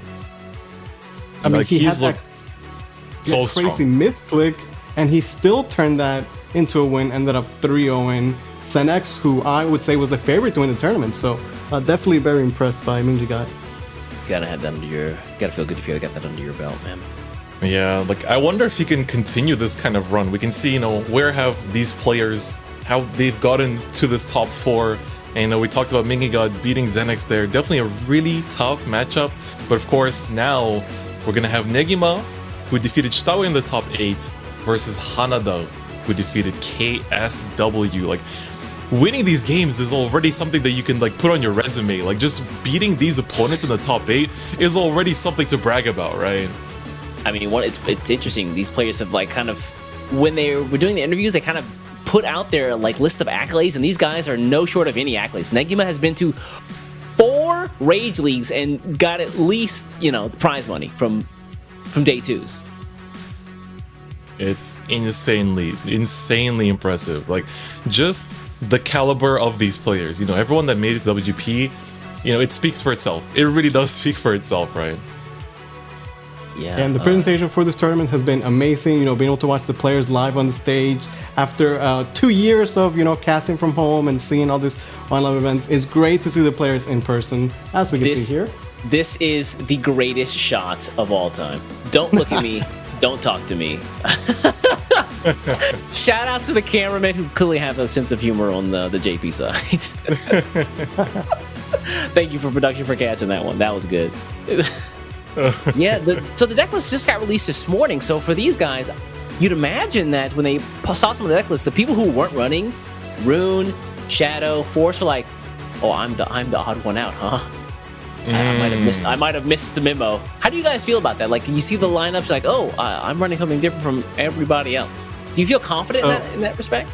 The way I see it is like we have two classes / decks that are clearly above the rest. You know, we have the Evo Shadow, and then the Psycho Forest, and then like these are tier 1, no questions asked. And then it's like you have to bring a third deck, and it could be anything. And Evo Rune seems like the next best thing, but the way I see it, it's like Evo Rune is like beating all these other tier 2 decks, but it still loses to tier 1 decks. It's still a tough match, right? So I feel like the Rune has been a struggle for most players. You know, we saw it get some wins when like Meow bricked, you know, for example. But I don't know, I'm not super sold on the Evil Rune, so I like Hanada's idea to bring the portal. And the Haven, it got the win, right? When we saw Haven match, Haven looked really solid. So I don't think not bringing Rune was like a mistake necessarily, and I'd like to see Hanada do well with the portal. I definitely agree as well, because I think that at the moment, Shadow and Forest feel like they are like the safest picks, like you have to bring them into your lineup. But then that third pick, I was actually surprised by how many people took Rune. That like, I think we were even talking about this last time as well, where Rune was the exact same position. It was like, what do you bring as a third deck? Well, Evo Rune looks good, right? So most people brought it, but I feel like there's still kind of like remnants from week 1 that are still very much viable. Like Wrath Blood, I think a lot of people still rated that super highly. And I'm surprised that we didn't see more people bring it. Again, we saw Machina Portal, still in the tournament. Another really solid pick that, you know, was looking really, really hot at the start of the mini expansion, but then kind of fell off over the weeks. But I'm surprised, you know, that it fell off to the point that only one player brought it from the 8 players. And then there's still like Dragon. Dragon was still seen as pretty viable in the current format. Ward Haven as well. So I'm kind of surprised that we didn't see more of those like community acclaimed tier 2 picks, I suppose, that would have made it into that kind of like third deck spot. What I really wanted to see was the Whims of Chaos Rune, which seems like a really funny deck, but if you're playing Forest and they hit you with the Whims of Chaos, and then you're like, wow, my hand is unplayable. It's like, over. It actually does so good against Forest, and yet it's crazy enough that like I guess you wouldn't play it for $1 million, but I would have liked to see it. I used this specific card to win myself $1 million. I love the way you put that. You know, I like Whims of Chaos, but for $1 million, I like Whims of Chaos. It's like, it sounds crazy until like you play Forest and they play it against you and you're like, I don't have a deck anymore, I can't play the game. yeah, it's literally that. Like suddenly all of your burst, all of your potential, all of your like combos just go out the window. But of course, it is now time to see the showdown between our 2 players in top 4. This is gonna be Negima against Hanada. Both players on site here at the aggro crag. What's one? Negima versus Hanada. I like the guy's announcer voice. He's like just gravelly enough, where it's got some weight to it. I want this guy to narrate my real life. Got the players entering the arena. They shook it off, you know. Shake hands. They're still gonna give us the best possible games imaginable. Shake for hands, Shadowverse. man. Negima was giving out L's. You saw that? He's just like, hey, you can have this right here. Just hold this L real fast. I got you, buddy. No problem. This is for you. You can have it. The esports poses and the fire. It's just too good. Yeah, the camera work as well of the studio itself. The studio's looking so beautiful. I heard it's like packed as well today. Yeah, we were just talking right before the last break that Super Arena was just about full as of midday, and that means that I no longer have a seat there. So. And here we see the deck list for Negima. You know, pretty much the most standard, most safest decks you could bring. But that's a good thing, right? You want consistency when you're playing for over $1 million. Yeah, if you're like, hey, play Shadowverse, well, I'll use, you know, whatever, Dragon, I use Sword. Like, all right, now play for $1 million, yes. Shadow, Forest, Rune. I'm about it. Peak Shadowverse gaming. Yep, that's honestly, this is kind of the tale of the lineup for most players today. You know, Forest and Shadow really do feel like the 2 decks that everybody has to keep in mind, everyone's gonna have to play against. And I think, you know, the Rune is there to clutch those games, you know, to clutch that third game for you. But it's gonna really depend on the matchups here, because Negima's gonna be playing against someone that, again, you know, I guess he's kind of the side of the bracket that has to fight against the odd ones out, right? The people with the other third pick. And one card that I do want to call out here is the Celeste Omega in Shadowcraft. Card has been so good at slowing down the Forest Craft, just stopping their plays. Really solid. But Hanada, again, the one player playing Portal Craft. It's Machina Portal, but really it's just good cards Portal, right? Yeah, it really is good stuff's Portal. You got the Calamity Genesis there, you got the Absolute Tolerance. Of course, Tolerance Portal is powerful. Belphegor, once you get to turn 9, is basically a game ender. Yep, that's right. And like, you get so much sustain with this deck, and the addition of the Calamity Genesis has added so much to this deck as well in terms of its like just burst potential and getting those tolerances discounted. Like that card has added so much to Machina Portal. Like if before the mini expansion it might have felt like, oh, you know, maybe the deck needed a little bit more like extra oomph to keep up, this is more than enough oomph to keep up with the current meta. And you know, if bringing Portal wasn't spicy enough, he even has that Adventurer for potentially getting like 2 extra damage. So if you have 2 tolerances plus a bike, that equals 20 damage, which is pretty cool. Hey, not bad. Doing the math there, old Panda. We got the players here getting ready for the matches. Hanada on the right, Negima on the left. I imagine we see the Forest lead off here? No. Ooh, going in with Shadow first, and this time going first as well. I put my all into every shot. And now, arguably the most important phase of the game. It's time for the mulligan. Yeah, the mulligans today have been crazy. Are we going to see that early Aria? Forest is unstoppable, but it really does rely on having that Aria by that first evil turn. Yeah, it does.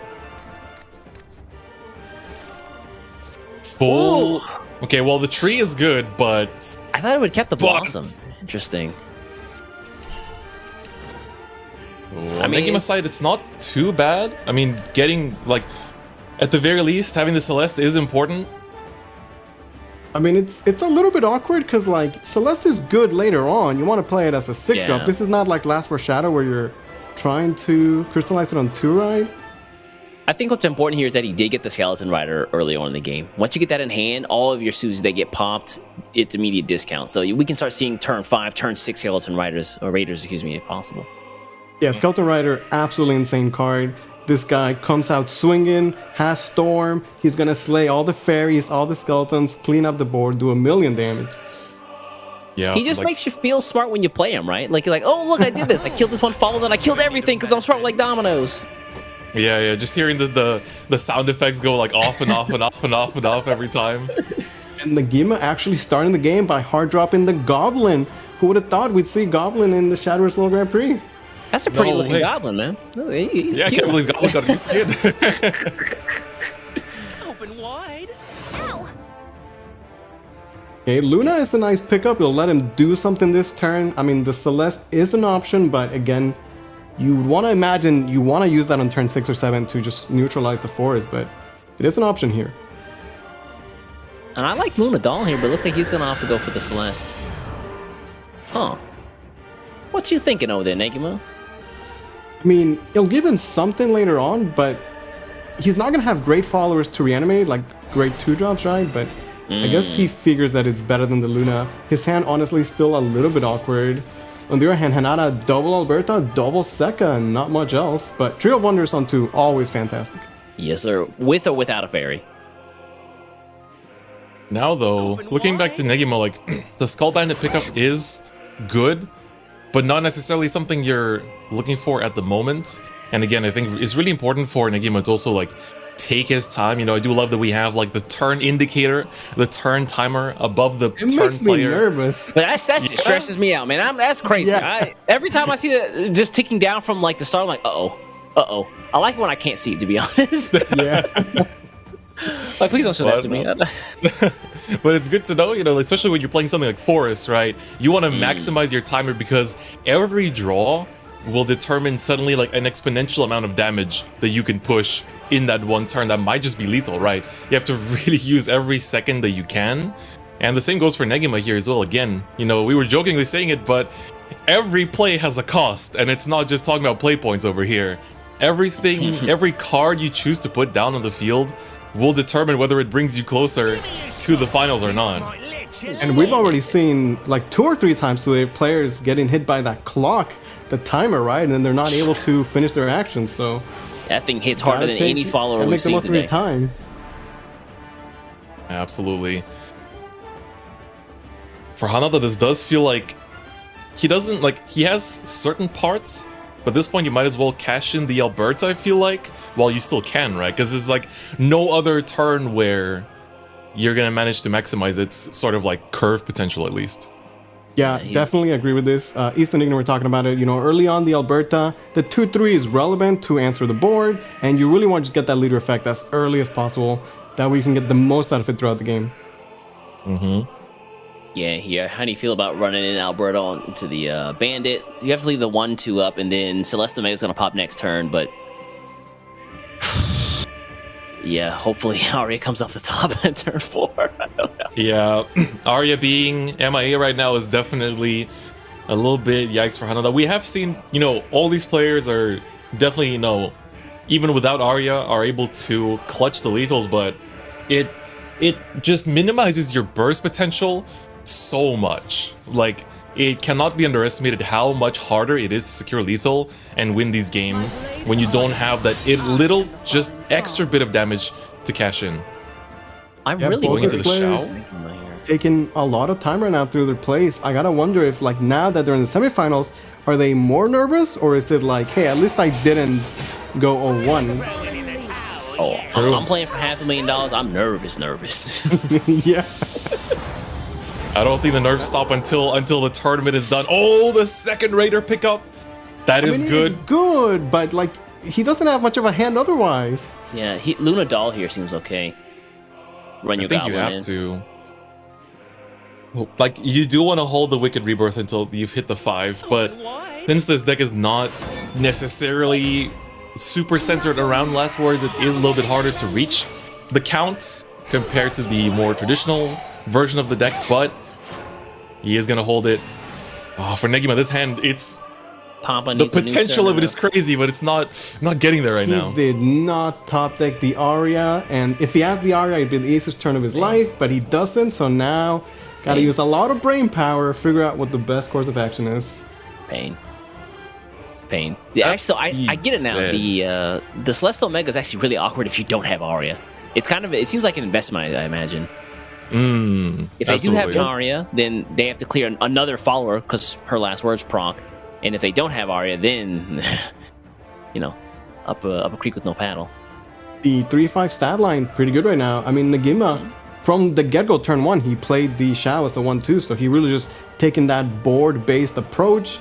He doesn't have the Susi or Cernunos or anything like that, so why not just play followers? And hey, this is what I call a Shadowverse board. Yeah, man. Gone wild. Get rid of Luna, though. She's kind of a weenie. Just her. Oh, yeah. Everything. Skeleton, he's good. Goblin, retrain, he's good. Man, but looking at Hanada's hand, like, yeah, this is basically just going to be a slugger turn. Like, finding the slash is going to be good in the long term because that's suddenly, again, you know, we keep talking about the kind of the burst potential. It's going to add a lot to it. It's going to add a lot to it, but not right now. Is he thinking of committing a Sekka just to fight the board? Because he has 2 in hand. He is going to just play the Sekka. Wow. That's a big resource. That is. Yeah. Negima was really happy to see that clear the Celeste. Well, speaking of Negima being happy, though, I think he's pretty pleased with the Gatekeeper draw there. Yeah. I think especially looking at his hand at the moment, right? Like, he was basically just fishing for anything that he could do this turn without having to do anything with that Rebirth until it hits the 5 last words, and I think the Gatekeeper is going to help him get there. But still, you know, these players taking their sweet time with every single play, because you cannot underestimate the importance. I think a lot of people can, you know, learn from the last top 8 match we saw, like the last quarterfinals match, that you have to be really careful at every single decision that you make, just to make sure that you don't accidentally, mistakenly do something else. I'm not misclicking my forward. That Wicked Rebirth is looking kind of sus right now, and Susi's nowhere to be found. So we'll see what the play is. Gonna go with the board. He did it! I'm proud of you. It's like in the Shadow deck, you want to draw 1. Drawing multiple Susis is bad, but you want to get one in hand so you can play it, reanimate it. Evil Luna? Ooh. I like this. You're able to answer this board and still keep up one of your own. Oh, he's thinking about it. Nah, man. Just going full board control, trading against the 1-1. I like it though. Yeah, this is a good board. I also like him evoing the Luna because he doesn't have much of a hand since he went first and didn't really get much card draw. So Evil Luna gives you an extra resource. Might as well. It also drops down both the Skeleton Riders. Or Raiders, excuse me. Where is Hanada still no Aria. Has anyone in the chat seen his Arias? Because they are not in his hand. Anyone got an Aria? I'll trade you for it. I'll give you a Zeus. Sylvia the Condemner? That's a good card. Techno Lord? Anything for an Aria right now. So he already committed one Sekka, so you definitely don't want to spend the second one at this point. He does have the Alberta leader effect, but it'd be kind of awkward to proc it. Has to fight some way for this board. Gonna go with a Phantom Bloom Predator. Ooh, committing this, again, we're just seeing Hanada have to like burn through all of his sort of like aggro pieces just for the sake of answering the board. And these fairies, they're powering up, but they're not able to actually swing in without the leader effect from Arya. Yeah, fairies coming down without the rush, they're just way worse. But hey, you can manually evil them to get the rush. What? And pick up at least some face damage. Wow. It's funny because Negima was just like full trade and Hanada just going everything face. I like this though, like he needs this kind of pressure because otherwise you can't just kind of give up the entire game flow, like all of the tempo to Negima's side, right? You can't just be the one always playing in response. And it's like, sure, there is like a huge damage burst potential from Negima's side as well, but he's not quite there yet. He's definitely not quite there yet. I don't know, man. Someone check Hanada's glasses. Does he see the board in front of him? I don't You might be seeing a lethal instead. You might be seeing a lethal instead, Yeah, if there's a deck I can do it, Force does. Picked up for Negima here, but without the Susi in hand, he can't actually do too much of it. Might just be like play Luna to spend 6 shadows on Necromancy. This is alright, yeah. Wow, that's a great pickup. Amazing top deck. Well, Susie. Ooh. Yeah, you can finally get the Bureau right, Reanimator, start discounting those Skeleton Riders because that's definitely the game plan for Negima to win the game. Oh Ooh, my another God. one. Are you kidding me? Do you save it for next turn? Wait, what? I guess he's gonna save it. Gonna draw first He can still gamers. play the Luna, get his evil point back for next turn. Oh, that's right. Okay, I was about to say, why And did he spin the evil point there? No, I like this line of play. Yeah, get the Solemn Gravekeeper so you can get those shadows back, spend all the shadows on Necromancy, and now he has the amazing follow-up for next turn. Drawing the second Susi is not ideal, but as long as he has one, he probably is okay. It's alright, it'll be fine. And without the Arya, I mean, how is Hanada gonna answer this board? That's wild. Sekka, help me! Help! Help! Is a 10? Can at least pick up the Resolve of the Nine-Tailed Fox. Yeah, get rid of Still though, even then, like that's the thing that with Negima's deck, we talk a lot about like, whoa, Skeleton Raider, it's so amazing, you want to keep it in the opening hand, but even the mid game, like the boards that this deck leaves up are so annoying to take care of, and they only scale and scale and scale with every turn. And so for Hanada, like if you don't open the tools to deal with it, it only gets harder with every turn, and Negima can sustain himself and like drag further and further away from the lethal point too. Yeah, and to be fair, the way that Negima played this, he spent his cards just going aggro, not needing to get full battle with them, just played the Celeste on 2, played the Shao on 1, going full aggression because he knew that was the best he could do with his hand, and having the double Rider in hand, he could probably use those to close the game out. Alright, Alberta here early. Second Alberta should. I mean, 2-3 Storm not doing much right now. Yeah. All of this to run it in and trade. Yikes. It hurts. It hurts. Wow. Grimnir pick up 2. Insult to injury. Second Alberta to rerun it. Still going face. I like it though. This is sort of a board lock at the very least, but we're still looking at it. We're not looking at lethal at the very least, but I think this was his best course of action. Like, this is a board that, at the very least, Negima will have to work with and won't actually be able to build up into lethal. Does he just raw play Skeleton Raider here? I mean, it pushes the most damage, right? Yeah, that's the most damage for the turn. And then he's got a second one for next turn. If you just Rider this turn, set up lethal for next turn. Alright, Ding Dong is pretty good here. But see here, this is the turn where, like, if you had a Celeste Omega, you drop it and then you know you won't lose next turn. But I mean, maybe he was trying to draw into that just earlier, he's right? one off lethal. Oh lord, well, looks like here he's like, oh, you try to board lock, no problem, I still got plenty of rebirths to go. Oh, the Celeste drawn just a little bit too late. His play is the most defensive he could possibly make. Getting 2 wards, the last ward's heal, and the Evo on the Bellringer. I like it. Just go super defensive. He knows he'll have game next turn, right? He just has to survive one more turn. So smart. I guess where a lot of players would have put their opponent at 1, he's like, no, I'm not going to burn all my resources and then have him heal back somehow. And then steal the game. Or you put him to 1 and then you lose to some crazy force combo. I mean, how many times have we seen that, right? Well, he did take the safest option. Another elemental slash. He only plays 2, and you definitely don't want to see both of them like that. Hanada, I think it might be time to start planning further ahead, and that means going beyond game 1. Yeah, he's probably double checking if there's any way he could possibly win this turn. I don't think there is, but you might as well try. Double ward is rough, man. I mean, Sekka Evo can punch the 8-7. He can elemental slash. But he's at 15, not quite 20, and double slash is good, but again, no Aria effect, so... No bounces either, yikes. He has 1 bounce with a Phantom Bloom, but it's just not going to be enough, right? Yeah, good point. I really like the way Negima played this. He didn't have like the most obvious plays, but he played to what was given in his hand, started very aggressive, and then still took a step back and went with the absolutely most defensive line of play he could have last turn. Oh, interesting. Sekka here, double. Elemental slash, Double Hey, gets the buff. Whoa, calm down, Hanada, calm down, buddy. Yeah, be careful. Yeah, but even he's realizing... It's a lot of resources, but it's just not enough. Unfortunately.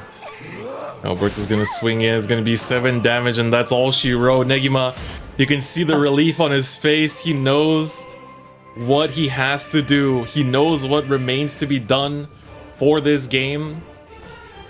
Yeah, doesn't have to overthink it, just play the Skeleton Rider, it'll get you there. That is right. Coming in, we can hear. Quiet. 2 more damage, and the final 4 to decide it all and allow Negima to be up 1 game. The sigh of relief, that, the chest bump of relief, knowing that you're 1 game closer to finals. You're just 2 more matches, 2 more matches to get through. This is the champion POV, man. I've been rooting for this man since the start. He is feeling it right now, and I love to see it. In these best of 5 sets, every single game is gonna matter so much. And like you're saying, get him that much closer to a spot in the grand finals of the Shadowverse World Grand Prix 2021 Grand Finals. I mean, you saw it, like, he held up his hand there. It's like, all right, 2 more games. His hand visibly shaking. I would too. I'm shaking just watching this, man. Like, these games are insane. Okay, he's running it with the rune this time. Interesting. I like that. Give himself as many possible. It's interesting. I feel like we've often seen the rune or the 3rd deck be left to be the final one, right? But Negima believes in the evil rune. Kind of like Portal, is just a bunch of good rune cards that work together. You get some nice Evo synergy, and then you cash out on your Evo payoffs. Yeah, just to put it in perspective for folks out there, that was a $100,000 money match. Casual. Just putting it out there. Some folks are saying he's shaky. I mean, $100,000 money match. I'd be a little bit more than just shaky over here. Right? Like, you have to keep in mind that it's not just that they're playing for this game. The nerves have been just for this tournament. how many years have these players been grinding for to even get here? Like, how much time and effort and, you know, lack of sleep and just all the practice necessary to even make it to this stage was necessary, right? And then to succeed on this stage on top of that, right? And you can't, you cannot, like, undersell how much effort it takes to be here at the semifinals of the WGP. That is true. I like the Blast Fairy on 1 here, so hopefully it's alright. He can Phantom Boom Predator on 2, or he could fuse the Fairy for the tree on 2, depending on... We go into trees, man. I want to see some trees. How things I mean, shake up. Blast Fairy on 1 is good. Trio Aria. You know, maybe let's just forget the Aria. Let's just pretend it doesn't exist in this deck. Oh, and we're I don't gonna know have about that win one. without it. We can't do that, Grizz. We need her. She is the morale boost of the deck. She is the cornerstone of the deck, you know? It's the glue that ties the deck together. Absolutely. Flimsy glue, man. It's like, you know, what you need, you look through all your stalls trying to find it that one time you need the glue. It's like, oh my god, where'd it go? Where'd I put it? It's like, I can't find it anywhere. Man, no, where did I put it? My junk drawer? Hold on. You know, Chad loves talking about whether players attack with their zero attack followers. But in this case, the attack is 100% correct. It actually does do something, as zero damage still takes away the shield from the Ding Dong. Also, he gets the tree up, which is nice. Put a card draw for his trouble. An opt to go for the fusion here in Fruits of Wisdom. Getting that very early 3-3 rush is, you know, fantastic for the tempo. Start to get that Evo count up. Pretty solid play from Nagima here. I mean, Grimnir is in hand, and he has the Marie, so he can play the Island Remains. Later on, get the repair mode, and then evolve her for free as well. Yep, picks up a Meister with the speedy boots. Meister Marie, great team. Guys, pour one out for Meister. This is his last stand. Because after this, unto unlimited he goes. That's right. That's right. I want to see here, how aggressive does Hanada want to be this early on? Having the double Miracle Harvest, you know, that's a really nice card to have, but for the time being, all it's doing is popping out fairies, which isn't exactly what you're looking for, but... I mean, you want to get to the 10, right? You want to get to 10 to the card draw. I think that's what's more important.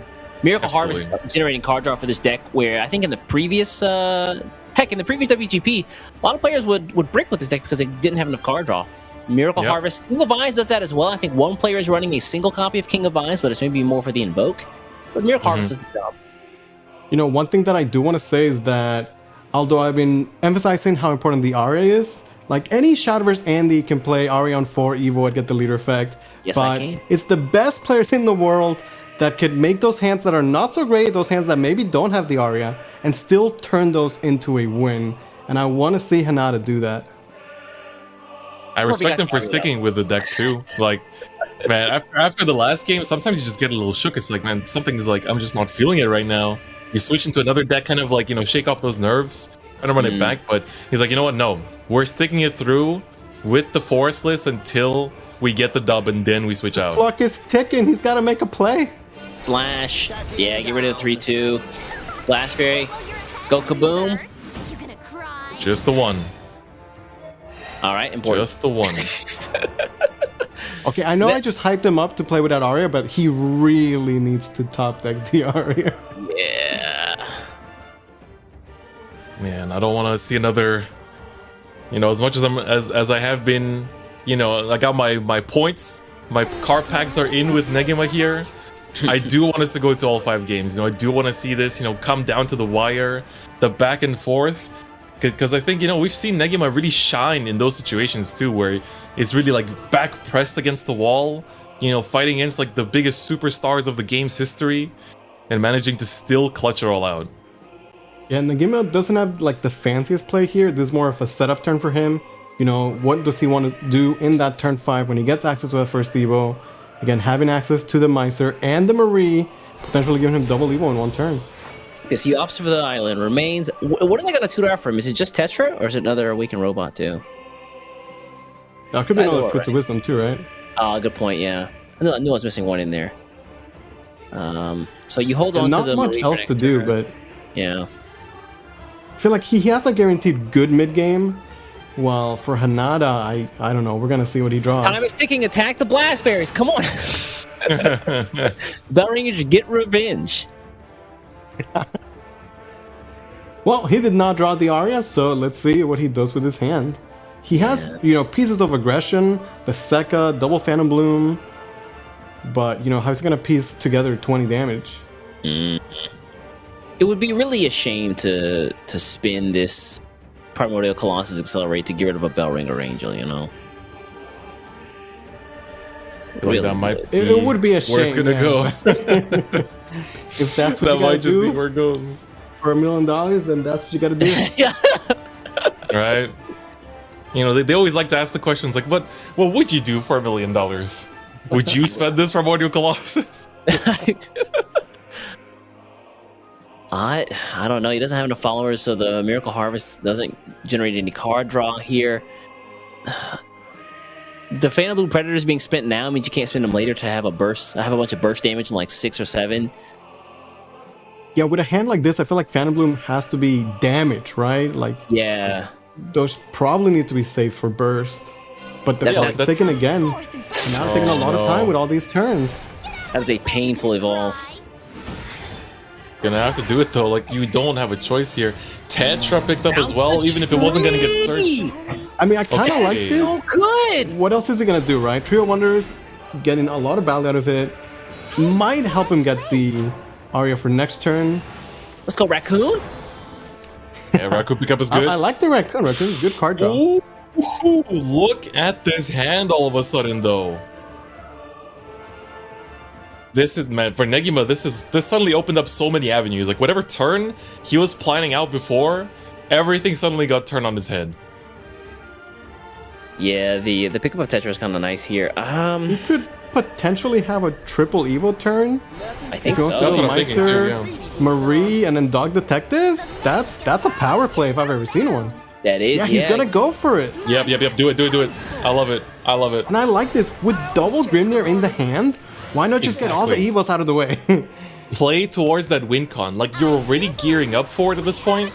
So this puts him to 4 Evos already, if I'm not mistaken, because he had the one off of the fruits earlier, right? Yeah.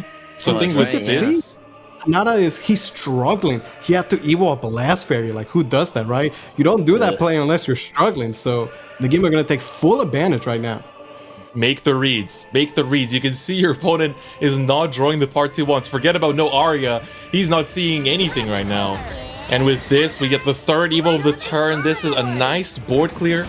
Like, I think literally that Dog Detective opened up, like, you could see Negima just was like, hold on a second. Suddenly, this game might be ending sooner than we think. Yeah, it's a free Evo. Aria finally! And Nada finally sees the Aria. He instantly slams it into play. Get the leader effect online, and now he can play some Shadowverse. I feel like I've been holding my breath since the start of last game. Like, I feel like I just took the biggest sigh of relief out of this entire set. Now that we saw that Aria draw at long last. This does so much. This is at just the right moment, because if it had been a turn later, then he'd have been so far behind, I don't think she would have made a difference. But now he can actually fight back on board, get his effects online, and then start to count up and dole out burst damage with nice sector draw at the end there.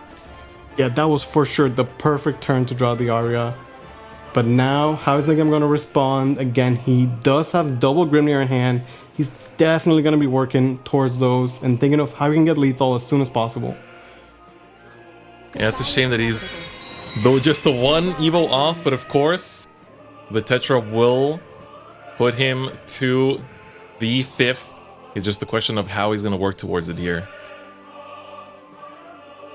Man, the nerves, like, whether you're playing, producing, commentating, watching, like, every single play feels so just nerve-inducing, you know? It's every card drawn feels like it changes everything in the title of the game here. I'm so nervous for them. I know, right? Manually Evo the Tetra here. Hold on, why manual Evo here? Is there a reason not to just spin the repair mode? Heal yourself You up? are right. I feel like... I mean, I guess was maybe for the second one? Why not just save Thing it? is, Why not I'm just cash assuming in he 10 wants to damage cash right in now? damage here. Like, he would have been able to do it regardless, but I think he wants a Delta Cannon on top, because with that this... is a lot of damage. Like with this, like looking at it, next turn you can go Tetra, get the Repair Freevo and then another there. Grimmer, right? Yeah, you get Yeah. the Freevo, the damage, and the Grimnir all in one. So in that sense, it's actually okay, I think, to cash that in manually there. And the pressure is on for Hanada. He finally has the Aria leader effect, but is it too little too late? Is Alberto online? He hasn't gotten her online this game, right? No, I don't think so. So, yeah, I think you're right. I don't think he could do 19 damage, so... Yeah, it's a lot. Miracle Harvest 1. Phantom Bloom Predator. Yeah, I don't think he's got lethal here. Yeah, his He's only going through form his of fairy, plays. his only form of fairy generation is just the Miracle Harvest too. Alberta coming down. That's so late, though. That's three play points. Woo. All right, Okay, Fairy Fairy Wisp. Wisp. I guess you have to commit a Sekka to at least answer the rest of the board. Yeah, you might have to commit one. But answering the board isn't enough, and we all know that. Everyone except for Hanada at this point, right? Oh, he knows. Oh, he knows. He knows. He can Trust smell the Grimnir from here. on things Sekka- like this, they always have it. Yep. Sekka is gonna do a good job of fighting for the board. Gonna take it Very back. good. Very good. Can clear. Alberta comes back. Gets the Alberta right back. Just a little bit of damage is all you want. Negima. All right. Read the body language. Read the body language and watch his plays. Okay, It's should be a time. pretty easy lethal for Negima here. Etra online.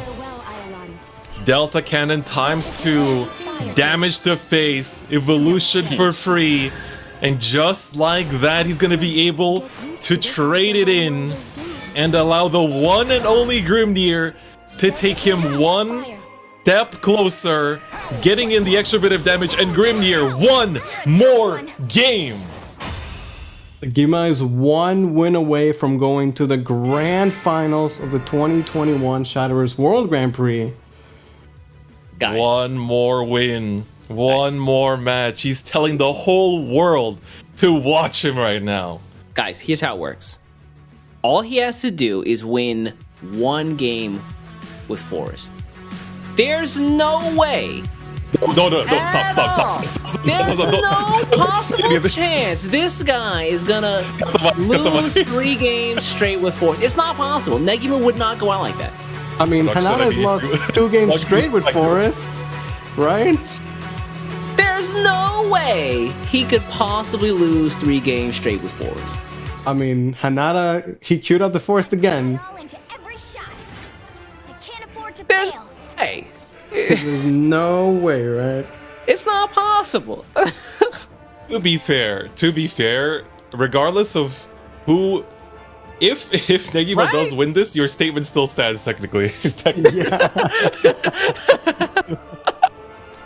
Oh Lord Almighty, Aria! Oh, already has the Aria. All right, yeah, it's not possible. There's no way. There's definitely no way now. He's got the Aria, he's got the tree, and he's got. This Alberta. feels like the clash of worlds. Mingy God and his crazy run in top 8 versus Negima. Just look at this guy. Look at him. Hanada, he's trying to piece together anything, but actually, to be fair, looking at Hanada's hand this time around, at the very least, we have tree. We have a nice little start. All right. This is actually a really good opener for Hanada. Like, going first in the matchup is relevant. He's got a good follow-up. All he has to do now is draw that Aria by turn 5. Let's see it. Tree down on 2. Yep, not as impactful as Hanada's, but hey, don't need her anymore. That's the second one. Yep. He took it. That's Hanada's one. That's Hanada's copy. He's just taking it away. He's just siphoning from his deck. Playing Raccoon for the tempo, getting even more card draw, really digging through his deck to find that Aria.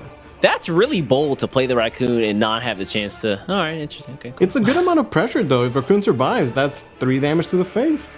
You make and a it good most likely point. will. Most likely will, because this is usually going to be just the Alberta turn, right? This is where almost everyone wants to set up Alberta. Yeah, unless Negima wants to commit a slash, but if he does, I feel like Hanada would be okay with that, right? Mm-hmm. Absolutely. Like, playing a slash means that A, he's down a slash, and B, he doesn't develop his Alberta on turn 3. Man, this is just... Yeah. Oh, he is gonna slash, okay. Yes, yeah. Force has so much boost or like damage out of nowhere. You have to be careful. You do, but at the same time, you know, we saw that an off curve Alberta always feels pretty awkward, especially when next turn is going to be, you know, the one and only Arya turn. Oh, and it is definitely going to be an Arya turn. For Hanada, on the other hand, still fishing. Still fishing. Third game in a row. He has a lot of options in hand, though. Blast fairies for days, fairies. I mean, he can get so many fairies in his hand right now. But what does he really want to do? Another Phantom Bloom for more pressure? He has what? Double bounce? And at least he has the Shamu Shama in terms of like making that, you know, the damage burst count. Blast Fairy's gonna come down. Phantom Bloom, I like this. Like, get the chip damage in while you can. That's one of the strengths of this deck, is that you can kind of just like keep pushing with this little bit of chip damage turn after turn after turn. That then you just kind of like, you're basically winning off of tempo because you were always just like chipping away turn after turn. But this Arya turn is gonna be pretty important for Negima here. But at the same time, the board is really awkward in order to deal with it too, because the only, you know, you're basically trading into 2 wards this turn with the Fairy Whisper you're gonna get, and that's about it. Yeah. A 1/1 fairies with ward actually make a massive difference, allowing the Phantom Bloom to survive, stick around, and deal another 3 damage next turn potentially. Going first gaming here is Hanada. You keep in the back of your mind, he's got that Primordial Colossus as well as the Shamu Shaman hand. That's 6 damage.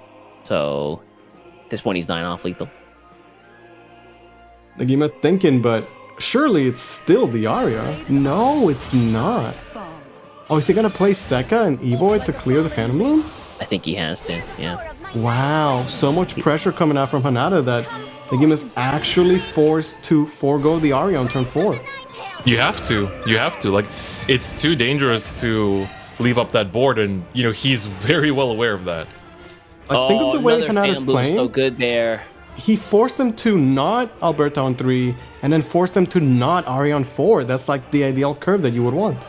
Exactly. Hanada is making the most out of this mirror match right now. Like, you know, I'm sure that he, you know, this deck is, I think, one of the decks in this current format that rewards just like grueling hours of practice by far the most. Like, not just practice and piling the deck and being able to see lethals in like the most unspottable circumstances, but also just like knowing how to fight the mirror, knowing how to fight these specific matchups. And especially the mirror, it's like being able to deny your opponent those very just perfect tempo plays, like those perfect curve plays, I think is honestly what might make the difference in who actually comes out as the winner in this matchup. Kapow, Phantom Bloom Predator here. Also, this mirror just seems really weird compared to most of the decks, right? That's right. Yeah, Hanada just continuing that aggression, gonna clear the board, cash out the Shamu Shama. Really? He's gonna spend it now. He's gonna Evo the face too. Whoa. And we all know there's always a reason behind an Evo to face here at the WGP stage. I mean, Negima is at 11. He has to be careful here. And once again, is Negima forced to do something other than the Arya? Arya can clear potentially 3 bodies if you commit the Wisp to the board as well. Blast Fairy, unfortunately, doesn't do much here. What else can you do, though, right? There aren't as many other options. Good on Hanada to recognize that Arya is a play that only gives, early in the game, only really affords you 2 attacks. Yeah, that's 2 attacks, and like if you want to commit the Fairies, which is a huge part of the, you know, your mid to late game. So he goes wide every single time so that Negima is forced into this really awkward situation where he can either play the Arya and then lose out on board and potentially lose the game, or spend all of his resources just trying to trade in. Right, and like every turn that he does an Arya, then it's harder for him to clear the following turns because you need the Arya leader effect to clear the board. Like, this is the best he can do. This is the best he can do. He has to essentially just choose 3, right? Choose 3 of the most vital targets here. Basically 2 3/3s, the 2 1 and and just see what happens next turn, knowing fully well the crazy damage burst potential. I'm pretty sure Hanada does have an avenue towards lethal in hand too. Was it worth it to actually hold on to the fairy there and play the blast fairy for removal? Perhaps. Yeah, you don't even get the 2-1 out. That's right, because 3-3. So this is just. He could have got the 2-1 out of there. Wait a second. He's gonna do the best he can to clear, but with 3 damage left on the table, Phantom Bloom and an Evil still. That's it. Keep the bounces going. Take it. Yeah. Keep the bounces going. Hanada telling the world, I'm not gonna let this man just keep counting down my demise. I'm not gonna let this man just keep showing fingers and saying how many games are left. We still got more in the tank, baby. Let's run it back. 2-1. Hanada makes his return. And like I've been saying, Arya needed on that one. Yeah, like I've been saying, Arya not even useful in Forest Craft. Just take the Arya out of your decks, guys. You don't even need that card. I stand with Estia. He had great tempo, forced really awkward plays from Nagima, and then just closed the game out with Phantom Bloom. Man, that was, again, this entire set so far has just been showing us how, like, Hanada's journey of being able to find lethal and adapt to the game plan, no matter how little his deck wants to give it to him. There's no chance that Nagima loses 2 more games straight. That'd be wild. Okay. Listen, it's not possible. Listen, buddy, listen. We haven't been watching some of the most like coolest poses come out of Nagima just for him to lose here, alright? Hanada now is gonna move on to his Shadowcraft. Shadow looking so good today. He's gonna save that portal for his last deck though. I like That's the one I want to see the most too, dude. We've been focusing so much on this forest, I forgot the portal was even there. Yeah, I'm worried though. I don't know if Portal can go the distance against Forest. Right, because it is a very, it is a long game deck. Like, your win con comes out, if you're good on your tolerances, it can come out pretty early, right? But generally speaking, it's turn 9 is kind of... Let's just say that by the time you could drop a Baphomet, Forest could have killed you 3 times over, right? Thank you. Yeah, that's it. That's right exactly. There, yeah. Holding on to Blast the Fairy on 1 and pray to draw the tree, right? I'm trying to think this. No, Shadow does not have a way to clear the blast very early on, right? The Raider pickup. That's a good pickup, actually. You love to see it. That is so huge for Hanada here. Being you need this early on in hand. You need it early on just to sit there, just because it adds so much to your game plan. Yeah, Hanada, he's got a pretty solid curve. Needs to find Susie, hopefully by his mid game so he can rewrite her. But Nagima doing an excellent job of drawing Arya every single game. Can he use just another question? Hanada's turn 2 here feels a bit if you can commit the Gravekeeper here, but at the same time, you do want to save it to make the most out of its effect for when you do Necromancy. Turn 3 feels pretty stable, just going to Gatekeeper, and you're gonna get a good target no matter what. But the turn 2 is I like the idea of curbing out, because I don't think you want to fall behind against Forest Craft, especially because Hanada's going first, so he naturally has that lead. Oh my god, the tree! He actually got it, but is it the right call here? Because you could theoretically it's a good fight call. the board. Yeah, it's value. It's pretty good. He's going for it. Fuse the fairy, slam the Tree of Wonders. You do get the ward out of this too, right? Hey, let's play. Oh my god, he actually found it on that. That's beautiful. That is beautiful. Gravekeeper here feels like the safe choice, and he's gonna go for it. Do we see Ding Dong? Yes, we do. Yeah, Ding Dong pretty much guaranteed tutor here for this deck. Some folks run 1 or 2 copies of Bone Fanatic, but I think Conrad is all Bellringer Angel. Yes, I think you're correct, actually. And this way, the Bellringer is going to protect the Solemn Gravekeeper, and if he survives, you can definitely get value out of his free Shadow Generation next turn.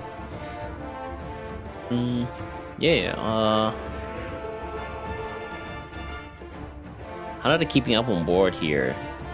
It's kind of could be a bounce Blast Fairy, play Blast Fairy. Actually though, not bad. Yeah, that play seems okay. Blast. I like You it. do want to be very careful of how you utilize your bounces as Sekka Forest, though. You know, there's such key resources we have available, and sometimes you just don't see that many in a given game. So right now he has 2 bounces with the Colossus and the Phantom Bloom. Maybe using 1 is okay right now for the early tempo. Yeah, Lewis, you're absolutely right. Like the bounces are really what enable those come from behind, out of nowhere victories for Forest Craft, being able to play things like Shamu Shama over and over and over again. Yeah, exactly. I think it's also like one thing that's super important here that I think is like a thing we can learn from the last game for Negima's side is that he knows that he can't leave up too much of a board here on turn 3 because that will make his turn for Arya that much worse. So the more you can clear, the easier it's going to be to just like commit the Arya, and you'll get 2 trades out of her with the Wisp, and so at the very least you're fighting the board that way. This way he's left a bit of his own, and so Hanada here has to answer this, leave up a board of his own, and try to put Negima into a weird situation where the Arya is no longer the optimal play. But I don't think, with looking at his hand right now, I feel like he's not gonna get it this time around. Cashing in the Wicked Rebirth already. Alright, ding dong. No drops there too. Card draw. I think he really wants to draw the Susi. You know, being able to get the Susi with the Cernunos on your first evil turn is like super crucial. Hanada started this set kind of rough, but he picked up that win, you know. Can he ride that momentum and tie up the set? He also has the Shout locked and loaded, has the amount of shadows he needs for him, just needs the Susie. Susie in the grave mod check? That's why you need to draw 1. Drawing 2 is like terrible. You need to draw the 1 though. What I'm thinking about it here, the Shao targets the Gravekeeper, right? I mean, it's still kind of a yikes for me. Like, you really want to get that. It is card draw. It is card draw to me. I don't know. It's like, it really didn't feel great. But look at this, right? For Negima, this must be a sigh of relief because now this is like a safe Arya. Like, all that's going to be left is going to be a skeleton. So you are absolutely chilling with this outcome. Does he want to commit the Wisp? I feel like you have to. I feel like you have to. It would be greedy not to. I do like him using the Wisp there. The clash, yeah, like you said, there's going to be 1 skeleton left up, but it's just a 1/1. It's not much. It is a target for potential tour guide, so Hanada could opt to go for that. Ooh, Mr. Grimnir. Nice of you to show up here as well, but you are not the Susie that we were looking for. Because he's also like, he's not quite there for the invoke effect either, but he is close. He is close. You don't want to play Grimnir and then ruin your reanimate 4 pool either. Right, Yeah, right. no, don't do that. Do We've seen not. that. Alright, Yuki Skeleton into the grave. Yeah, gonna go with the tour guide. Draw 2. Oh my god. Does not draw the Susi. Gravekeeper has a good Evo effect though. Nice way to spend Necromancy. Get those shadows back as well. And clear the board. You know what? I'll make Susie come outside and play with me. Mm-hmm. You know, I'll just Luna. swim in the shadows. And the Luna's huge here. And one thing that, like, if you didn't draw your first Susi by your Evo turn, and then hey, you could potentially invoke all 3 of them, which is not a bad thing. So yeah, feels good. Alberta, we're seeing here long last. Our Negima now, it's time. You can see he's quite literally just taking a step back and starts to count. Because from here on out, it could be lethal at any point. Like, this deck is so execution heavy. Like, you look at Forest, they have 9 cards in hand, the leader effect, and a couple play points, and possibilities are endless. Exactly. Fairy, Slugger Evolve. He's already got 1,000 different plays he could do. Looking at the Miracle. It's an easy way to clear the board here. How many If you follows want are to left? clear the board, get a little bit of chip damage from your fairies. Yep. And then try and set up for some sort of combo. Shoutouts to production. Thanks, guys. 7. Alright, time is ticking though. We're below half the turn timer. No. I guess he's gonna go for just the trades, the clears here, a bit of chip damage to bring him closer to lethal. I think he recognizes that he doesn't quite have it just yet, but with this Alberta online, he will actually be getting towards it next turn. And this is just that little bit of chip damage, that little bit of, like, you know, the board clear that he needs to reach that point as well. I like this trade though. Very good. Keep the nice, fairy up yeah. there. Yeah, like a fallen leaf. By keeping up the fairy though, you leave a target for the Susie to attack into and proc her evil effect necromancy. You're right. Or Oh, Skeleton Rider, that's a draw. With the Grimnir in hand and another Rider and Mr. Nuno's, like now it's Hanada's got to do the math and think how quickly can he get 20 damage. Yep. The burst potentials here are insane. Susie, of course, here going to do a lot of work. You know, it's going to be just a question of, like at this point, she needs to go, and then you're just ready to have her in your kind of like reanimation pool, and then you're good to go. Yeah, that's an excellent point. He can't just Evo and reanimate 4 right now because the Susie has not been destroyed, right? So Yeah. keep that in mind. It's a problem. Wicked Rebirth win? Wow, he's already spent 14 shadows on Necromancy? Yeah, he's been smooth in this game, man. Yeah, when you're that close to 20, dropping the early Skeleton Rider might be the play, just so that you can reanimate it and then go for the kill later. That's true, huh? Although he doesn't really have a lot of shadows or ways to spend those shadows on Necromancy right now, so might still be far away. He also doesn't have a ton of time, but yeah, he is going for the early Skeleton Rider play. I do like this. It's aggressive, it's gonna put him in the pool, just cash out the damage, and he has a second one in hand anyway. Right. Cashes in the 6. I like it. I like it too. Like, this is really well played by Hanada, just keeping the pressure going, knowing that you have the lethal points so soon. For Negima here, he's been really taking a long time. I feel like if he had the lethal, he would have already counted it out last turn, but it looks like here he's still kind of like thinking about how to fight the board first and foremost, and the time is ticking, and you know how important the timer is when it comes to playing this deck. Is there any reason not to Fairy Slugger Revolve here? I like it because the one thing his hand is missing is the Fairy Wisp to really enable those degenerate combos, and the Slugger is a good way to fight for the board and get a Wisp for the future. Is he not going to just play the Wisp outright? I think you hold it for the turn where you're going for game. Like having the 0 cost, it's a huge difference in what combos you could do. Yeah, absolutely. Oh, this actually does clear. Yeah. So he's fine. Yeah, plus getting the heal is actually super relevant too. I see. So he's trying to figure out a way to make sure nothing gets left up for another Skeleton Raider. And also get the Alberta back, cash in just a little bit more damage. Yeah, this play for sure is the way to go. Ooh. Why did he leave her up? That's going to be a little bit dangerous. Interesting. He pushed a lot of damage, he gained some life back, he set up a wisp in hand for combo potential. This gives us Susie target. Also, a Celeste pickup is very big here. That's a great pickup. I was going to say, this could potentially be Hanada's final turn, but Celeste could probably at least buy him another one. How many Evo points does Hanada have? 1 left? Because if he does, then Grimnir's online, basically. Yeah, this is getting real close for both players. Run Susie in, Cernanos. Oh no, that's not your first Susie. He can actually just evolve Cernanos outright. Yeah, but he needs to spend 6 more shadows on Necromancy to get to 20. And if you attack with Susie, she spends 2. Oh, that's which makes it awkward for you to spend the others. Yeah. So I don't know. You're not there yet. Yeah, like you'd ideally like to be at 6th so you could just play Shao and spend the 6th and get to 20. Want to buy 1 Solemn Gravekeeper, please? We're close, boys. We're close.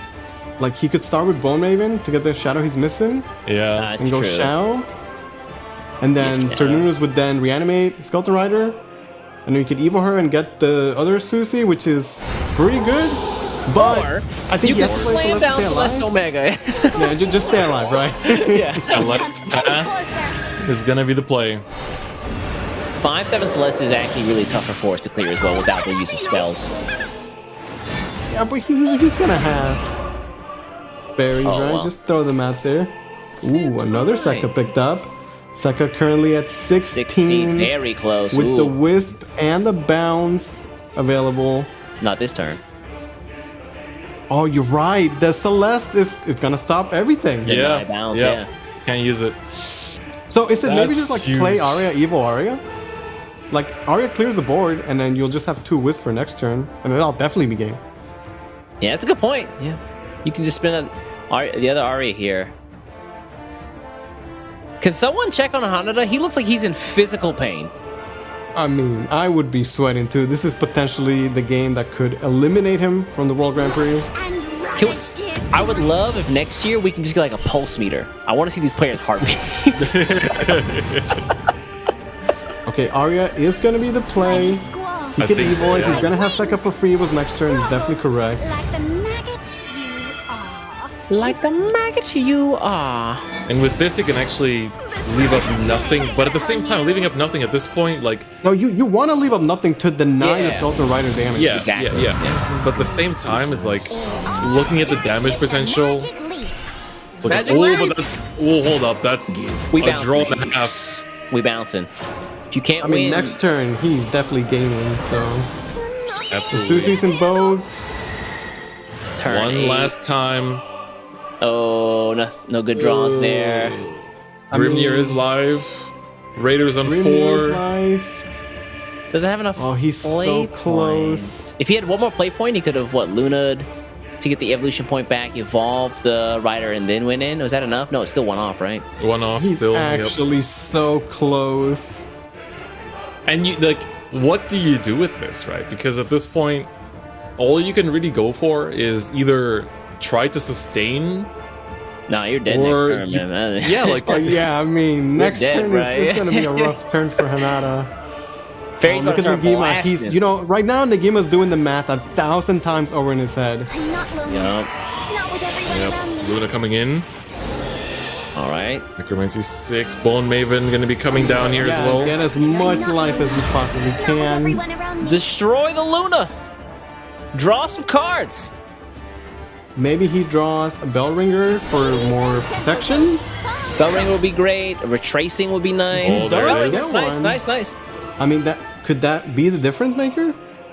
I mean, he has to hold Would this it though? I don't see any other play. Yeah, that's it. And time is ticking. Bellringer. It's got to be it. Grimnir's Clock also is along. ticking, Keep that in mind. Hanada. This could be your final play. Let's see it. Dude, you know, That's it. putting that into perspective, that this might just be the last 2 cards he plays for the WGP. Negima claps his hand. Let's He's see it. ready Done for the divine math. punishment over here. Can he execute the combo properly? Oh, yeah, this is Here we go. Yeah, This will not fine. leave play. Hear the roar of my Zeka coming down. They have Primordial Colossus, 19. man. Right, the Fairy This Wisp is will 20. immediately He's leave play. got There we go. way too many bounces. Yeah, that's a wrap. Hear the roar of my Here we go. Just in time for the holidays, this is a wrap. He's taking his time, make sure he Alberta. doesn't misclick. The evolve Every will get play rid of the counts. board.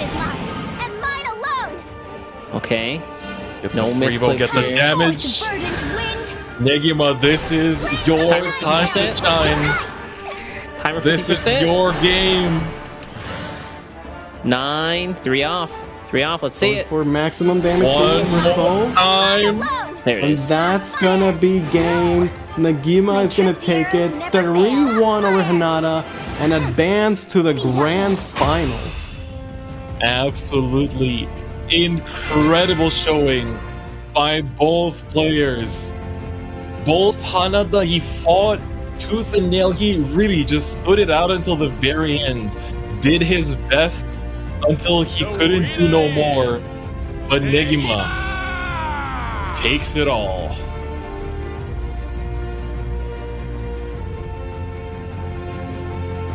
Please get us heart monitors for next year.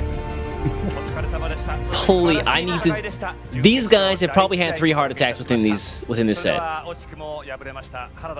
And now, to reflect on this insane set between these players. And we want to hear from both these players after that amazing Shadowverse set. Very well played from both of them. とても悔しいですけど、まあ It's really sad. Ooh. 本当にネギマさんが強Yeah, かったという this こと is で、You know, I think for Hanada himself, this is also just, you know, he made it all the way to the top 4, but it was this close. This close. そうですか。ねえ、もう埼玉スーパーアリーナ階段席までもう超満員となっております。その中で戦った今のお気持ちを改めて聞かせてください。めっちゃ緊張したんですけど、とても楽しかったです。またこのような舞台に上がれるように努力をしてまいります。 So, talking to Hanada here, he said Negamo was really strong. I'll enjoy the rest of the tournament as a spectator, and he was really nervous, but he enjoys participating. You could tell he was very nervous, but honestly, he made it so far, and he should be proud of his performance. Getting, you know, 4th place, tied for 3rd at World Grand Prix. Very impressive. And don't forget, you know, he had this whole crowd, the entire arena rooting for him there too. You know, it's definitely an amazing place to be. But now let's hear from our man going to final. He's like, I'm a little excited. This is like the best. This is the best. So yeah, he even says he definitely says it feels awesome, you know, just a little awesome. いつもよりかはだいぶ緊張しながらやってました。そうですか。その中で最後勝たなくてはいけなかったエルフ、1度目はなかなか自分の思い通りの出したい時に出せないものもあったと思います。2度目しっかり出してきたあの時。He did say that he feels a bit less nervous than he was at the start of the tournament, but he still feels nervous regardless. Well, he's $500,000 less nervous now. Let's put it that way. That is right. That is right. But I mean, at the same time, the hurdle only gets harder now. He still has his toughest challenge in his next match. He'll be playing in the grand finals later tonight. His hands are shaking as well. He's even apologizing for it. あと一つ勝つと1億5000万です。 He didn't blink, he didn't move. I think his body stopped when he heard that. After one more win, you're gonna win $1.5 million. He just froze. 実質僕が今2020年の世界王者なので2年分の王者もらって遊んで暮らします。 Wow, that is such a statement to make, you know. He wants to not just be like the 2020 champion, but the champion of 2 years, you know. He's like the champion of a whole 2 years, you know. And he was also reflecting on their game there, talking about how in the first game he had a really good hand. You know, he was able to, you know, play with what he was dealt, but Hanada managed to respond really well, and he was a very strong opponent. And of course, he also you know, finishing up. Yeah, sorry, Lewis. He's gonna win the grand finals and then just have fun for the rest of his life, you know. This moment will go down forever. Prize pool, dude. With that kind of prize, I'd be having fun for the rest of my life too. Yeah, so just a heads up, guys. Remember, this guy, Negame, is not the only person who can win some stuff today. If you are in Twitch chat, yes, only Twitch chat. If you're in YouTube, come over to Twitch. It's a great community over here. We are giving away some actual real-life physical cards. I've got my collection. Lewis has his. Chris has his. And now you can have yours. Guys, do us a favor. Hop in the Twitch chat. Grab these cards and flex like this. That's right. Look at all these beautiful, beautiful sword cards. Oh my! Oh, you're not a sword card. Hold up. Get out of here. Throw that Haven card away. You don't need that. Never mind. She's one of my favorites. It's fine. But yes, you too have a chance. Make sure to follow the prompt in the chat. And of course, if you're watching on other platforms, come on through twitch.tv/SVO_esports is the place to be. Come join the fun. Come join in this crazy action, you know, holding your breath until you see the top decks that are necessary from these players, the sighs of relief, the fist pumps of victory. Join us in experiencing all of it together here on the SVO Esports Twitch channel, because fellas, these games have been insane. Like me and Luis just hopped on here for the semifinals, and I feel like I've already been here for like hours. Like every decision feels so like monumental. It feels so important in bringing these players closer or further from the first place prize. Disclaimer: don't hold your breath. Feel the weight of like every card being played. And now we only have 3 players remaining. It's gonna get crazy. Well, guys, I've got good news. I've got bad news. Which one you hear first? Bad news. Good news. Let's give us the good news first. Good news is you guys are gonna get to see these guys slug it out for this $1.5 million in the WGP. The bad news is Igni stole my job. He took my job. They just fired me. How awful of Igni. I hate that guy. It's not that. Oh They no, that's fired the me. actual He got me projection. I in can already trouble. hear it.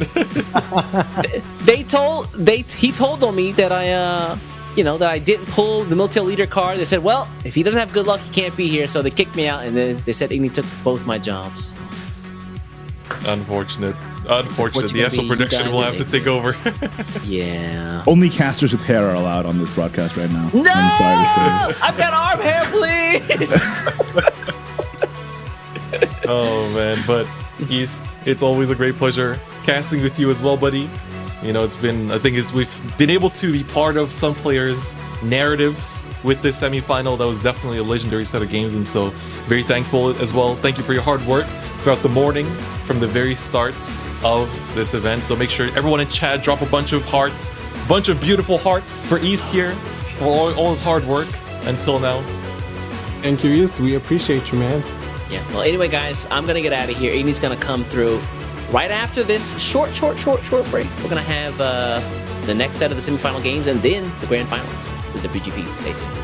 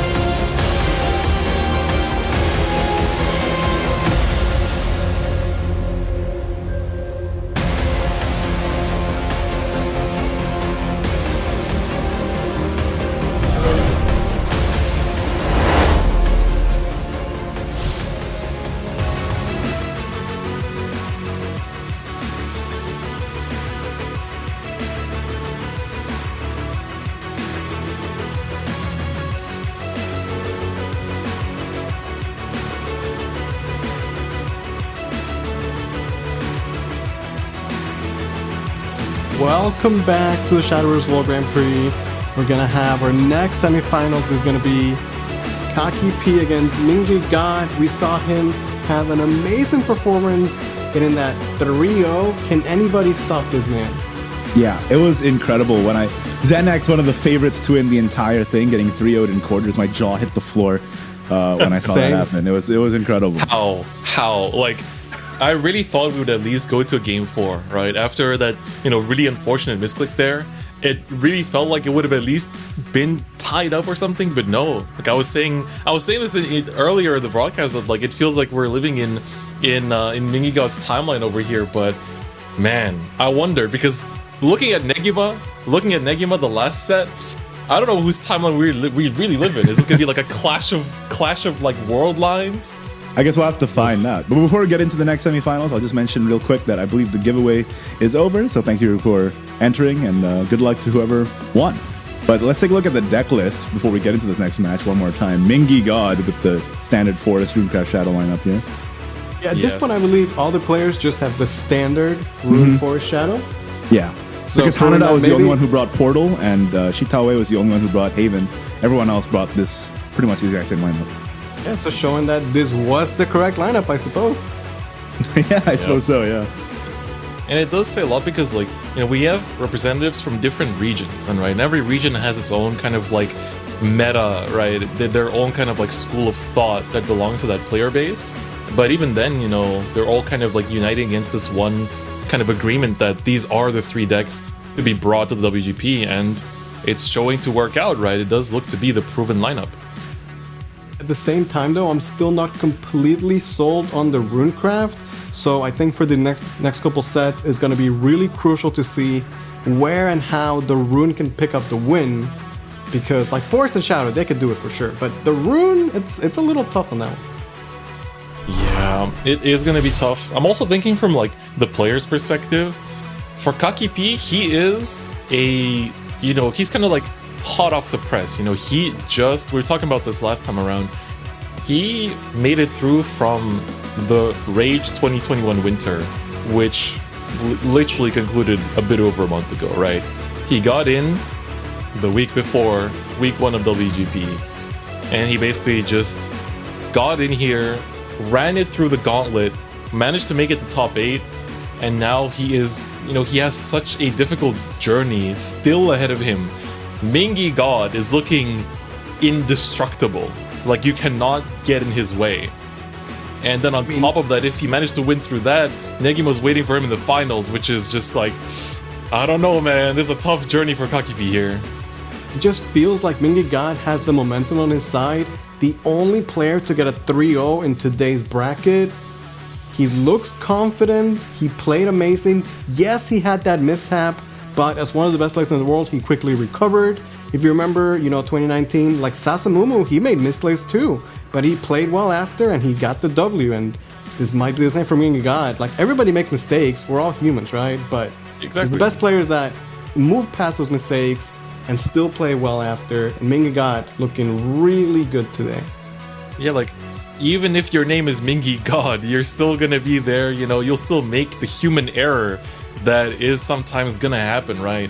And it speaks volumes that, you know, these are the best players in the world, but they're still human. They're still, you know, they're prone to those simple mistakes that sometimes happen, whether it's a result of overthinking it, whether it's as a result of just the nerves of the day. Like, I feel like when you're sitting on the stage, you have to always just be telling yourself, don't think about the prize pool, don't think about the prizes, don't think about the positioning, don't think about my next opponent. Just focus on the game that you're playing and nothing else.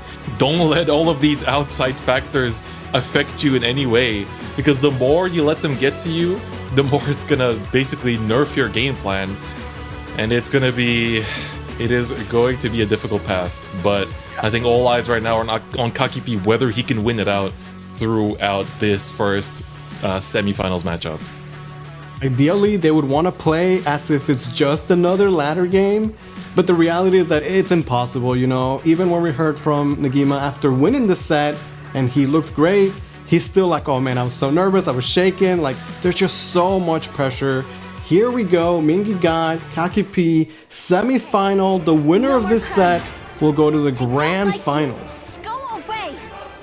That is right. We're starting it off with a Shadow Mirror match. Definitely love to see it. So, I don't think we got to see much of the Shadow Mirror in that last rundown, because we basically just had it, you know, it was basically just X versus Forest, like over and over again.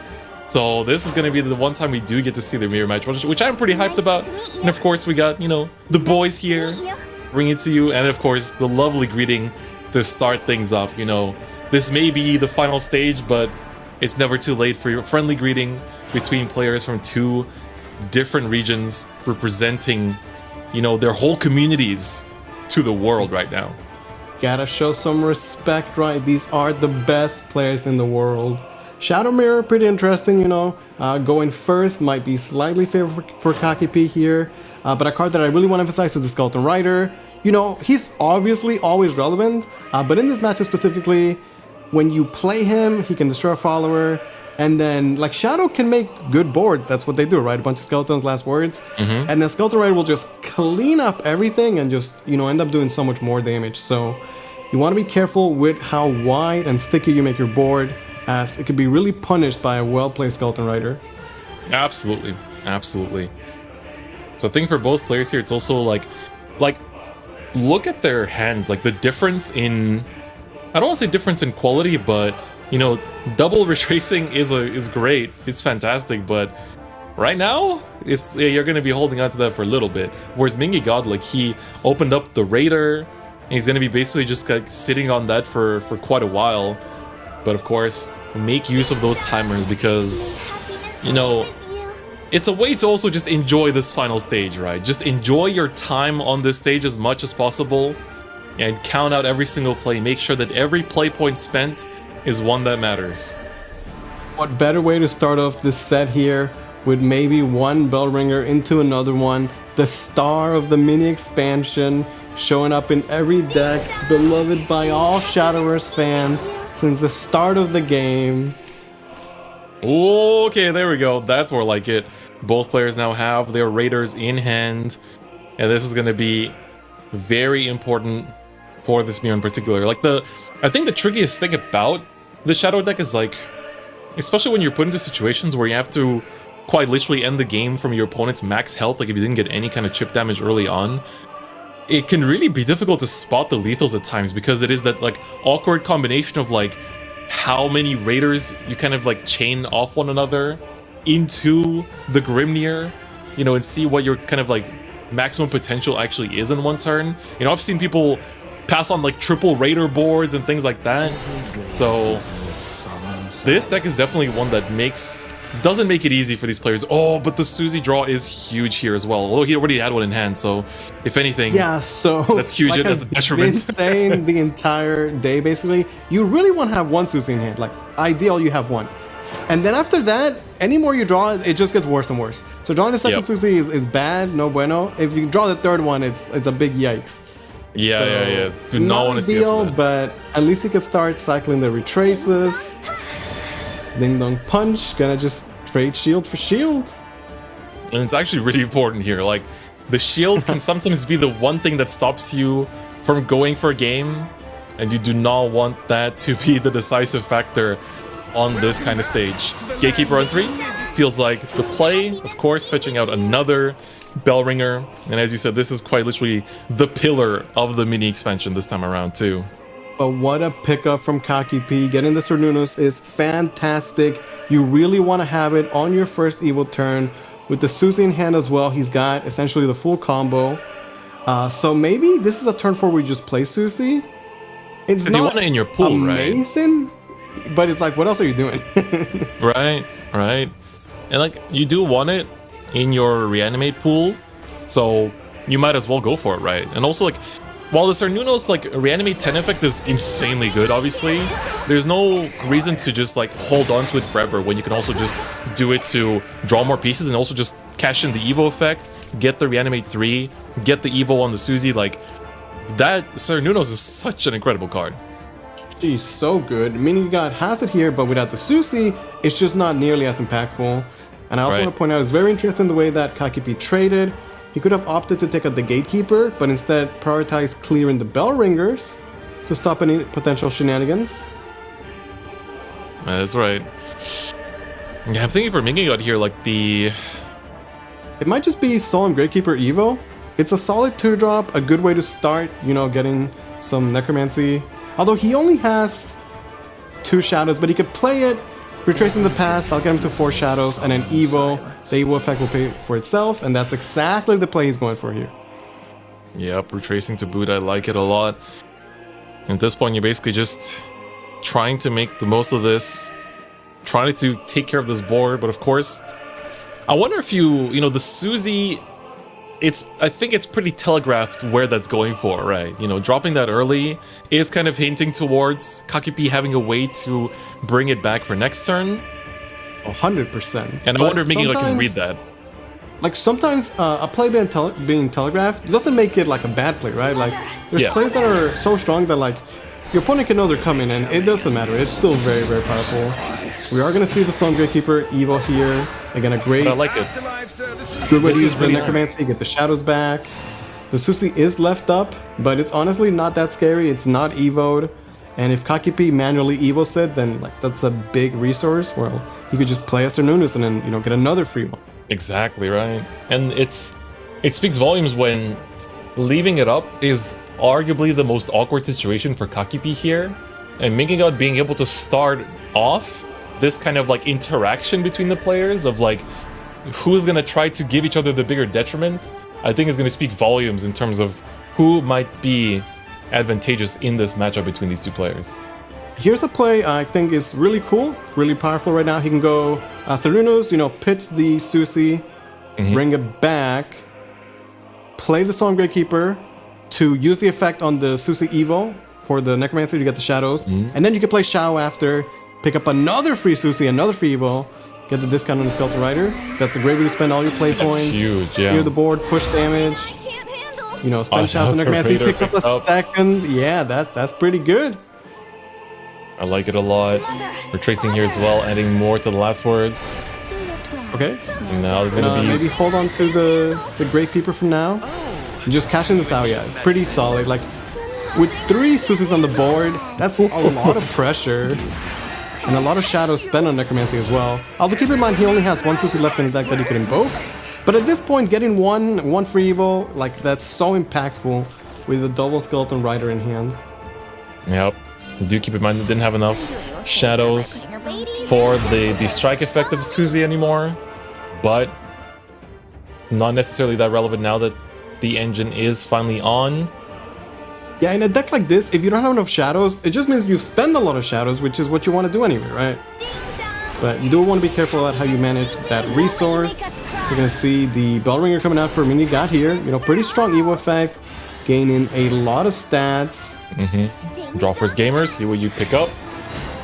Yeah, using the shield to get that free trade essentially. Has the Bandit if he wants to clean up the other Susi. Spend some shadows on that as well. And both players have pretty explosive hands with double Skeleton Rider. I was definitely alluding to how powerful that card is and how relevant it is at closing the games out. Yeah, gonna use the Rush and the Bane to clear. The 1 more leftover is not a huge deal, but it could do something. Raiders now at 5. 1 more Evo gets them down to 4. He could play Storm Gatekeeper, Evo Ed, get the Evo effect, then play 1 Raider to clean up the board, push a bunch of damage. Oh, that is true, actually. Susi? That clears the board, and that also discounts your damage? next turn. Yeah, yep. So in that sense, you're going to be pushing at least 8 damage this turn to start off. Alright, let's see. It looks like he is going for it here. He's already queuing up. The Gravekeeper.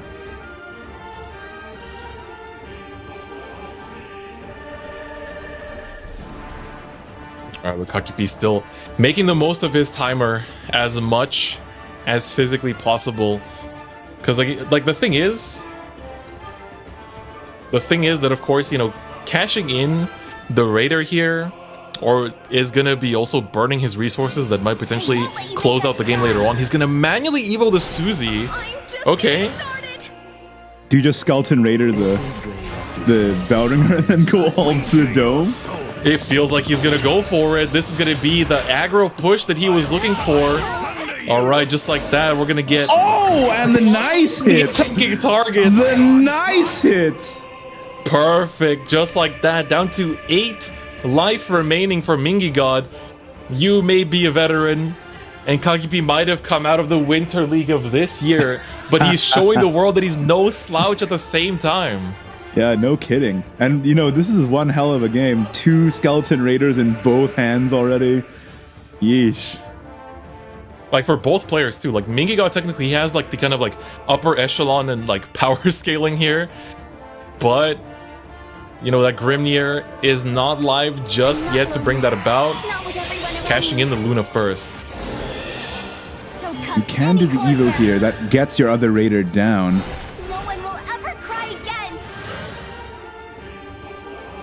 I don't know, though. This is a bit hard to recover from. Although I will say that Mingigod has way more resources right now. Whereas Kakipi might just run out of gas soon. Right. Like the Celestial Omega doesn't do that much in this matchup either, right? Exactly. Like, that is very much teched out for the forest, but The Raider's gonna come down, we're gonna get the 1 damage ping, but that is basically all you're really making use of right now. Right, yeah. And he even has to trade to get the last hit. That does not feel good. Wait, what's the count here? Oh, it's not even close. Ooh, it's at okay, 8 out of okay. 20. we're still pretty far away. Yep. Still far from it, but for Kakibi again, you have to also think like, how much do you want to actually go in on this turn? Because in order just to answer this, it's not as terrible, right? Yeah. And then, like, how much do you want to commit to answering this that isn't going to close you the game? Right. Especially since you have so little in hand right now. You just Kerninos and toss the Celeste just for a draw at this point. Yeah, it's not doing anything for you at the moment, right? Yeah, It's yeah. like, what are you trying to shut down? Yeah, I feel like Sir Nuno's toss the Celeste and just see what you draw into at this point. Because the That's what I Shao would is do. also going to be able to... The Shao will target a Suzy, which does handle the Raider on the opposing side, right? Right, you don't have to sink the Raider. Should on be this turn. back. Can you guys hear me? Hey, Yes. welcome back. Hey, welcome back. Okay, I just so we had to walked steal back your into job for a Stealthy second, Rider. Lewis. I hope you don't mind too much. I appreciate it, Igni. Yeah. Thanks for having my Me with the back. assist. Let's go. All right, well, while you were away, we saw Kakipi get real close to lethal. And here we were talking about how he could have like used Sir Nunos to kind of like fight the board there and keep the Skeleton Raider for the next turn, but looks like instead he's kind of like cashed in his second Raider, and as a result he has like almost nothing in hand. It feels a little bit odd because there were definitely other ways to clear this out, using the Shao to reanimate the Suzy, which could have just traded into that. So we're gonna see if Mingy God can make use of this regain tempo here in order to take the game for himself. Yeah, so Kakipi pushed a lot of damage, but now he's got no resources. How could he close the game out?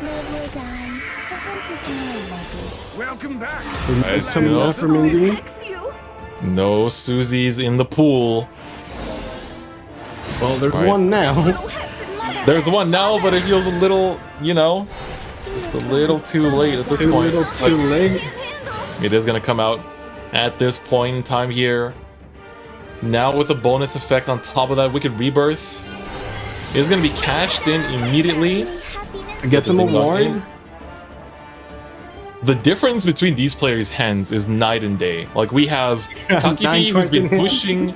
He's literally been pushing game the entire time. Like, Mingy God's on 3 over here, like, low on life, and, like, fighting to survive. But for Mingy God, it's just like... Oh, Cash man. out another Skeleton Rider. Just push some damage, be a bit aggressive himself. He can't just play defense, right? Like, he needs to close the game out at some point himself. But this is still... I think the Sir Nunos is nowhere near high enough yet. I don't think we're anywhere close right now, buddy. Yep, 8 out of 20, that is... Yeah, that is not where you want to remotely be. close. Can use the Bill Right to pick up a card. We could Rebirth. It Could help. doesn't have the draw effect yet. No, It's it missing doesn't. one. Oh, Yeah, for that the Evil hurts. Shadow, you just don't get that many last words, and Wicked Rebirth, as insane of a card as it is, sometimes just it's not that great. And now, because Mingy got one on the aggressive, Kakipi's facing this pretty scary board. He had to get shit. Another one coming through. I mean, he could use it to clear. Yeah, At least you get have one to. body You of the have board. to. Yeah. Okay, this will draw 2. Okay, we've another Rebirth. Okay, I think that's all 3 of them. Retrace is another draw. It is. Some heal could, go a long way. I mean, he can actually clear this board. Like, at the very least, he does get the board clear here. Celeste has been popping up. Well, places she He's doesn't. he's missing 1 damage, right? Yep, he is. Okay, it goes 2. Just guarantee the heal. It's still not a full clear though. There's 5 damage left on the table. With a Grimner in hand for Mingy God. He's gonna take game number 1 here. This looked rough for Mingy God too. Like, Kakipi he looked so solid. He looked so strong throughout the beginning. You can see here the Grimnir that decides his fate and brings Mingigod one game closer to the grand finals. And with that, we could say Mingigod has not lost a game today, and he is one step closer to grand finals. Kakipi essentially went all in, and it was looking like it was gonna pay out, and then it just, right at the finish line, stumbled, and Mingigod just caught right back up in like a turn or two. It was kind of crazy. This is, like, I honestly thought that Kakipi had that. I genuinely thought that Kakipi had that, and like maybe slightly different sequencing might have actually won him that game there. Of course, you don't know what you're gonna find off the top, but it was really close. Like, that was really close. I think if you're Kakipi, just don't let that get to you, and know for a fact that you are this close to making it to grand finals, right? Like, if we could rebirthed his Suzy instead of his Gravekeeper there, I think he could have full cleared. But even then, even after that, like, the question is, then what, right? Mingigod still has an entire handful of bombs, and Kakipi had nothing at all, essentially. So either way, it was a dire situation. Game number 2, Mingigod queuing up the 4s this time. Like I've said, a lot of players are leaving their Rune, their third deck, to be the last, while Kakipi is gonna run it back with the Evo Shadow. Ooh, this is gonna be like, for Kakipi. That's a hand. Oh yeah, oh yeah. This Like, is not what you want to be Aria? seeing. You're happy you have the Aria, and then you look at the rest of your hand, and you're like, oh, wait a second. Yeah, like, where's my fairy generator? Where's my tree? I would like to play some cards before turn 3. Yeah, because the second forest is, you know, it could just be an aggro forest deck, depending on who you ask, right? You curve out early with the fairies, cash in chip damage, and then you finish off with a strong combo. But, you know, a lot of times you need that early game aggression, and for Mingigod, this hand is the exact opposite of that. I gotta give some respect to that weird little rhyme that Chris just did out of nowhere for no reason. I'm glad someone picked up on it. Okay, Alberta, fantastic turn 3, and he passed turn 1. I think he's gonna have to pass turn 2 as well. Like, use the timer. Just use the timer. Like, while you may be passing, at the very least, think about, you know, your future turns. All right, looks like that was enough. I mean, with the hand that he's been dealt, that's all you can really do, right?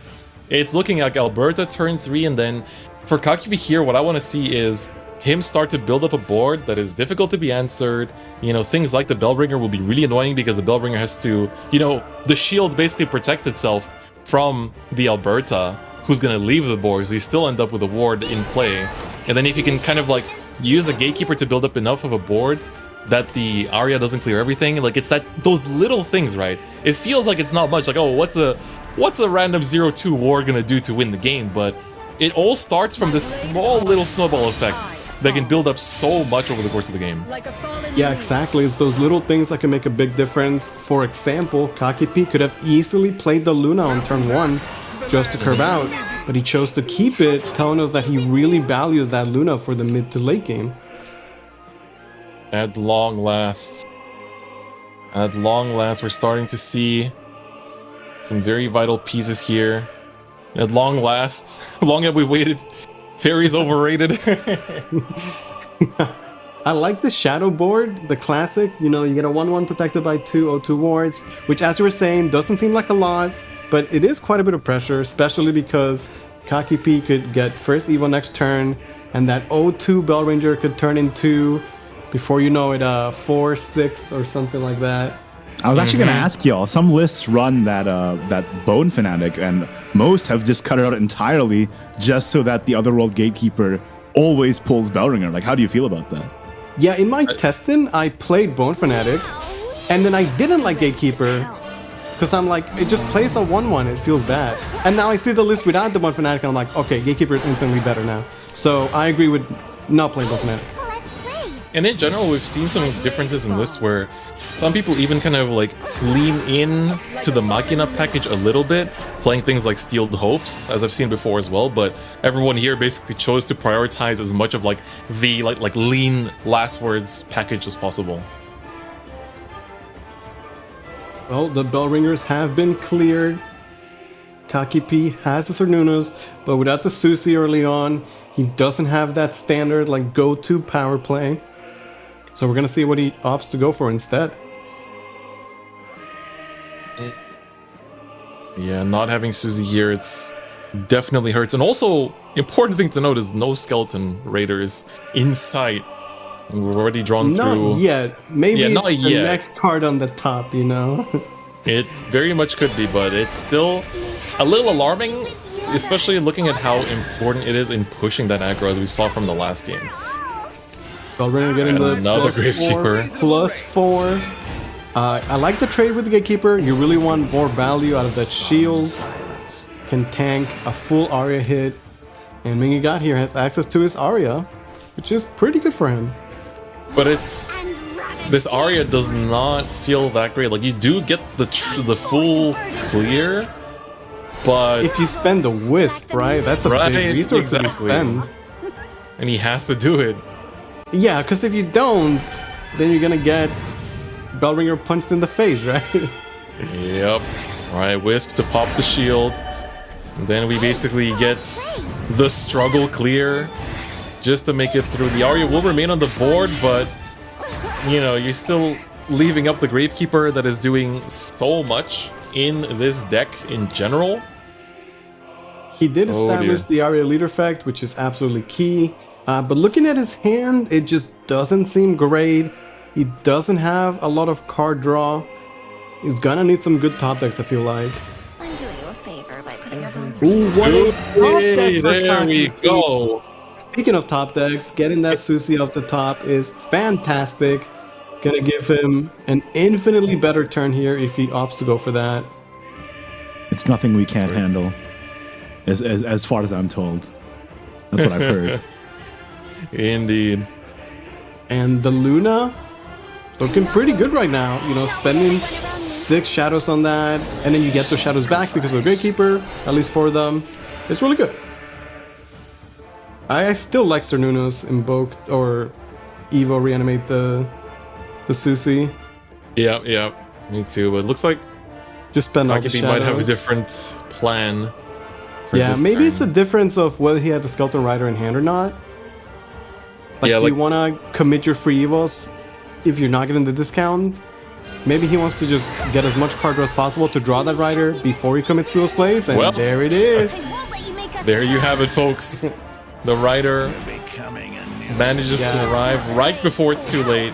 At this point, I like the Evo on the Solemn Gatekeeper. You know, that nice Evo effect is once again going to use Shadows on Necromancy, which is very crucial. And, you know, clear for free, lets him punch for extra 2 damage. And now with the Rider and free Evos coming in the next couple turns, he's looking pretty good. With this, Sek, of course, also slowly counting up the amount of cards left, but of course still nowhere near enough to where we need to be. Slugger here, of course, going to give a little bit of that sustain, a little bit of help for the board clear. And I want to see how far he's going to commit here to answer this board without losing some of the key pieces that Megagod needs to actually secure lethal. Because he does have, like, virtually only one form of balance left in his hand right now. Yeah, looking at his hand, I don't see how Megagod is going to win this. But this could be one of those Forest games where you're like, oh man, this Forest guy, he doesn't have too much, just a fairy here and then. And then next thing you know, Forest steals the game, right? So you cannot count out the Forest. It happens way too often.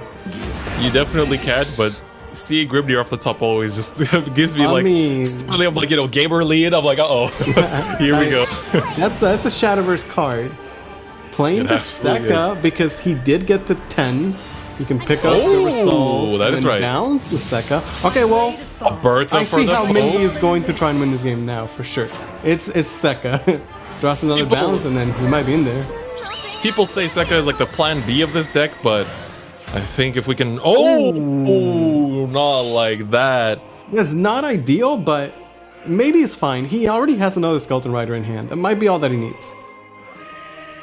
It might. I mean, you definitely rather have 2. But yeah. You work with what you got.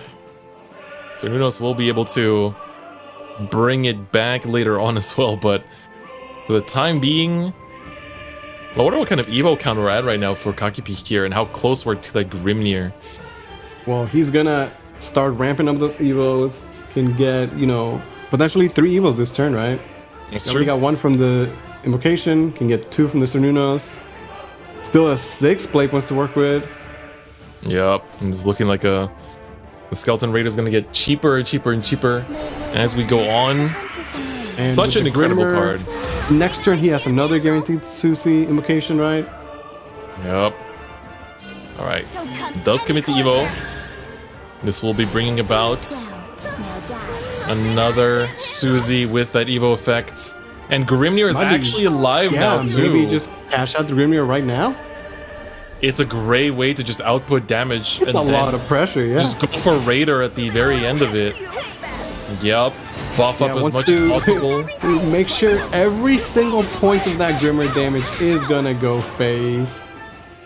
How is Mingigod going to respond? Could he somehow have lethal? He gets a card draw from Miracle Harvest. It also if he draws a which is bounce, very important.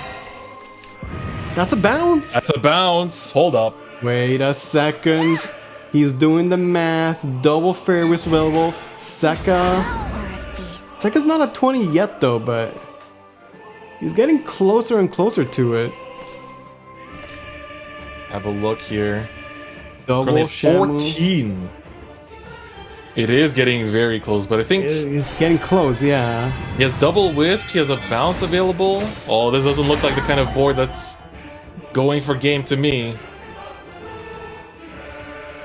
Does he just Sekka checking the mat, pass yeah. for next turn? Just try and set up for next turn lethal, right? Best he can do. But with 11 life, Alberta coming back. Yep, he's just trading, doing as much as possible. I think you just have to leave it at that. You don't want to give them any targets for the Raider. You could see him, he's hoping that he's gonna get 1 more turn to play. And it looks like he is gonna get 1 more turn because I'm not seeing the damage from Kakipi's side.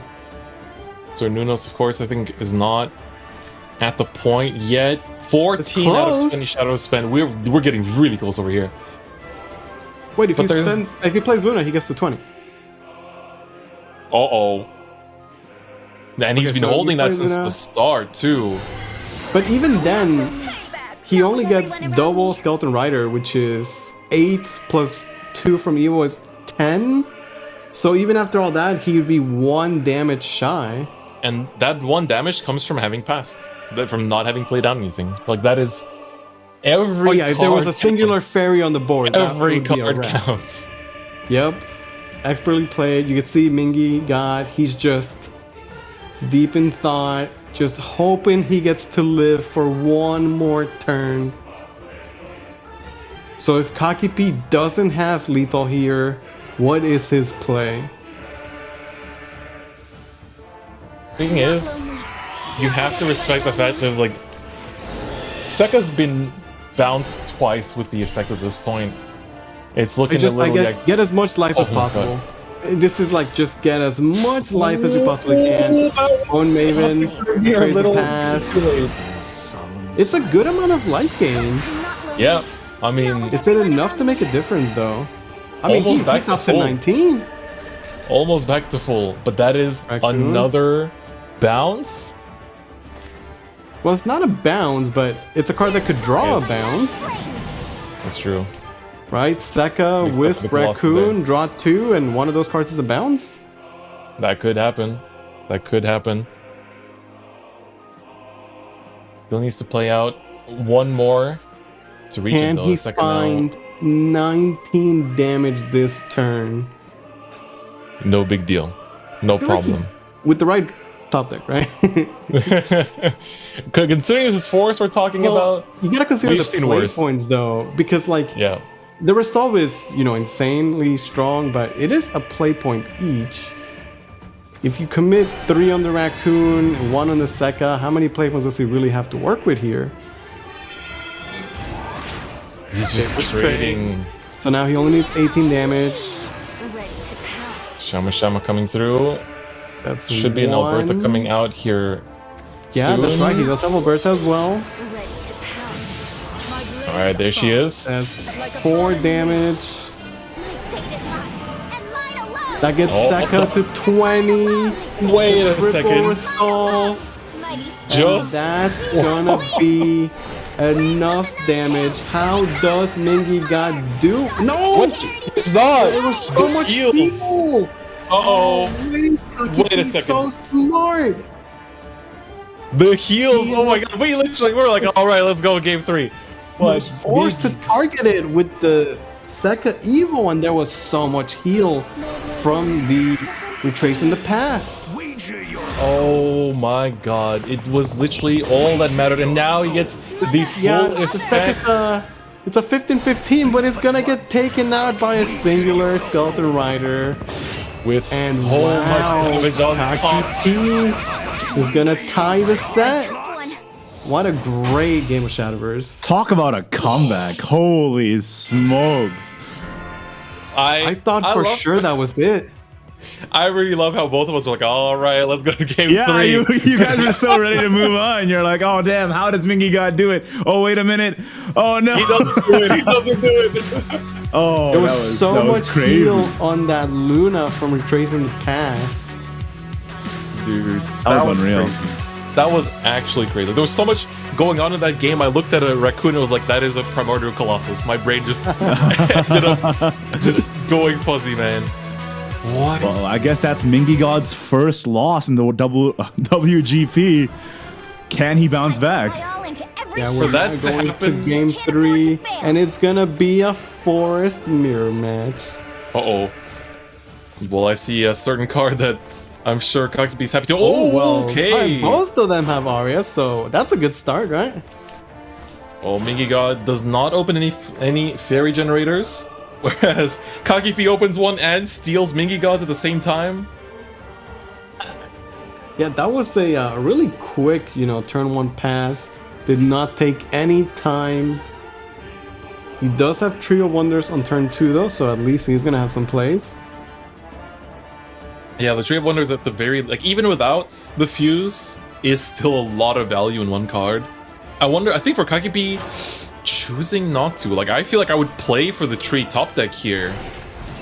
But looks like he's choosing not to go for it. Alright, Tree of Wonders gets the card draw. Alright, it didn't come through, so that is gonna be... feels like another turn of just not do much again, right? Yeah, Mingy God playing this kind of, quickly. I wonder how he's feeling after that last game. Did he also think that he was gonna win? Because for a second there, I was so sure that he had won that game. Yeah, and I think that, that can definitely make you sweat a little bit when you're you basically were mentally there, like you're already on the victory screen, but then it rolls back and you suddenly lost. Yeah. It's like hit with the rollback, right? yeah, you get hit with the rollback. It's like, hold up, what's going on here? Well, double Shield Wonders. This is a solid start. Yeah, this Alberta is just like, ooh.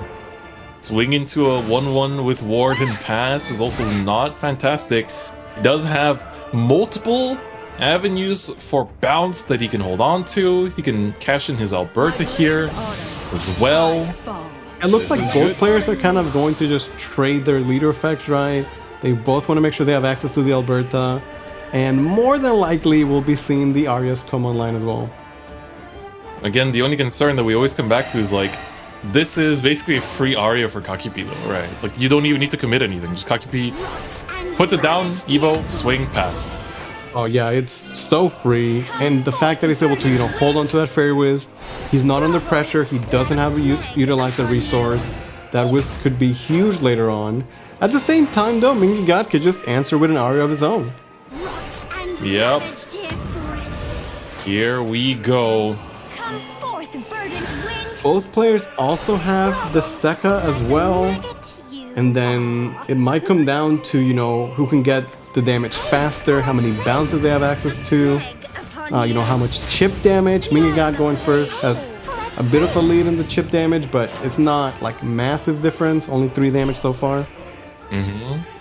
Oh, that is a bounce picked up. I like it very much. Mingy God also choosing to play down the fairy early just to kind of keep the board occupied, keep that damage ping going off and off and off.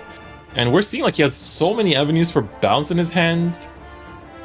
Both Seka and Shamushama here as well. Like, things are looking good when you look at Mingiga, but also can't discount Kakipi either. Like, both players actually have most of their parts. Like, we haven't actually been able to see a game like this where, you know, it feels like most of the Forest games we've been watching, it's just players fishing. Where's my Aria? Where's my bounce? You know, where's my Wisp? But yeah, this is what you want to see. You know, two of the best decks having access to all their tools, being played by the best players in the world. They both have 9 cards in hand, more or less. So let's just say the amount of brain power that's going to be expended in this game is going to be a lot. Right now, Kakipi, what's going to be the choice here? He is choosing to bounce the fairy here to get the Evoing phase 2. The face. We talk about it a lot. At this level, the players would not Evo the face if they did not have a huge reason to do so. Oh, Alberta's still ready. Man, it really is like, no matter how many times, you know, you see people play down Alberta, no matter how many times you see her come out, every time it's still like, oh yeah, right, Alberta. Oh yeah, right, there's still Alberta, huh? The surprise Alberta. It's like the surprise Alisard, you know? Always scary. Yeah. Well, right now, like, essentially Kakipi also just shut down a bunch of like little chip damage for Mingiga as well by forcing out the trades, but now leaving up this board also allows for Mingiga to try and go for some potentially pretty nasty storm damage. I mean, just I'm going through like all the Phantom Bloom Predator. Like that's really good damage. I wonder if he's gonna Evo back. You know, just Evo the face against them. Because now I was hyping up this like big brain math matchup, and now they're both just going face. Just send everything face. I mean, at this point, now, like, when your opponent gives you the avenue to do it, you have to take that, like, any opportunity that your opponent hands you, right? But Mingiga, he's not going, you know, all in on this, not cashing in all the storm damage. He's gonna choose to bounce a good amount of it. Yep, he's gonna Evo the face. Love to see it. What is this game? I would love to see it. 5 damage to the face. Kakipi down Still to bouncing. 6. Right, Alberta. Oh my god, Alberta, I can't believe it. Ooh, just hold up. Seka pass. That's Ward, that's cheating. This is supposed to be a face game, I've been told. Well, maybe it's time for a Grand Slam? Or actually, is there a game for Kakipi here? Goes down to 10 with this. Oh, wait, yeah, I mean, that's a lot of damage. Yep. Yeah, he's got the bounce. 3 to the face. Evo. Like we were saying, he Evo'd the face last turn because he was calculating that damage. And he's got more than enough. Kakipi's gonna take the lead here, going up 2-1 and being 1 win away from going to the grand finals. Oh my god, Mingiga, he looked undefeatable, indestructible in the quarterfinals, and Kakipi just fresh off the 2021 Rage Winter League, just going, just running through this quarterfinals. He's like, all right, just full speed ahead. We're going to finals over here. Yeah, that was a blisteringly fast game that I blinked and it was already over. I'm like, what happened? That game went from 0 to 100 real quick. Yeah, both players were like, these cards have Storm. That means I can win the game. You know, it's like in an anime where the protagonist and the rival just punch each other in the face for a whole episode. That's what it felt like. Yeah, it really did. It really did. Like they have all the powers, but they just end up punching each other in the face instead. That's what it felt doesn't matter if you have the power of a whole galaxy behind you, fighting in the middle of the Milky Way, but instead just slugging it out, me and the boys. But now, this is gonna be the ruin list from Kakipi that we finally get to see as well. You know, we've been able to watch so much Forest, so much Shadow, but you know, we get the third decks. It also makes me wonder, like, how does it plan out for this deck versus these two main meta picks here? You know, we were kind of hyping up the the not so conventional rune list, let's just say, that has an incredible matchup against Forest. Yeah. What about the Evo? I mean, Evo Rune is here. it's just solid, you know? You do everything, you play a bunch of good rune cards. It's a good deck, it's solid. I'm not trying to undersell it, it's good. But Sekka Forest, I mean, the game we just saw, right? Like, say less. Speaks for itself. Speaks for itself. Ooh. I do like this. I think, like, Awakened Robot Orb, I guess Bellringer is a little less value because Mingigod already has cards ready to pop the shield and start, like, slowly trading away. Whereas now Mingigod can now continue pushing, and I think Alberta here for the trade question mark, or just go face. One thing about this matchup is that the Evo Rune is just naturally a bit slower than the other Evo decks, like, you know, Evo Shadow and Sekka Forest. You get to your 5 Evos and your payoff a bit later, and while the payoff is pretty good, you have Guild Assembly, you can get insane boards and get a bunch of life back. The problem is that if you give Forest enough time, then they could just 20 to sear you with enough Sekkas, enough bounces, like they could do 20 damage in one turn. Exactly. Now we do see Arya. I feel like Migigod's had Arya every game so far. He's definitely been doing he's one better. of the best in the world, you know? That is true. And after the end of today, he may be the best in the world, so. That is also true. That is also true. Fruits of Wisdom with Marie. Yeah, that's a double Evos evil. for the price of one. When you won right now. Actually, the you price need of 0, right? Yeah. That is true. Yeah. And at the very least, you are working towards the Grimnir game plan. Guild Assemblies are chilling in that hand, just waiting for their payoff as well. Yeah, he's got the Jupiter, so if you can get to 5 Evos on 6, then Jupiter becomes infinitely better. There's a lot of payoff right now in this hand for just committing the Marie fruits, but because I feel like if you don't play down the Marie early, like, what are you like, you know, obviously you can be saving it for the bonus effect it has, but at the same time, just having the greater count does feel good. But it looks like he's gonna not forego it yet. He can still play it down. Yep, going for the double I like Evo this play here. the best. Just get the double Evo. Doesn't cost you an Evo point. You get the card draw as well. 3-3 and 1-2 is not, you know, the greatest stats, but it's more about the Evos. This is gonna be an Arya coming online for Mingigod though. It's a full board clear, and he can save the Wisp as well. His follow-up is maybe not amazing, but we've seen Forest could just be one top deck away where, like, you draw a card that bounces or draws more cards, and then before you know it, Forest has 20 damage. Exactly. Whereas for Kakipi, he actually drew into his third Guild Assembly. Dog Detective is good, theoretically Pretty speaking. good with the Bellringer, right? Yeah, I'm thinking good way either. to spend 5 players. Good with Tetra as well, yeah. Yes. So yeah, true. You can go Tetra here, Evo. You get the spell to hand.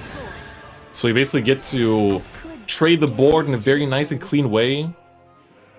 Alright, Delta Cannon's online. There we go. And Dog Detective now for the Evo. We're currently at 4. Almost at 5 already. Next turn will be good to go. Sadly, he has a pretty good board. Double 5/5s. It's true. We'll go slightly off for the Mingigod is Jupiter. now gonna start counting his damage. How much damage does he have? And right now it's not a lot at the moment. Single bounce in hand. Even with the Alberta not the bonus. greatest bounce. Yeah. Also, like, can he just ignore 10 damage on the board? Keep in mind, Yeah. that is down, right? Like, if he loses this, he's out of the tournament. Yeah, and like after that dominating performance in top 8 against arguably the favorite to win the whole event, man, you don't want to go down without a fight like this in the semifinals. He might be going for the Sekka, some sort of like Sekka Evo to clean up a bit of the board. Feels like you might have, like, you can cash in the fairies here too. You can also bounce back the Wisp. But at the same time, it's just a little awkward. He just doesn't have like those 9 cards in hand that we saw, you know, last turn where if you have 9 cards in hand and you have bounces, you're good, but he just doesn't have that many resources. Going first is fantastic, but sometimes going second, you get that extra card, and then that could go a long way. It really can. Alberta here, of course, is pretty huge. Get the bounce, you can still get some damage, but does he actually queue up his actions on time? Okay. Still need the one more do not tag. want to miss 5 damage. He manages to get it barely. Yes! Ooh, just barely. in time. And honestly, that was the best way to play that turn. I cannot see a better way that could have gone for him. Great use of his resources. He does commit quite a bit, using the Wisp, using the bounce, but he pushed a good amount of damage, and he cleared the 5/5s. Oh, barely. Yeah, and see, here's where, like, again, Evil Rune is just a little bit slower. We can see, like, Shadow on turn 6, you're looking at your Grimner, Skeleton Rider win the game, while Kaki P on turn 6, he's not at 5 Evils yet.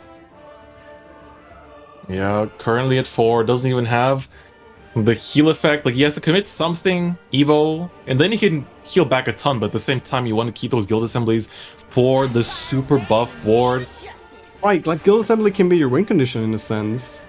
Now, if he does maybe play it a little bit safe, maybe commit 1 guild assembly, I mean, he's going to have Jupiter next turn, which is going to be a great defensive tool as well. And although Forest can do 20 damage in a single turn, they definitely need resource to do so. So maybe seeing that Million God kind of went a bit all in, just play super defensive, see if he can survive to get Jupiter, double guild assembly, go to 20. Yeah, well, a bounce has been picked up for Million God here. Well, his hand looked very shaky at first.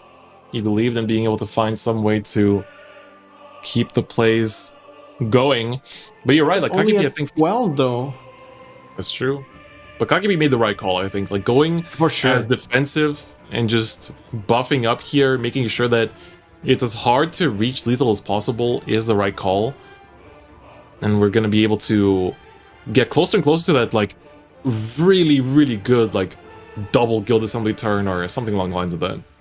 And the scary thing here for Million God is that the 3-2 and the 4-6 may not be a ton of pressure, but, like, if there's a Grimnir, that's it. It's game over. So exactly. He has to show some respect, has to, you know, at least try and clear. And if that means committing a Sekka Evo, that's damage that he's losing out on. And he just doesn't have that many resources to work with here. Alright, Sekka Evo is going to be committed. This, of course, is very important just to clear out the board. Another bell ringer for bell ringer, basically. Bounce. And, like, yeah, he's staying alive, but he's running out of resources. I think this brings out the Alberta, if I'm not mistaken. Yep. Yeah, I mean, it's definitely worth playing. It's cashing out 3 damage. But still, leaving up 3. Okay, Dog Detective is a Freevo. Evil Gunslinger. Okay, gonna. Wait, I think with the Jupiter just yet. If you evo this and then play Dog Detective, I think that puts him to 7. And now he can do double assembly. Uh-oh, there's gonna be a huge board here. Just play double assembly, right? Don't be greedy, just cash him all out. He goes to 21 life. Has so many stats on the board. Oh, another bounce picked up for Million God, but Kaki P is looking at the finals already. He's getting this close to clawing his way out from the final Rage Circuit all the way here. Popping the shields. Seeing if he could do anything to get past this. But, I mean, it's just such a wall. Kaki P went to 21 life. It's just so difficult to make the most out of this. You get the damage. You get some board clear. Sekka. It does not feel right. It's not enough. It's just not gonna be enough. Million God starting to come to terms with the fact that it's just not playing out for him. He can barely trade away this board, but we know how much damage is waiting for him. 7 damage remains on board. Played this pretty well. He's got the storm. He played defensive when he needed to. Alright, Tetra coming in Delta here. cannons. That's all you need. The two Makes Delta enough cannons space in his that hand. will Two take Delta him cannons. all the Kaki way. P going to the grand finals. What an amazing showing. I think nobody expected this turnout. Like, you have to imagine how crazy of an outcome this is for Kaki P himself. You just played against the only player this entire event to go 3-0 so far in the entire day. The And man 3-0 against, you know, probably the favorite. Exactly. Like, this wasn't like uphill battle doesn't even begin to describe what Kaki P just had to do there. Coming out of Rage 2021 Winter League all the way to the first week, winning it through and making it into the final 8, the quarterfinals, and now looking at the finals, the final match, to fight it all out for the grand prize. Now we're gonna hear from the players, see what they have to say after that amazing set. We now have our finalists. You can see the crowd here as well. And the crowd is going wild for Kaki P as well. You know, he's also representing the region here too. Alright, we're now gonna have an interview with Kaki P, of course, to hear from him how he feels going into the finals, going into this final showdown for the grand prize, the biggest prize in Shadowverse history. They're gonna fight for over $1 million. This is insane. Right. Gonna first hear from Mingy God after that incredible showing. 멋진 모습을 통해서 4강 진출까지 대한민국 선수로서 쾌거를 보여준 민기가 선수와 좀 이야기를 나눠보도록 하겠습니다. 조금 아쉽지만 그래도 멋진 경기력으로 4강까지 간 민기가 선수. We're gonna see how he feels after that set. Mingy God had a great showing today, but he's gonna end the day tied for third, which is pretty good. It's an excellent finish. Incredible finish for Mingy God as well. But let's hear from the man himself. 1분 그 전에서 1분 킬각이 있었는데 제가 그 킬각을 놓쳐가지고 그대로 3연패한 게 좀 되게 아쉽고요. 그만큼 제 상대 선수가 잘하는 선수이기 때문에 제가 못해서 진 거서 뭐 어쩔 수 없죠. 뭐 그랜드 파이널은 일단 되게 좋은 경험이 됐고 4강까지라도 올라갈 수 있어서 만족합니다.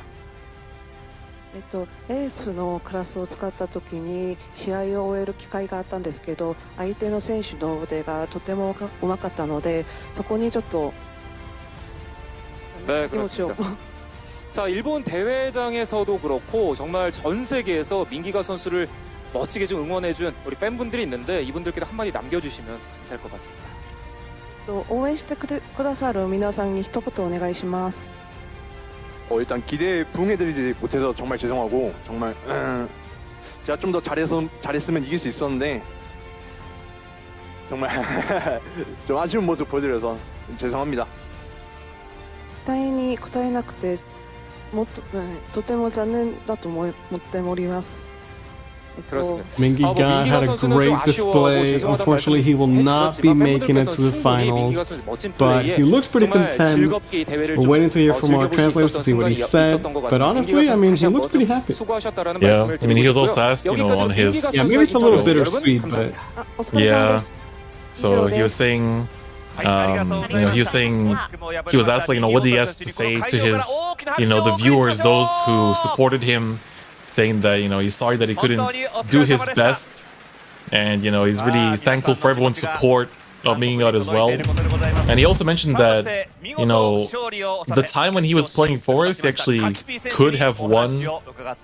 So, you know, feeling, you know, kind of reflecting already on the games that just passed as well. Yeah, those Forest games are tough and there's so much pressure. And now we're going to hear from the winner, Kaki P, who's going to advance to the grand finals for a chance at over $1 million in prize. All right.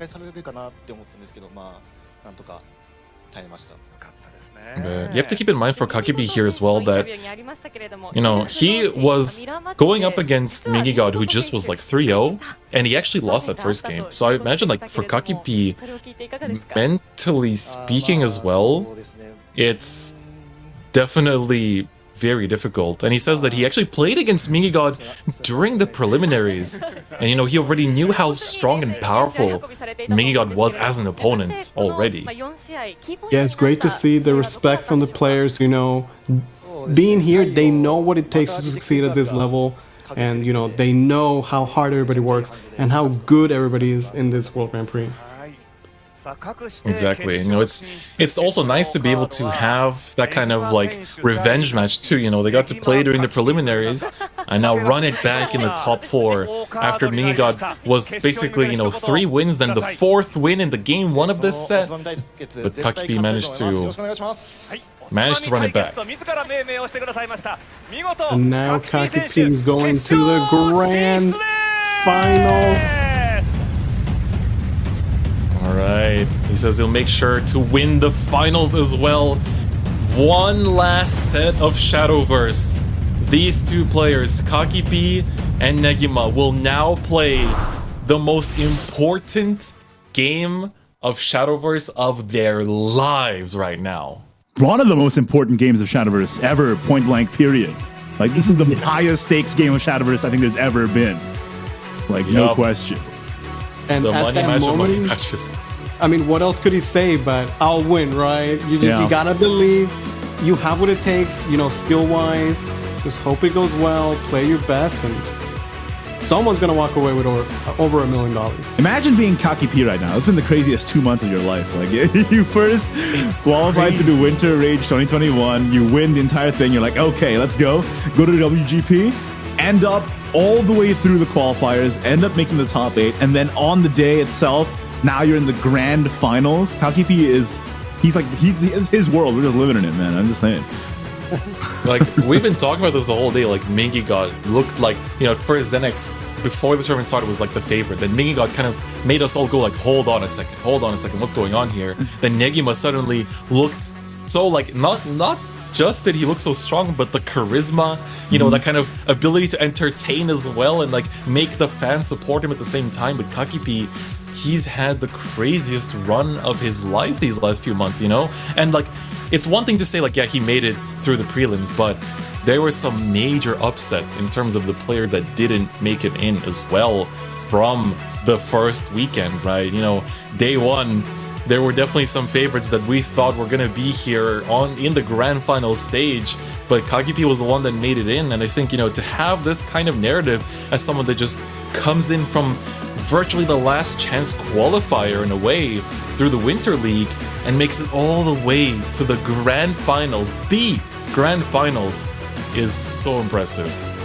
And I'm so excited to go catch that grand finals. It'll be with us right after a short break. But first, we do have to announce the last giveaway of the day. The last chance to win a Shadowverse real life promo card. So head on over to Twitch chat at twitch.tv/SVO_esports for a shot to win one. Now, Iggy, you were flexing on East early on about your collection. Very impressive. But I do want to say I have one card that you do not have. Oh, yeah? Because it's the only one in the world. In the card. That's real flags. That's you get that a chance against my card, man. Yeah. God damn, Lewis got the actual god card over here. Yeah, that's crazy. That's unreal. And, you know, we are going to go to a short break before grand finals, but I also have to announce that after the break, we do have a big reveal for the upcoming set, Omen of Storm. So you want to stay tuned for that. We'll be right back after this.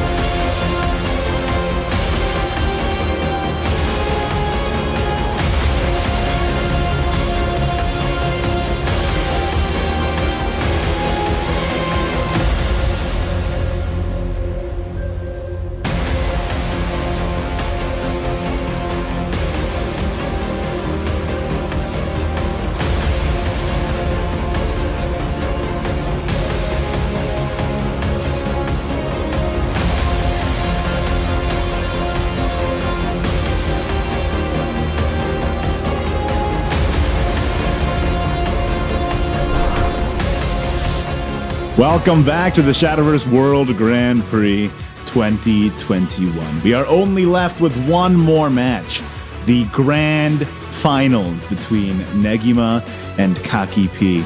The match for 150 million yen. But before we get into that, we do have a little bit of a special announcement for the upcoming expansion, Omen of Storms. I hope you all are ready. I've taken a look at the card, and they gave us a good one. They gave us a good one today, boys. The entire break, Igni was just hyping this card up. I was like, I don't want to see it. I don't want to hear it. I want to I want the reveal. I want the real time Pog champs. You know, like the genuine Pog champ out here. I'm ready to see it, man. I wonder what. I mean, I guess you already know, but considering the caliber of which you've been hyping it up to, I wonder what class we're even talking about here. I mean, I really like the Omens. They're some of the best Shadowverse characters we ever had, and I can't wait to see what they have in store for us. Alright, so we have the producer here. Kimura-san. はい、もう皆さんも楽しみにされていると思いますので、早速ですが発表をお願いします。お願いいたします。はい、新カードパックオーメンオブストーム10課闘争はアルティメットクロシアムで登場したキャラクターたちが世界に災いと福音をもたらす10課絶血を倒しパワーアップして再登場するカードパックになっています。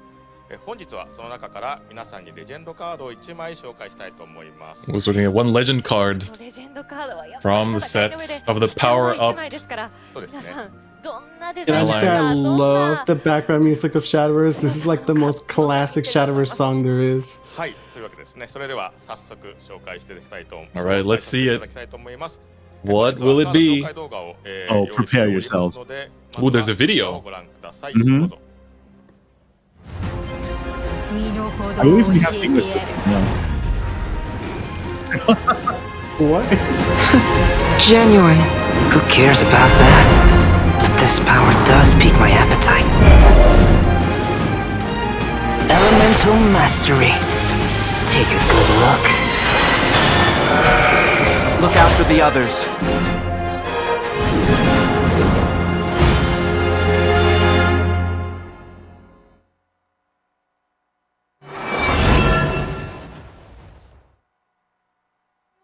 That's okay, right. The card is the new Kuon.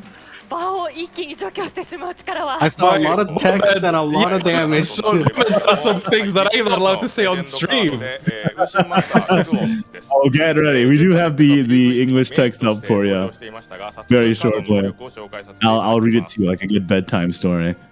Here it is. Kuon Wuxing Master, Runecraft 5 play point 4/4 legendary card. Fanfare. If this card has been spell boosted at least 5 times, recover 2 play points and summon a demonic Shikigami and a paper Shikigami. If this card has been spell boosted at least 10 times, recover 4 play points instead and summon a celestial Shikigami instead of a paper Shikigami. If this card has been spell boosted at least 15 times, summon a noble Shikigami instead of a demonic Shikigami. Evolve, give rush to all allied paper Shikigami, demonic Shikigami, celestial Shikigami, and noble Shikigami. And the noble Shikigami is a new token just for this card. So if you remember back in Coliseum, Kuon got released with a bunch of different Shikigami cards. The noble Shikigami is a new one for the Wuxing Master. And we'll take a look at that token very soon as well. But yeah, basically it summons a huge board, recovers play points, and here's the noble Shikigami. 10, 10, 10. When this follower comes into play, deal X damage to all enemy followers. X equals your remaining play points. Can't be destroyed or banished by effects. Can be destroyed by damage from effects. Wow. So Kuon is back. Spell boost support. Entire one board on a card. Seems pretty crazy. Right. One board in a card clears the enemy board, also recovers play points for you. So like the recovery on top of that. I also love just like aesthetically because I was looking at the new Kuon art and I was like, wait, there's a new Shikigami and there's like a little like a figure behind Kuon. I was like, hold up, that is the Shikigami itself. Like that's crazy. Yeah. Wow. So if you spell boost this 15, what is it? You get a 1 play point 4/4, 10, 10. And also the Celestial Shikigami as well from the previous Kuon. Yeah. The previous Kuon token. and it deals 9 to the entire board if you play this on 10, for example. Like, holy smokes. Like, that's a huge tempo swing. Massive. So we're all going to be rune mains, right? Yep. All right. And remember how much the Celestial spell boost your hand, too. So you spell boost the Kuon, you land the Kuon, and then the Kuon spell boost your hand again, right? So you can sort of chain these together, too.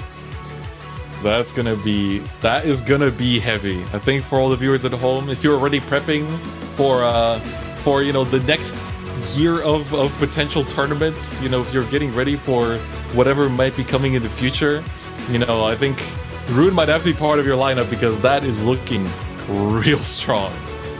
We're actually seeing quite a bit of Rune today, but it's nice to see a throwback to Spell Boost Rune, which is the classic, the staple of RuneCraft, and Kuon is definitely going to help with that. Right, like who better to bring Spell Boost back to prominence than Kuon, who was, the poster child of that archetype for the longest time with Ultimate Coliseum as well. And now they're back. Yeah, they're back for more. The last few years, basically, has been the poster child. As much as Daria is kind of like the card you associate, generally speaking, but ever since the Coliseum set, has just been. I think a lot of the main legendaries of that set have kind of become very iconic. Also like Ginsetsu, we're seeing as like kind of everyone's favorite Shadow card these days too. And I think it definitely converted a lot of people into Shadow players back then.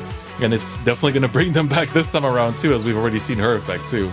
I will say, so far for Omen of Storms, we're seeing a lot of powerful 5-cost legendaries be revealed. We got the Musketeer's Vow for Sword, Kuon for Rune now, and of course the new Gensetsu for Shadow as well. This is the new wave. Yeah, I mean, there's still many more amazing cards that we got to see the art of that we haven't seen the effects for yet, too.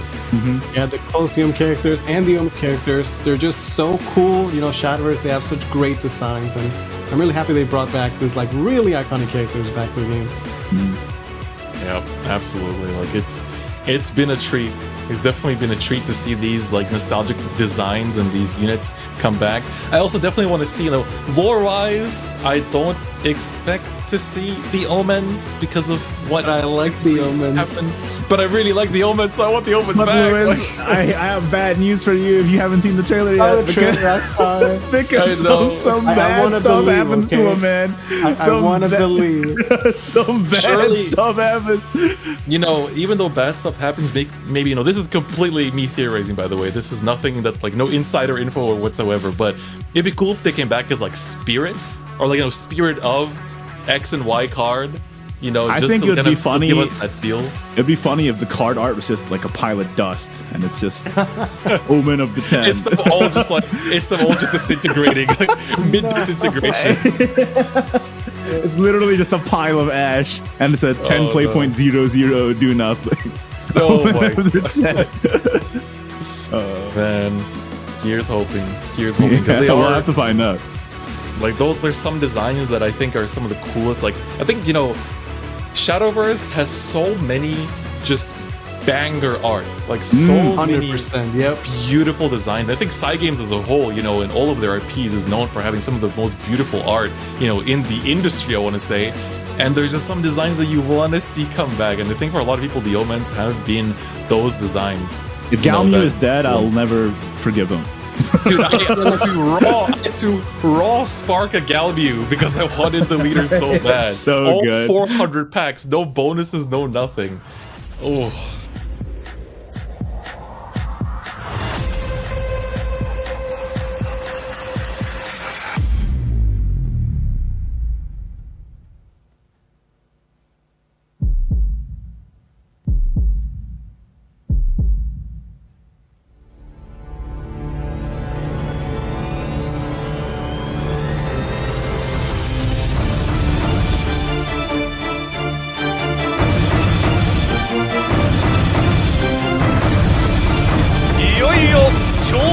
決める戦い、最後に残る絶対王者がついに決定いたします。どちら英雄が頂点に立つのか。2年間の沈黙を破り、今日ここ埼玉スーパーアリーナにて己のプライドと名誉、そして1億5000万円をかけて戦います。会場の皆さん、そして視聴者の皆さん、決して目をそらすことなく全てを見届けてください。シャドーバースワールドグランプリ2021グランドファイナル決勝戦、いざスタートです。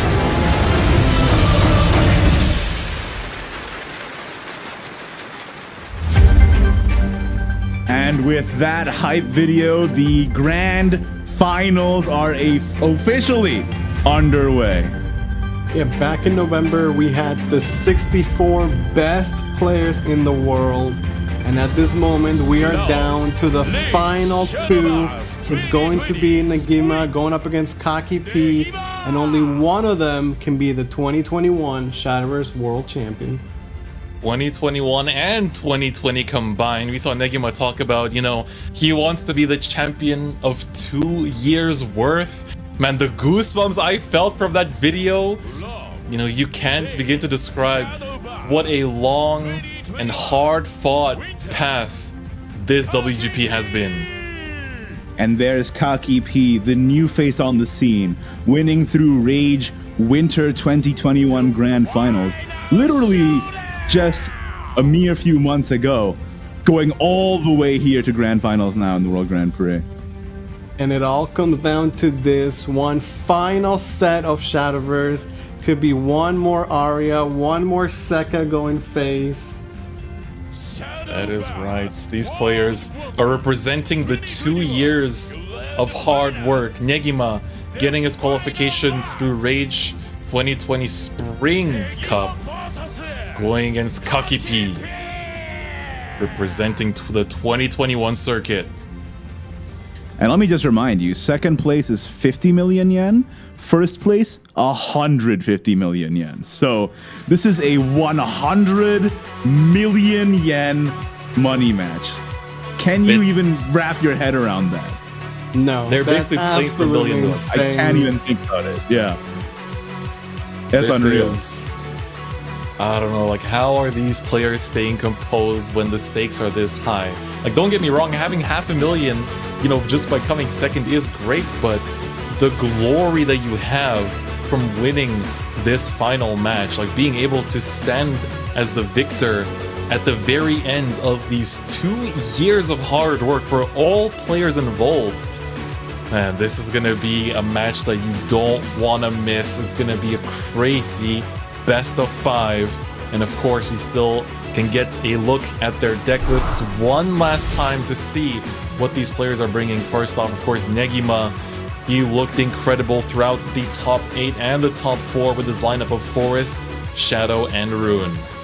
Yep, so we got that Sekka Forest Craft that every single player has brought to this tournament. It's looking like probably the most powerful list, or definitely contending for one of the most powerful lists in the meta right now. We have Evolve Runecraft, which honestly I believe in a little bit less. I'm with Lewis on this one, but it's still proven to be very, very consistent. And then, of course, that Suzy Shadowcraft, which can just end games turn 6-7 with Skeleton Raider, Grimnir, and Lethals. Pretty crazy. You gotta wonder what they're going to lead with, how they're gonna try and get that win for their Rune decks. They both have the same lineup, might be a couple differences here and there in cards, but we're essentially going into a mirror match. Oh, and the mirror matches are always the most sweaty. We all know this. Oh, very sweaty right now. Yep. You know, just a few card choices of difference, but it's gonna be rough. Like, for both players, these are the games that they've been practicing for all this time. You know, all the blood, sweat, and tears are going into this last showdown.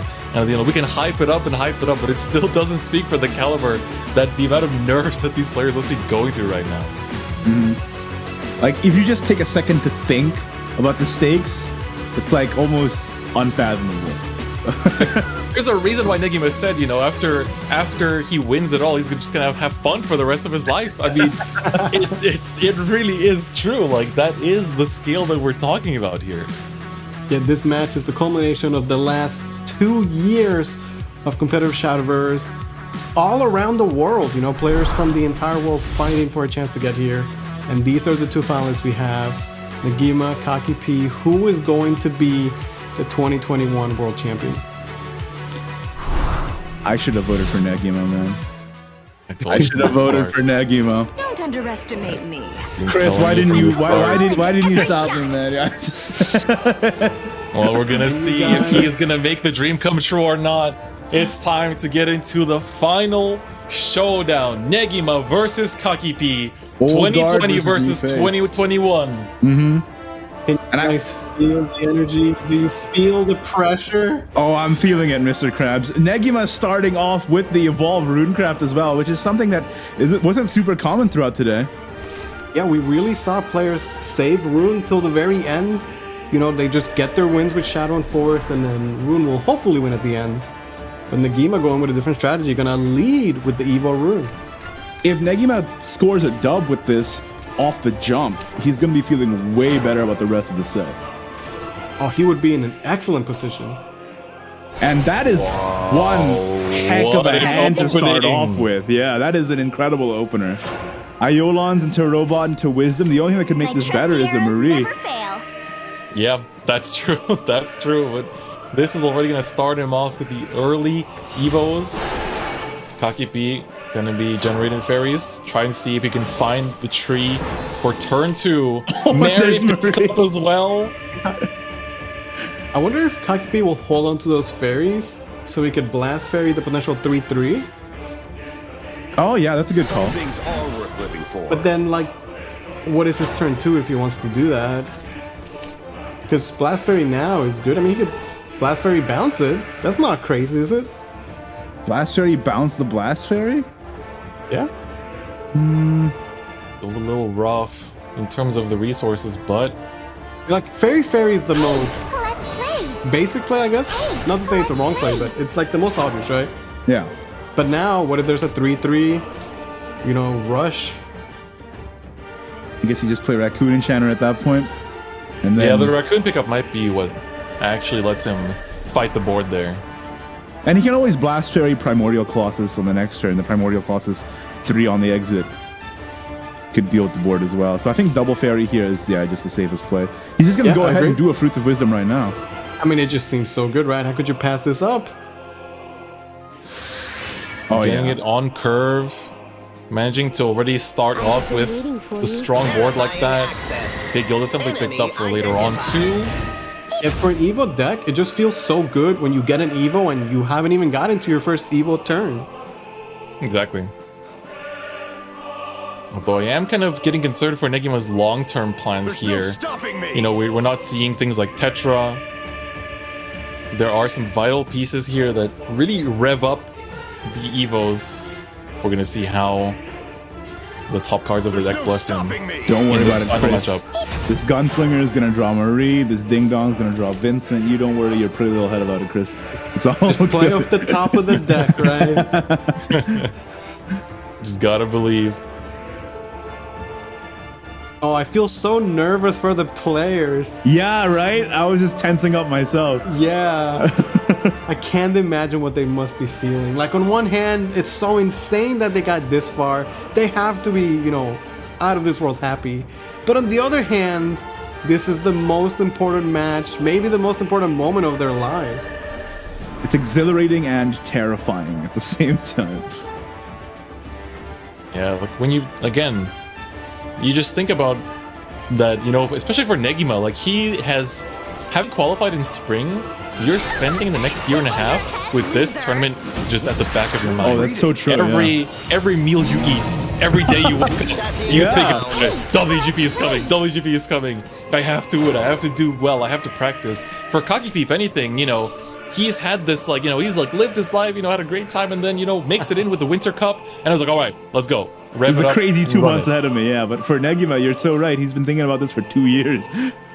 At the same time, though, if he's thinking about it for 2 years, he must be practicing his heart out for 2 years, That's right? true, yeah. Right. And we've seen that, like, his execution level has been clean. It's been beautiful. You know, his plays are calculated. The one, like, the loss we saw from him in top 4, like, you know, it felt, you know, like, it had to happen there, but at the same time, I think that Negima has just been executing really well, but Kakipi, I think he's been, you know, we're hyping up Negima more and more, but so far, Kakipi is showing to be like the god of upsets, you know? He's been the one to take out people like Mingy God, who we thought was unstoppable. And so this might just be another name added to that list of absolute titans of the Shadowverse scene that Kakipi might be able to defeat. And with the lineups being essentially identical, it really is down to the plays, it's down to the players, it's down to the text, it's down to the draws. So like this entire set, I'm just gonna be on the edge of my seat. I'm gonna do the gamer lean, as Chris said. We see the Gunslinger for Negima setting up for that Vincent. Potentially, it's a free Evo. Good amount of stats on the Vincent. Yeah, that is true. Vincent for free and then follow up. You just pass after, or I mean that gets him to his second Evo, and then his next turn could be like Meiser Marie, and then all of a sudden he's already at 4 Evos. And you just start getting the game plan. No Aria for Kakipi on turn 4. I feel like this has Fairy been Slugger Grand Slam instead. This has been like the big story, right? A lot of these games, it's just Aria mod check. Like, where is she? And when you're in the grand finals, that's not the position you want to be in. You do not want to be mod checking. Absolutely not. I wonder here for Negima, it's worth to hold the Vincent and go for... Yeah, maybe because just you can Meiser go right now, right? Yeah. Meiser Marie, right you get like the whole board cleared, you have like double Evo, and you can still set up for Vincent next turn anyway, right? If you land this Meiser, you're going to overdrive. So what, you just... Yeah, he has to manage his hand size a little bit, but you can like repair mode to go to 20, make hand space, and then when you even the Meiser, they're going to cost 0 anyway. I think that's the way to go. Up on that. Repair mode, Meiser, Steed, Marie, Evolve, etc. Yeah, that seems like a board clear. It's still, 2 Evos this turn.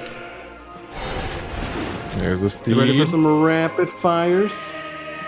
Oh, hovering over the bell ringer. No, it's gotta be Marie. It's There's gotta be no Marie. way. Yeah, There's no I was gonna way. say, it's just too good.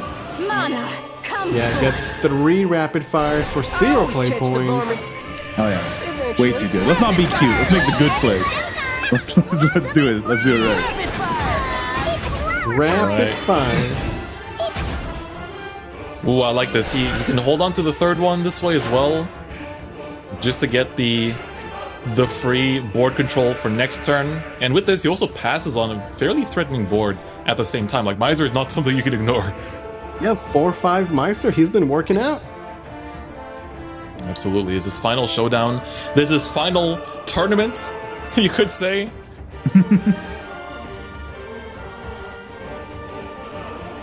How does Kakipi respond here? Still no Aria. He does have plays, but they're not like super clean.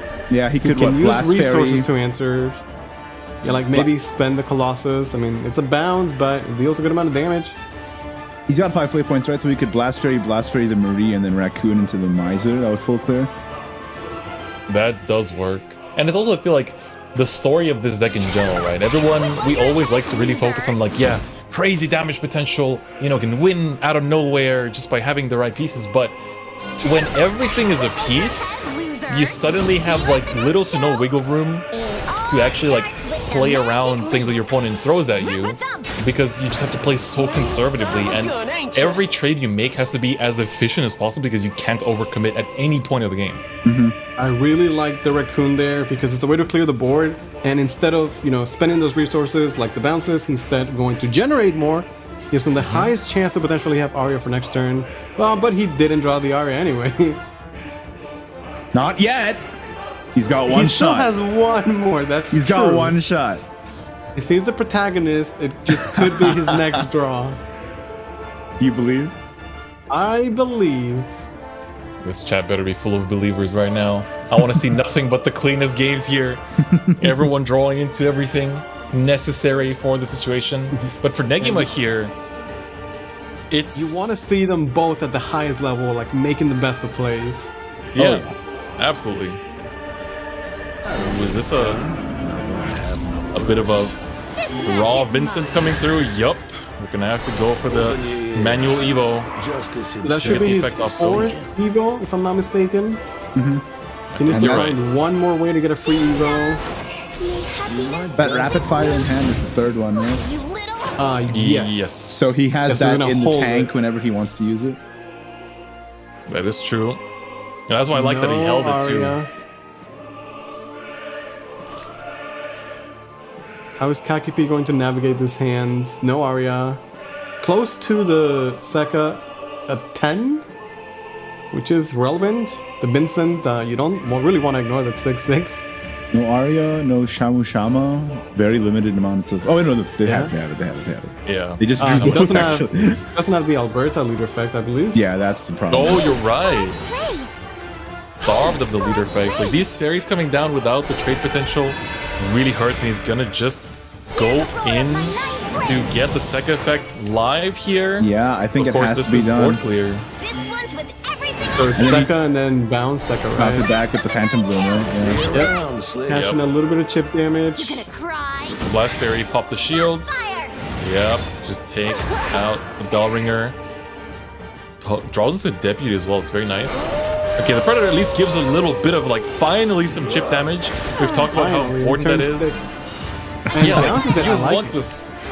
I like the The two, bounce but and the bounce, it's a good way to use your resources. Okay, Gunslinger still. draws Marie. That's his final Evo. He gets to 5 Evos out of that. So The with board is that- not that scary. It's just 1/1, so he can definitely clear. Double Guild Assembly is nice. He can make sure that he's gonna stay at or near 20 life. Ooh, double Marie is. I mean, that getting the one Marie here is good. Gets you to 5, but you're still a little short. You also gotta be kind of careful of like not generating too many words of judgment as well for your hand space. Yep. Evil Rune is like a hand juggling game a lot of the time. This is gonna be the third rapid fire play. It's gonna proc the Vincent leader effect. Clearing the board, doing 3 damage to the face. And Follows it up with the Parasol Parasol Witch face. Jupiter's a good draw at this point. Honestly, this looks okay for Nagima. I mean, he could just get 20 to 0'd, but aside from that, it looks pretty good. No biggie. No big deal. Fighting against Flores, though. That's fair. I do like the Aeolans to end off as well. That does get him the Tetra, which is another Freevo and another form of damage as well. I guess at 15, he's getting real close to 20. And what he has 2 bounces. Alberta, not the worst. A bit late, but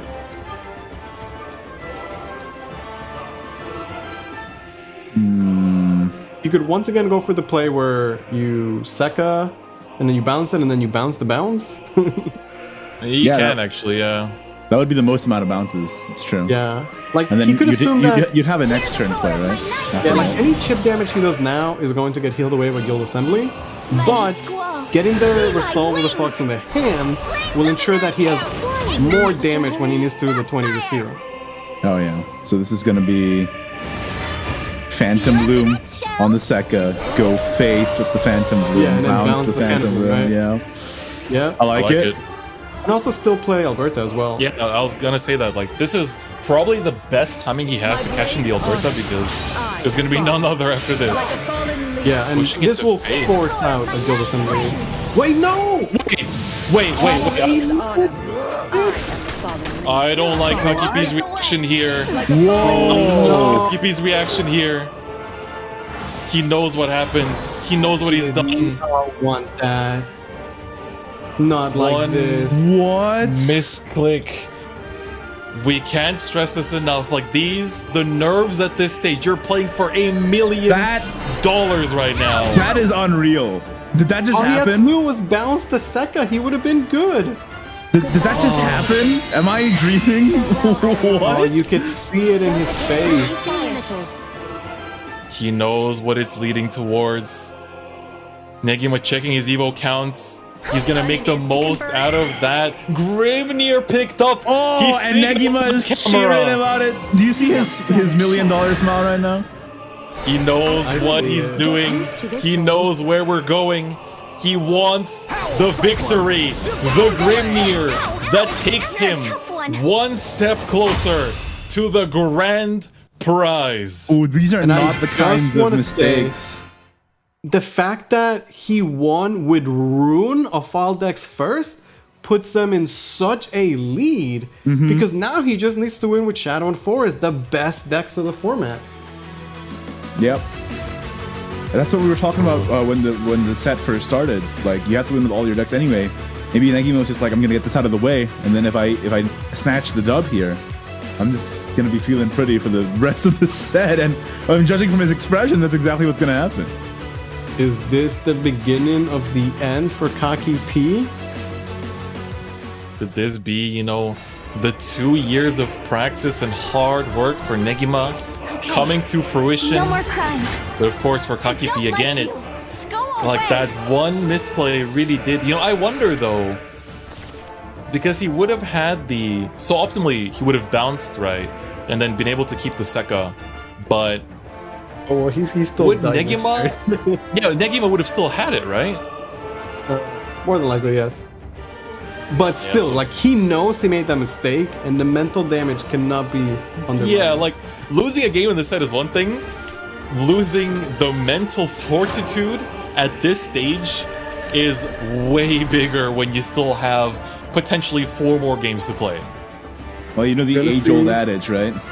Don't tilt. Yep, that's right. Don't tilt. Would Sting the Luna be saved for the mid game? Negima's gonna just start with the Luna right away. Oh, Kaki P's hand is not looking hot right now. Whereas Negima is just gonna make use of the early plays that he can do, the early tempo. Whereas for Kaki P, it's like, yeah, Celeste, I guess. I mean, he's got good late game. Double Skeleton Rider is insane. That is true. That is true. And but you have his to get turn 3 there, is sorted. You do have to get there, yeah. Oh, that's a good draw. Picked up, That's so not we bad. Skull Bandit Luna's Doll here now, right? And then if this picks up a Carnivorous, you're feeling real good about yourself. Oh, that would be insane. Okay, Gatekeeper, just, you know, it's the only thing he's got. It's a play. It also kind of plays poorly against the Clash of the Bandit. That's true, but the Luna here being there from turn 1 is actually somehow massive, because this is, you know, your way to, you know, well, once the shielded Bellbringer comes through, that will be the way to get rid of that, but... I wonder if there's a world where he just plays the Susi. Just... I'm not sure I like that. What do you think of retracing? I do like retracing. The thing is, if you're retracing, all you have left is a 2-drop after, which I guess is good enough, right? Like, if you don't get the Carninos, you can hardcast Susie to answer their Celeste at least next turn, right? Yeah, that's a good point. I mean, he's up on board by, like, quite a bit. Yeah, Well, true. just At the same taking- time, if you Susie now, Celeste comes out, you have the Solemn Gravekeeper for the next turn, too. Right, exactly. Like, you just play it now, and then you don't have to worry about it later on. It's going to be in the pool for you to reanimate. If you draw some Nunes, it's good, and if you don't, it doesn't matter because you have other good plays. Susie on the Bellringer, go face. I think it's a good play. Yeah, And he I think does it's go for it. time. The more I thought about it, the more I liked it. Yeah, just no need to trade. We're going face. This is that kind of game. Yeah, because you have the Gravekeeper. That's the link here. Yeah, so double Skeleton Rider, insane, but how does Kaki P get there? Very good question. I'm seeing no free evos at all. Yeah, No. none. Even the Doesn't have trade ways here to is so spend- awkward. Yeah, no ways to spend Shadows of Really Necromancy. bad. Retrace just to cycle, maybe? The heal is kind of relevant. Yeah, especially in the long run. No, he's gonna just take it to face. Okay, cashing in the rebirth. Really thinking about it. Okay, I mean, it is good. Get some nice card draw. Throwing in the towel yet. Okay, I guess you just otherworldly and evolve it. The classic. Just get stuff out of your deck. Yeah, Give you a better chance to draw the cards he needs. Okay. Yep, ding dong for life. coming in. At least this lets you trade certain things away, but the Suzy is gonna stay up there, of course, which is what you want to see. But now it feels like Negima has amazing plays, right? Solemn Gravekeeper, Wicked Rebirth. Yeah. Yeah. And everything, basically, like, the board isn't necessarily like that difficult to trade either for Negima, as we don't have the bonus protection effect on the bell ringers that makes it so annoying. Gonna start with the retrace, see what the pickup is. There's still a chance that he draws Ternunos off the top, and that could be, you know, massive. Yeah. Draw first gamer is always succeeding. But he has to sink the Suzy first for it to be really good, right? Yeah. That's true. Oh, retracing into retracing. Not the greatest, but yeah, I feel like Solemn Gravekeeper is the best Evo for sure. Good way to spend Shadow, some Necromancy, good Evo effect, maintain that Shadow count. Becoming a nuisance. Sacrifice. There we go. Staying at Wait, is he 5. gonna... Yeah, I was gonna say, you can't just go face with everything. At least something has to trade, right? Throwing her face with the rest. It's still a good amount of pressure. It may not seem like a lot of damage right now, but... Even goes face with the Luna. Gotta make a statement. I was even thinking of, like, you know, the Suzy, you know, just to make her that much more, like, important for the opponent to take out. Like, the Evo could have also spread more stats there to make this kind of, like, push a bit more threatening, but of course then you fight for the board a little bit harder. But now back to Kakipi. His hand, like, the more turns you give Kakipi, the better it's going to be for him, because he's slowly but surely kind of, like, leading into this advantageous situation. And we've seen this before where, you know, we end up having, like, the Shadow Mirror, and, you know, one player ends up, or, like, I think we had, like, a Force Mirror, one player with 9 cards, one player with 2 cards, and it's just, like, how can you keep that gas going? Look at Yeah, Mr. like, Negima is that he still has a Kakipi- Bellringer, and he still has a retracing. Wicked Rebirth And a as Wicked well. Rebirth. Can Kakipi get to a point where he can, like, stabilize? And one thing I've talked about the entire day is how good Skeleton Rider is at answering opposing shadow boards. Just because if your board is really wide, you have a bunch of little guys, and then that just keeps proccing the Skeleton Rider effect, right? Like, one good rider could just wipe an entire board and do a bunch of damage at the same time. Favor by putting Give me your stuff. You know I might let you live. Another Luna. Not with everyone around Heal is really And a vital lot here of as well. shadows and Necromancy. That's the Suzy Invoke right you there. make us cry. Oh, that's right. No one will ever cry again. Mother, father. The spell in there. Honestly, the discount. I like that turn, yeah. Couldn't he have traded the Skull Bandit into... I guess he wants to get rid of the 4/4. Okay. I mean, he's got good follow-up now. And like we're saying, is Negima now running out of resources? Because he doesn't have a single Skeleton Rider. Yeah, That that's is true. true. That's big. But he has so much cycle in his hand that I feel like it's fine. This is getting kind of close. Okay, yeah, gonna start with the cycle. Draw first, gamers. Oh, good. Oh, that's a pickup. That's a pickup. That's a Shadowverse card.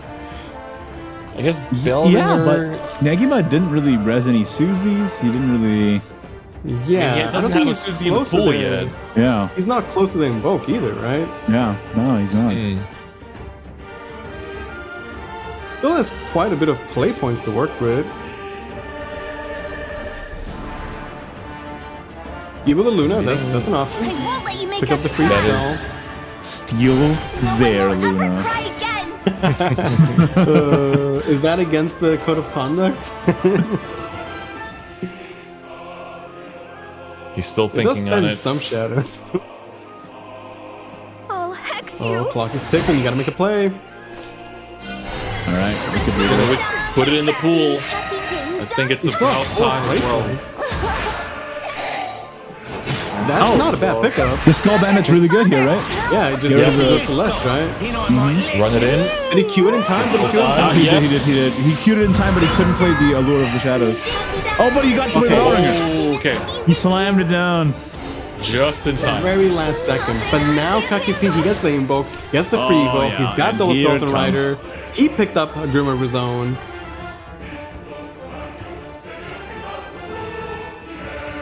Kakipi has more cards, More bombs. I mean, yeah, could Evo the bell ringer? The bell ringer. Yeah, that's Evo just the bell ringer a lot of face. stats. I like that play. That's a good play. Evo bell ringer face is actually like legit. Pretty good, yeah. It really is. That ding dong punch will hurt. Yeah, when your hand is this plentiful, Skeleton Raider I coming like in. spending the Skeleton Raider. Like, you have two. You can spend one to just stabilize, push a little bit of damage, and then Mill let the here. second one close the That's game out. fine. That is that's a free absolutely shadow. fine for Mill. Now it's down to 4-2.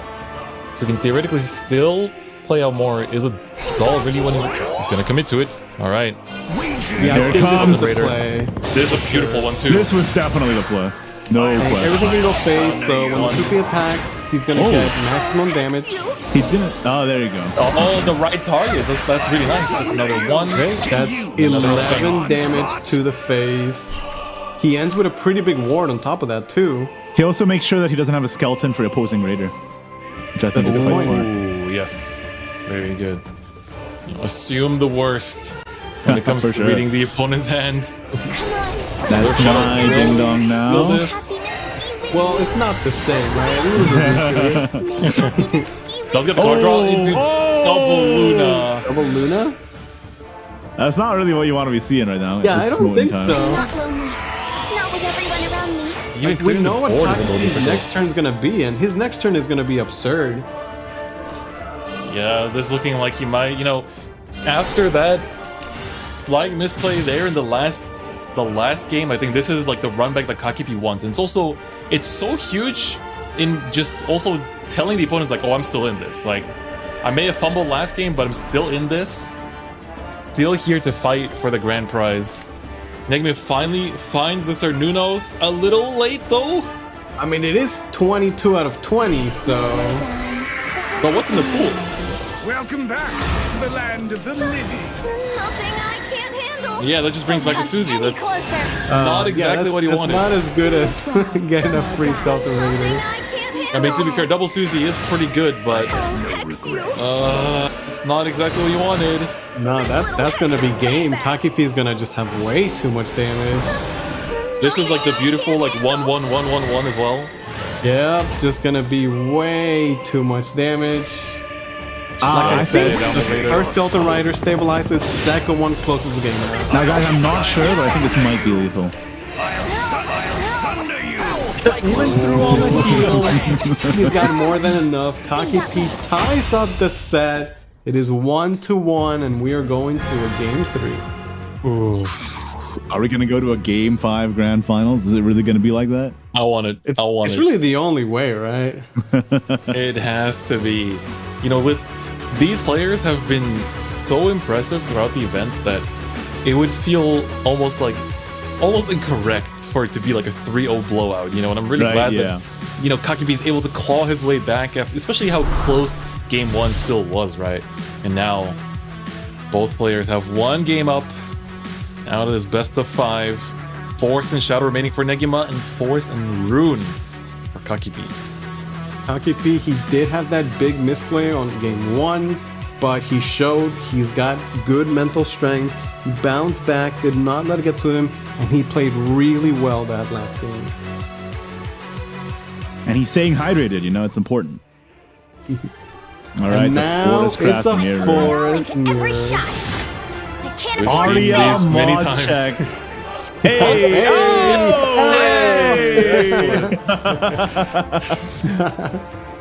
Yo, Alright, Kakipi's now hand is for- actually really, really strong, though. Fairy mod check? Yes. Ooh, in terms of the early start, Kakipi does okay. Tree has been picked up with no fairies. Still good though. one and then bounce it back. There's no way you play second on one because they can just blast fairy you, and then that's a huge waste of your resource, Oh, right? 100% agree, but think of the upside. No, I'm kidding. It's such a He risk. thought about it. It is a huge risk, yes, I agree. Okay, tree on 2 is the way to go. Yeah, that's a little bit less risky. Yeah, there looks like both players are just gonna get the default trees in. You know, it's not as much value, but still very good. Oh, It's the still your fairy main generation. engine, right? Like, you just have to. Yeah, even without the fusion, it's just such a good interlude. The true mirror match right now. No Alberta though. That's a little unfortunate. He could technically also bounce the tree to like reset it with the fairy later. Maybe it's and bounce also, like, Shamu Shama. Get some chip damage in. This would be like perfect Alberta turn, but yeah, it really would have. It really would have. She's never there when you need her the most, man. Yep. Just like my ex, you know. What are you gonna do about it? You can see him doing the math, thinking about the players. This is the grand finals.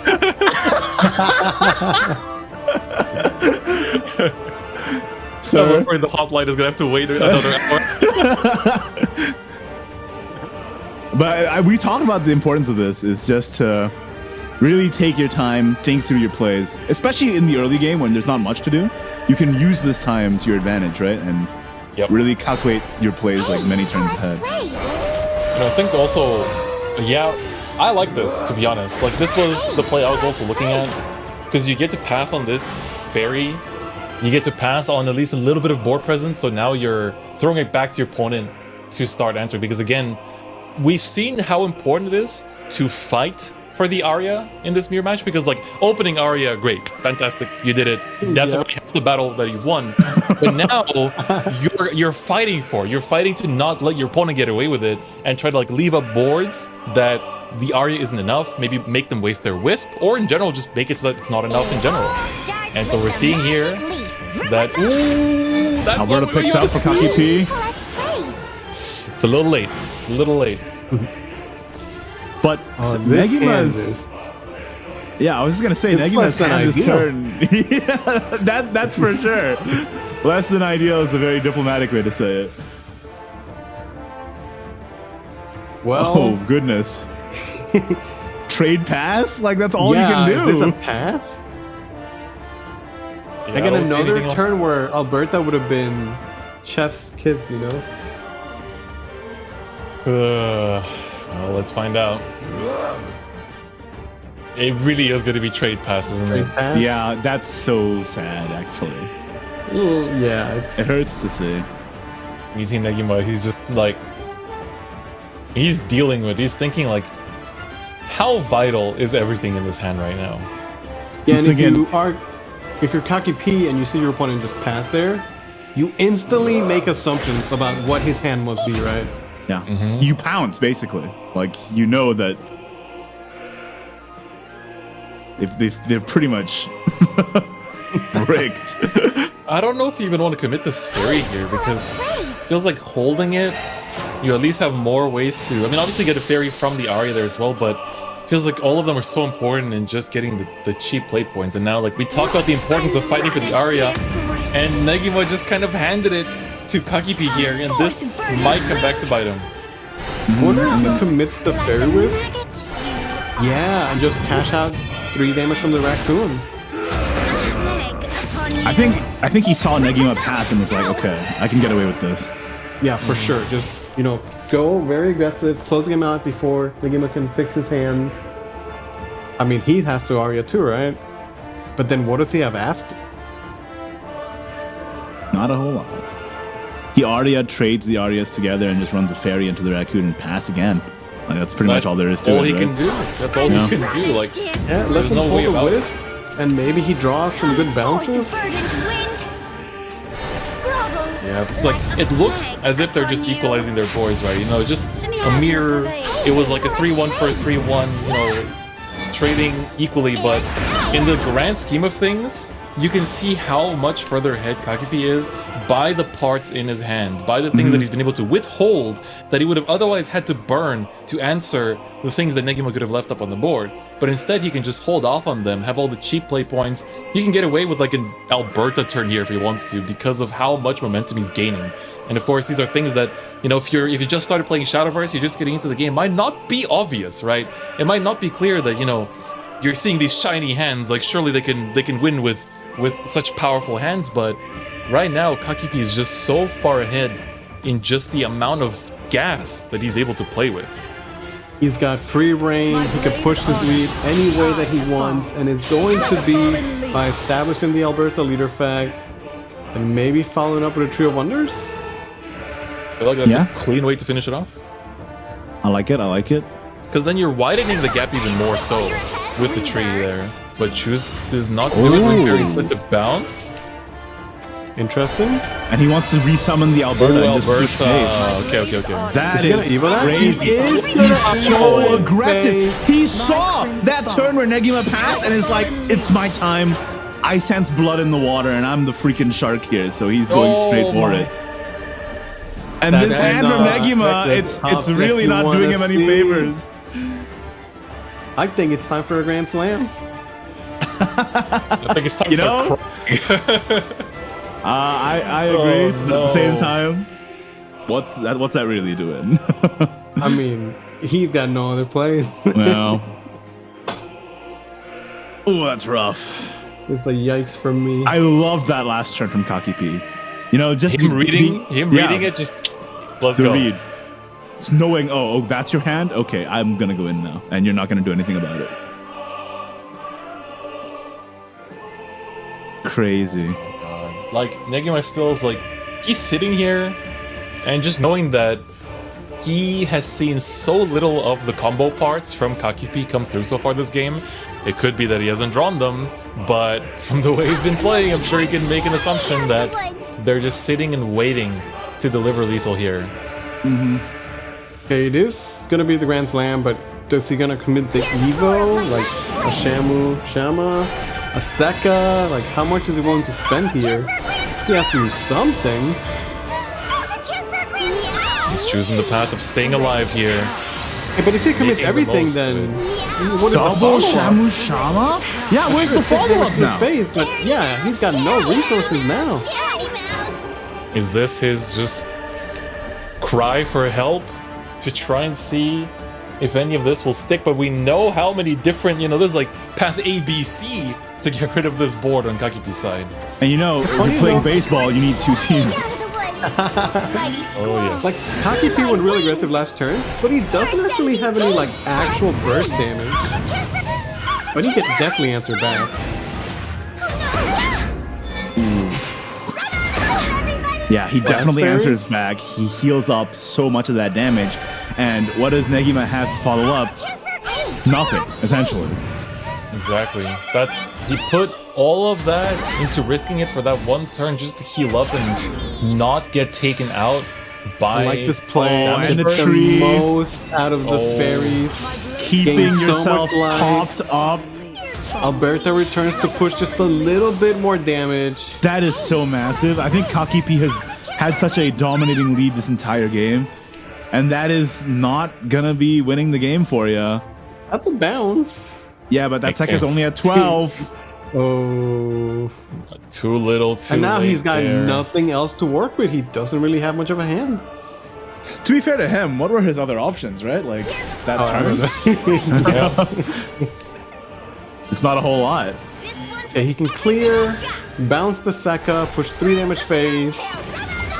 Hope that he gets another turn. Down to 5 though.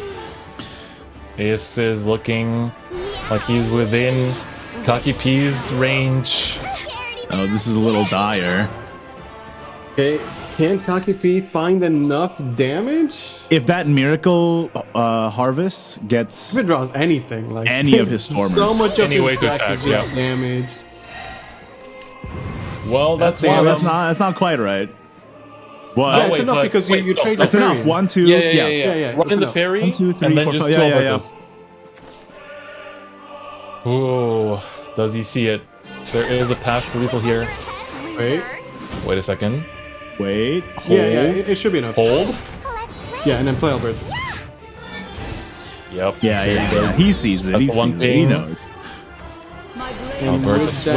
that, Kakipi is gonna take the game, and now he will only need one more victory to be the 2021 world champion. And how quickly it turns around. That first game of the set was Negima with that evolved Runecraft victory, and he was looking so jovial about it and really looking forward to the rest of the set. Now suddenly the shoe's on the other foot.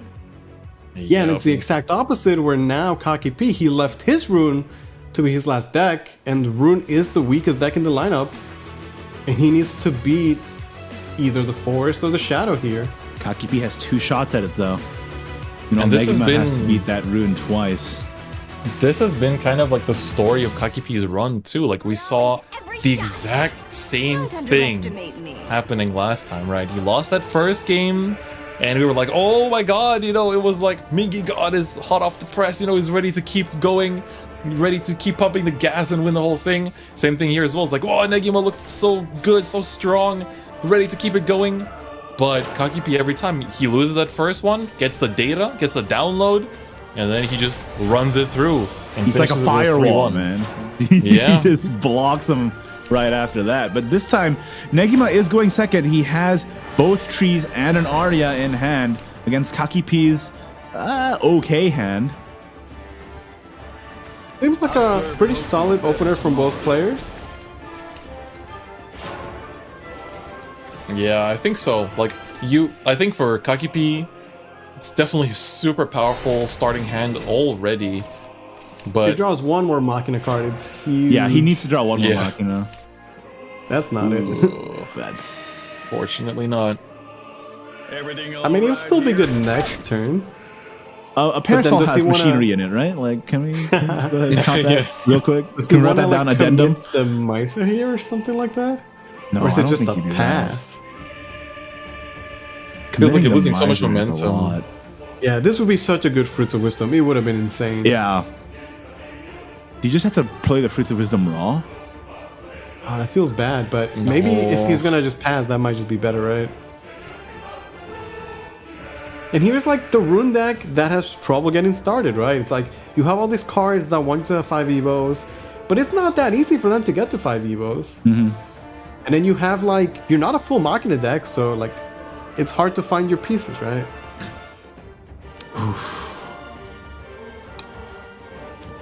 Yeah, I don't like any of the play. I think the play I like, or I dislike the least, is just to play the Wisdom and pass.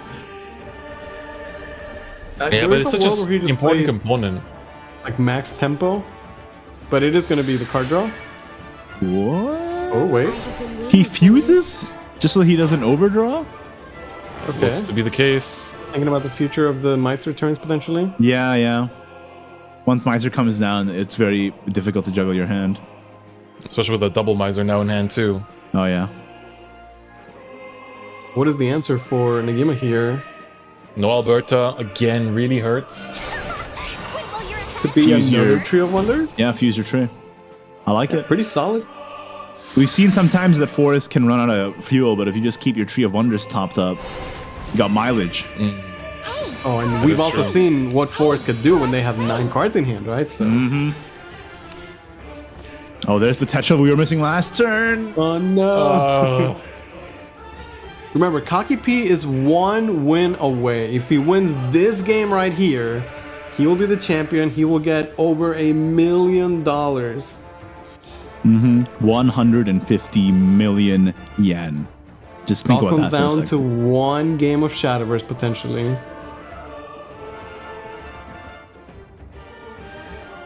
But Kaki P's turns are honestly kind of awkward.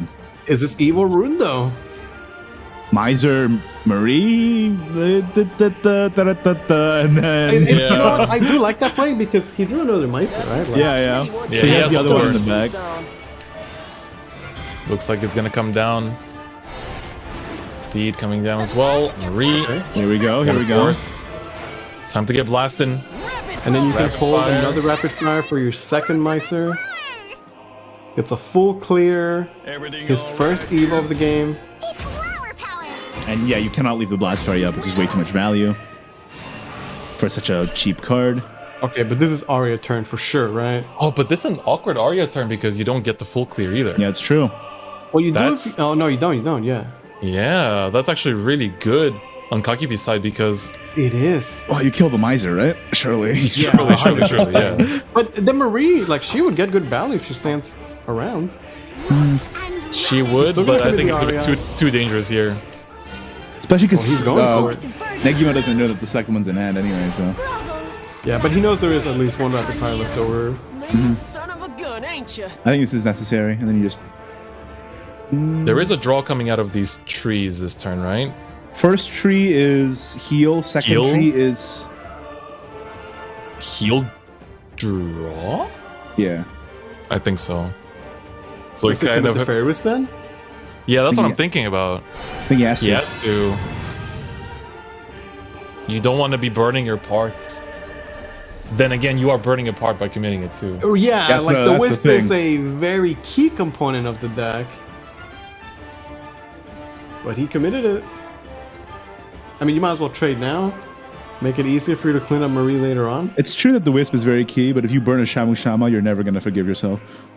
Yeah, like it's like you gotta weigh it out there. I think He you gotta does end up trade it. trading. Yeah, went till the very last second. At the very Some of least, these not turns are overdrawing. tricky. You really have to think about and weigh the pros and cons too, right? Oh yeah, these are tough turns. Only one evil so far, but you want to talk about key pieces of your deck? Double Grimnir in the hand of Kaki P. Well, we still got to get there, right? Oh yeah, especially with the burned fruits and it's just gonna, you know, it's gonna you be a go little one harder. evil at a time. One Yeah, I feel evil like at a time. Losing the fruits there might actually come back to bite a little bit in just how much slower the setup is now. Right? Yeah, it undoubtedly pushes the game plan back. At least I think he few goes turns. Gunslinger, and then depending on what he gets, Marie, there it is. Oh, now that's you can pretty miser. good. Marie's excellent. Mana, come Evo number 2. Hey. Evolving the gunslinger. Okay. I like Gunslinger. Oh, okay. Just to clear. So Doesn't then get to just- attack. She has like one of the best voice lines ever. Oh, you're one of those people. She's got the "Say Your Prayers, Punk." It's so good. Oh, I thought you were talking about a Bluma Cadabra. I was gonna judge you so Oh hard. no, no, no! We're a Gunslinger fan over here, please. I was gonna judge you so hard. There now. We can all get There, along. there. Hey, Blast Fairy putting in work. Oh yeah, you can bounce this too. Yeah, it's a pretty easy clear. You know, slowly getting up the number for the Sekka. He does have bounces to I like work it. with. I like it. This is nice. You're not getting away. Hey, let's Just run in the fairy. Like you're just slowly chipping away, and that's what you want to be seeing right now. And this last tree is fairy heal, right? Yes. Yeah, it is pretty very good. This time he can actually hold the Wisp. Getting close to that big power play turn. Having needs his Sekka, fast. double bounce, Wisp in hand. 2 Evo still available. And he needs it real soon. Like, you cannot give Kakipi's deck the time it needs to build up. Especially, you gotta... Just like Kakipi made the read last game to know when to aggress, you gotta do it this time around as well. Just I was because thinking about give- Evo there, but it just Yeah. doesn't do enough. Yeah, he's gonna hold it. It's just that Rune takes so long to get off the ground, comparatively. It really does, like compared to Shadow and Forest. Nothing stops me. once Okay, I got Big my Mike's speed return here. boots on. Surely that means second Marie as well. I think undoubtedly, yeah. And then that there puts she him is. at how many Evos? This will be the That's 4? third of the free one, 4 with the Miser included, I want to say. Hey, I mean, he's Getting dangerously there. close. Not there yet, though. And, you do need that last one. Nice, who's got those Rapid speedy fire. boots though? Rapid fire. So they're at 4 now, right? Yes, Oh, and these rapid fires are doing face damage now, which is kind of nice. that's right. Yep, gets the full clear. Can follow it up with the Parasol Witch. No storm, though. Yeah, the heal is still pretty good though. You want to be out of whatever range Negima's hand is capable of. Okay, what's that Sekka at? 10? Yeah, we're at 10. Yeah, Miracle's at 10, which makes it like insanely strong card now. So he needs to get 10 more. and then just do the math to get 20 damage Sekka combo. Halfway there. Easy peasy, right? Yep. I feel like for all players in this tournament, like getting the forced win is probably like one of the most relieving things. Like these games are so stressful. Yeah. So many micro decisions, like, oh. Yeah, Force is the deck that you're most likely to misplay on, right? It's just tough, man. Like it's execution. Even the heavy best for players sure. in the world, yeah, it is tough deck to play.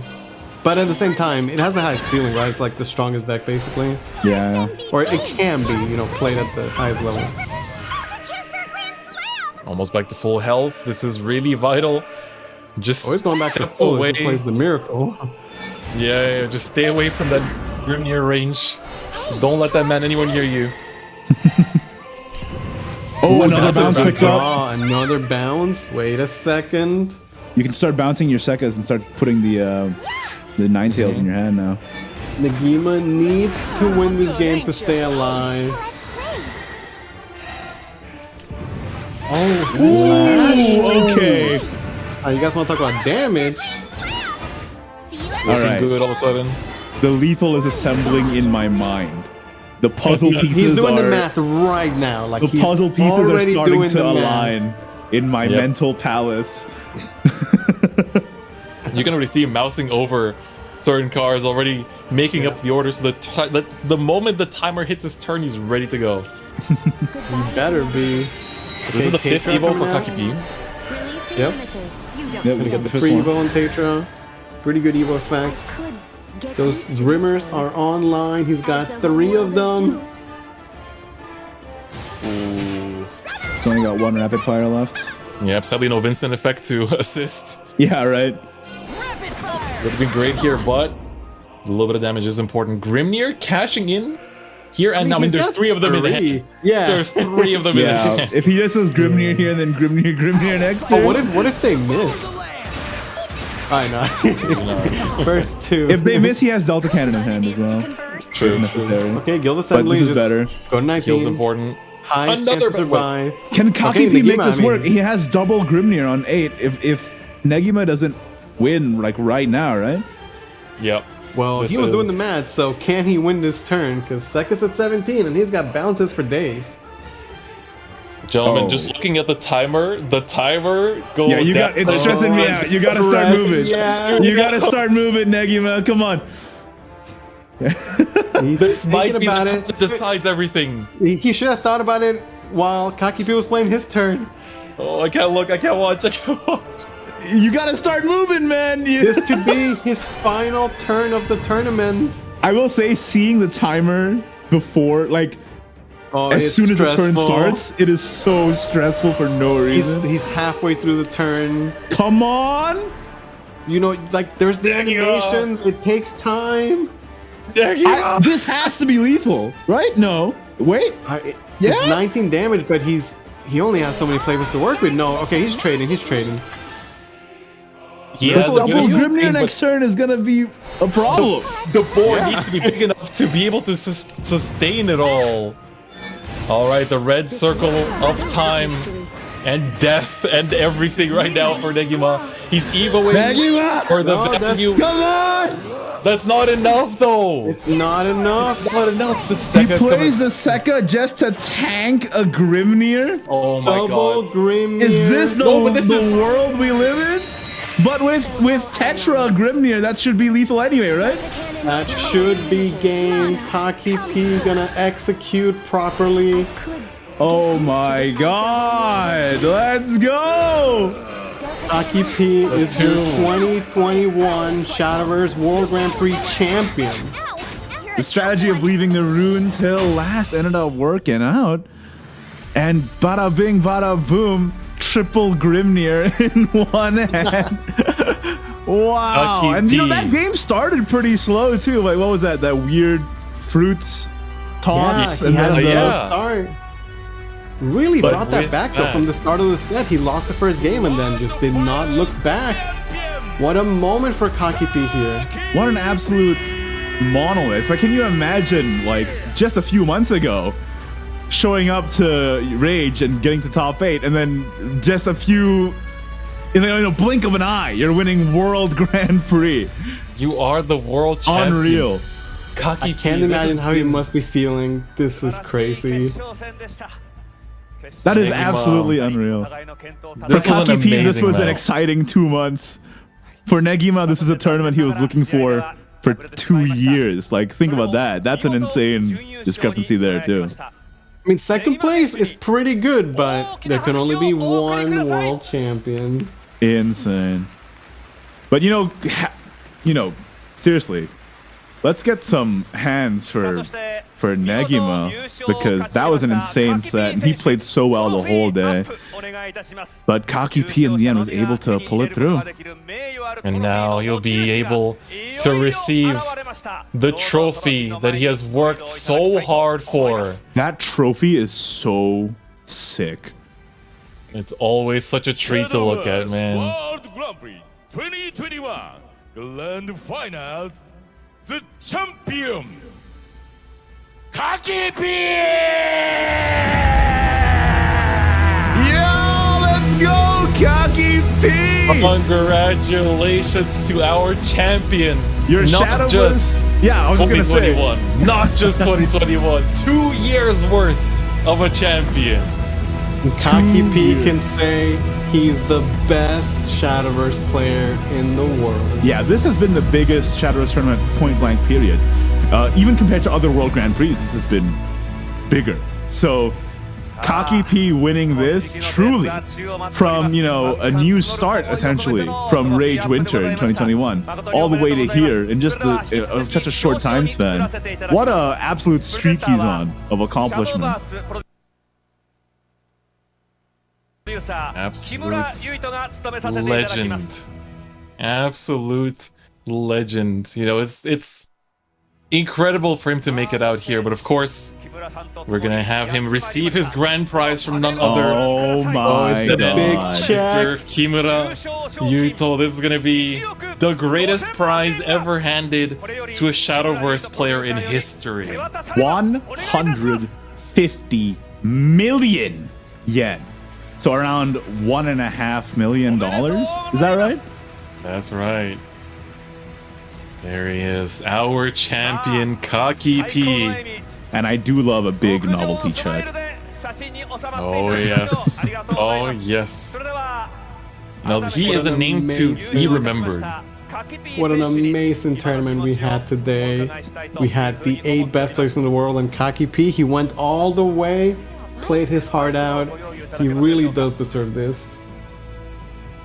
He really, really does. And I'm sure this isn't the last we'll hear of him, A lot of the champions and the top players from the world stage of previous years have come back. They have returned to other premier events and continued their run,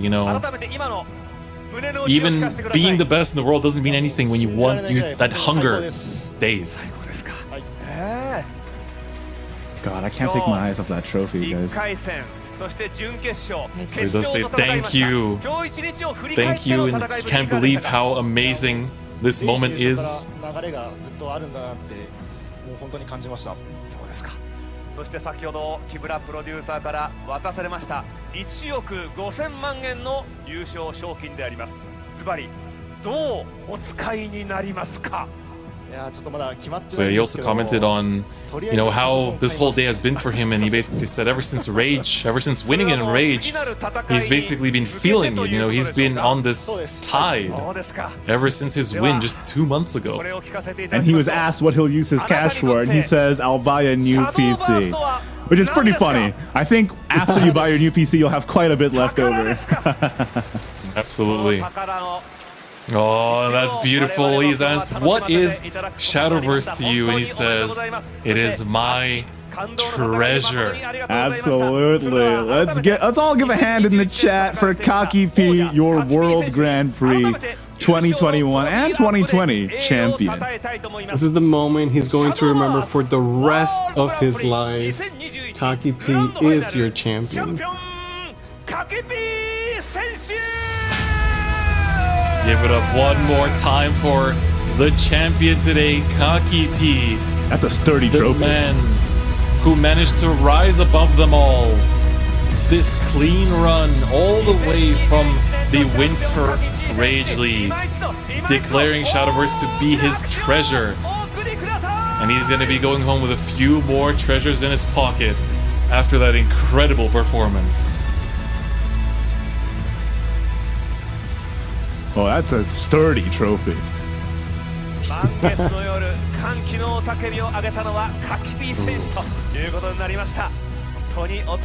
Another legend joins the ranks. We've had many world champions in the past, but this has definitely been the most difficult year of them all. And there it is, your World Grand Prix champion. Joining the ranks of Sasamumu, Feg, Kocha. Now, Kaki P. Well played, Kaki P. You deserve it.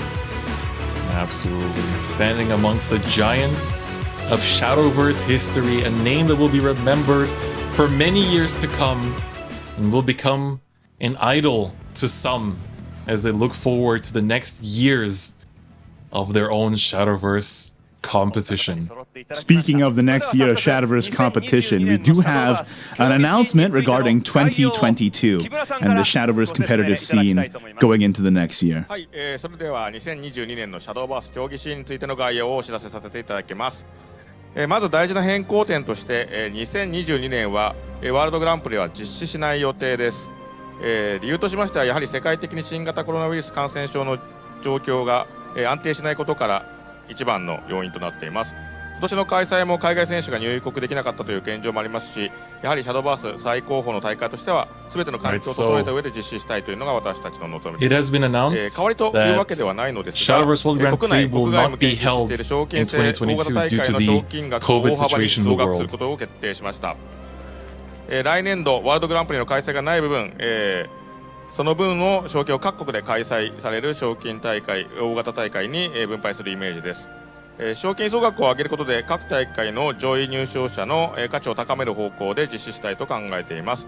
日本在住の方向けの対象大会としてはレイジシャドーバースが対象となります。具体的な金額幅はこちらになります。Alright, so はい、レイジシャドーバース2022年シーズンの賞金総額は2000万円。As a result of the World Grand Prix not taking place next year, due to the current COVID situation, which has unfortunately led to overseas players not being able to come to Japan for the actual final showdown today. As the World Grand Prix is the largest event for Shadowverse, they want to be able to hold the World Grand Prix in an environment where everyone can be there physically to partake in the event as well.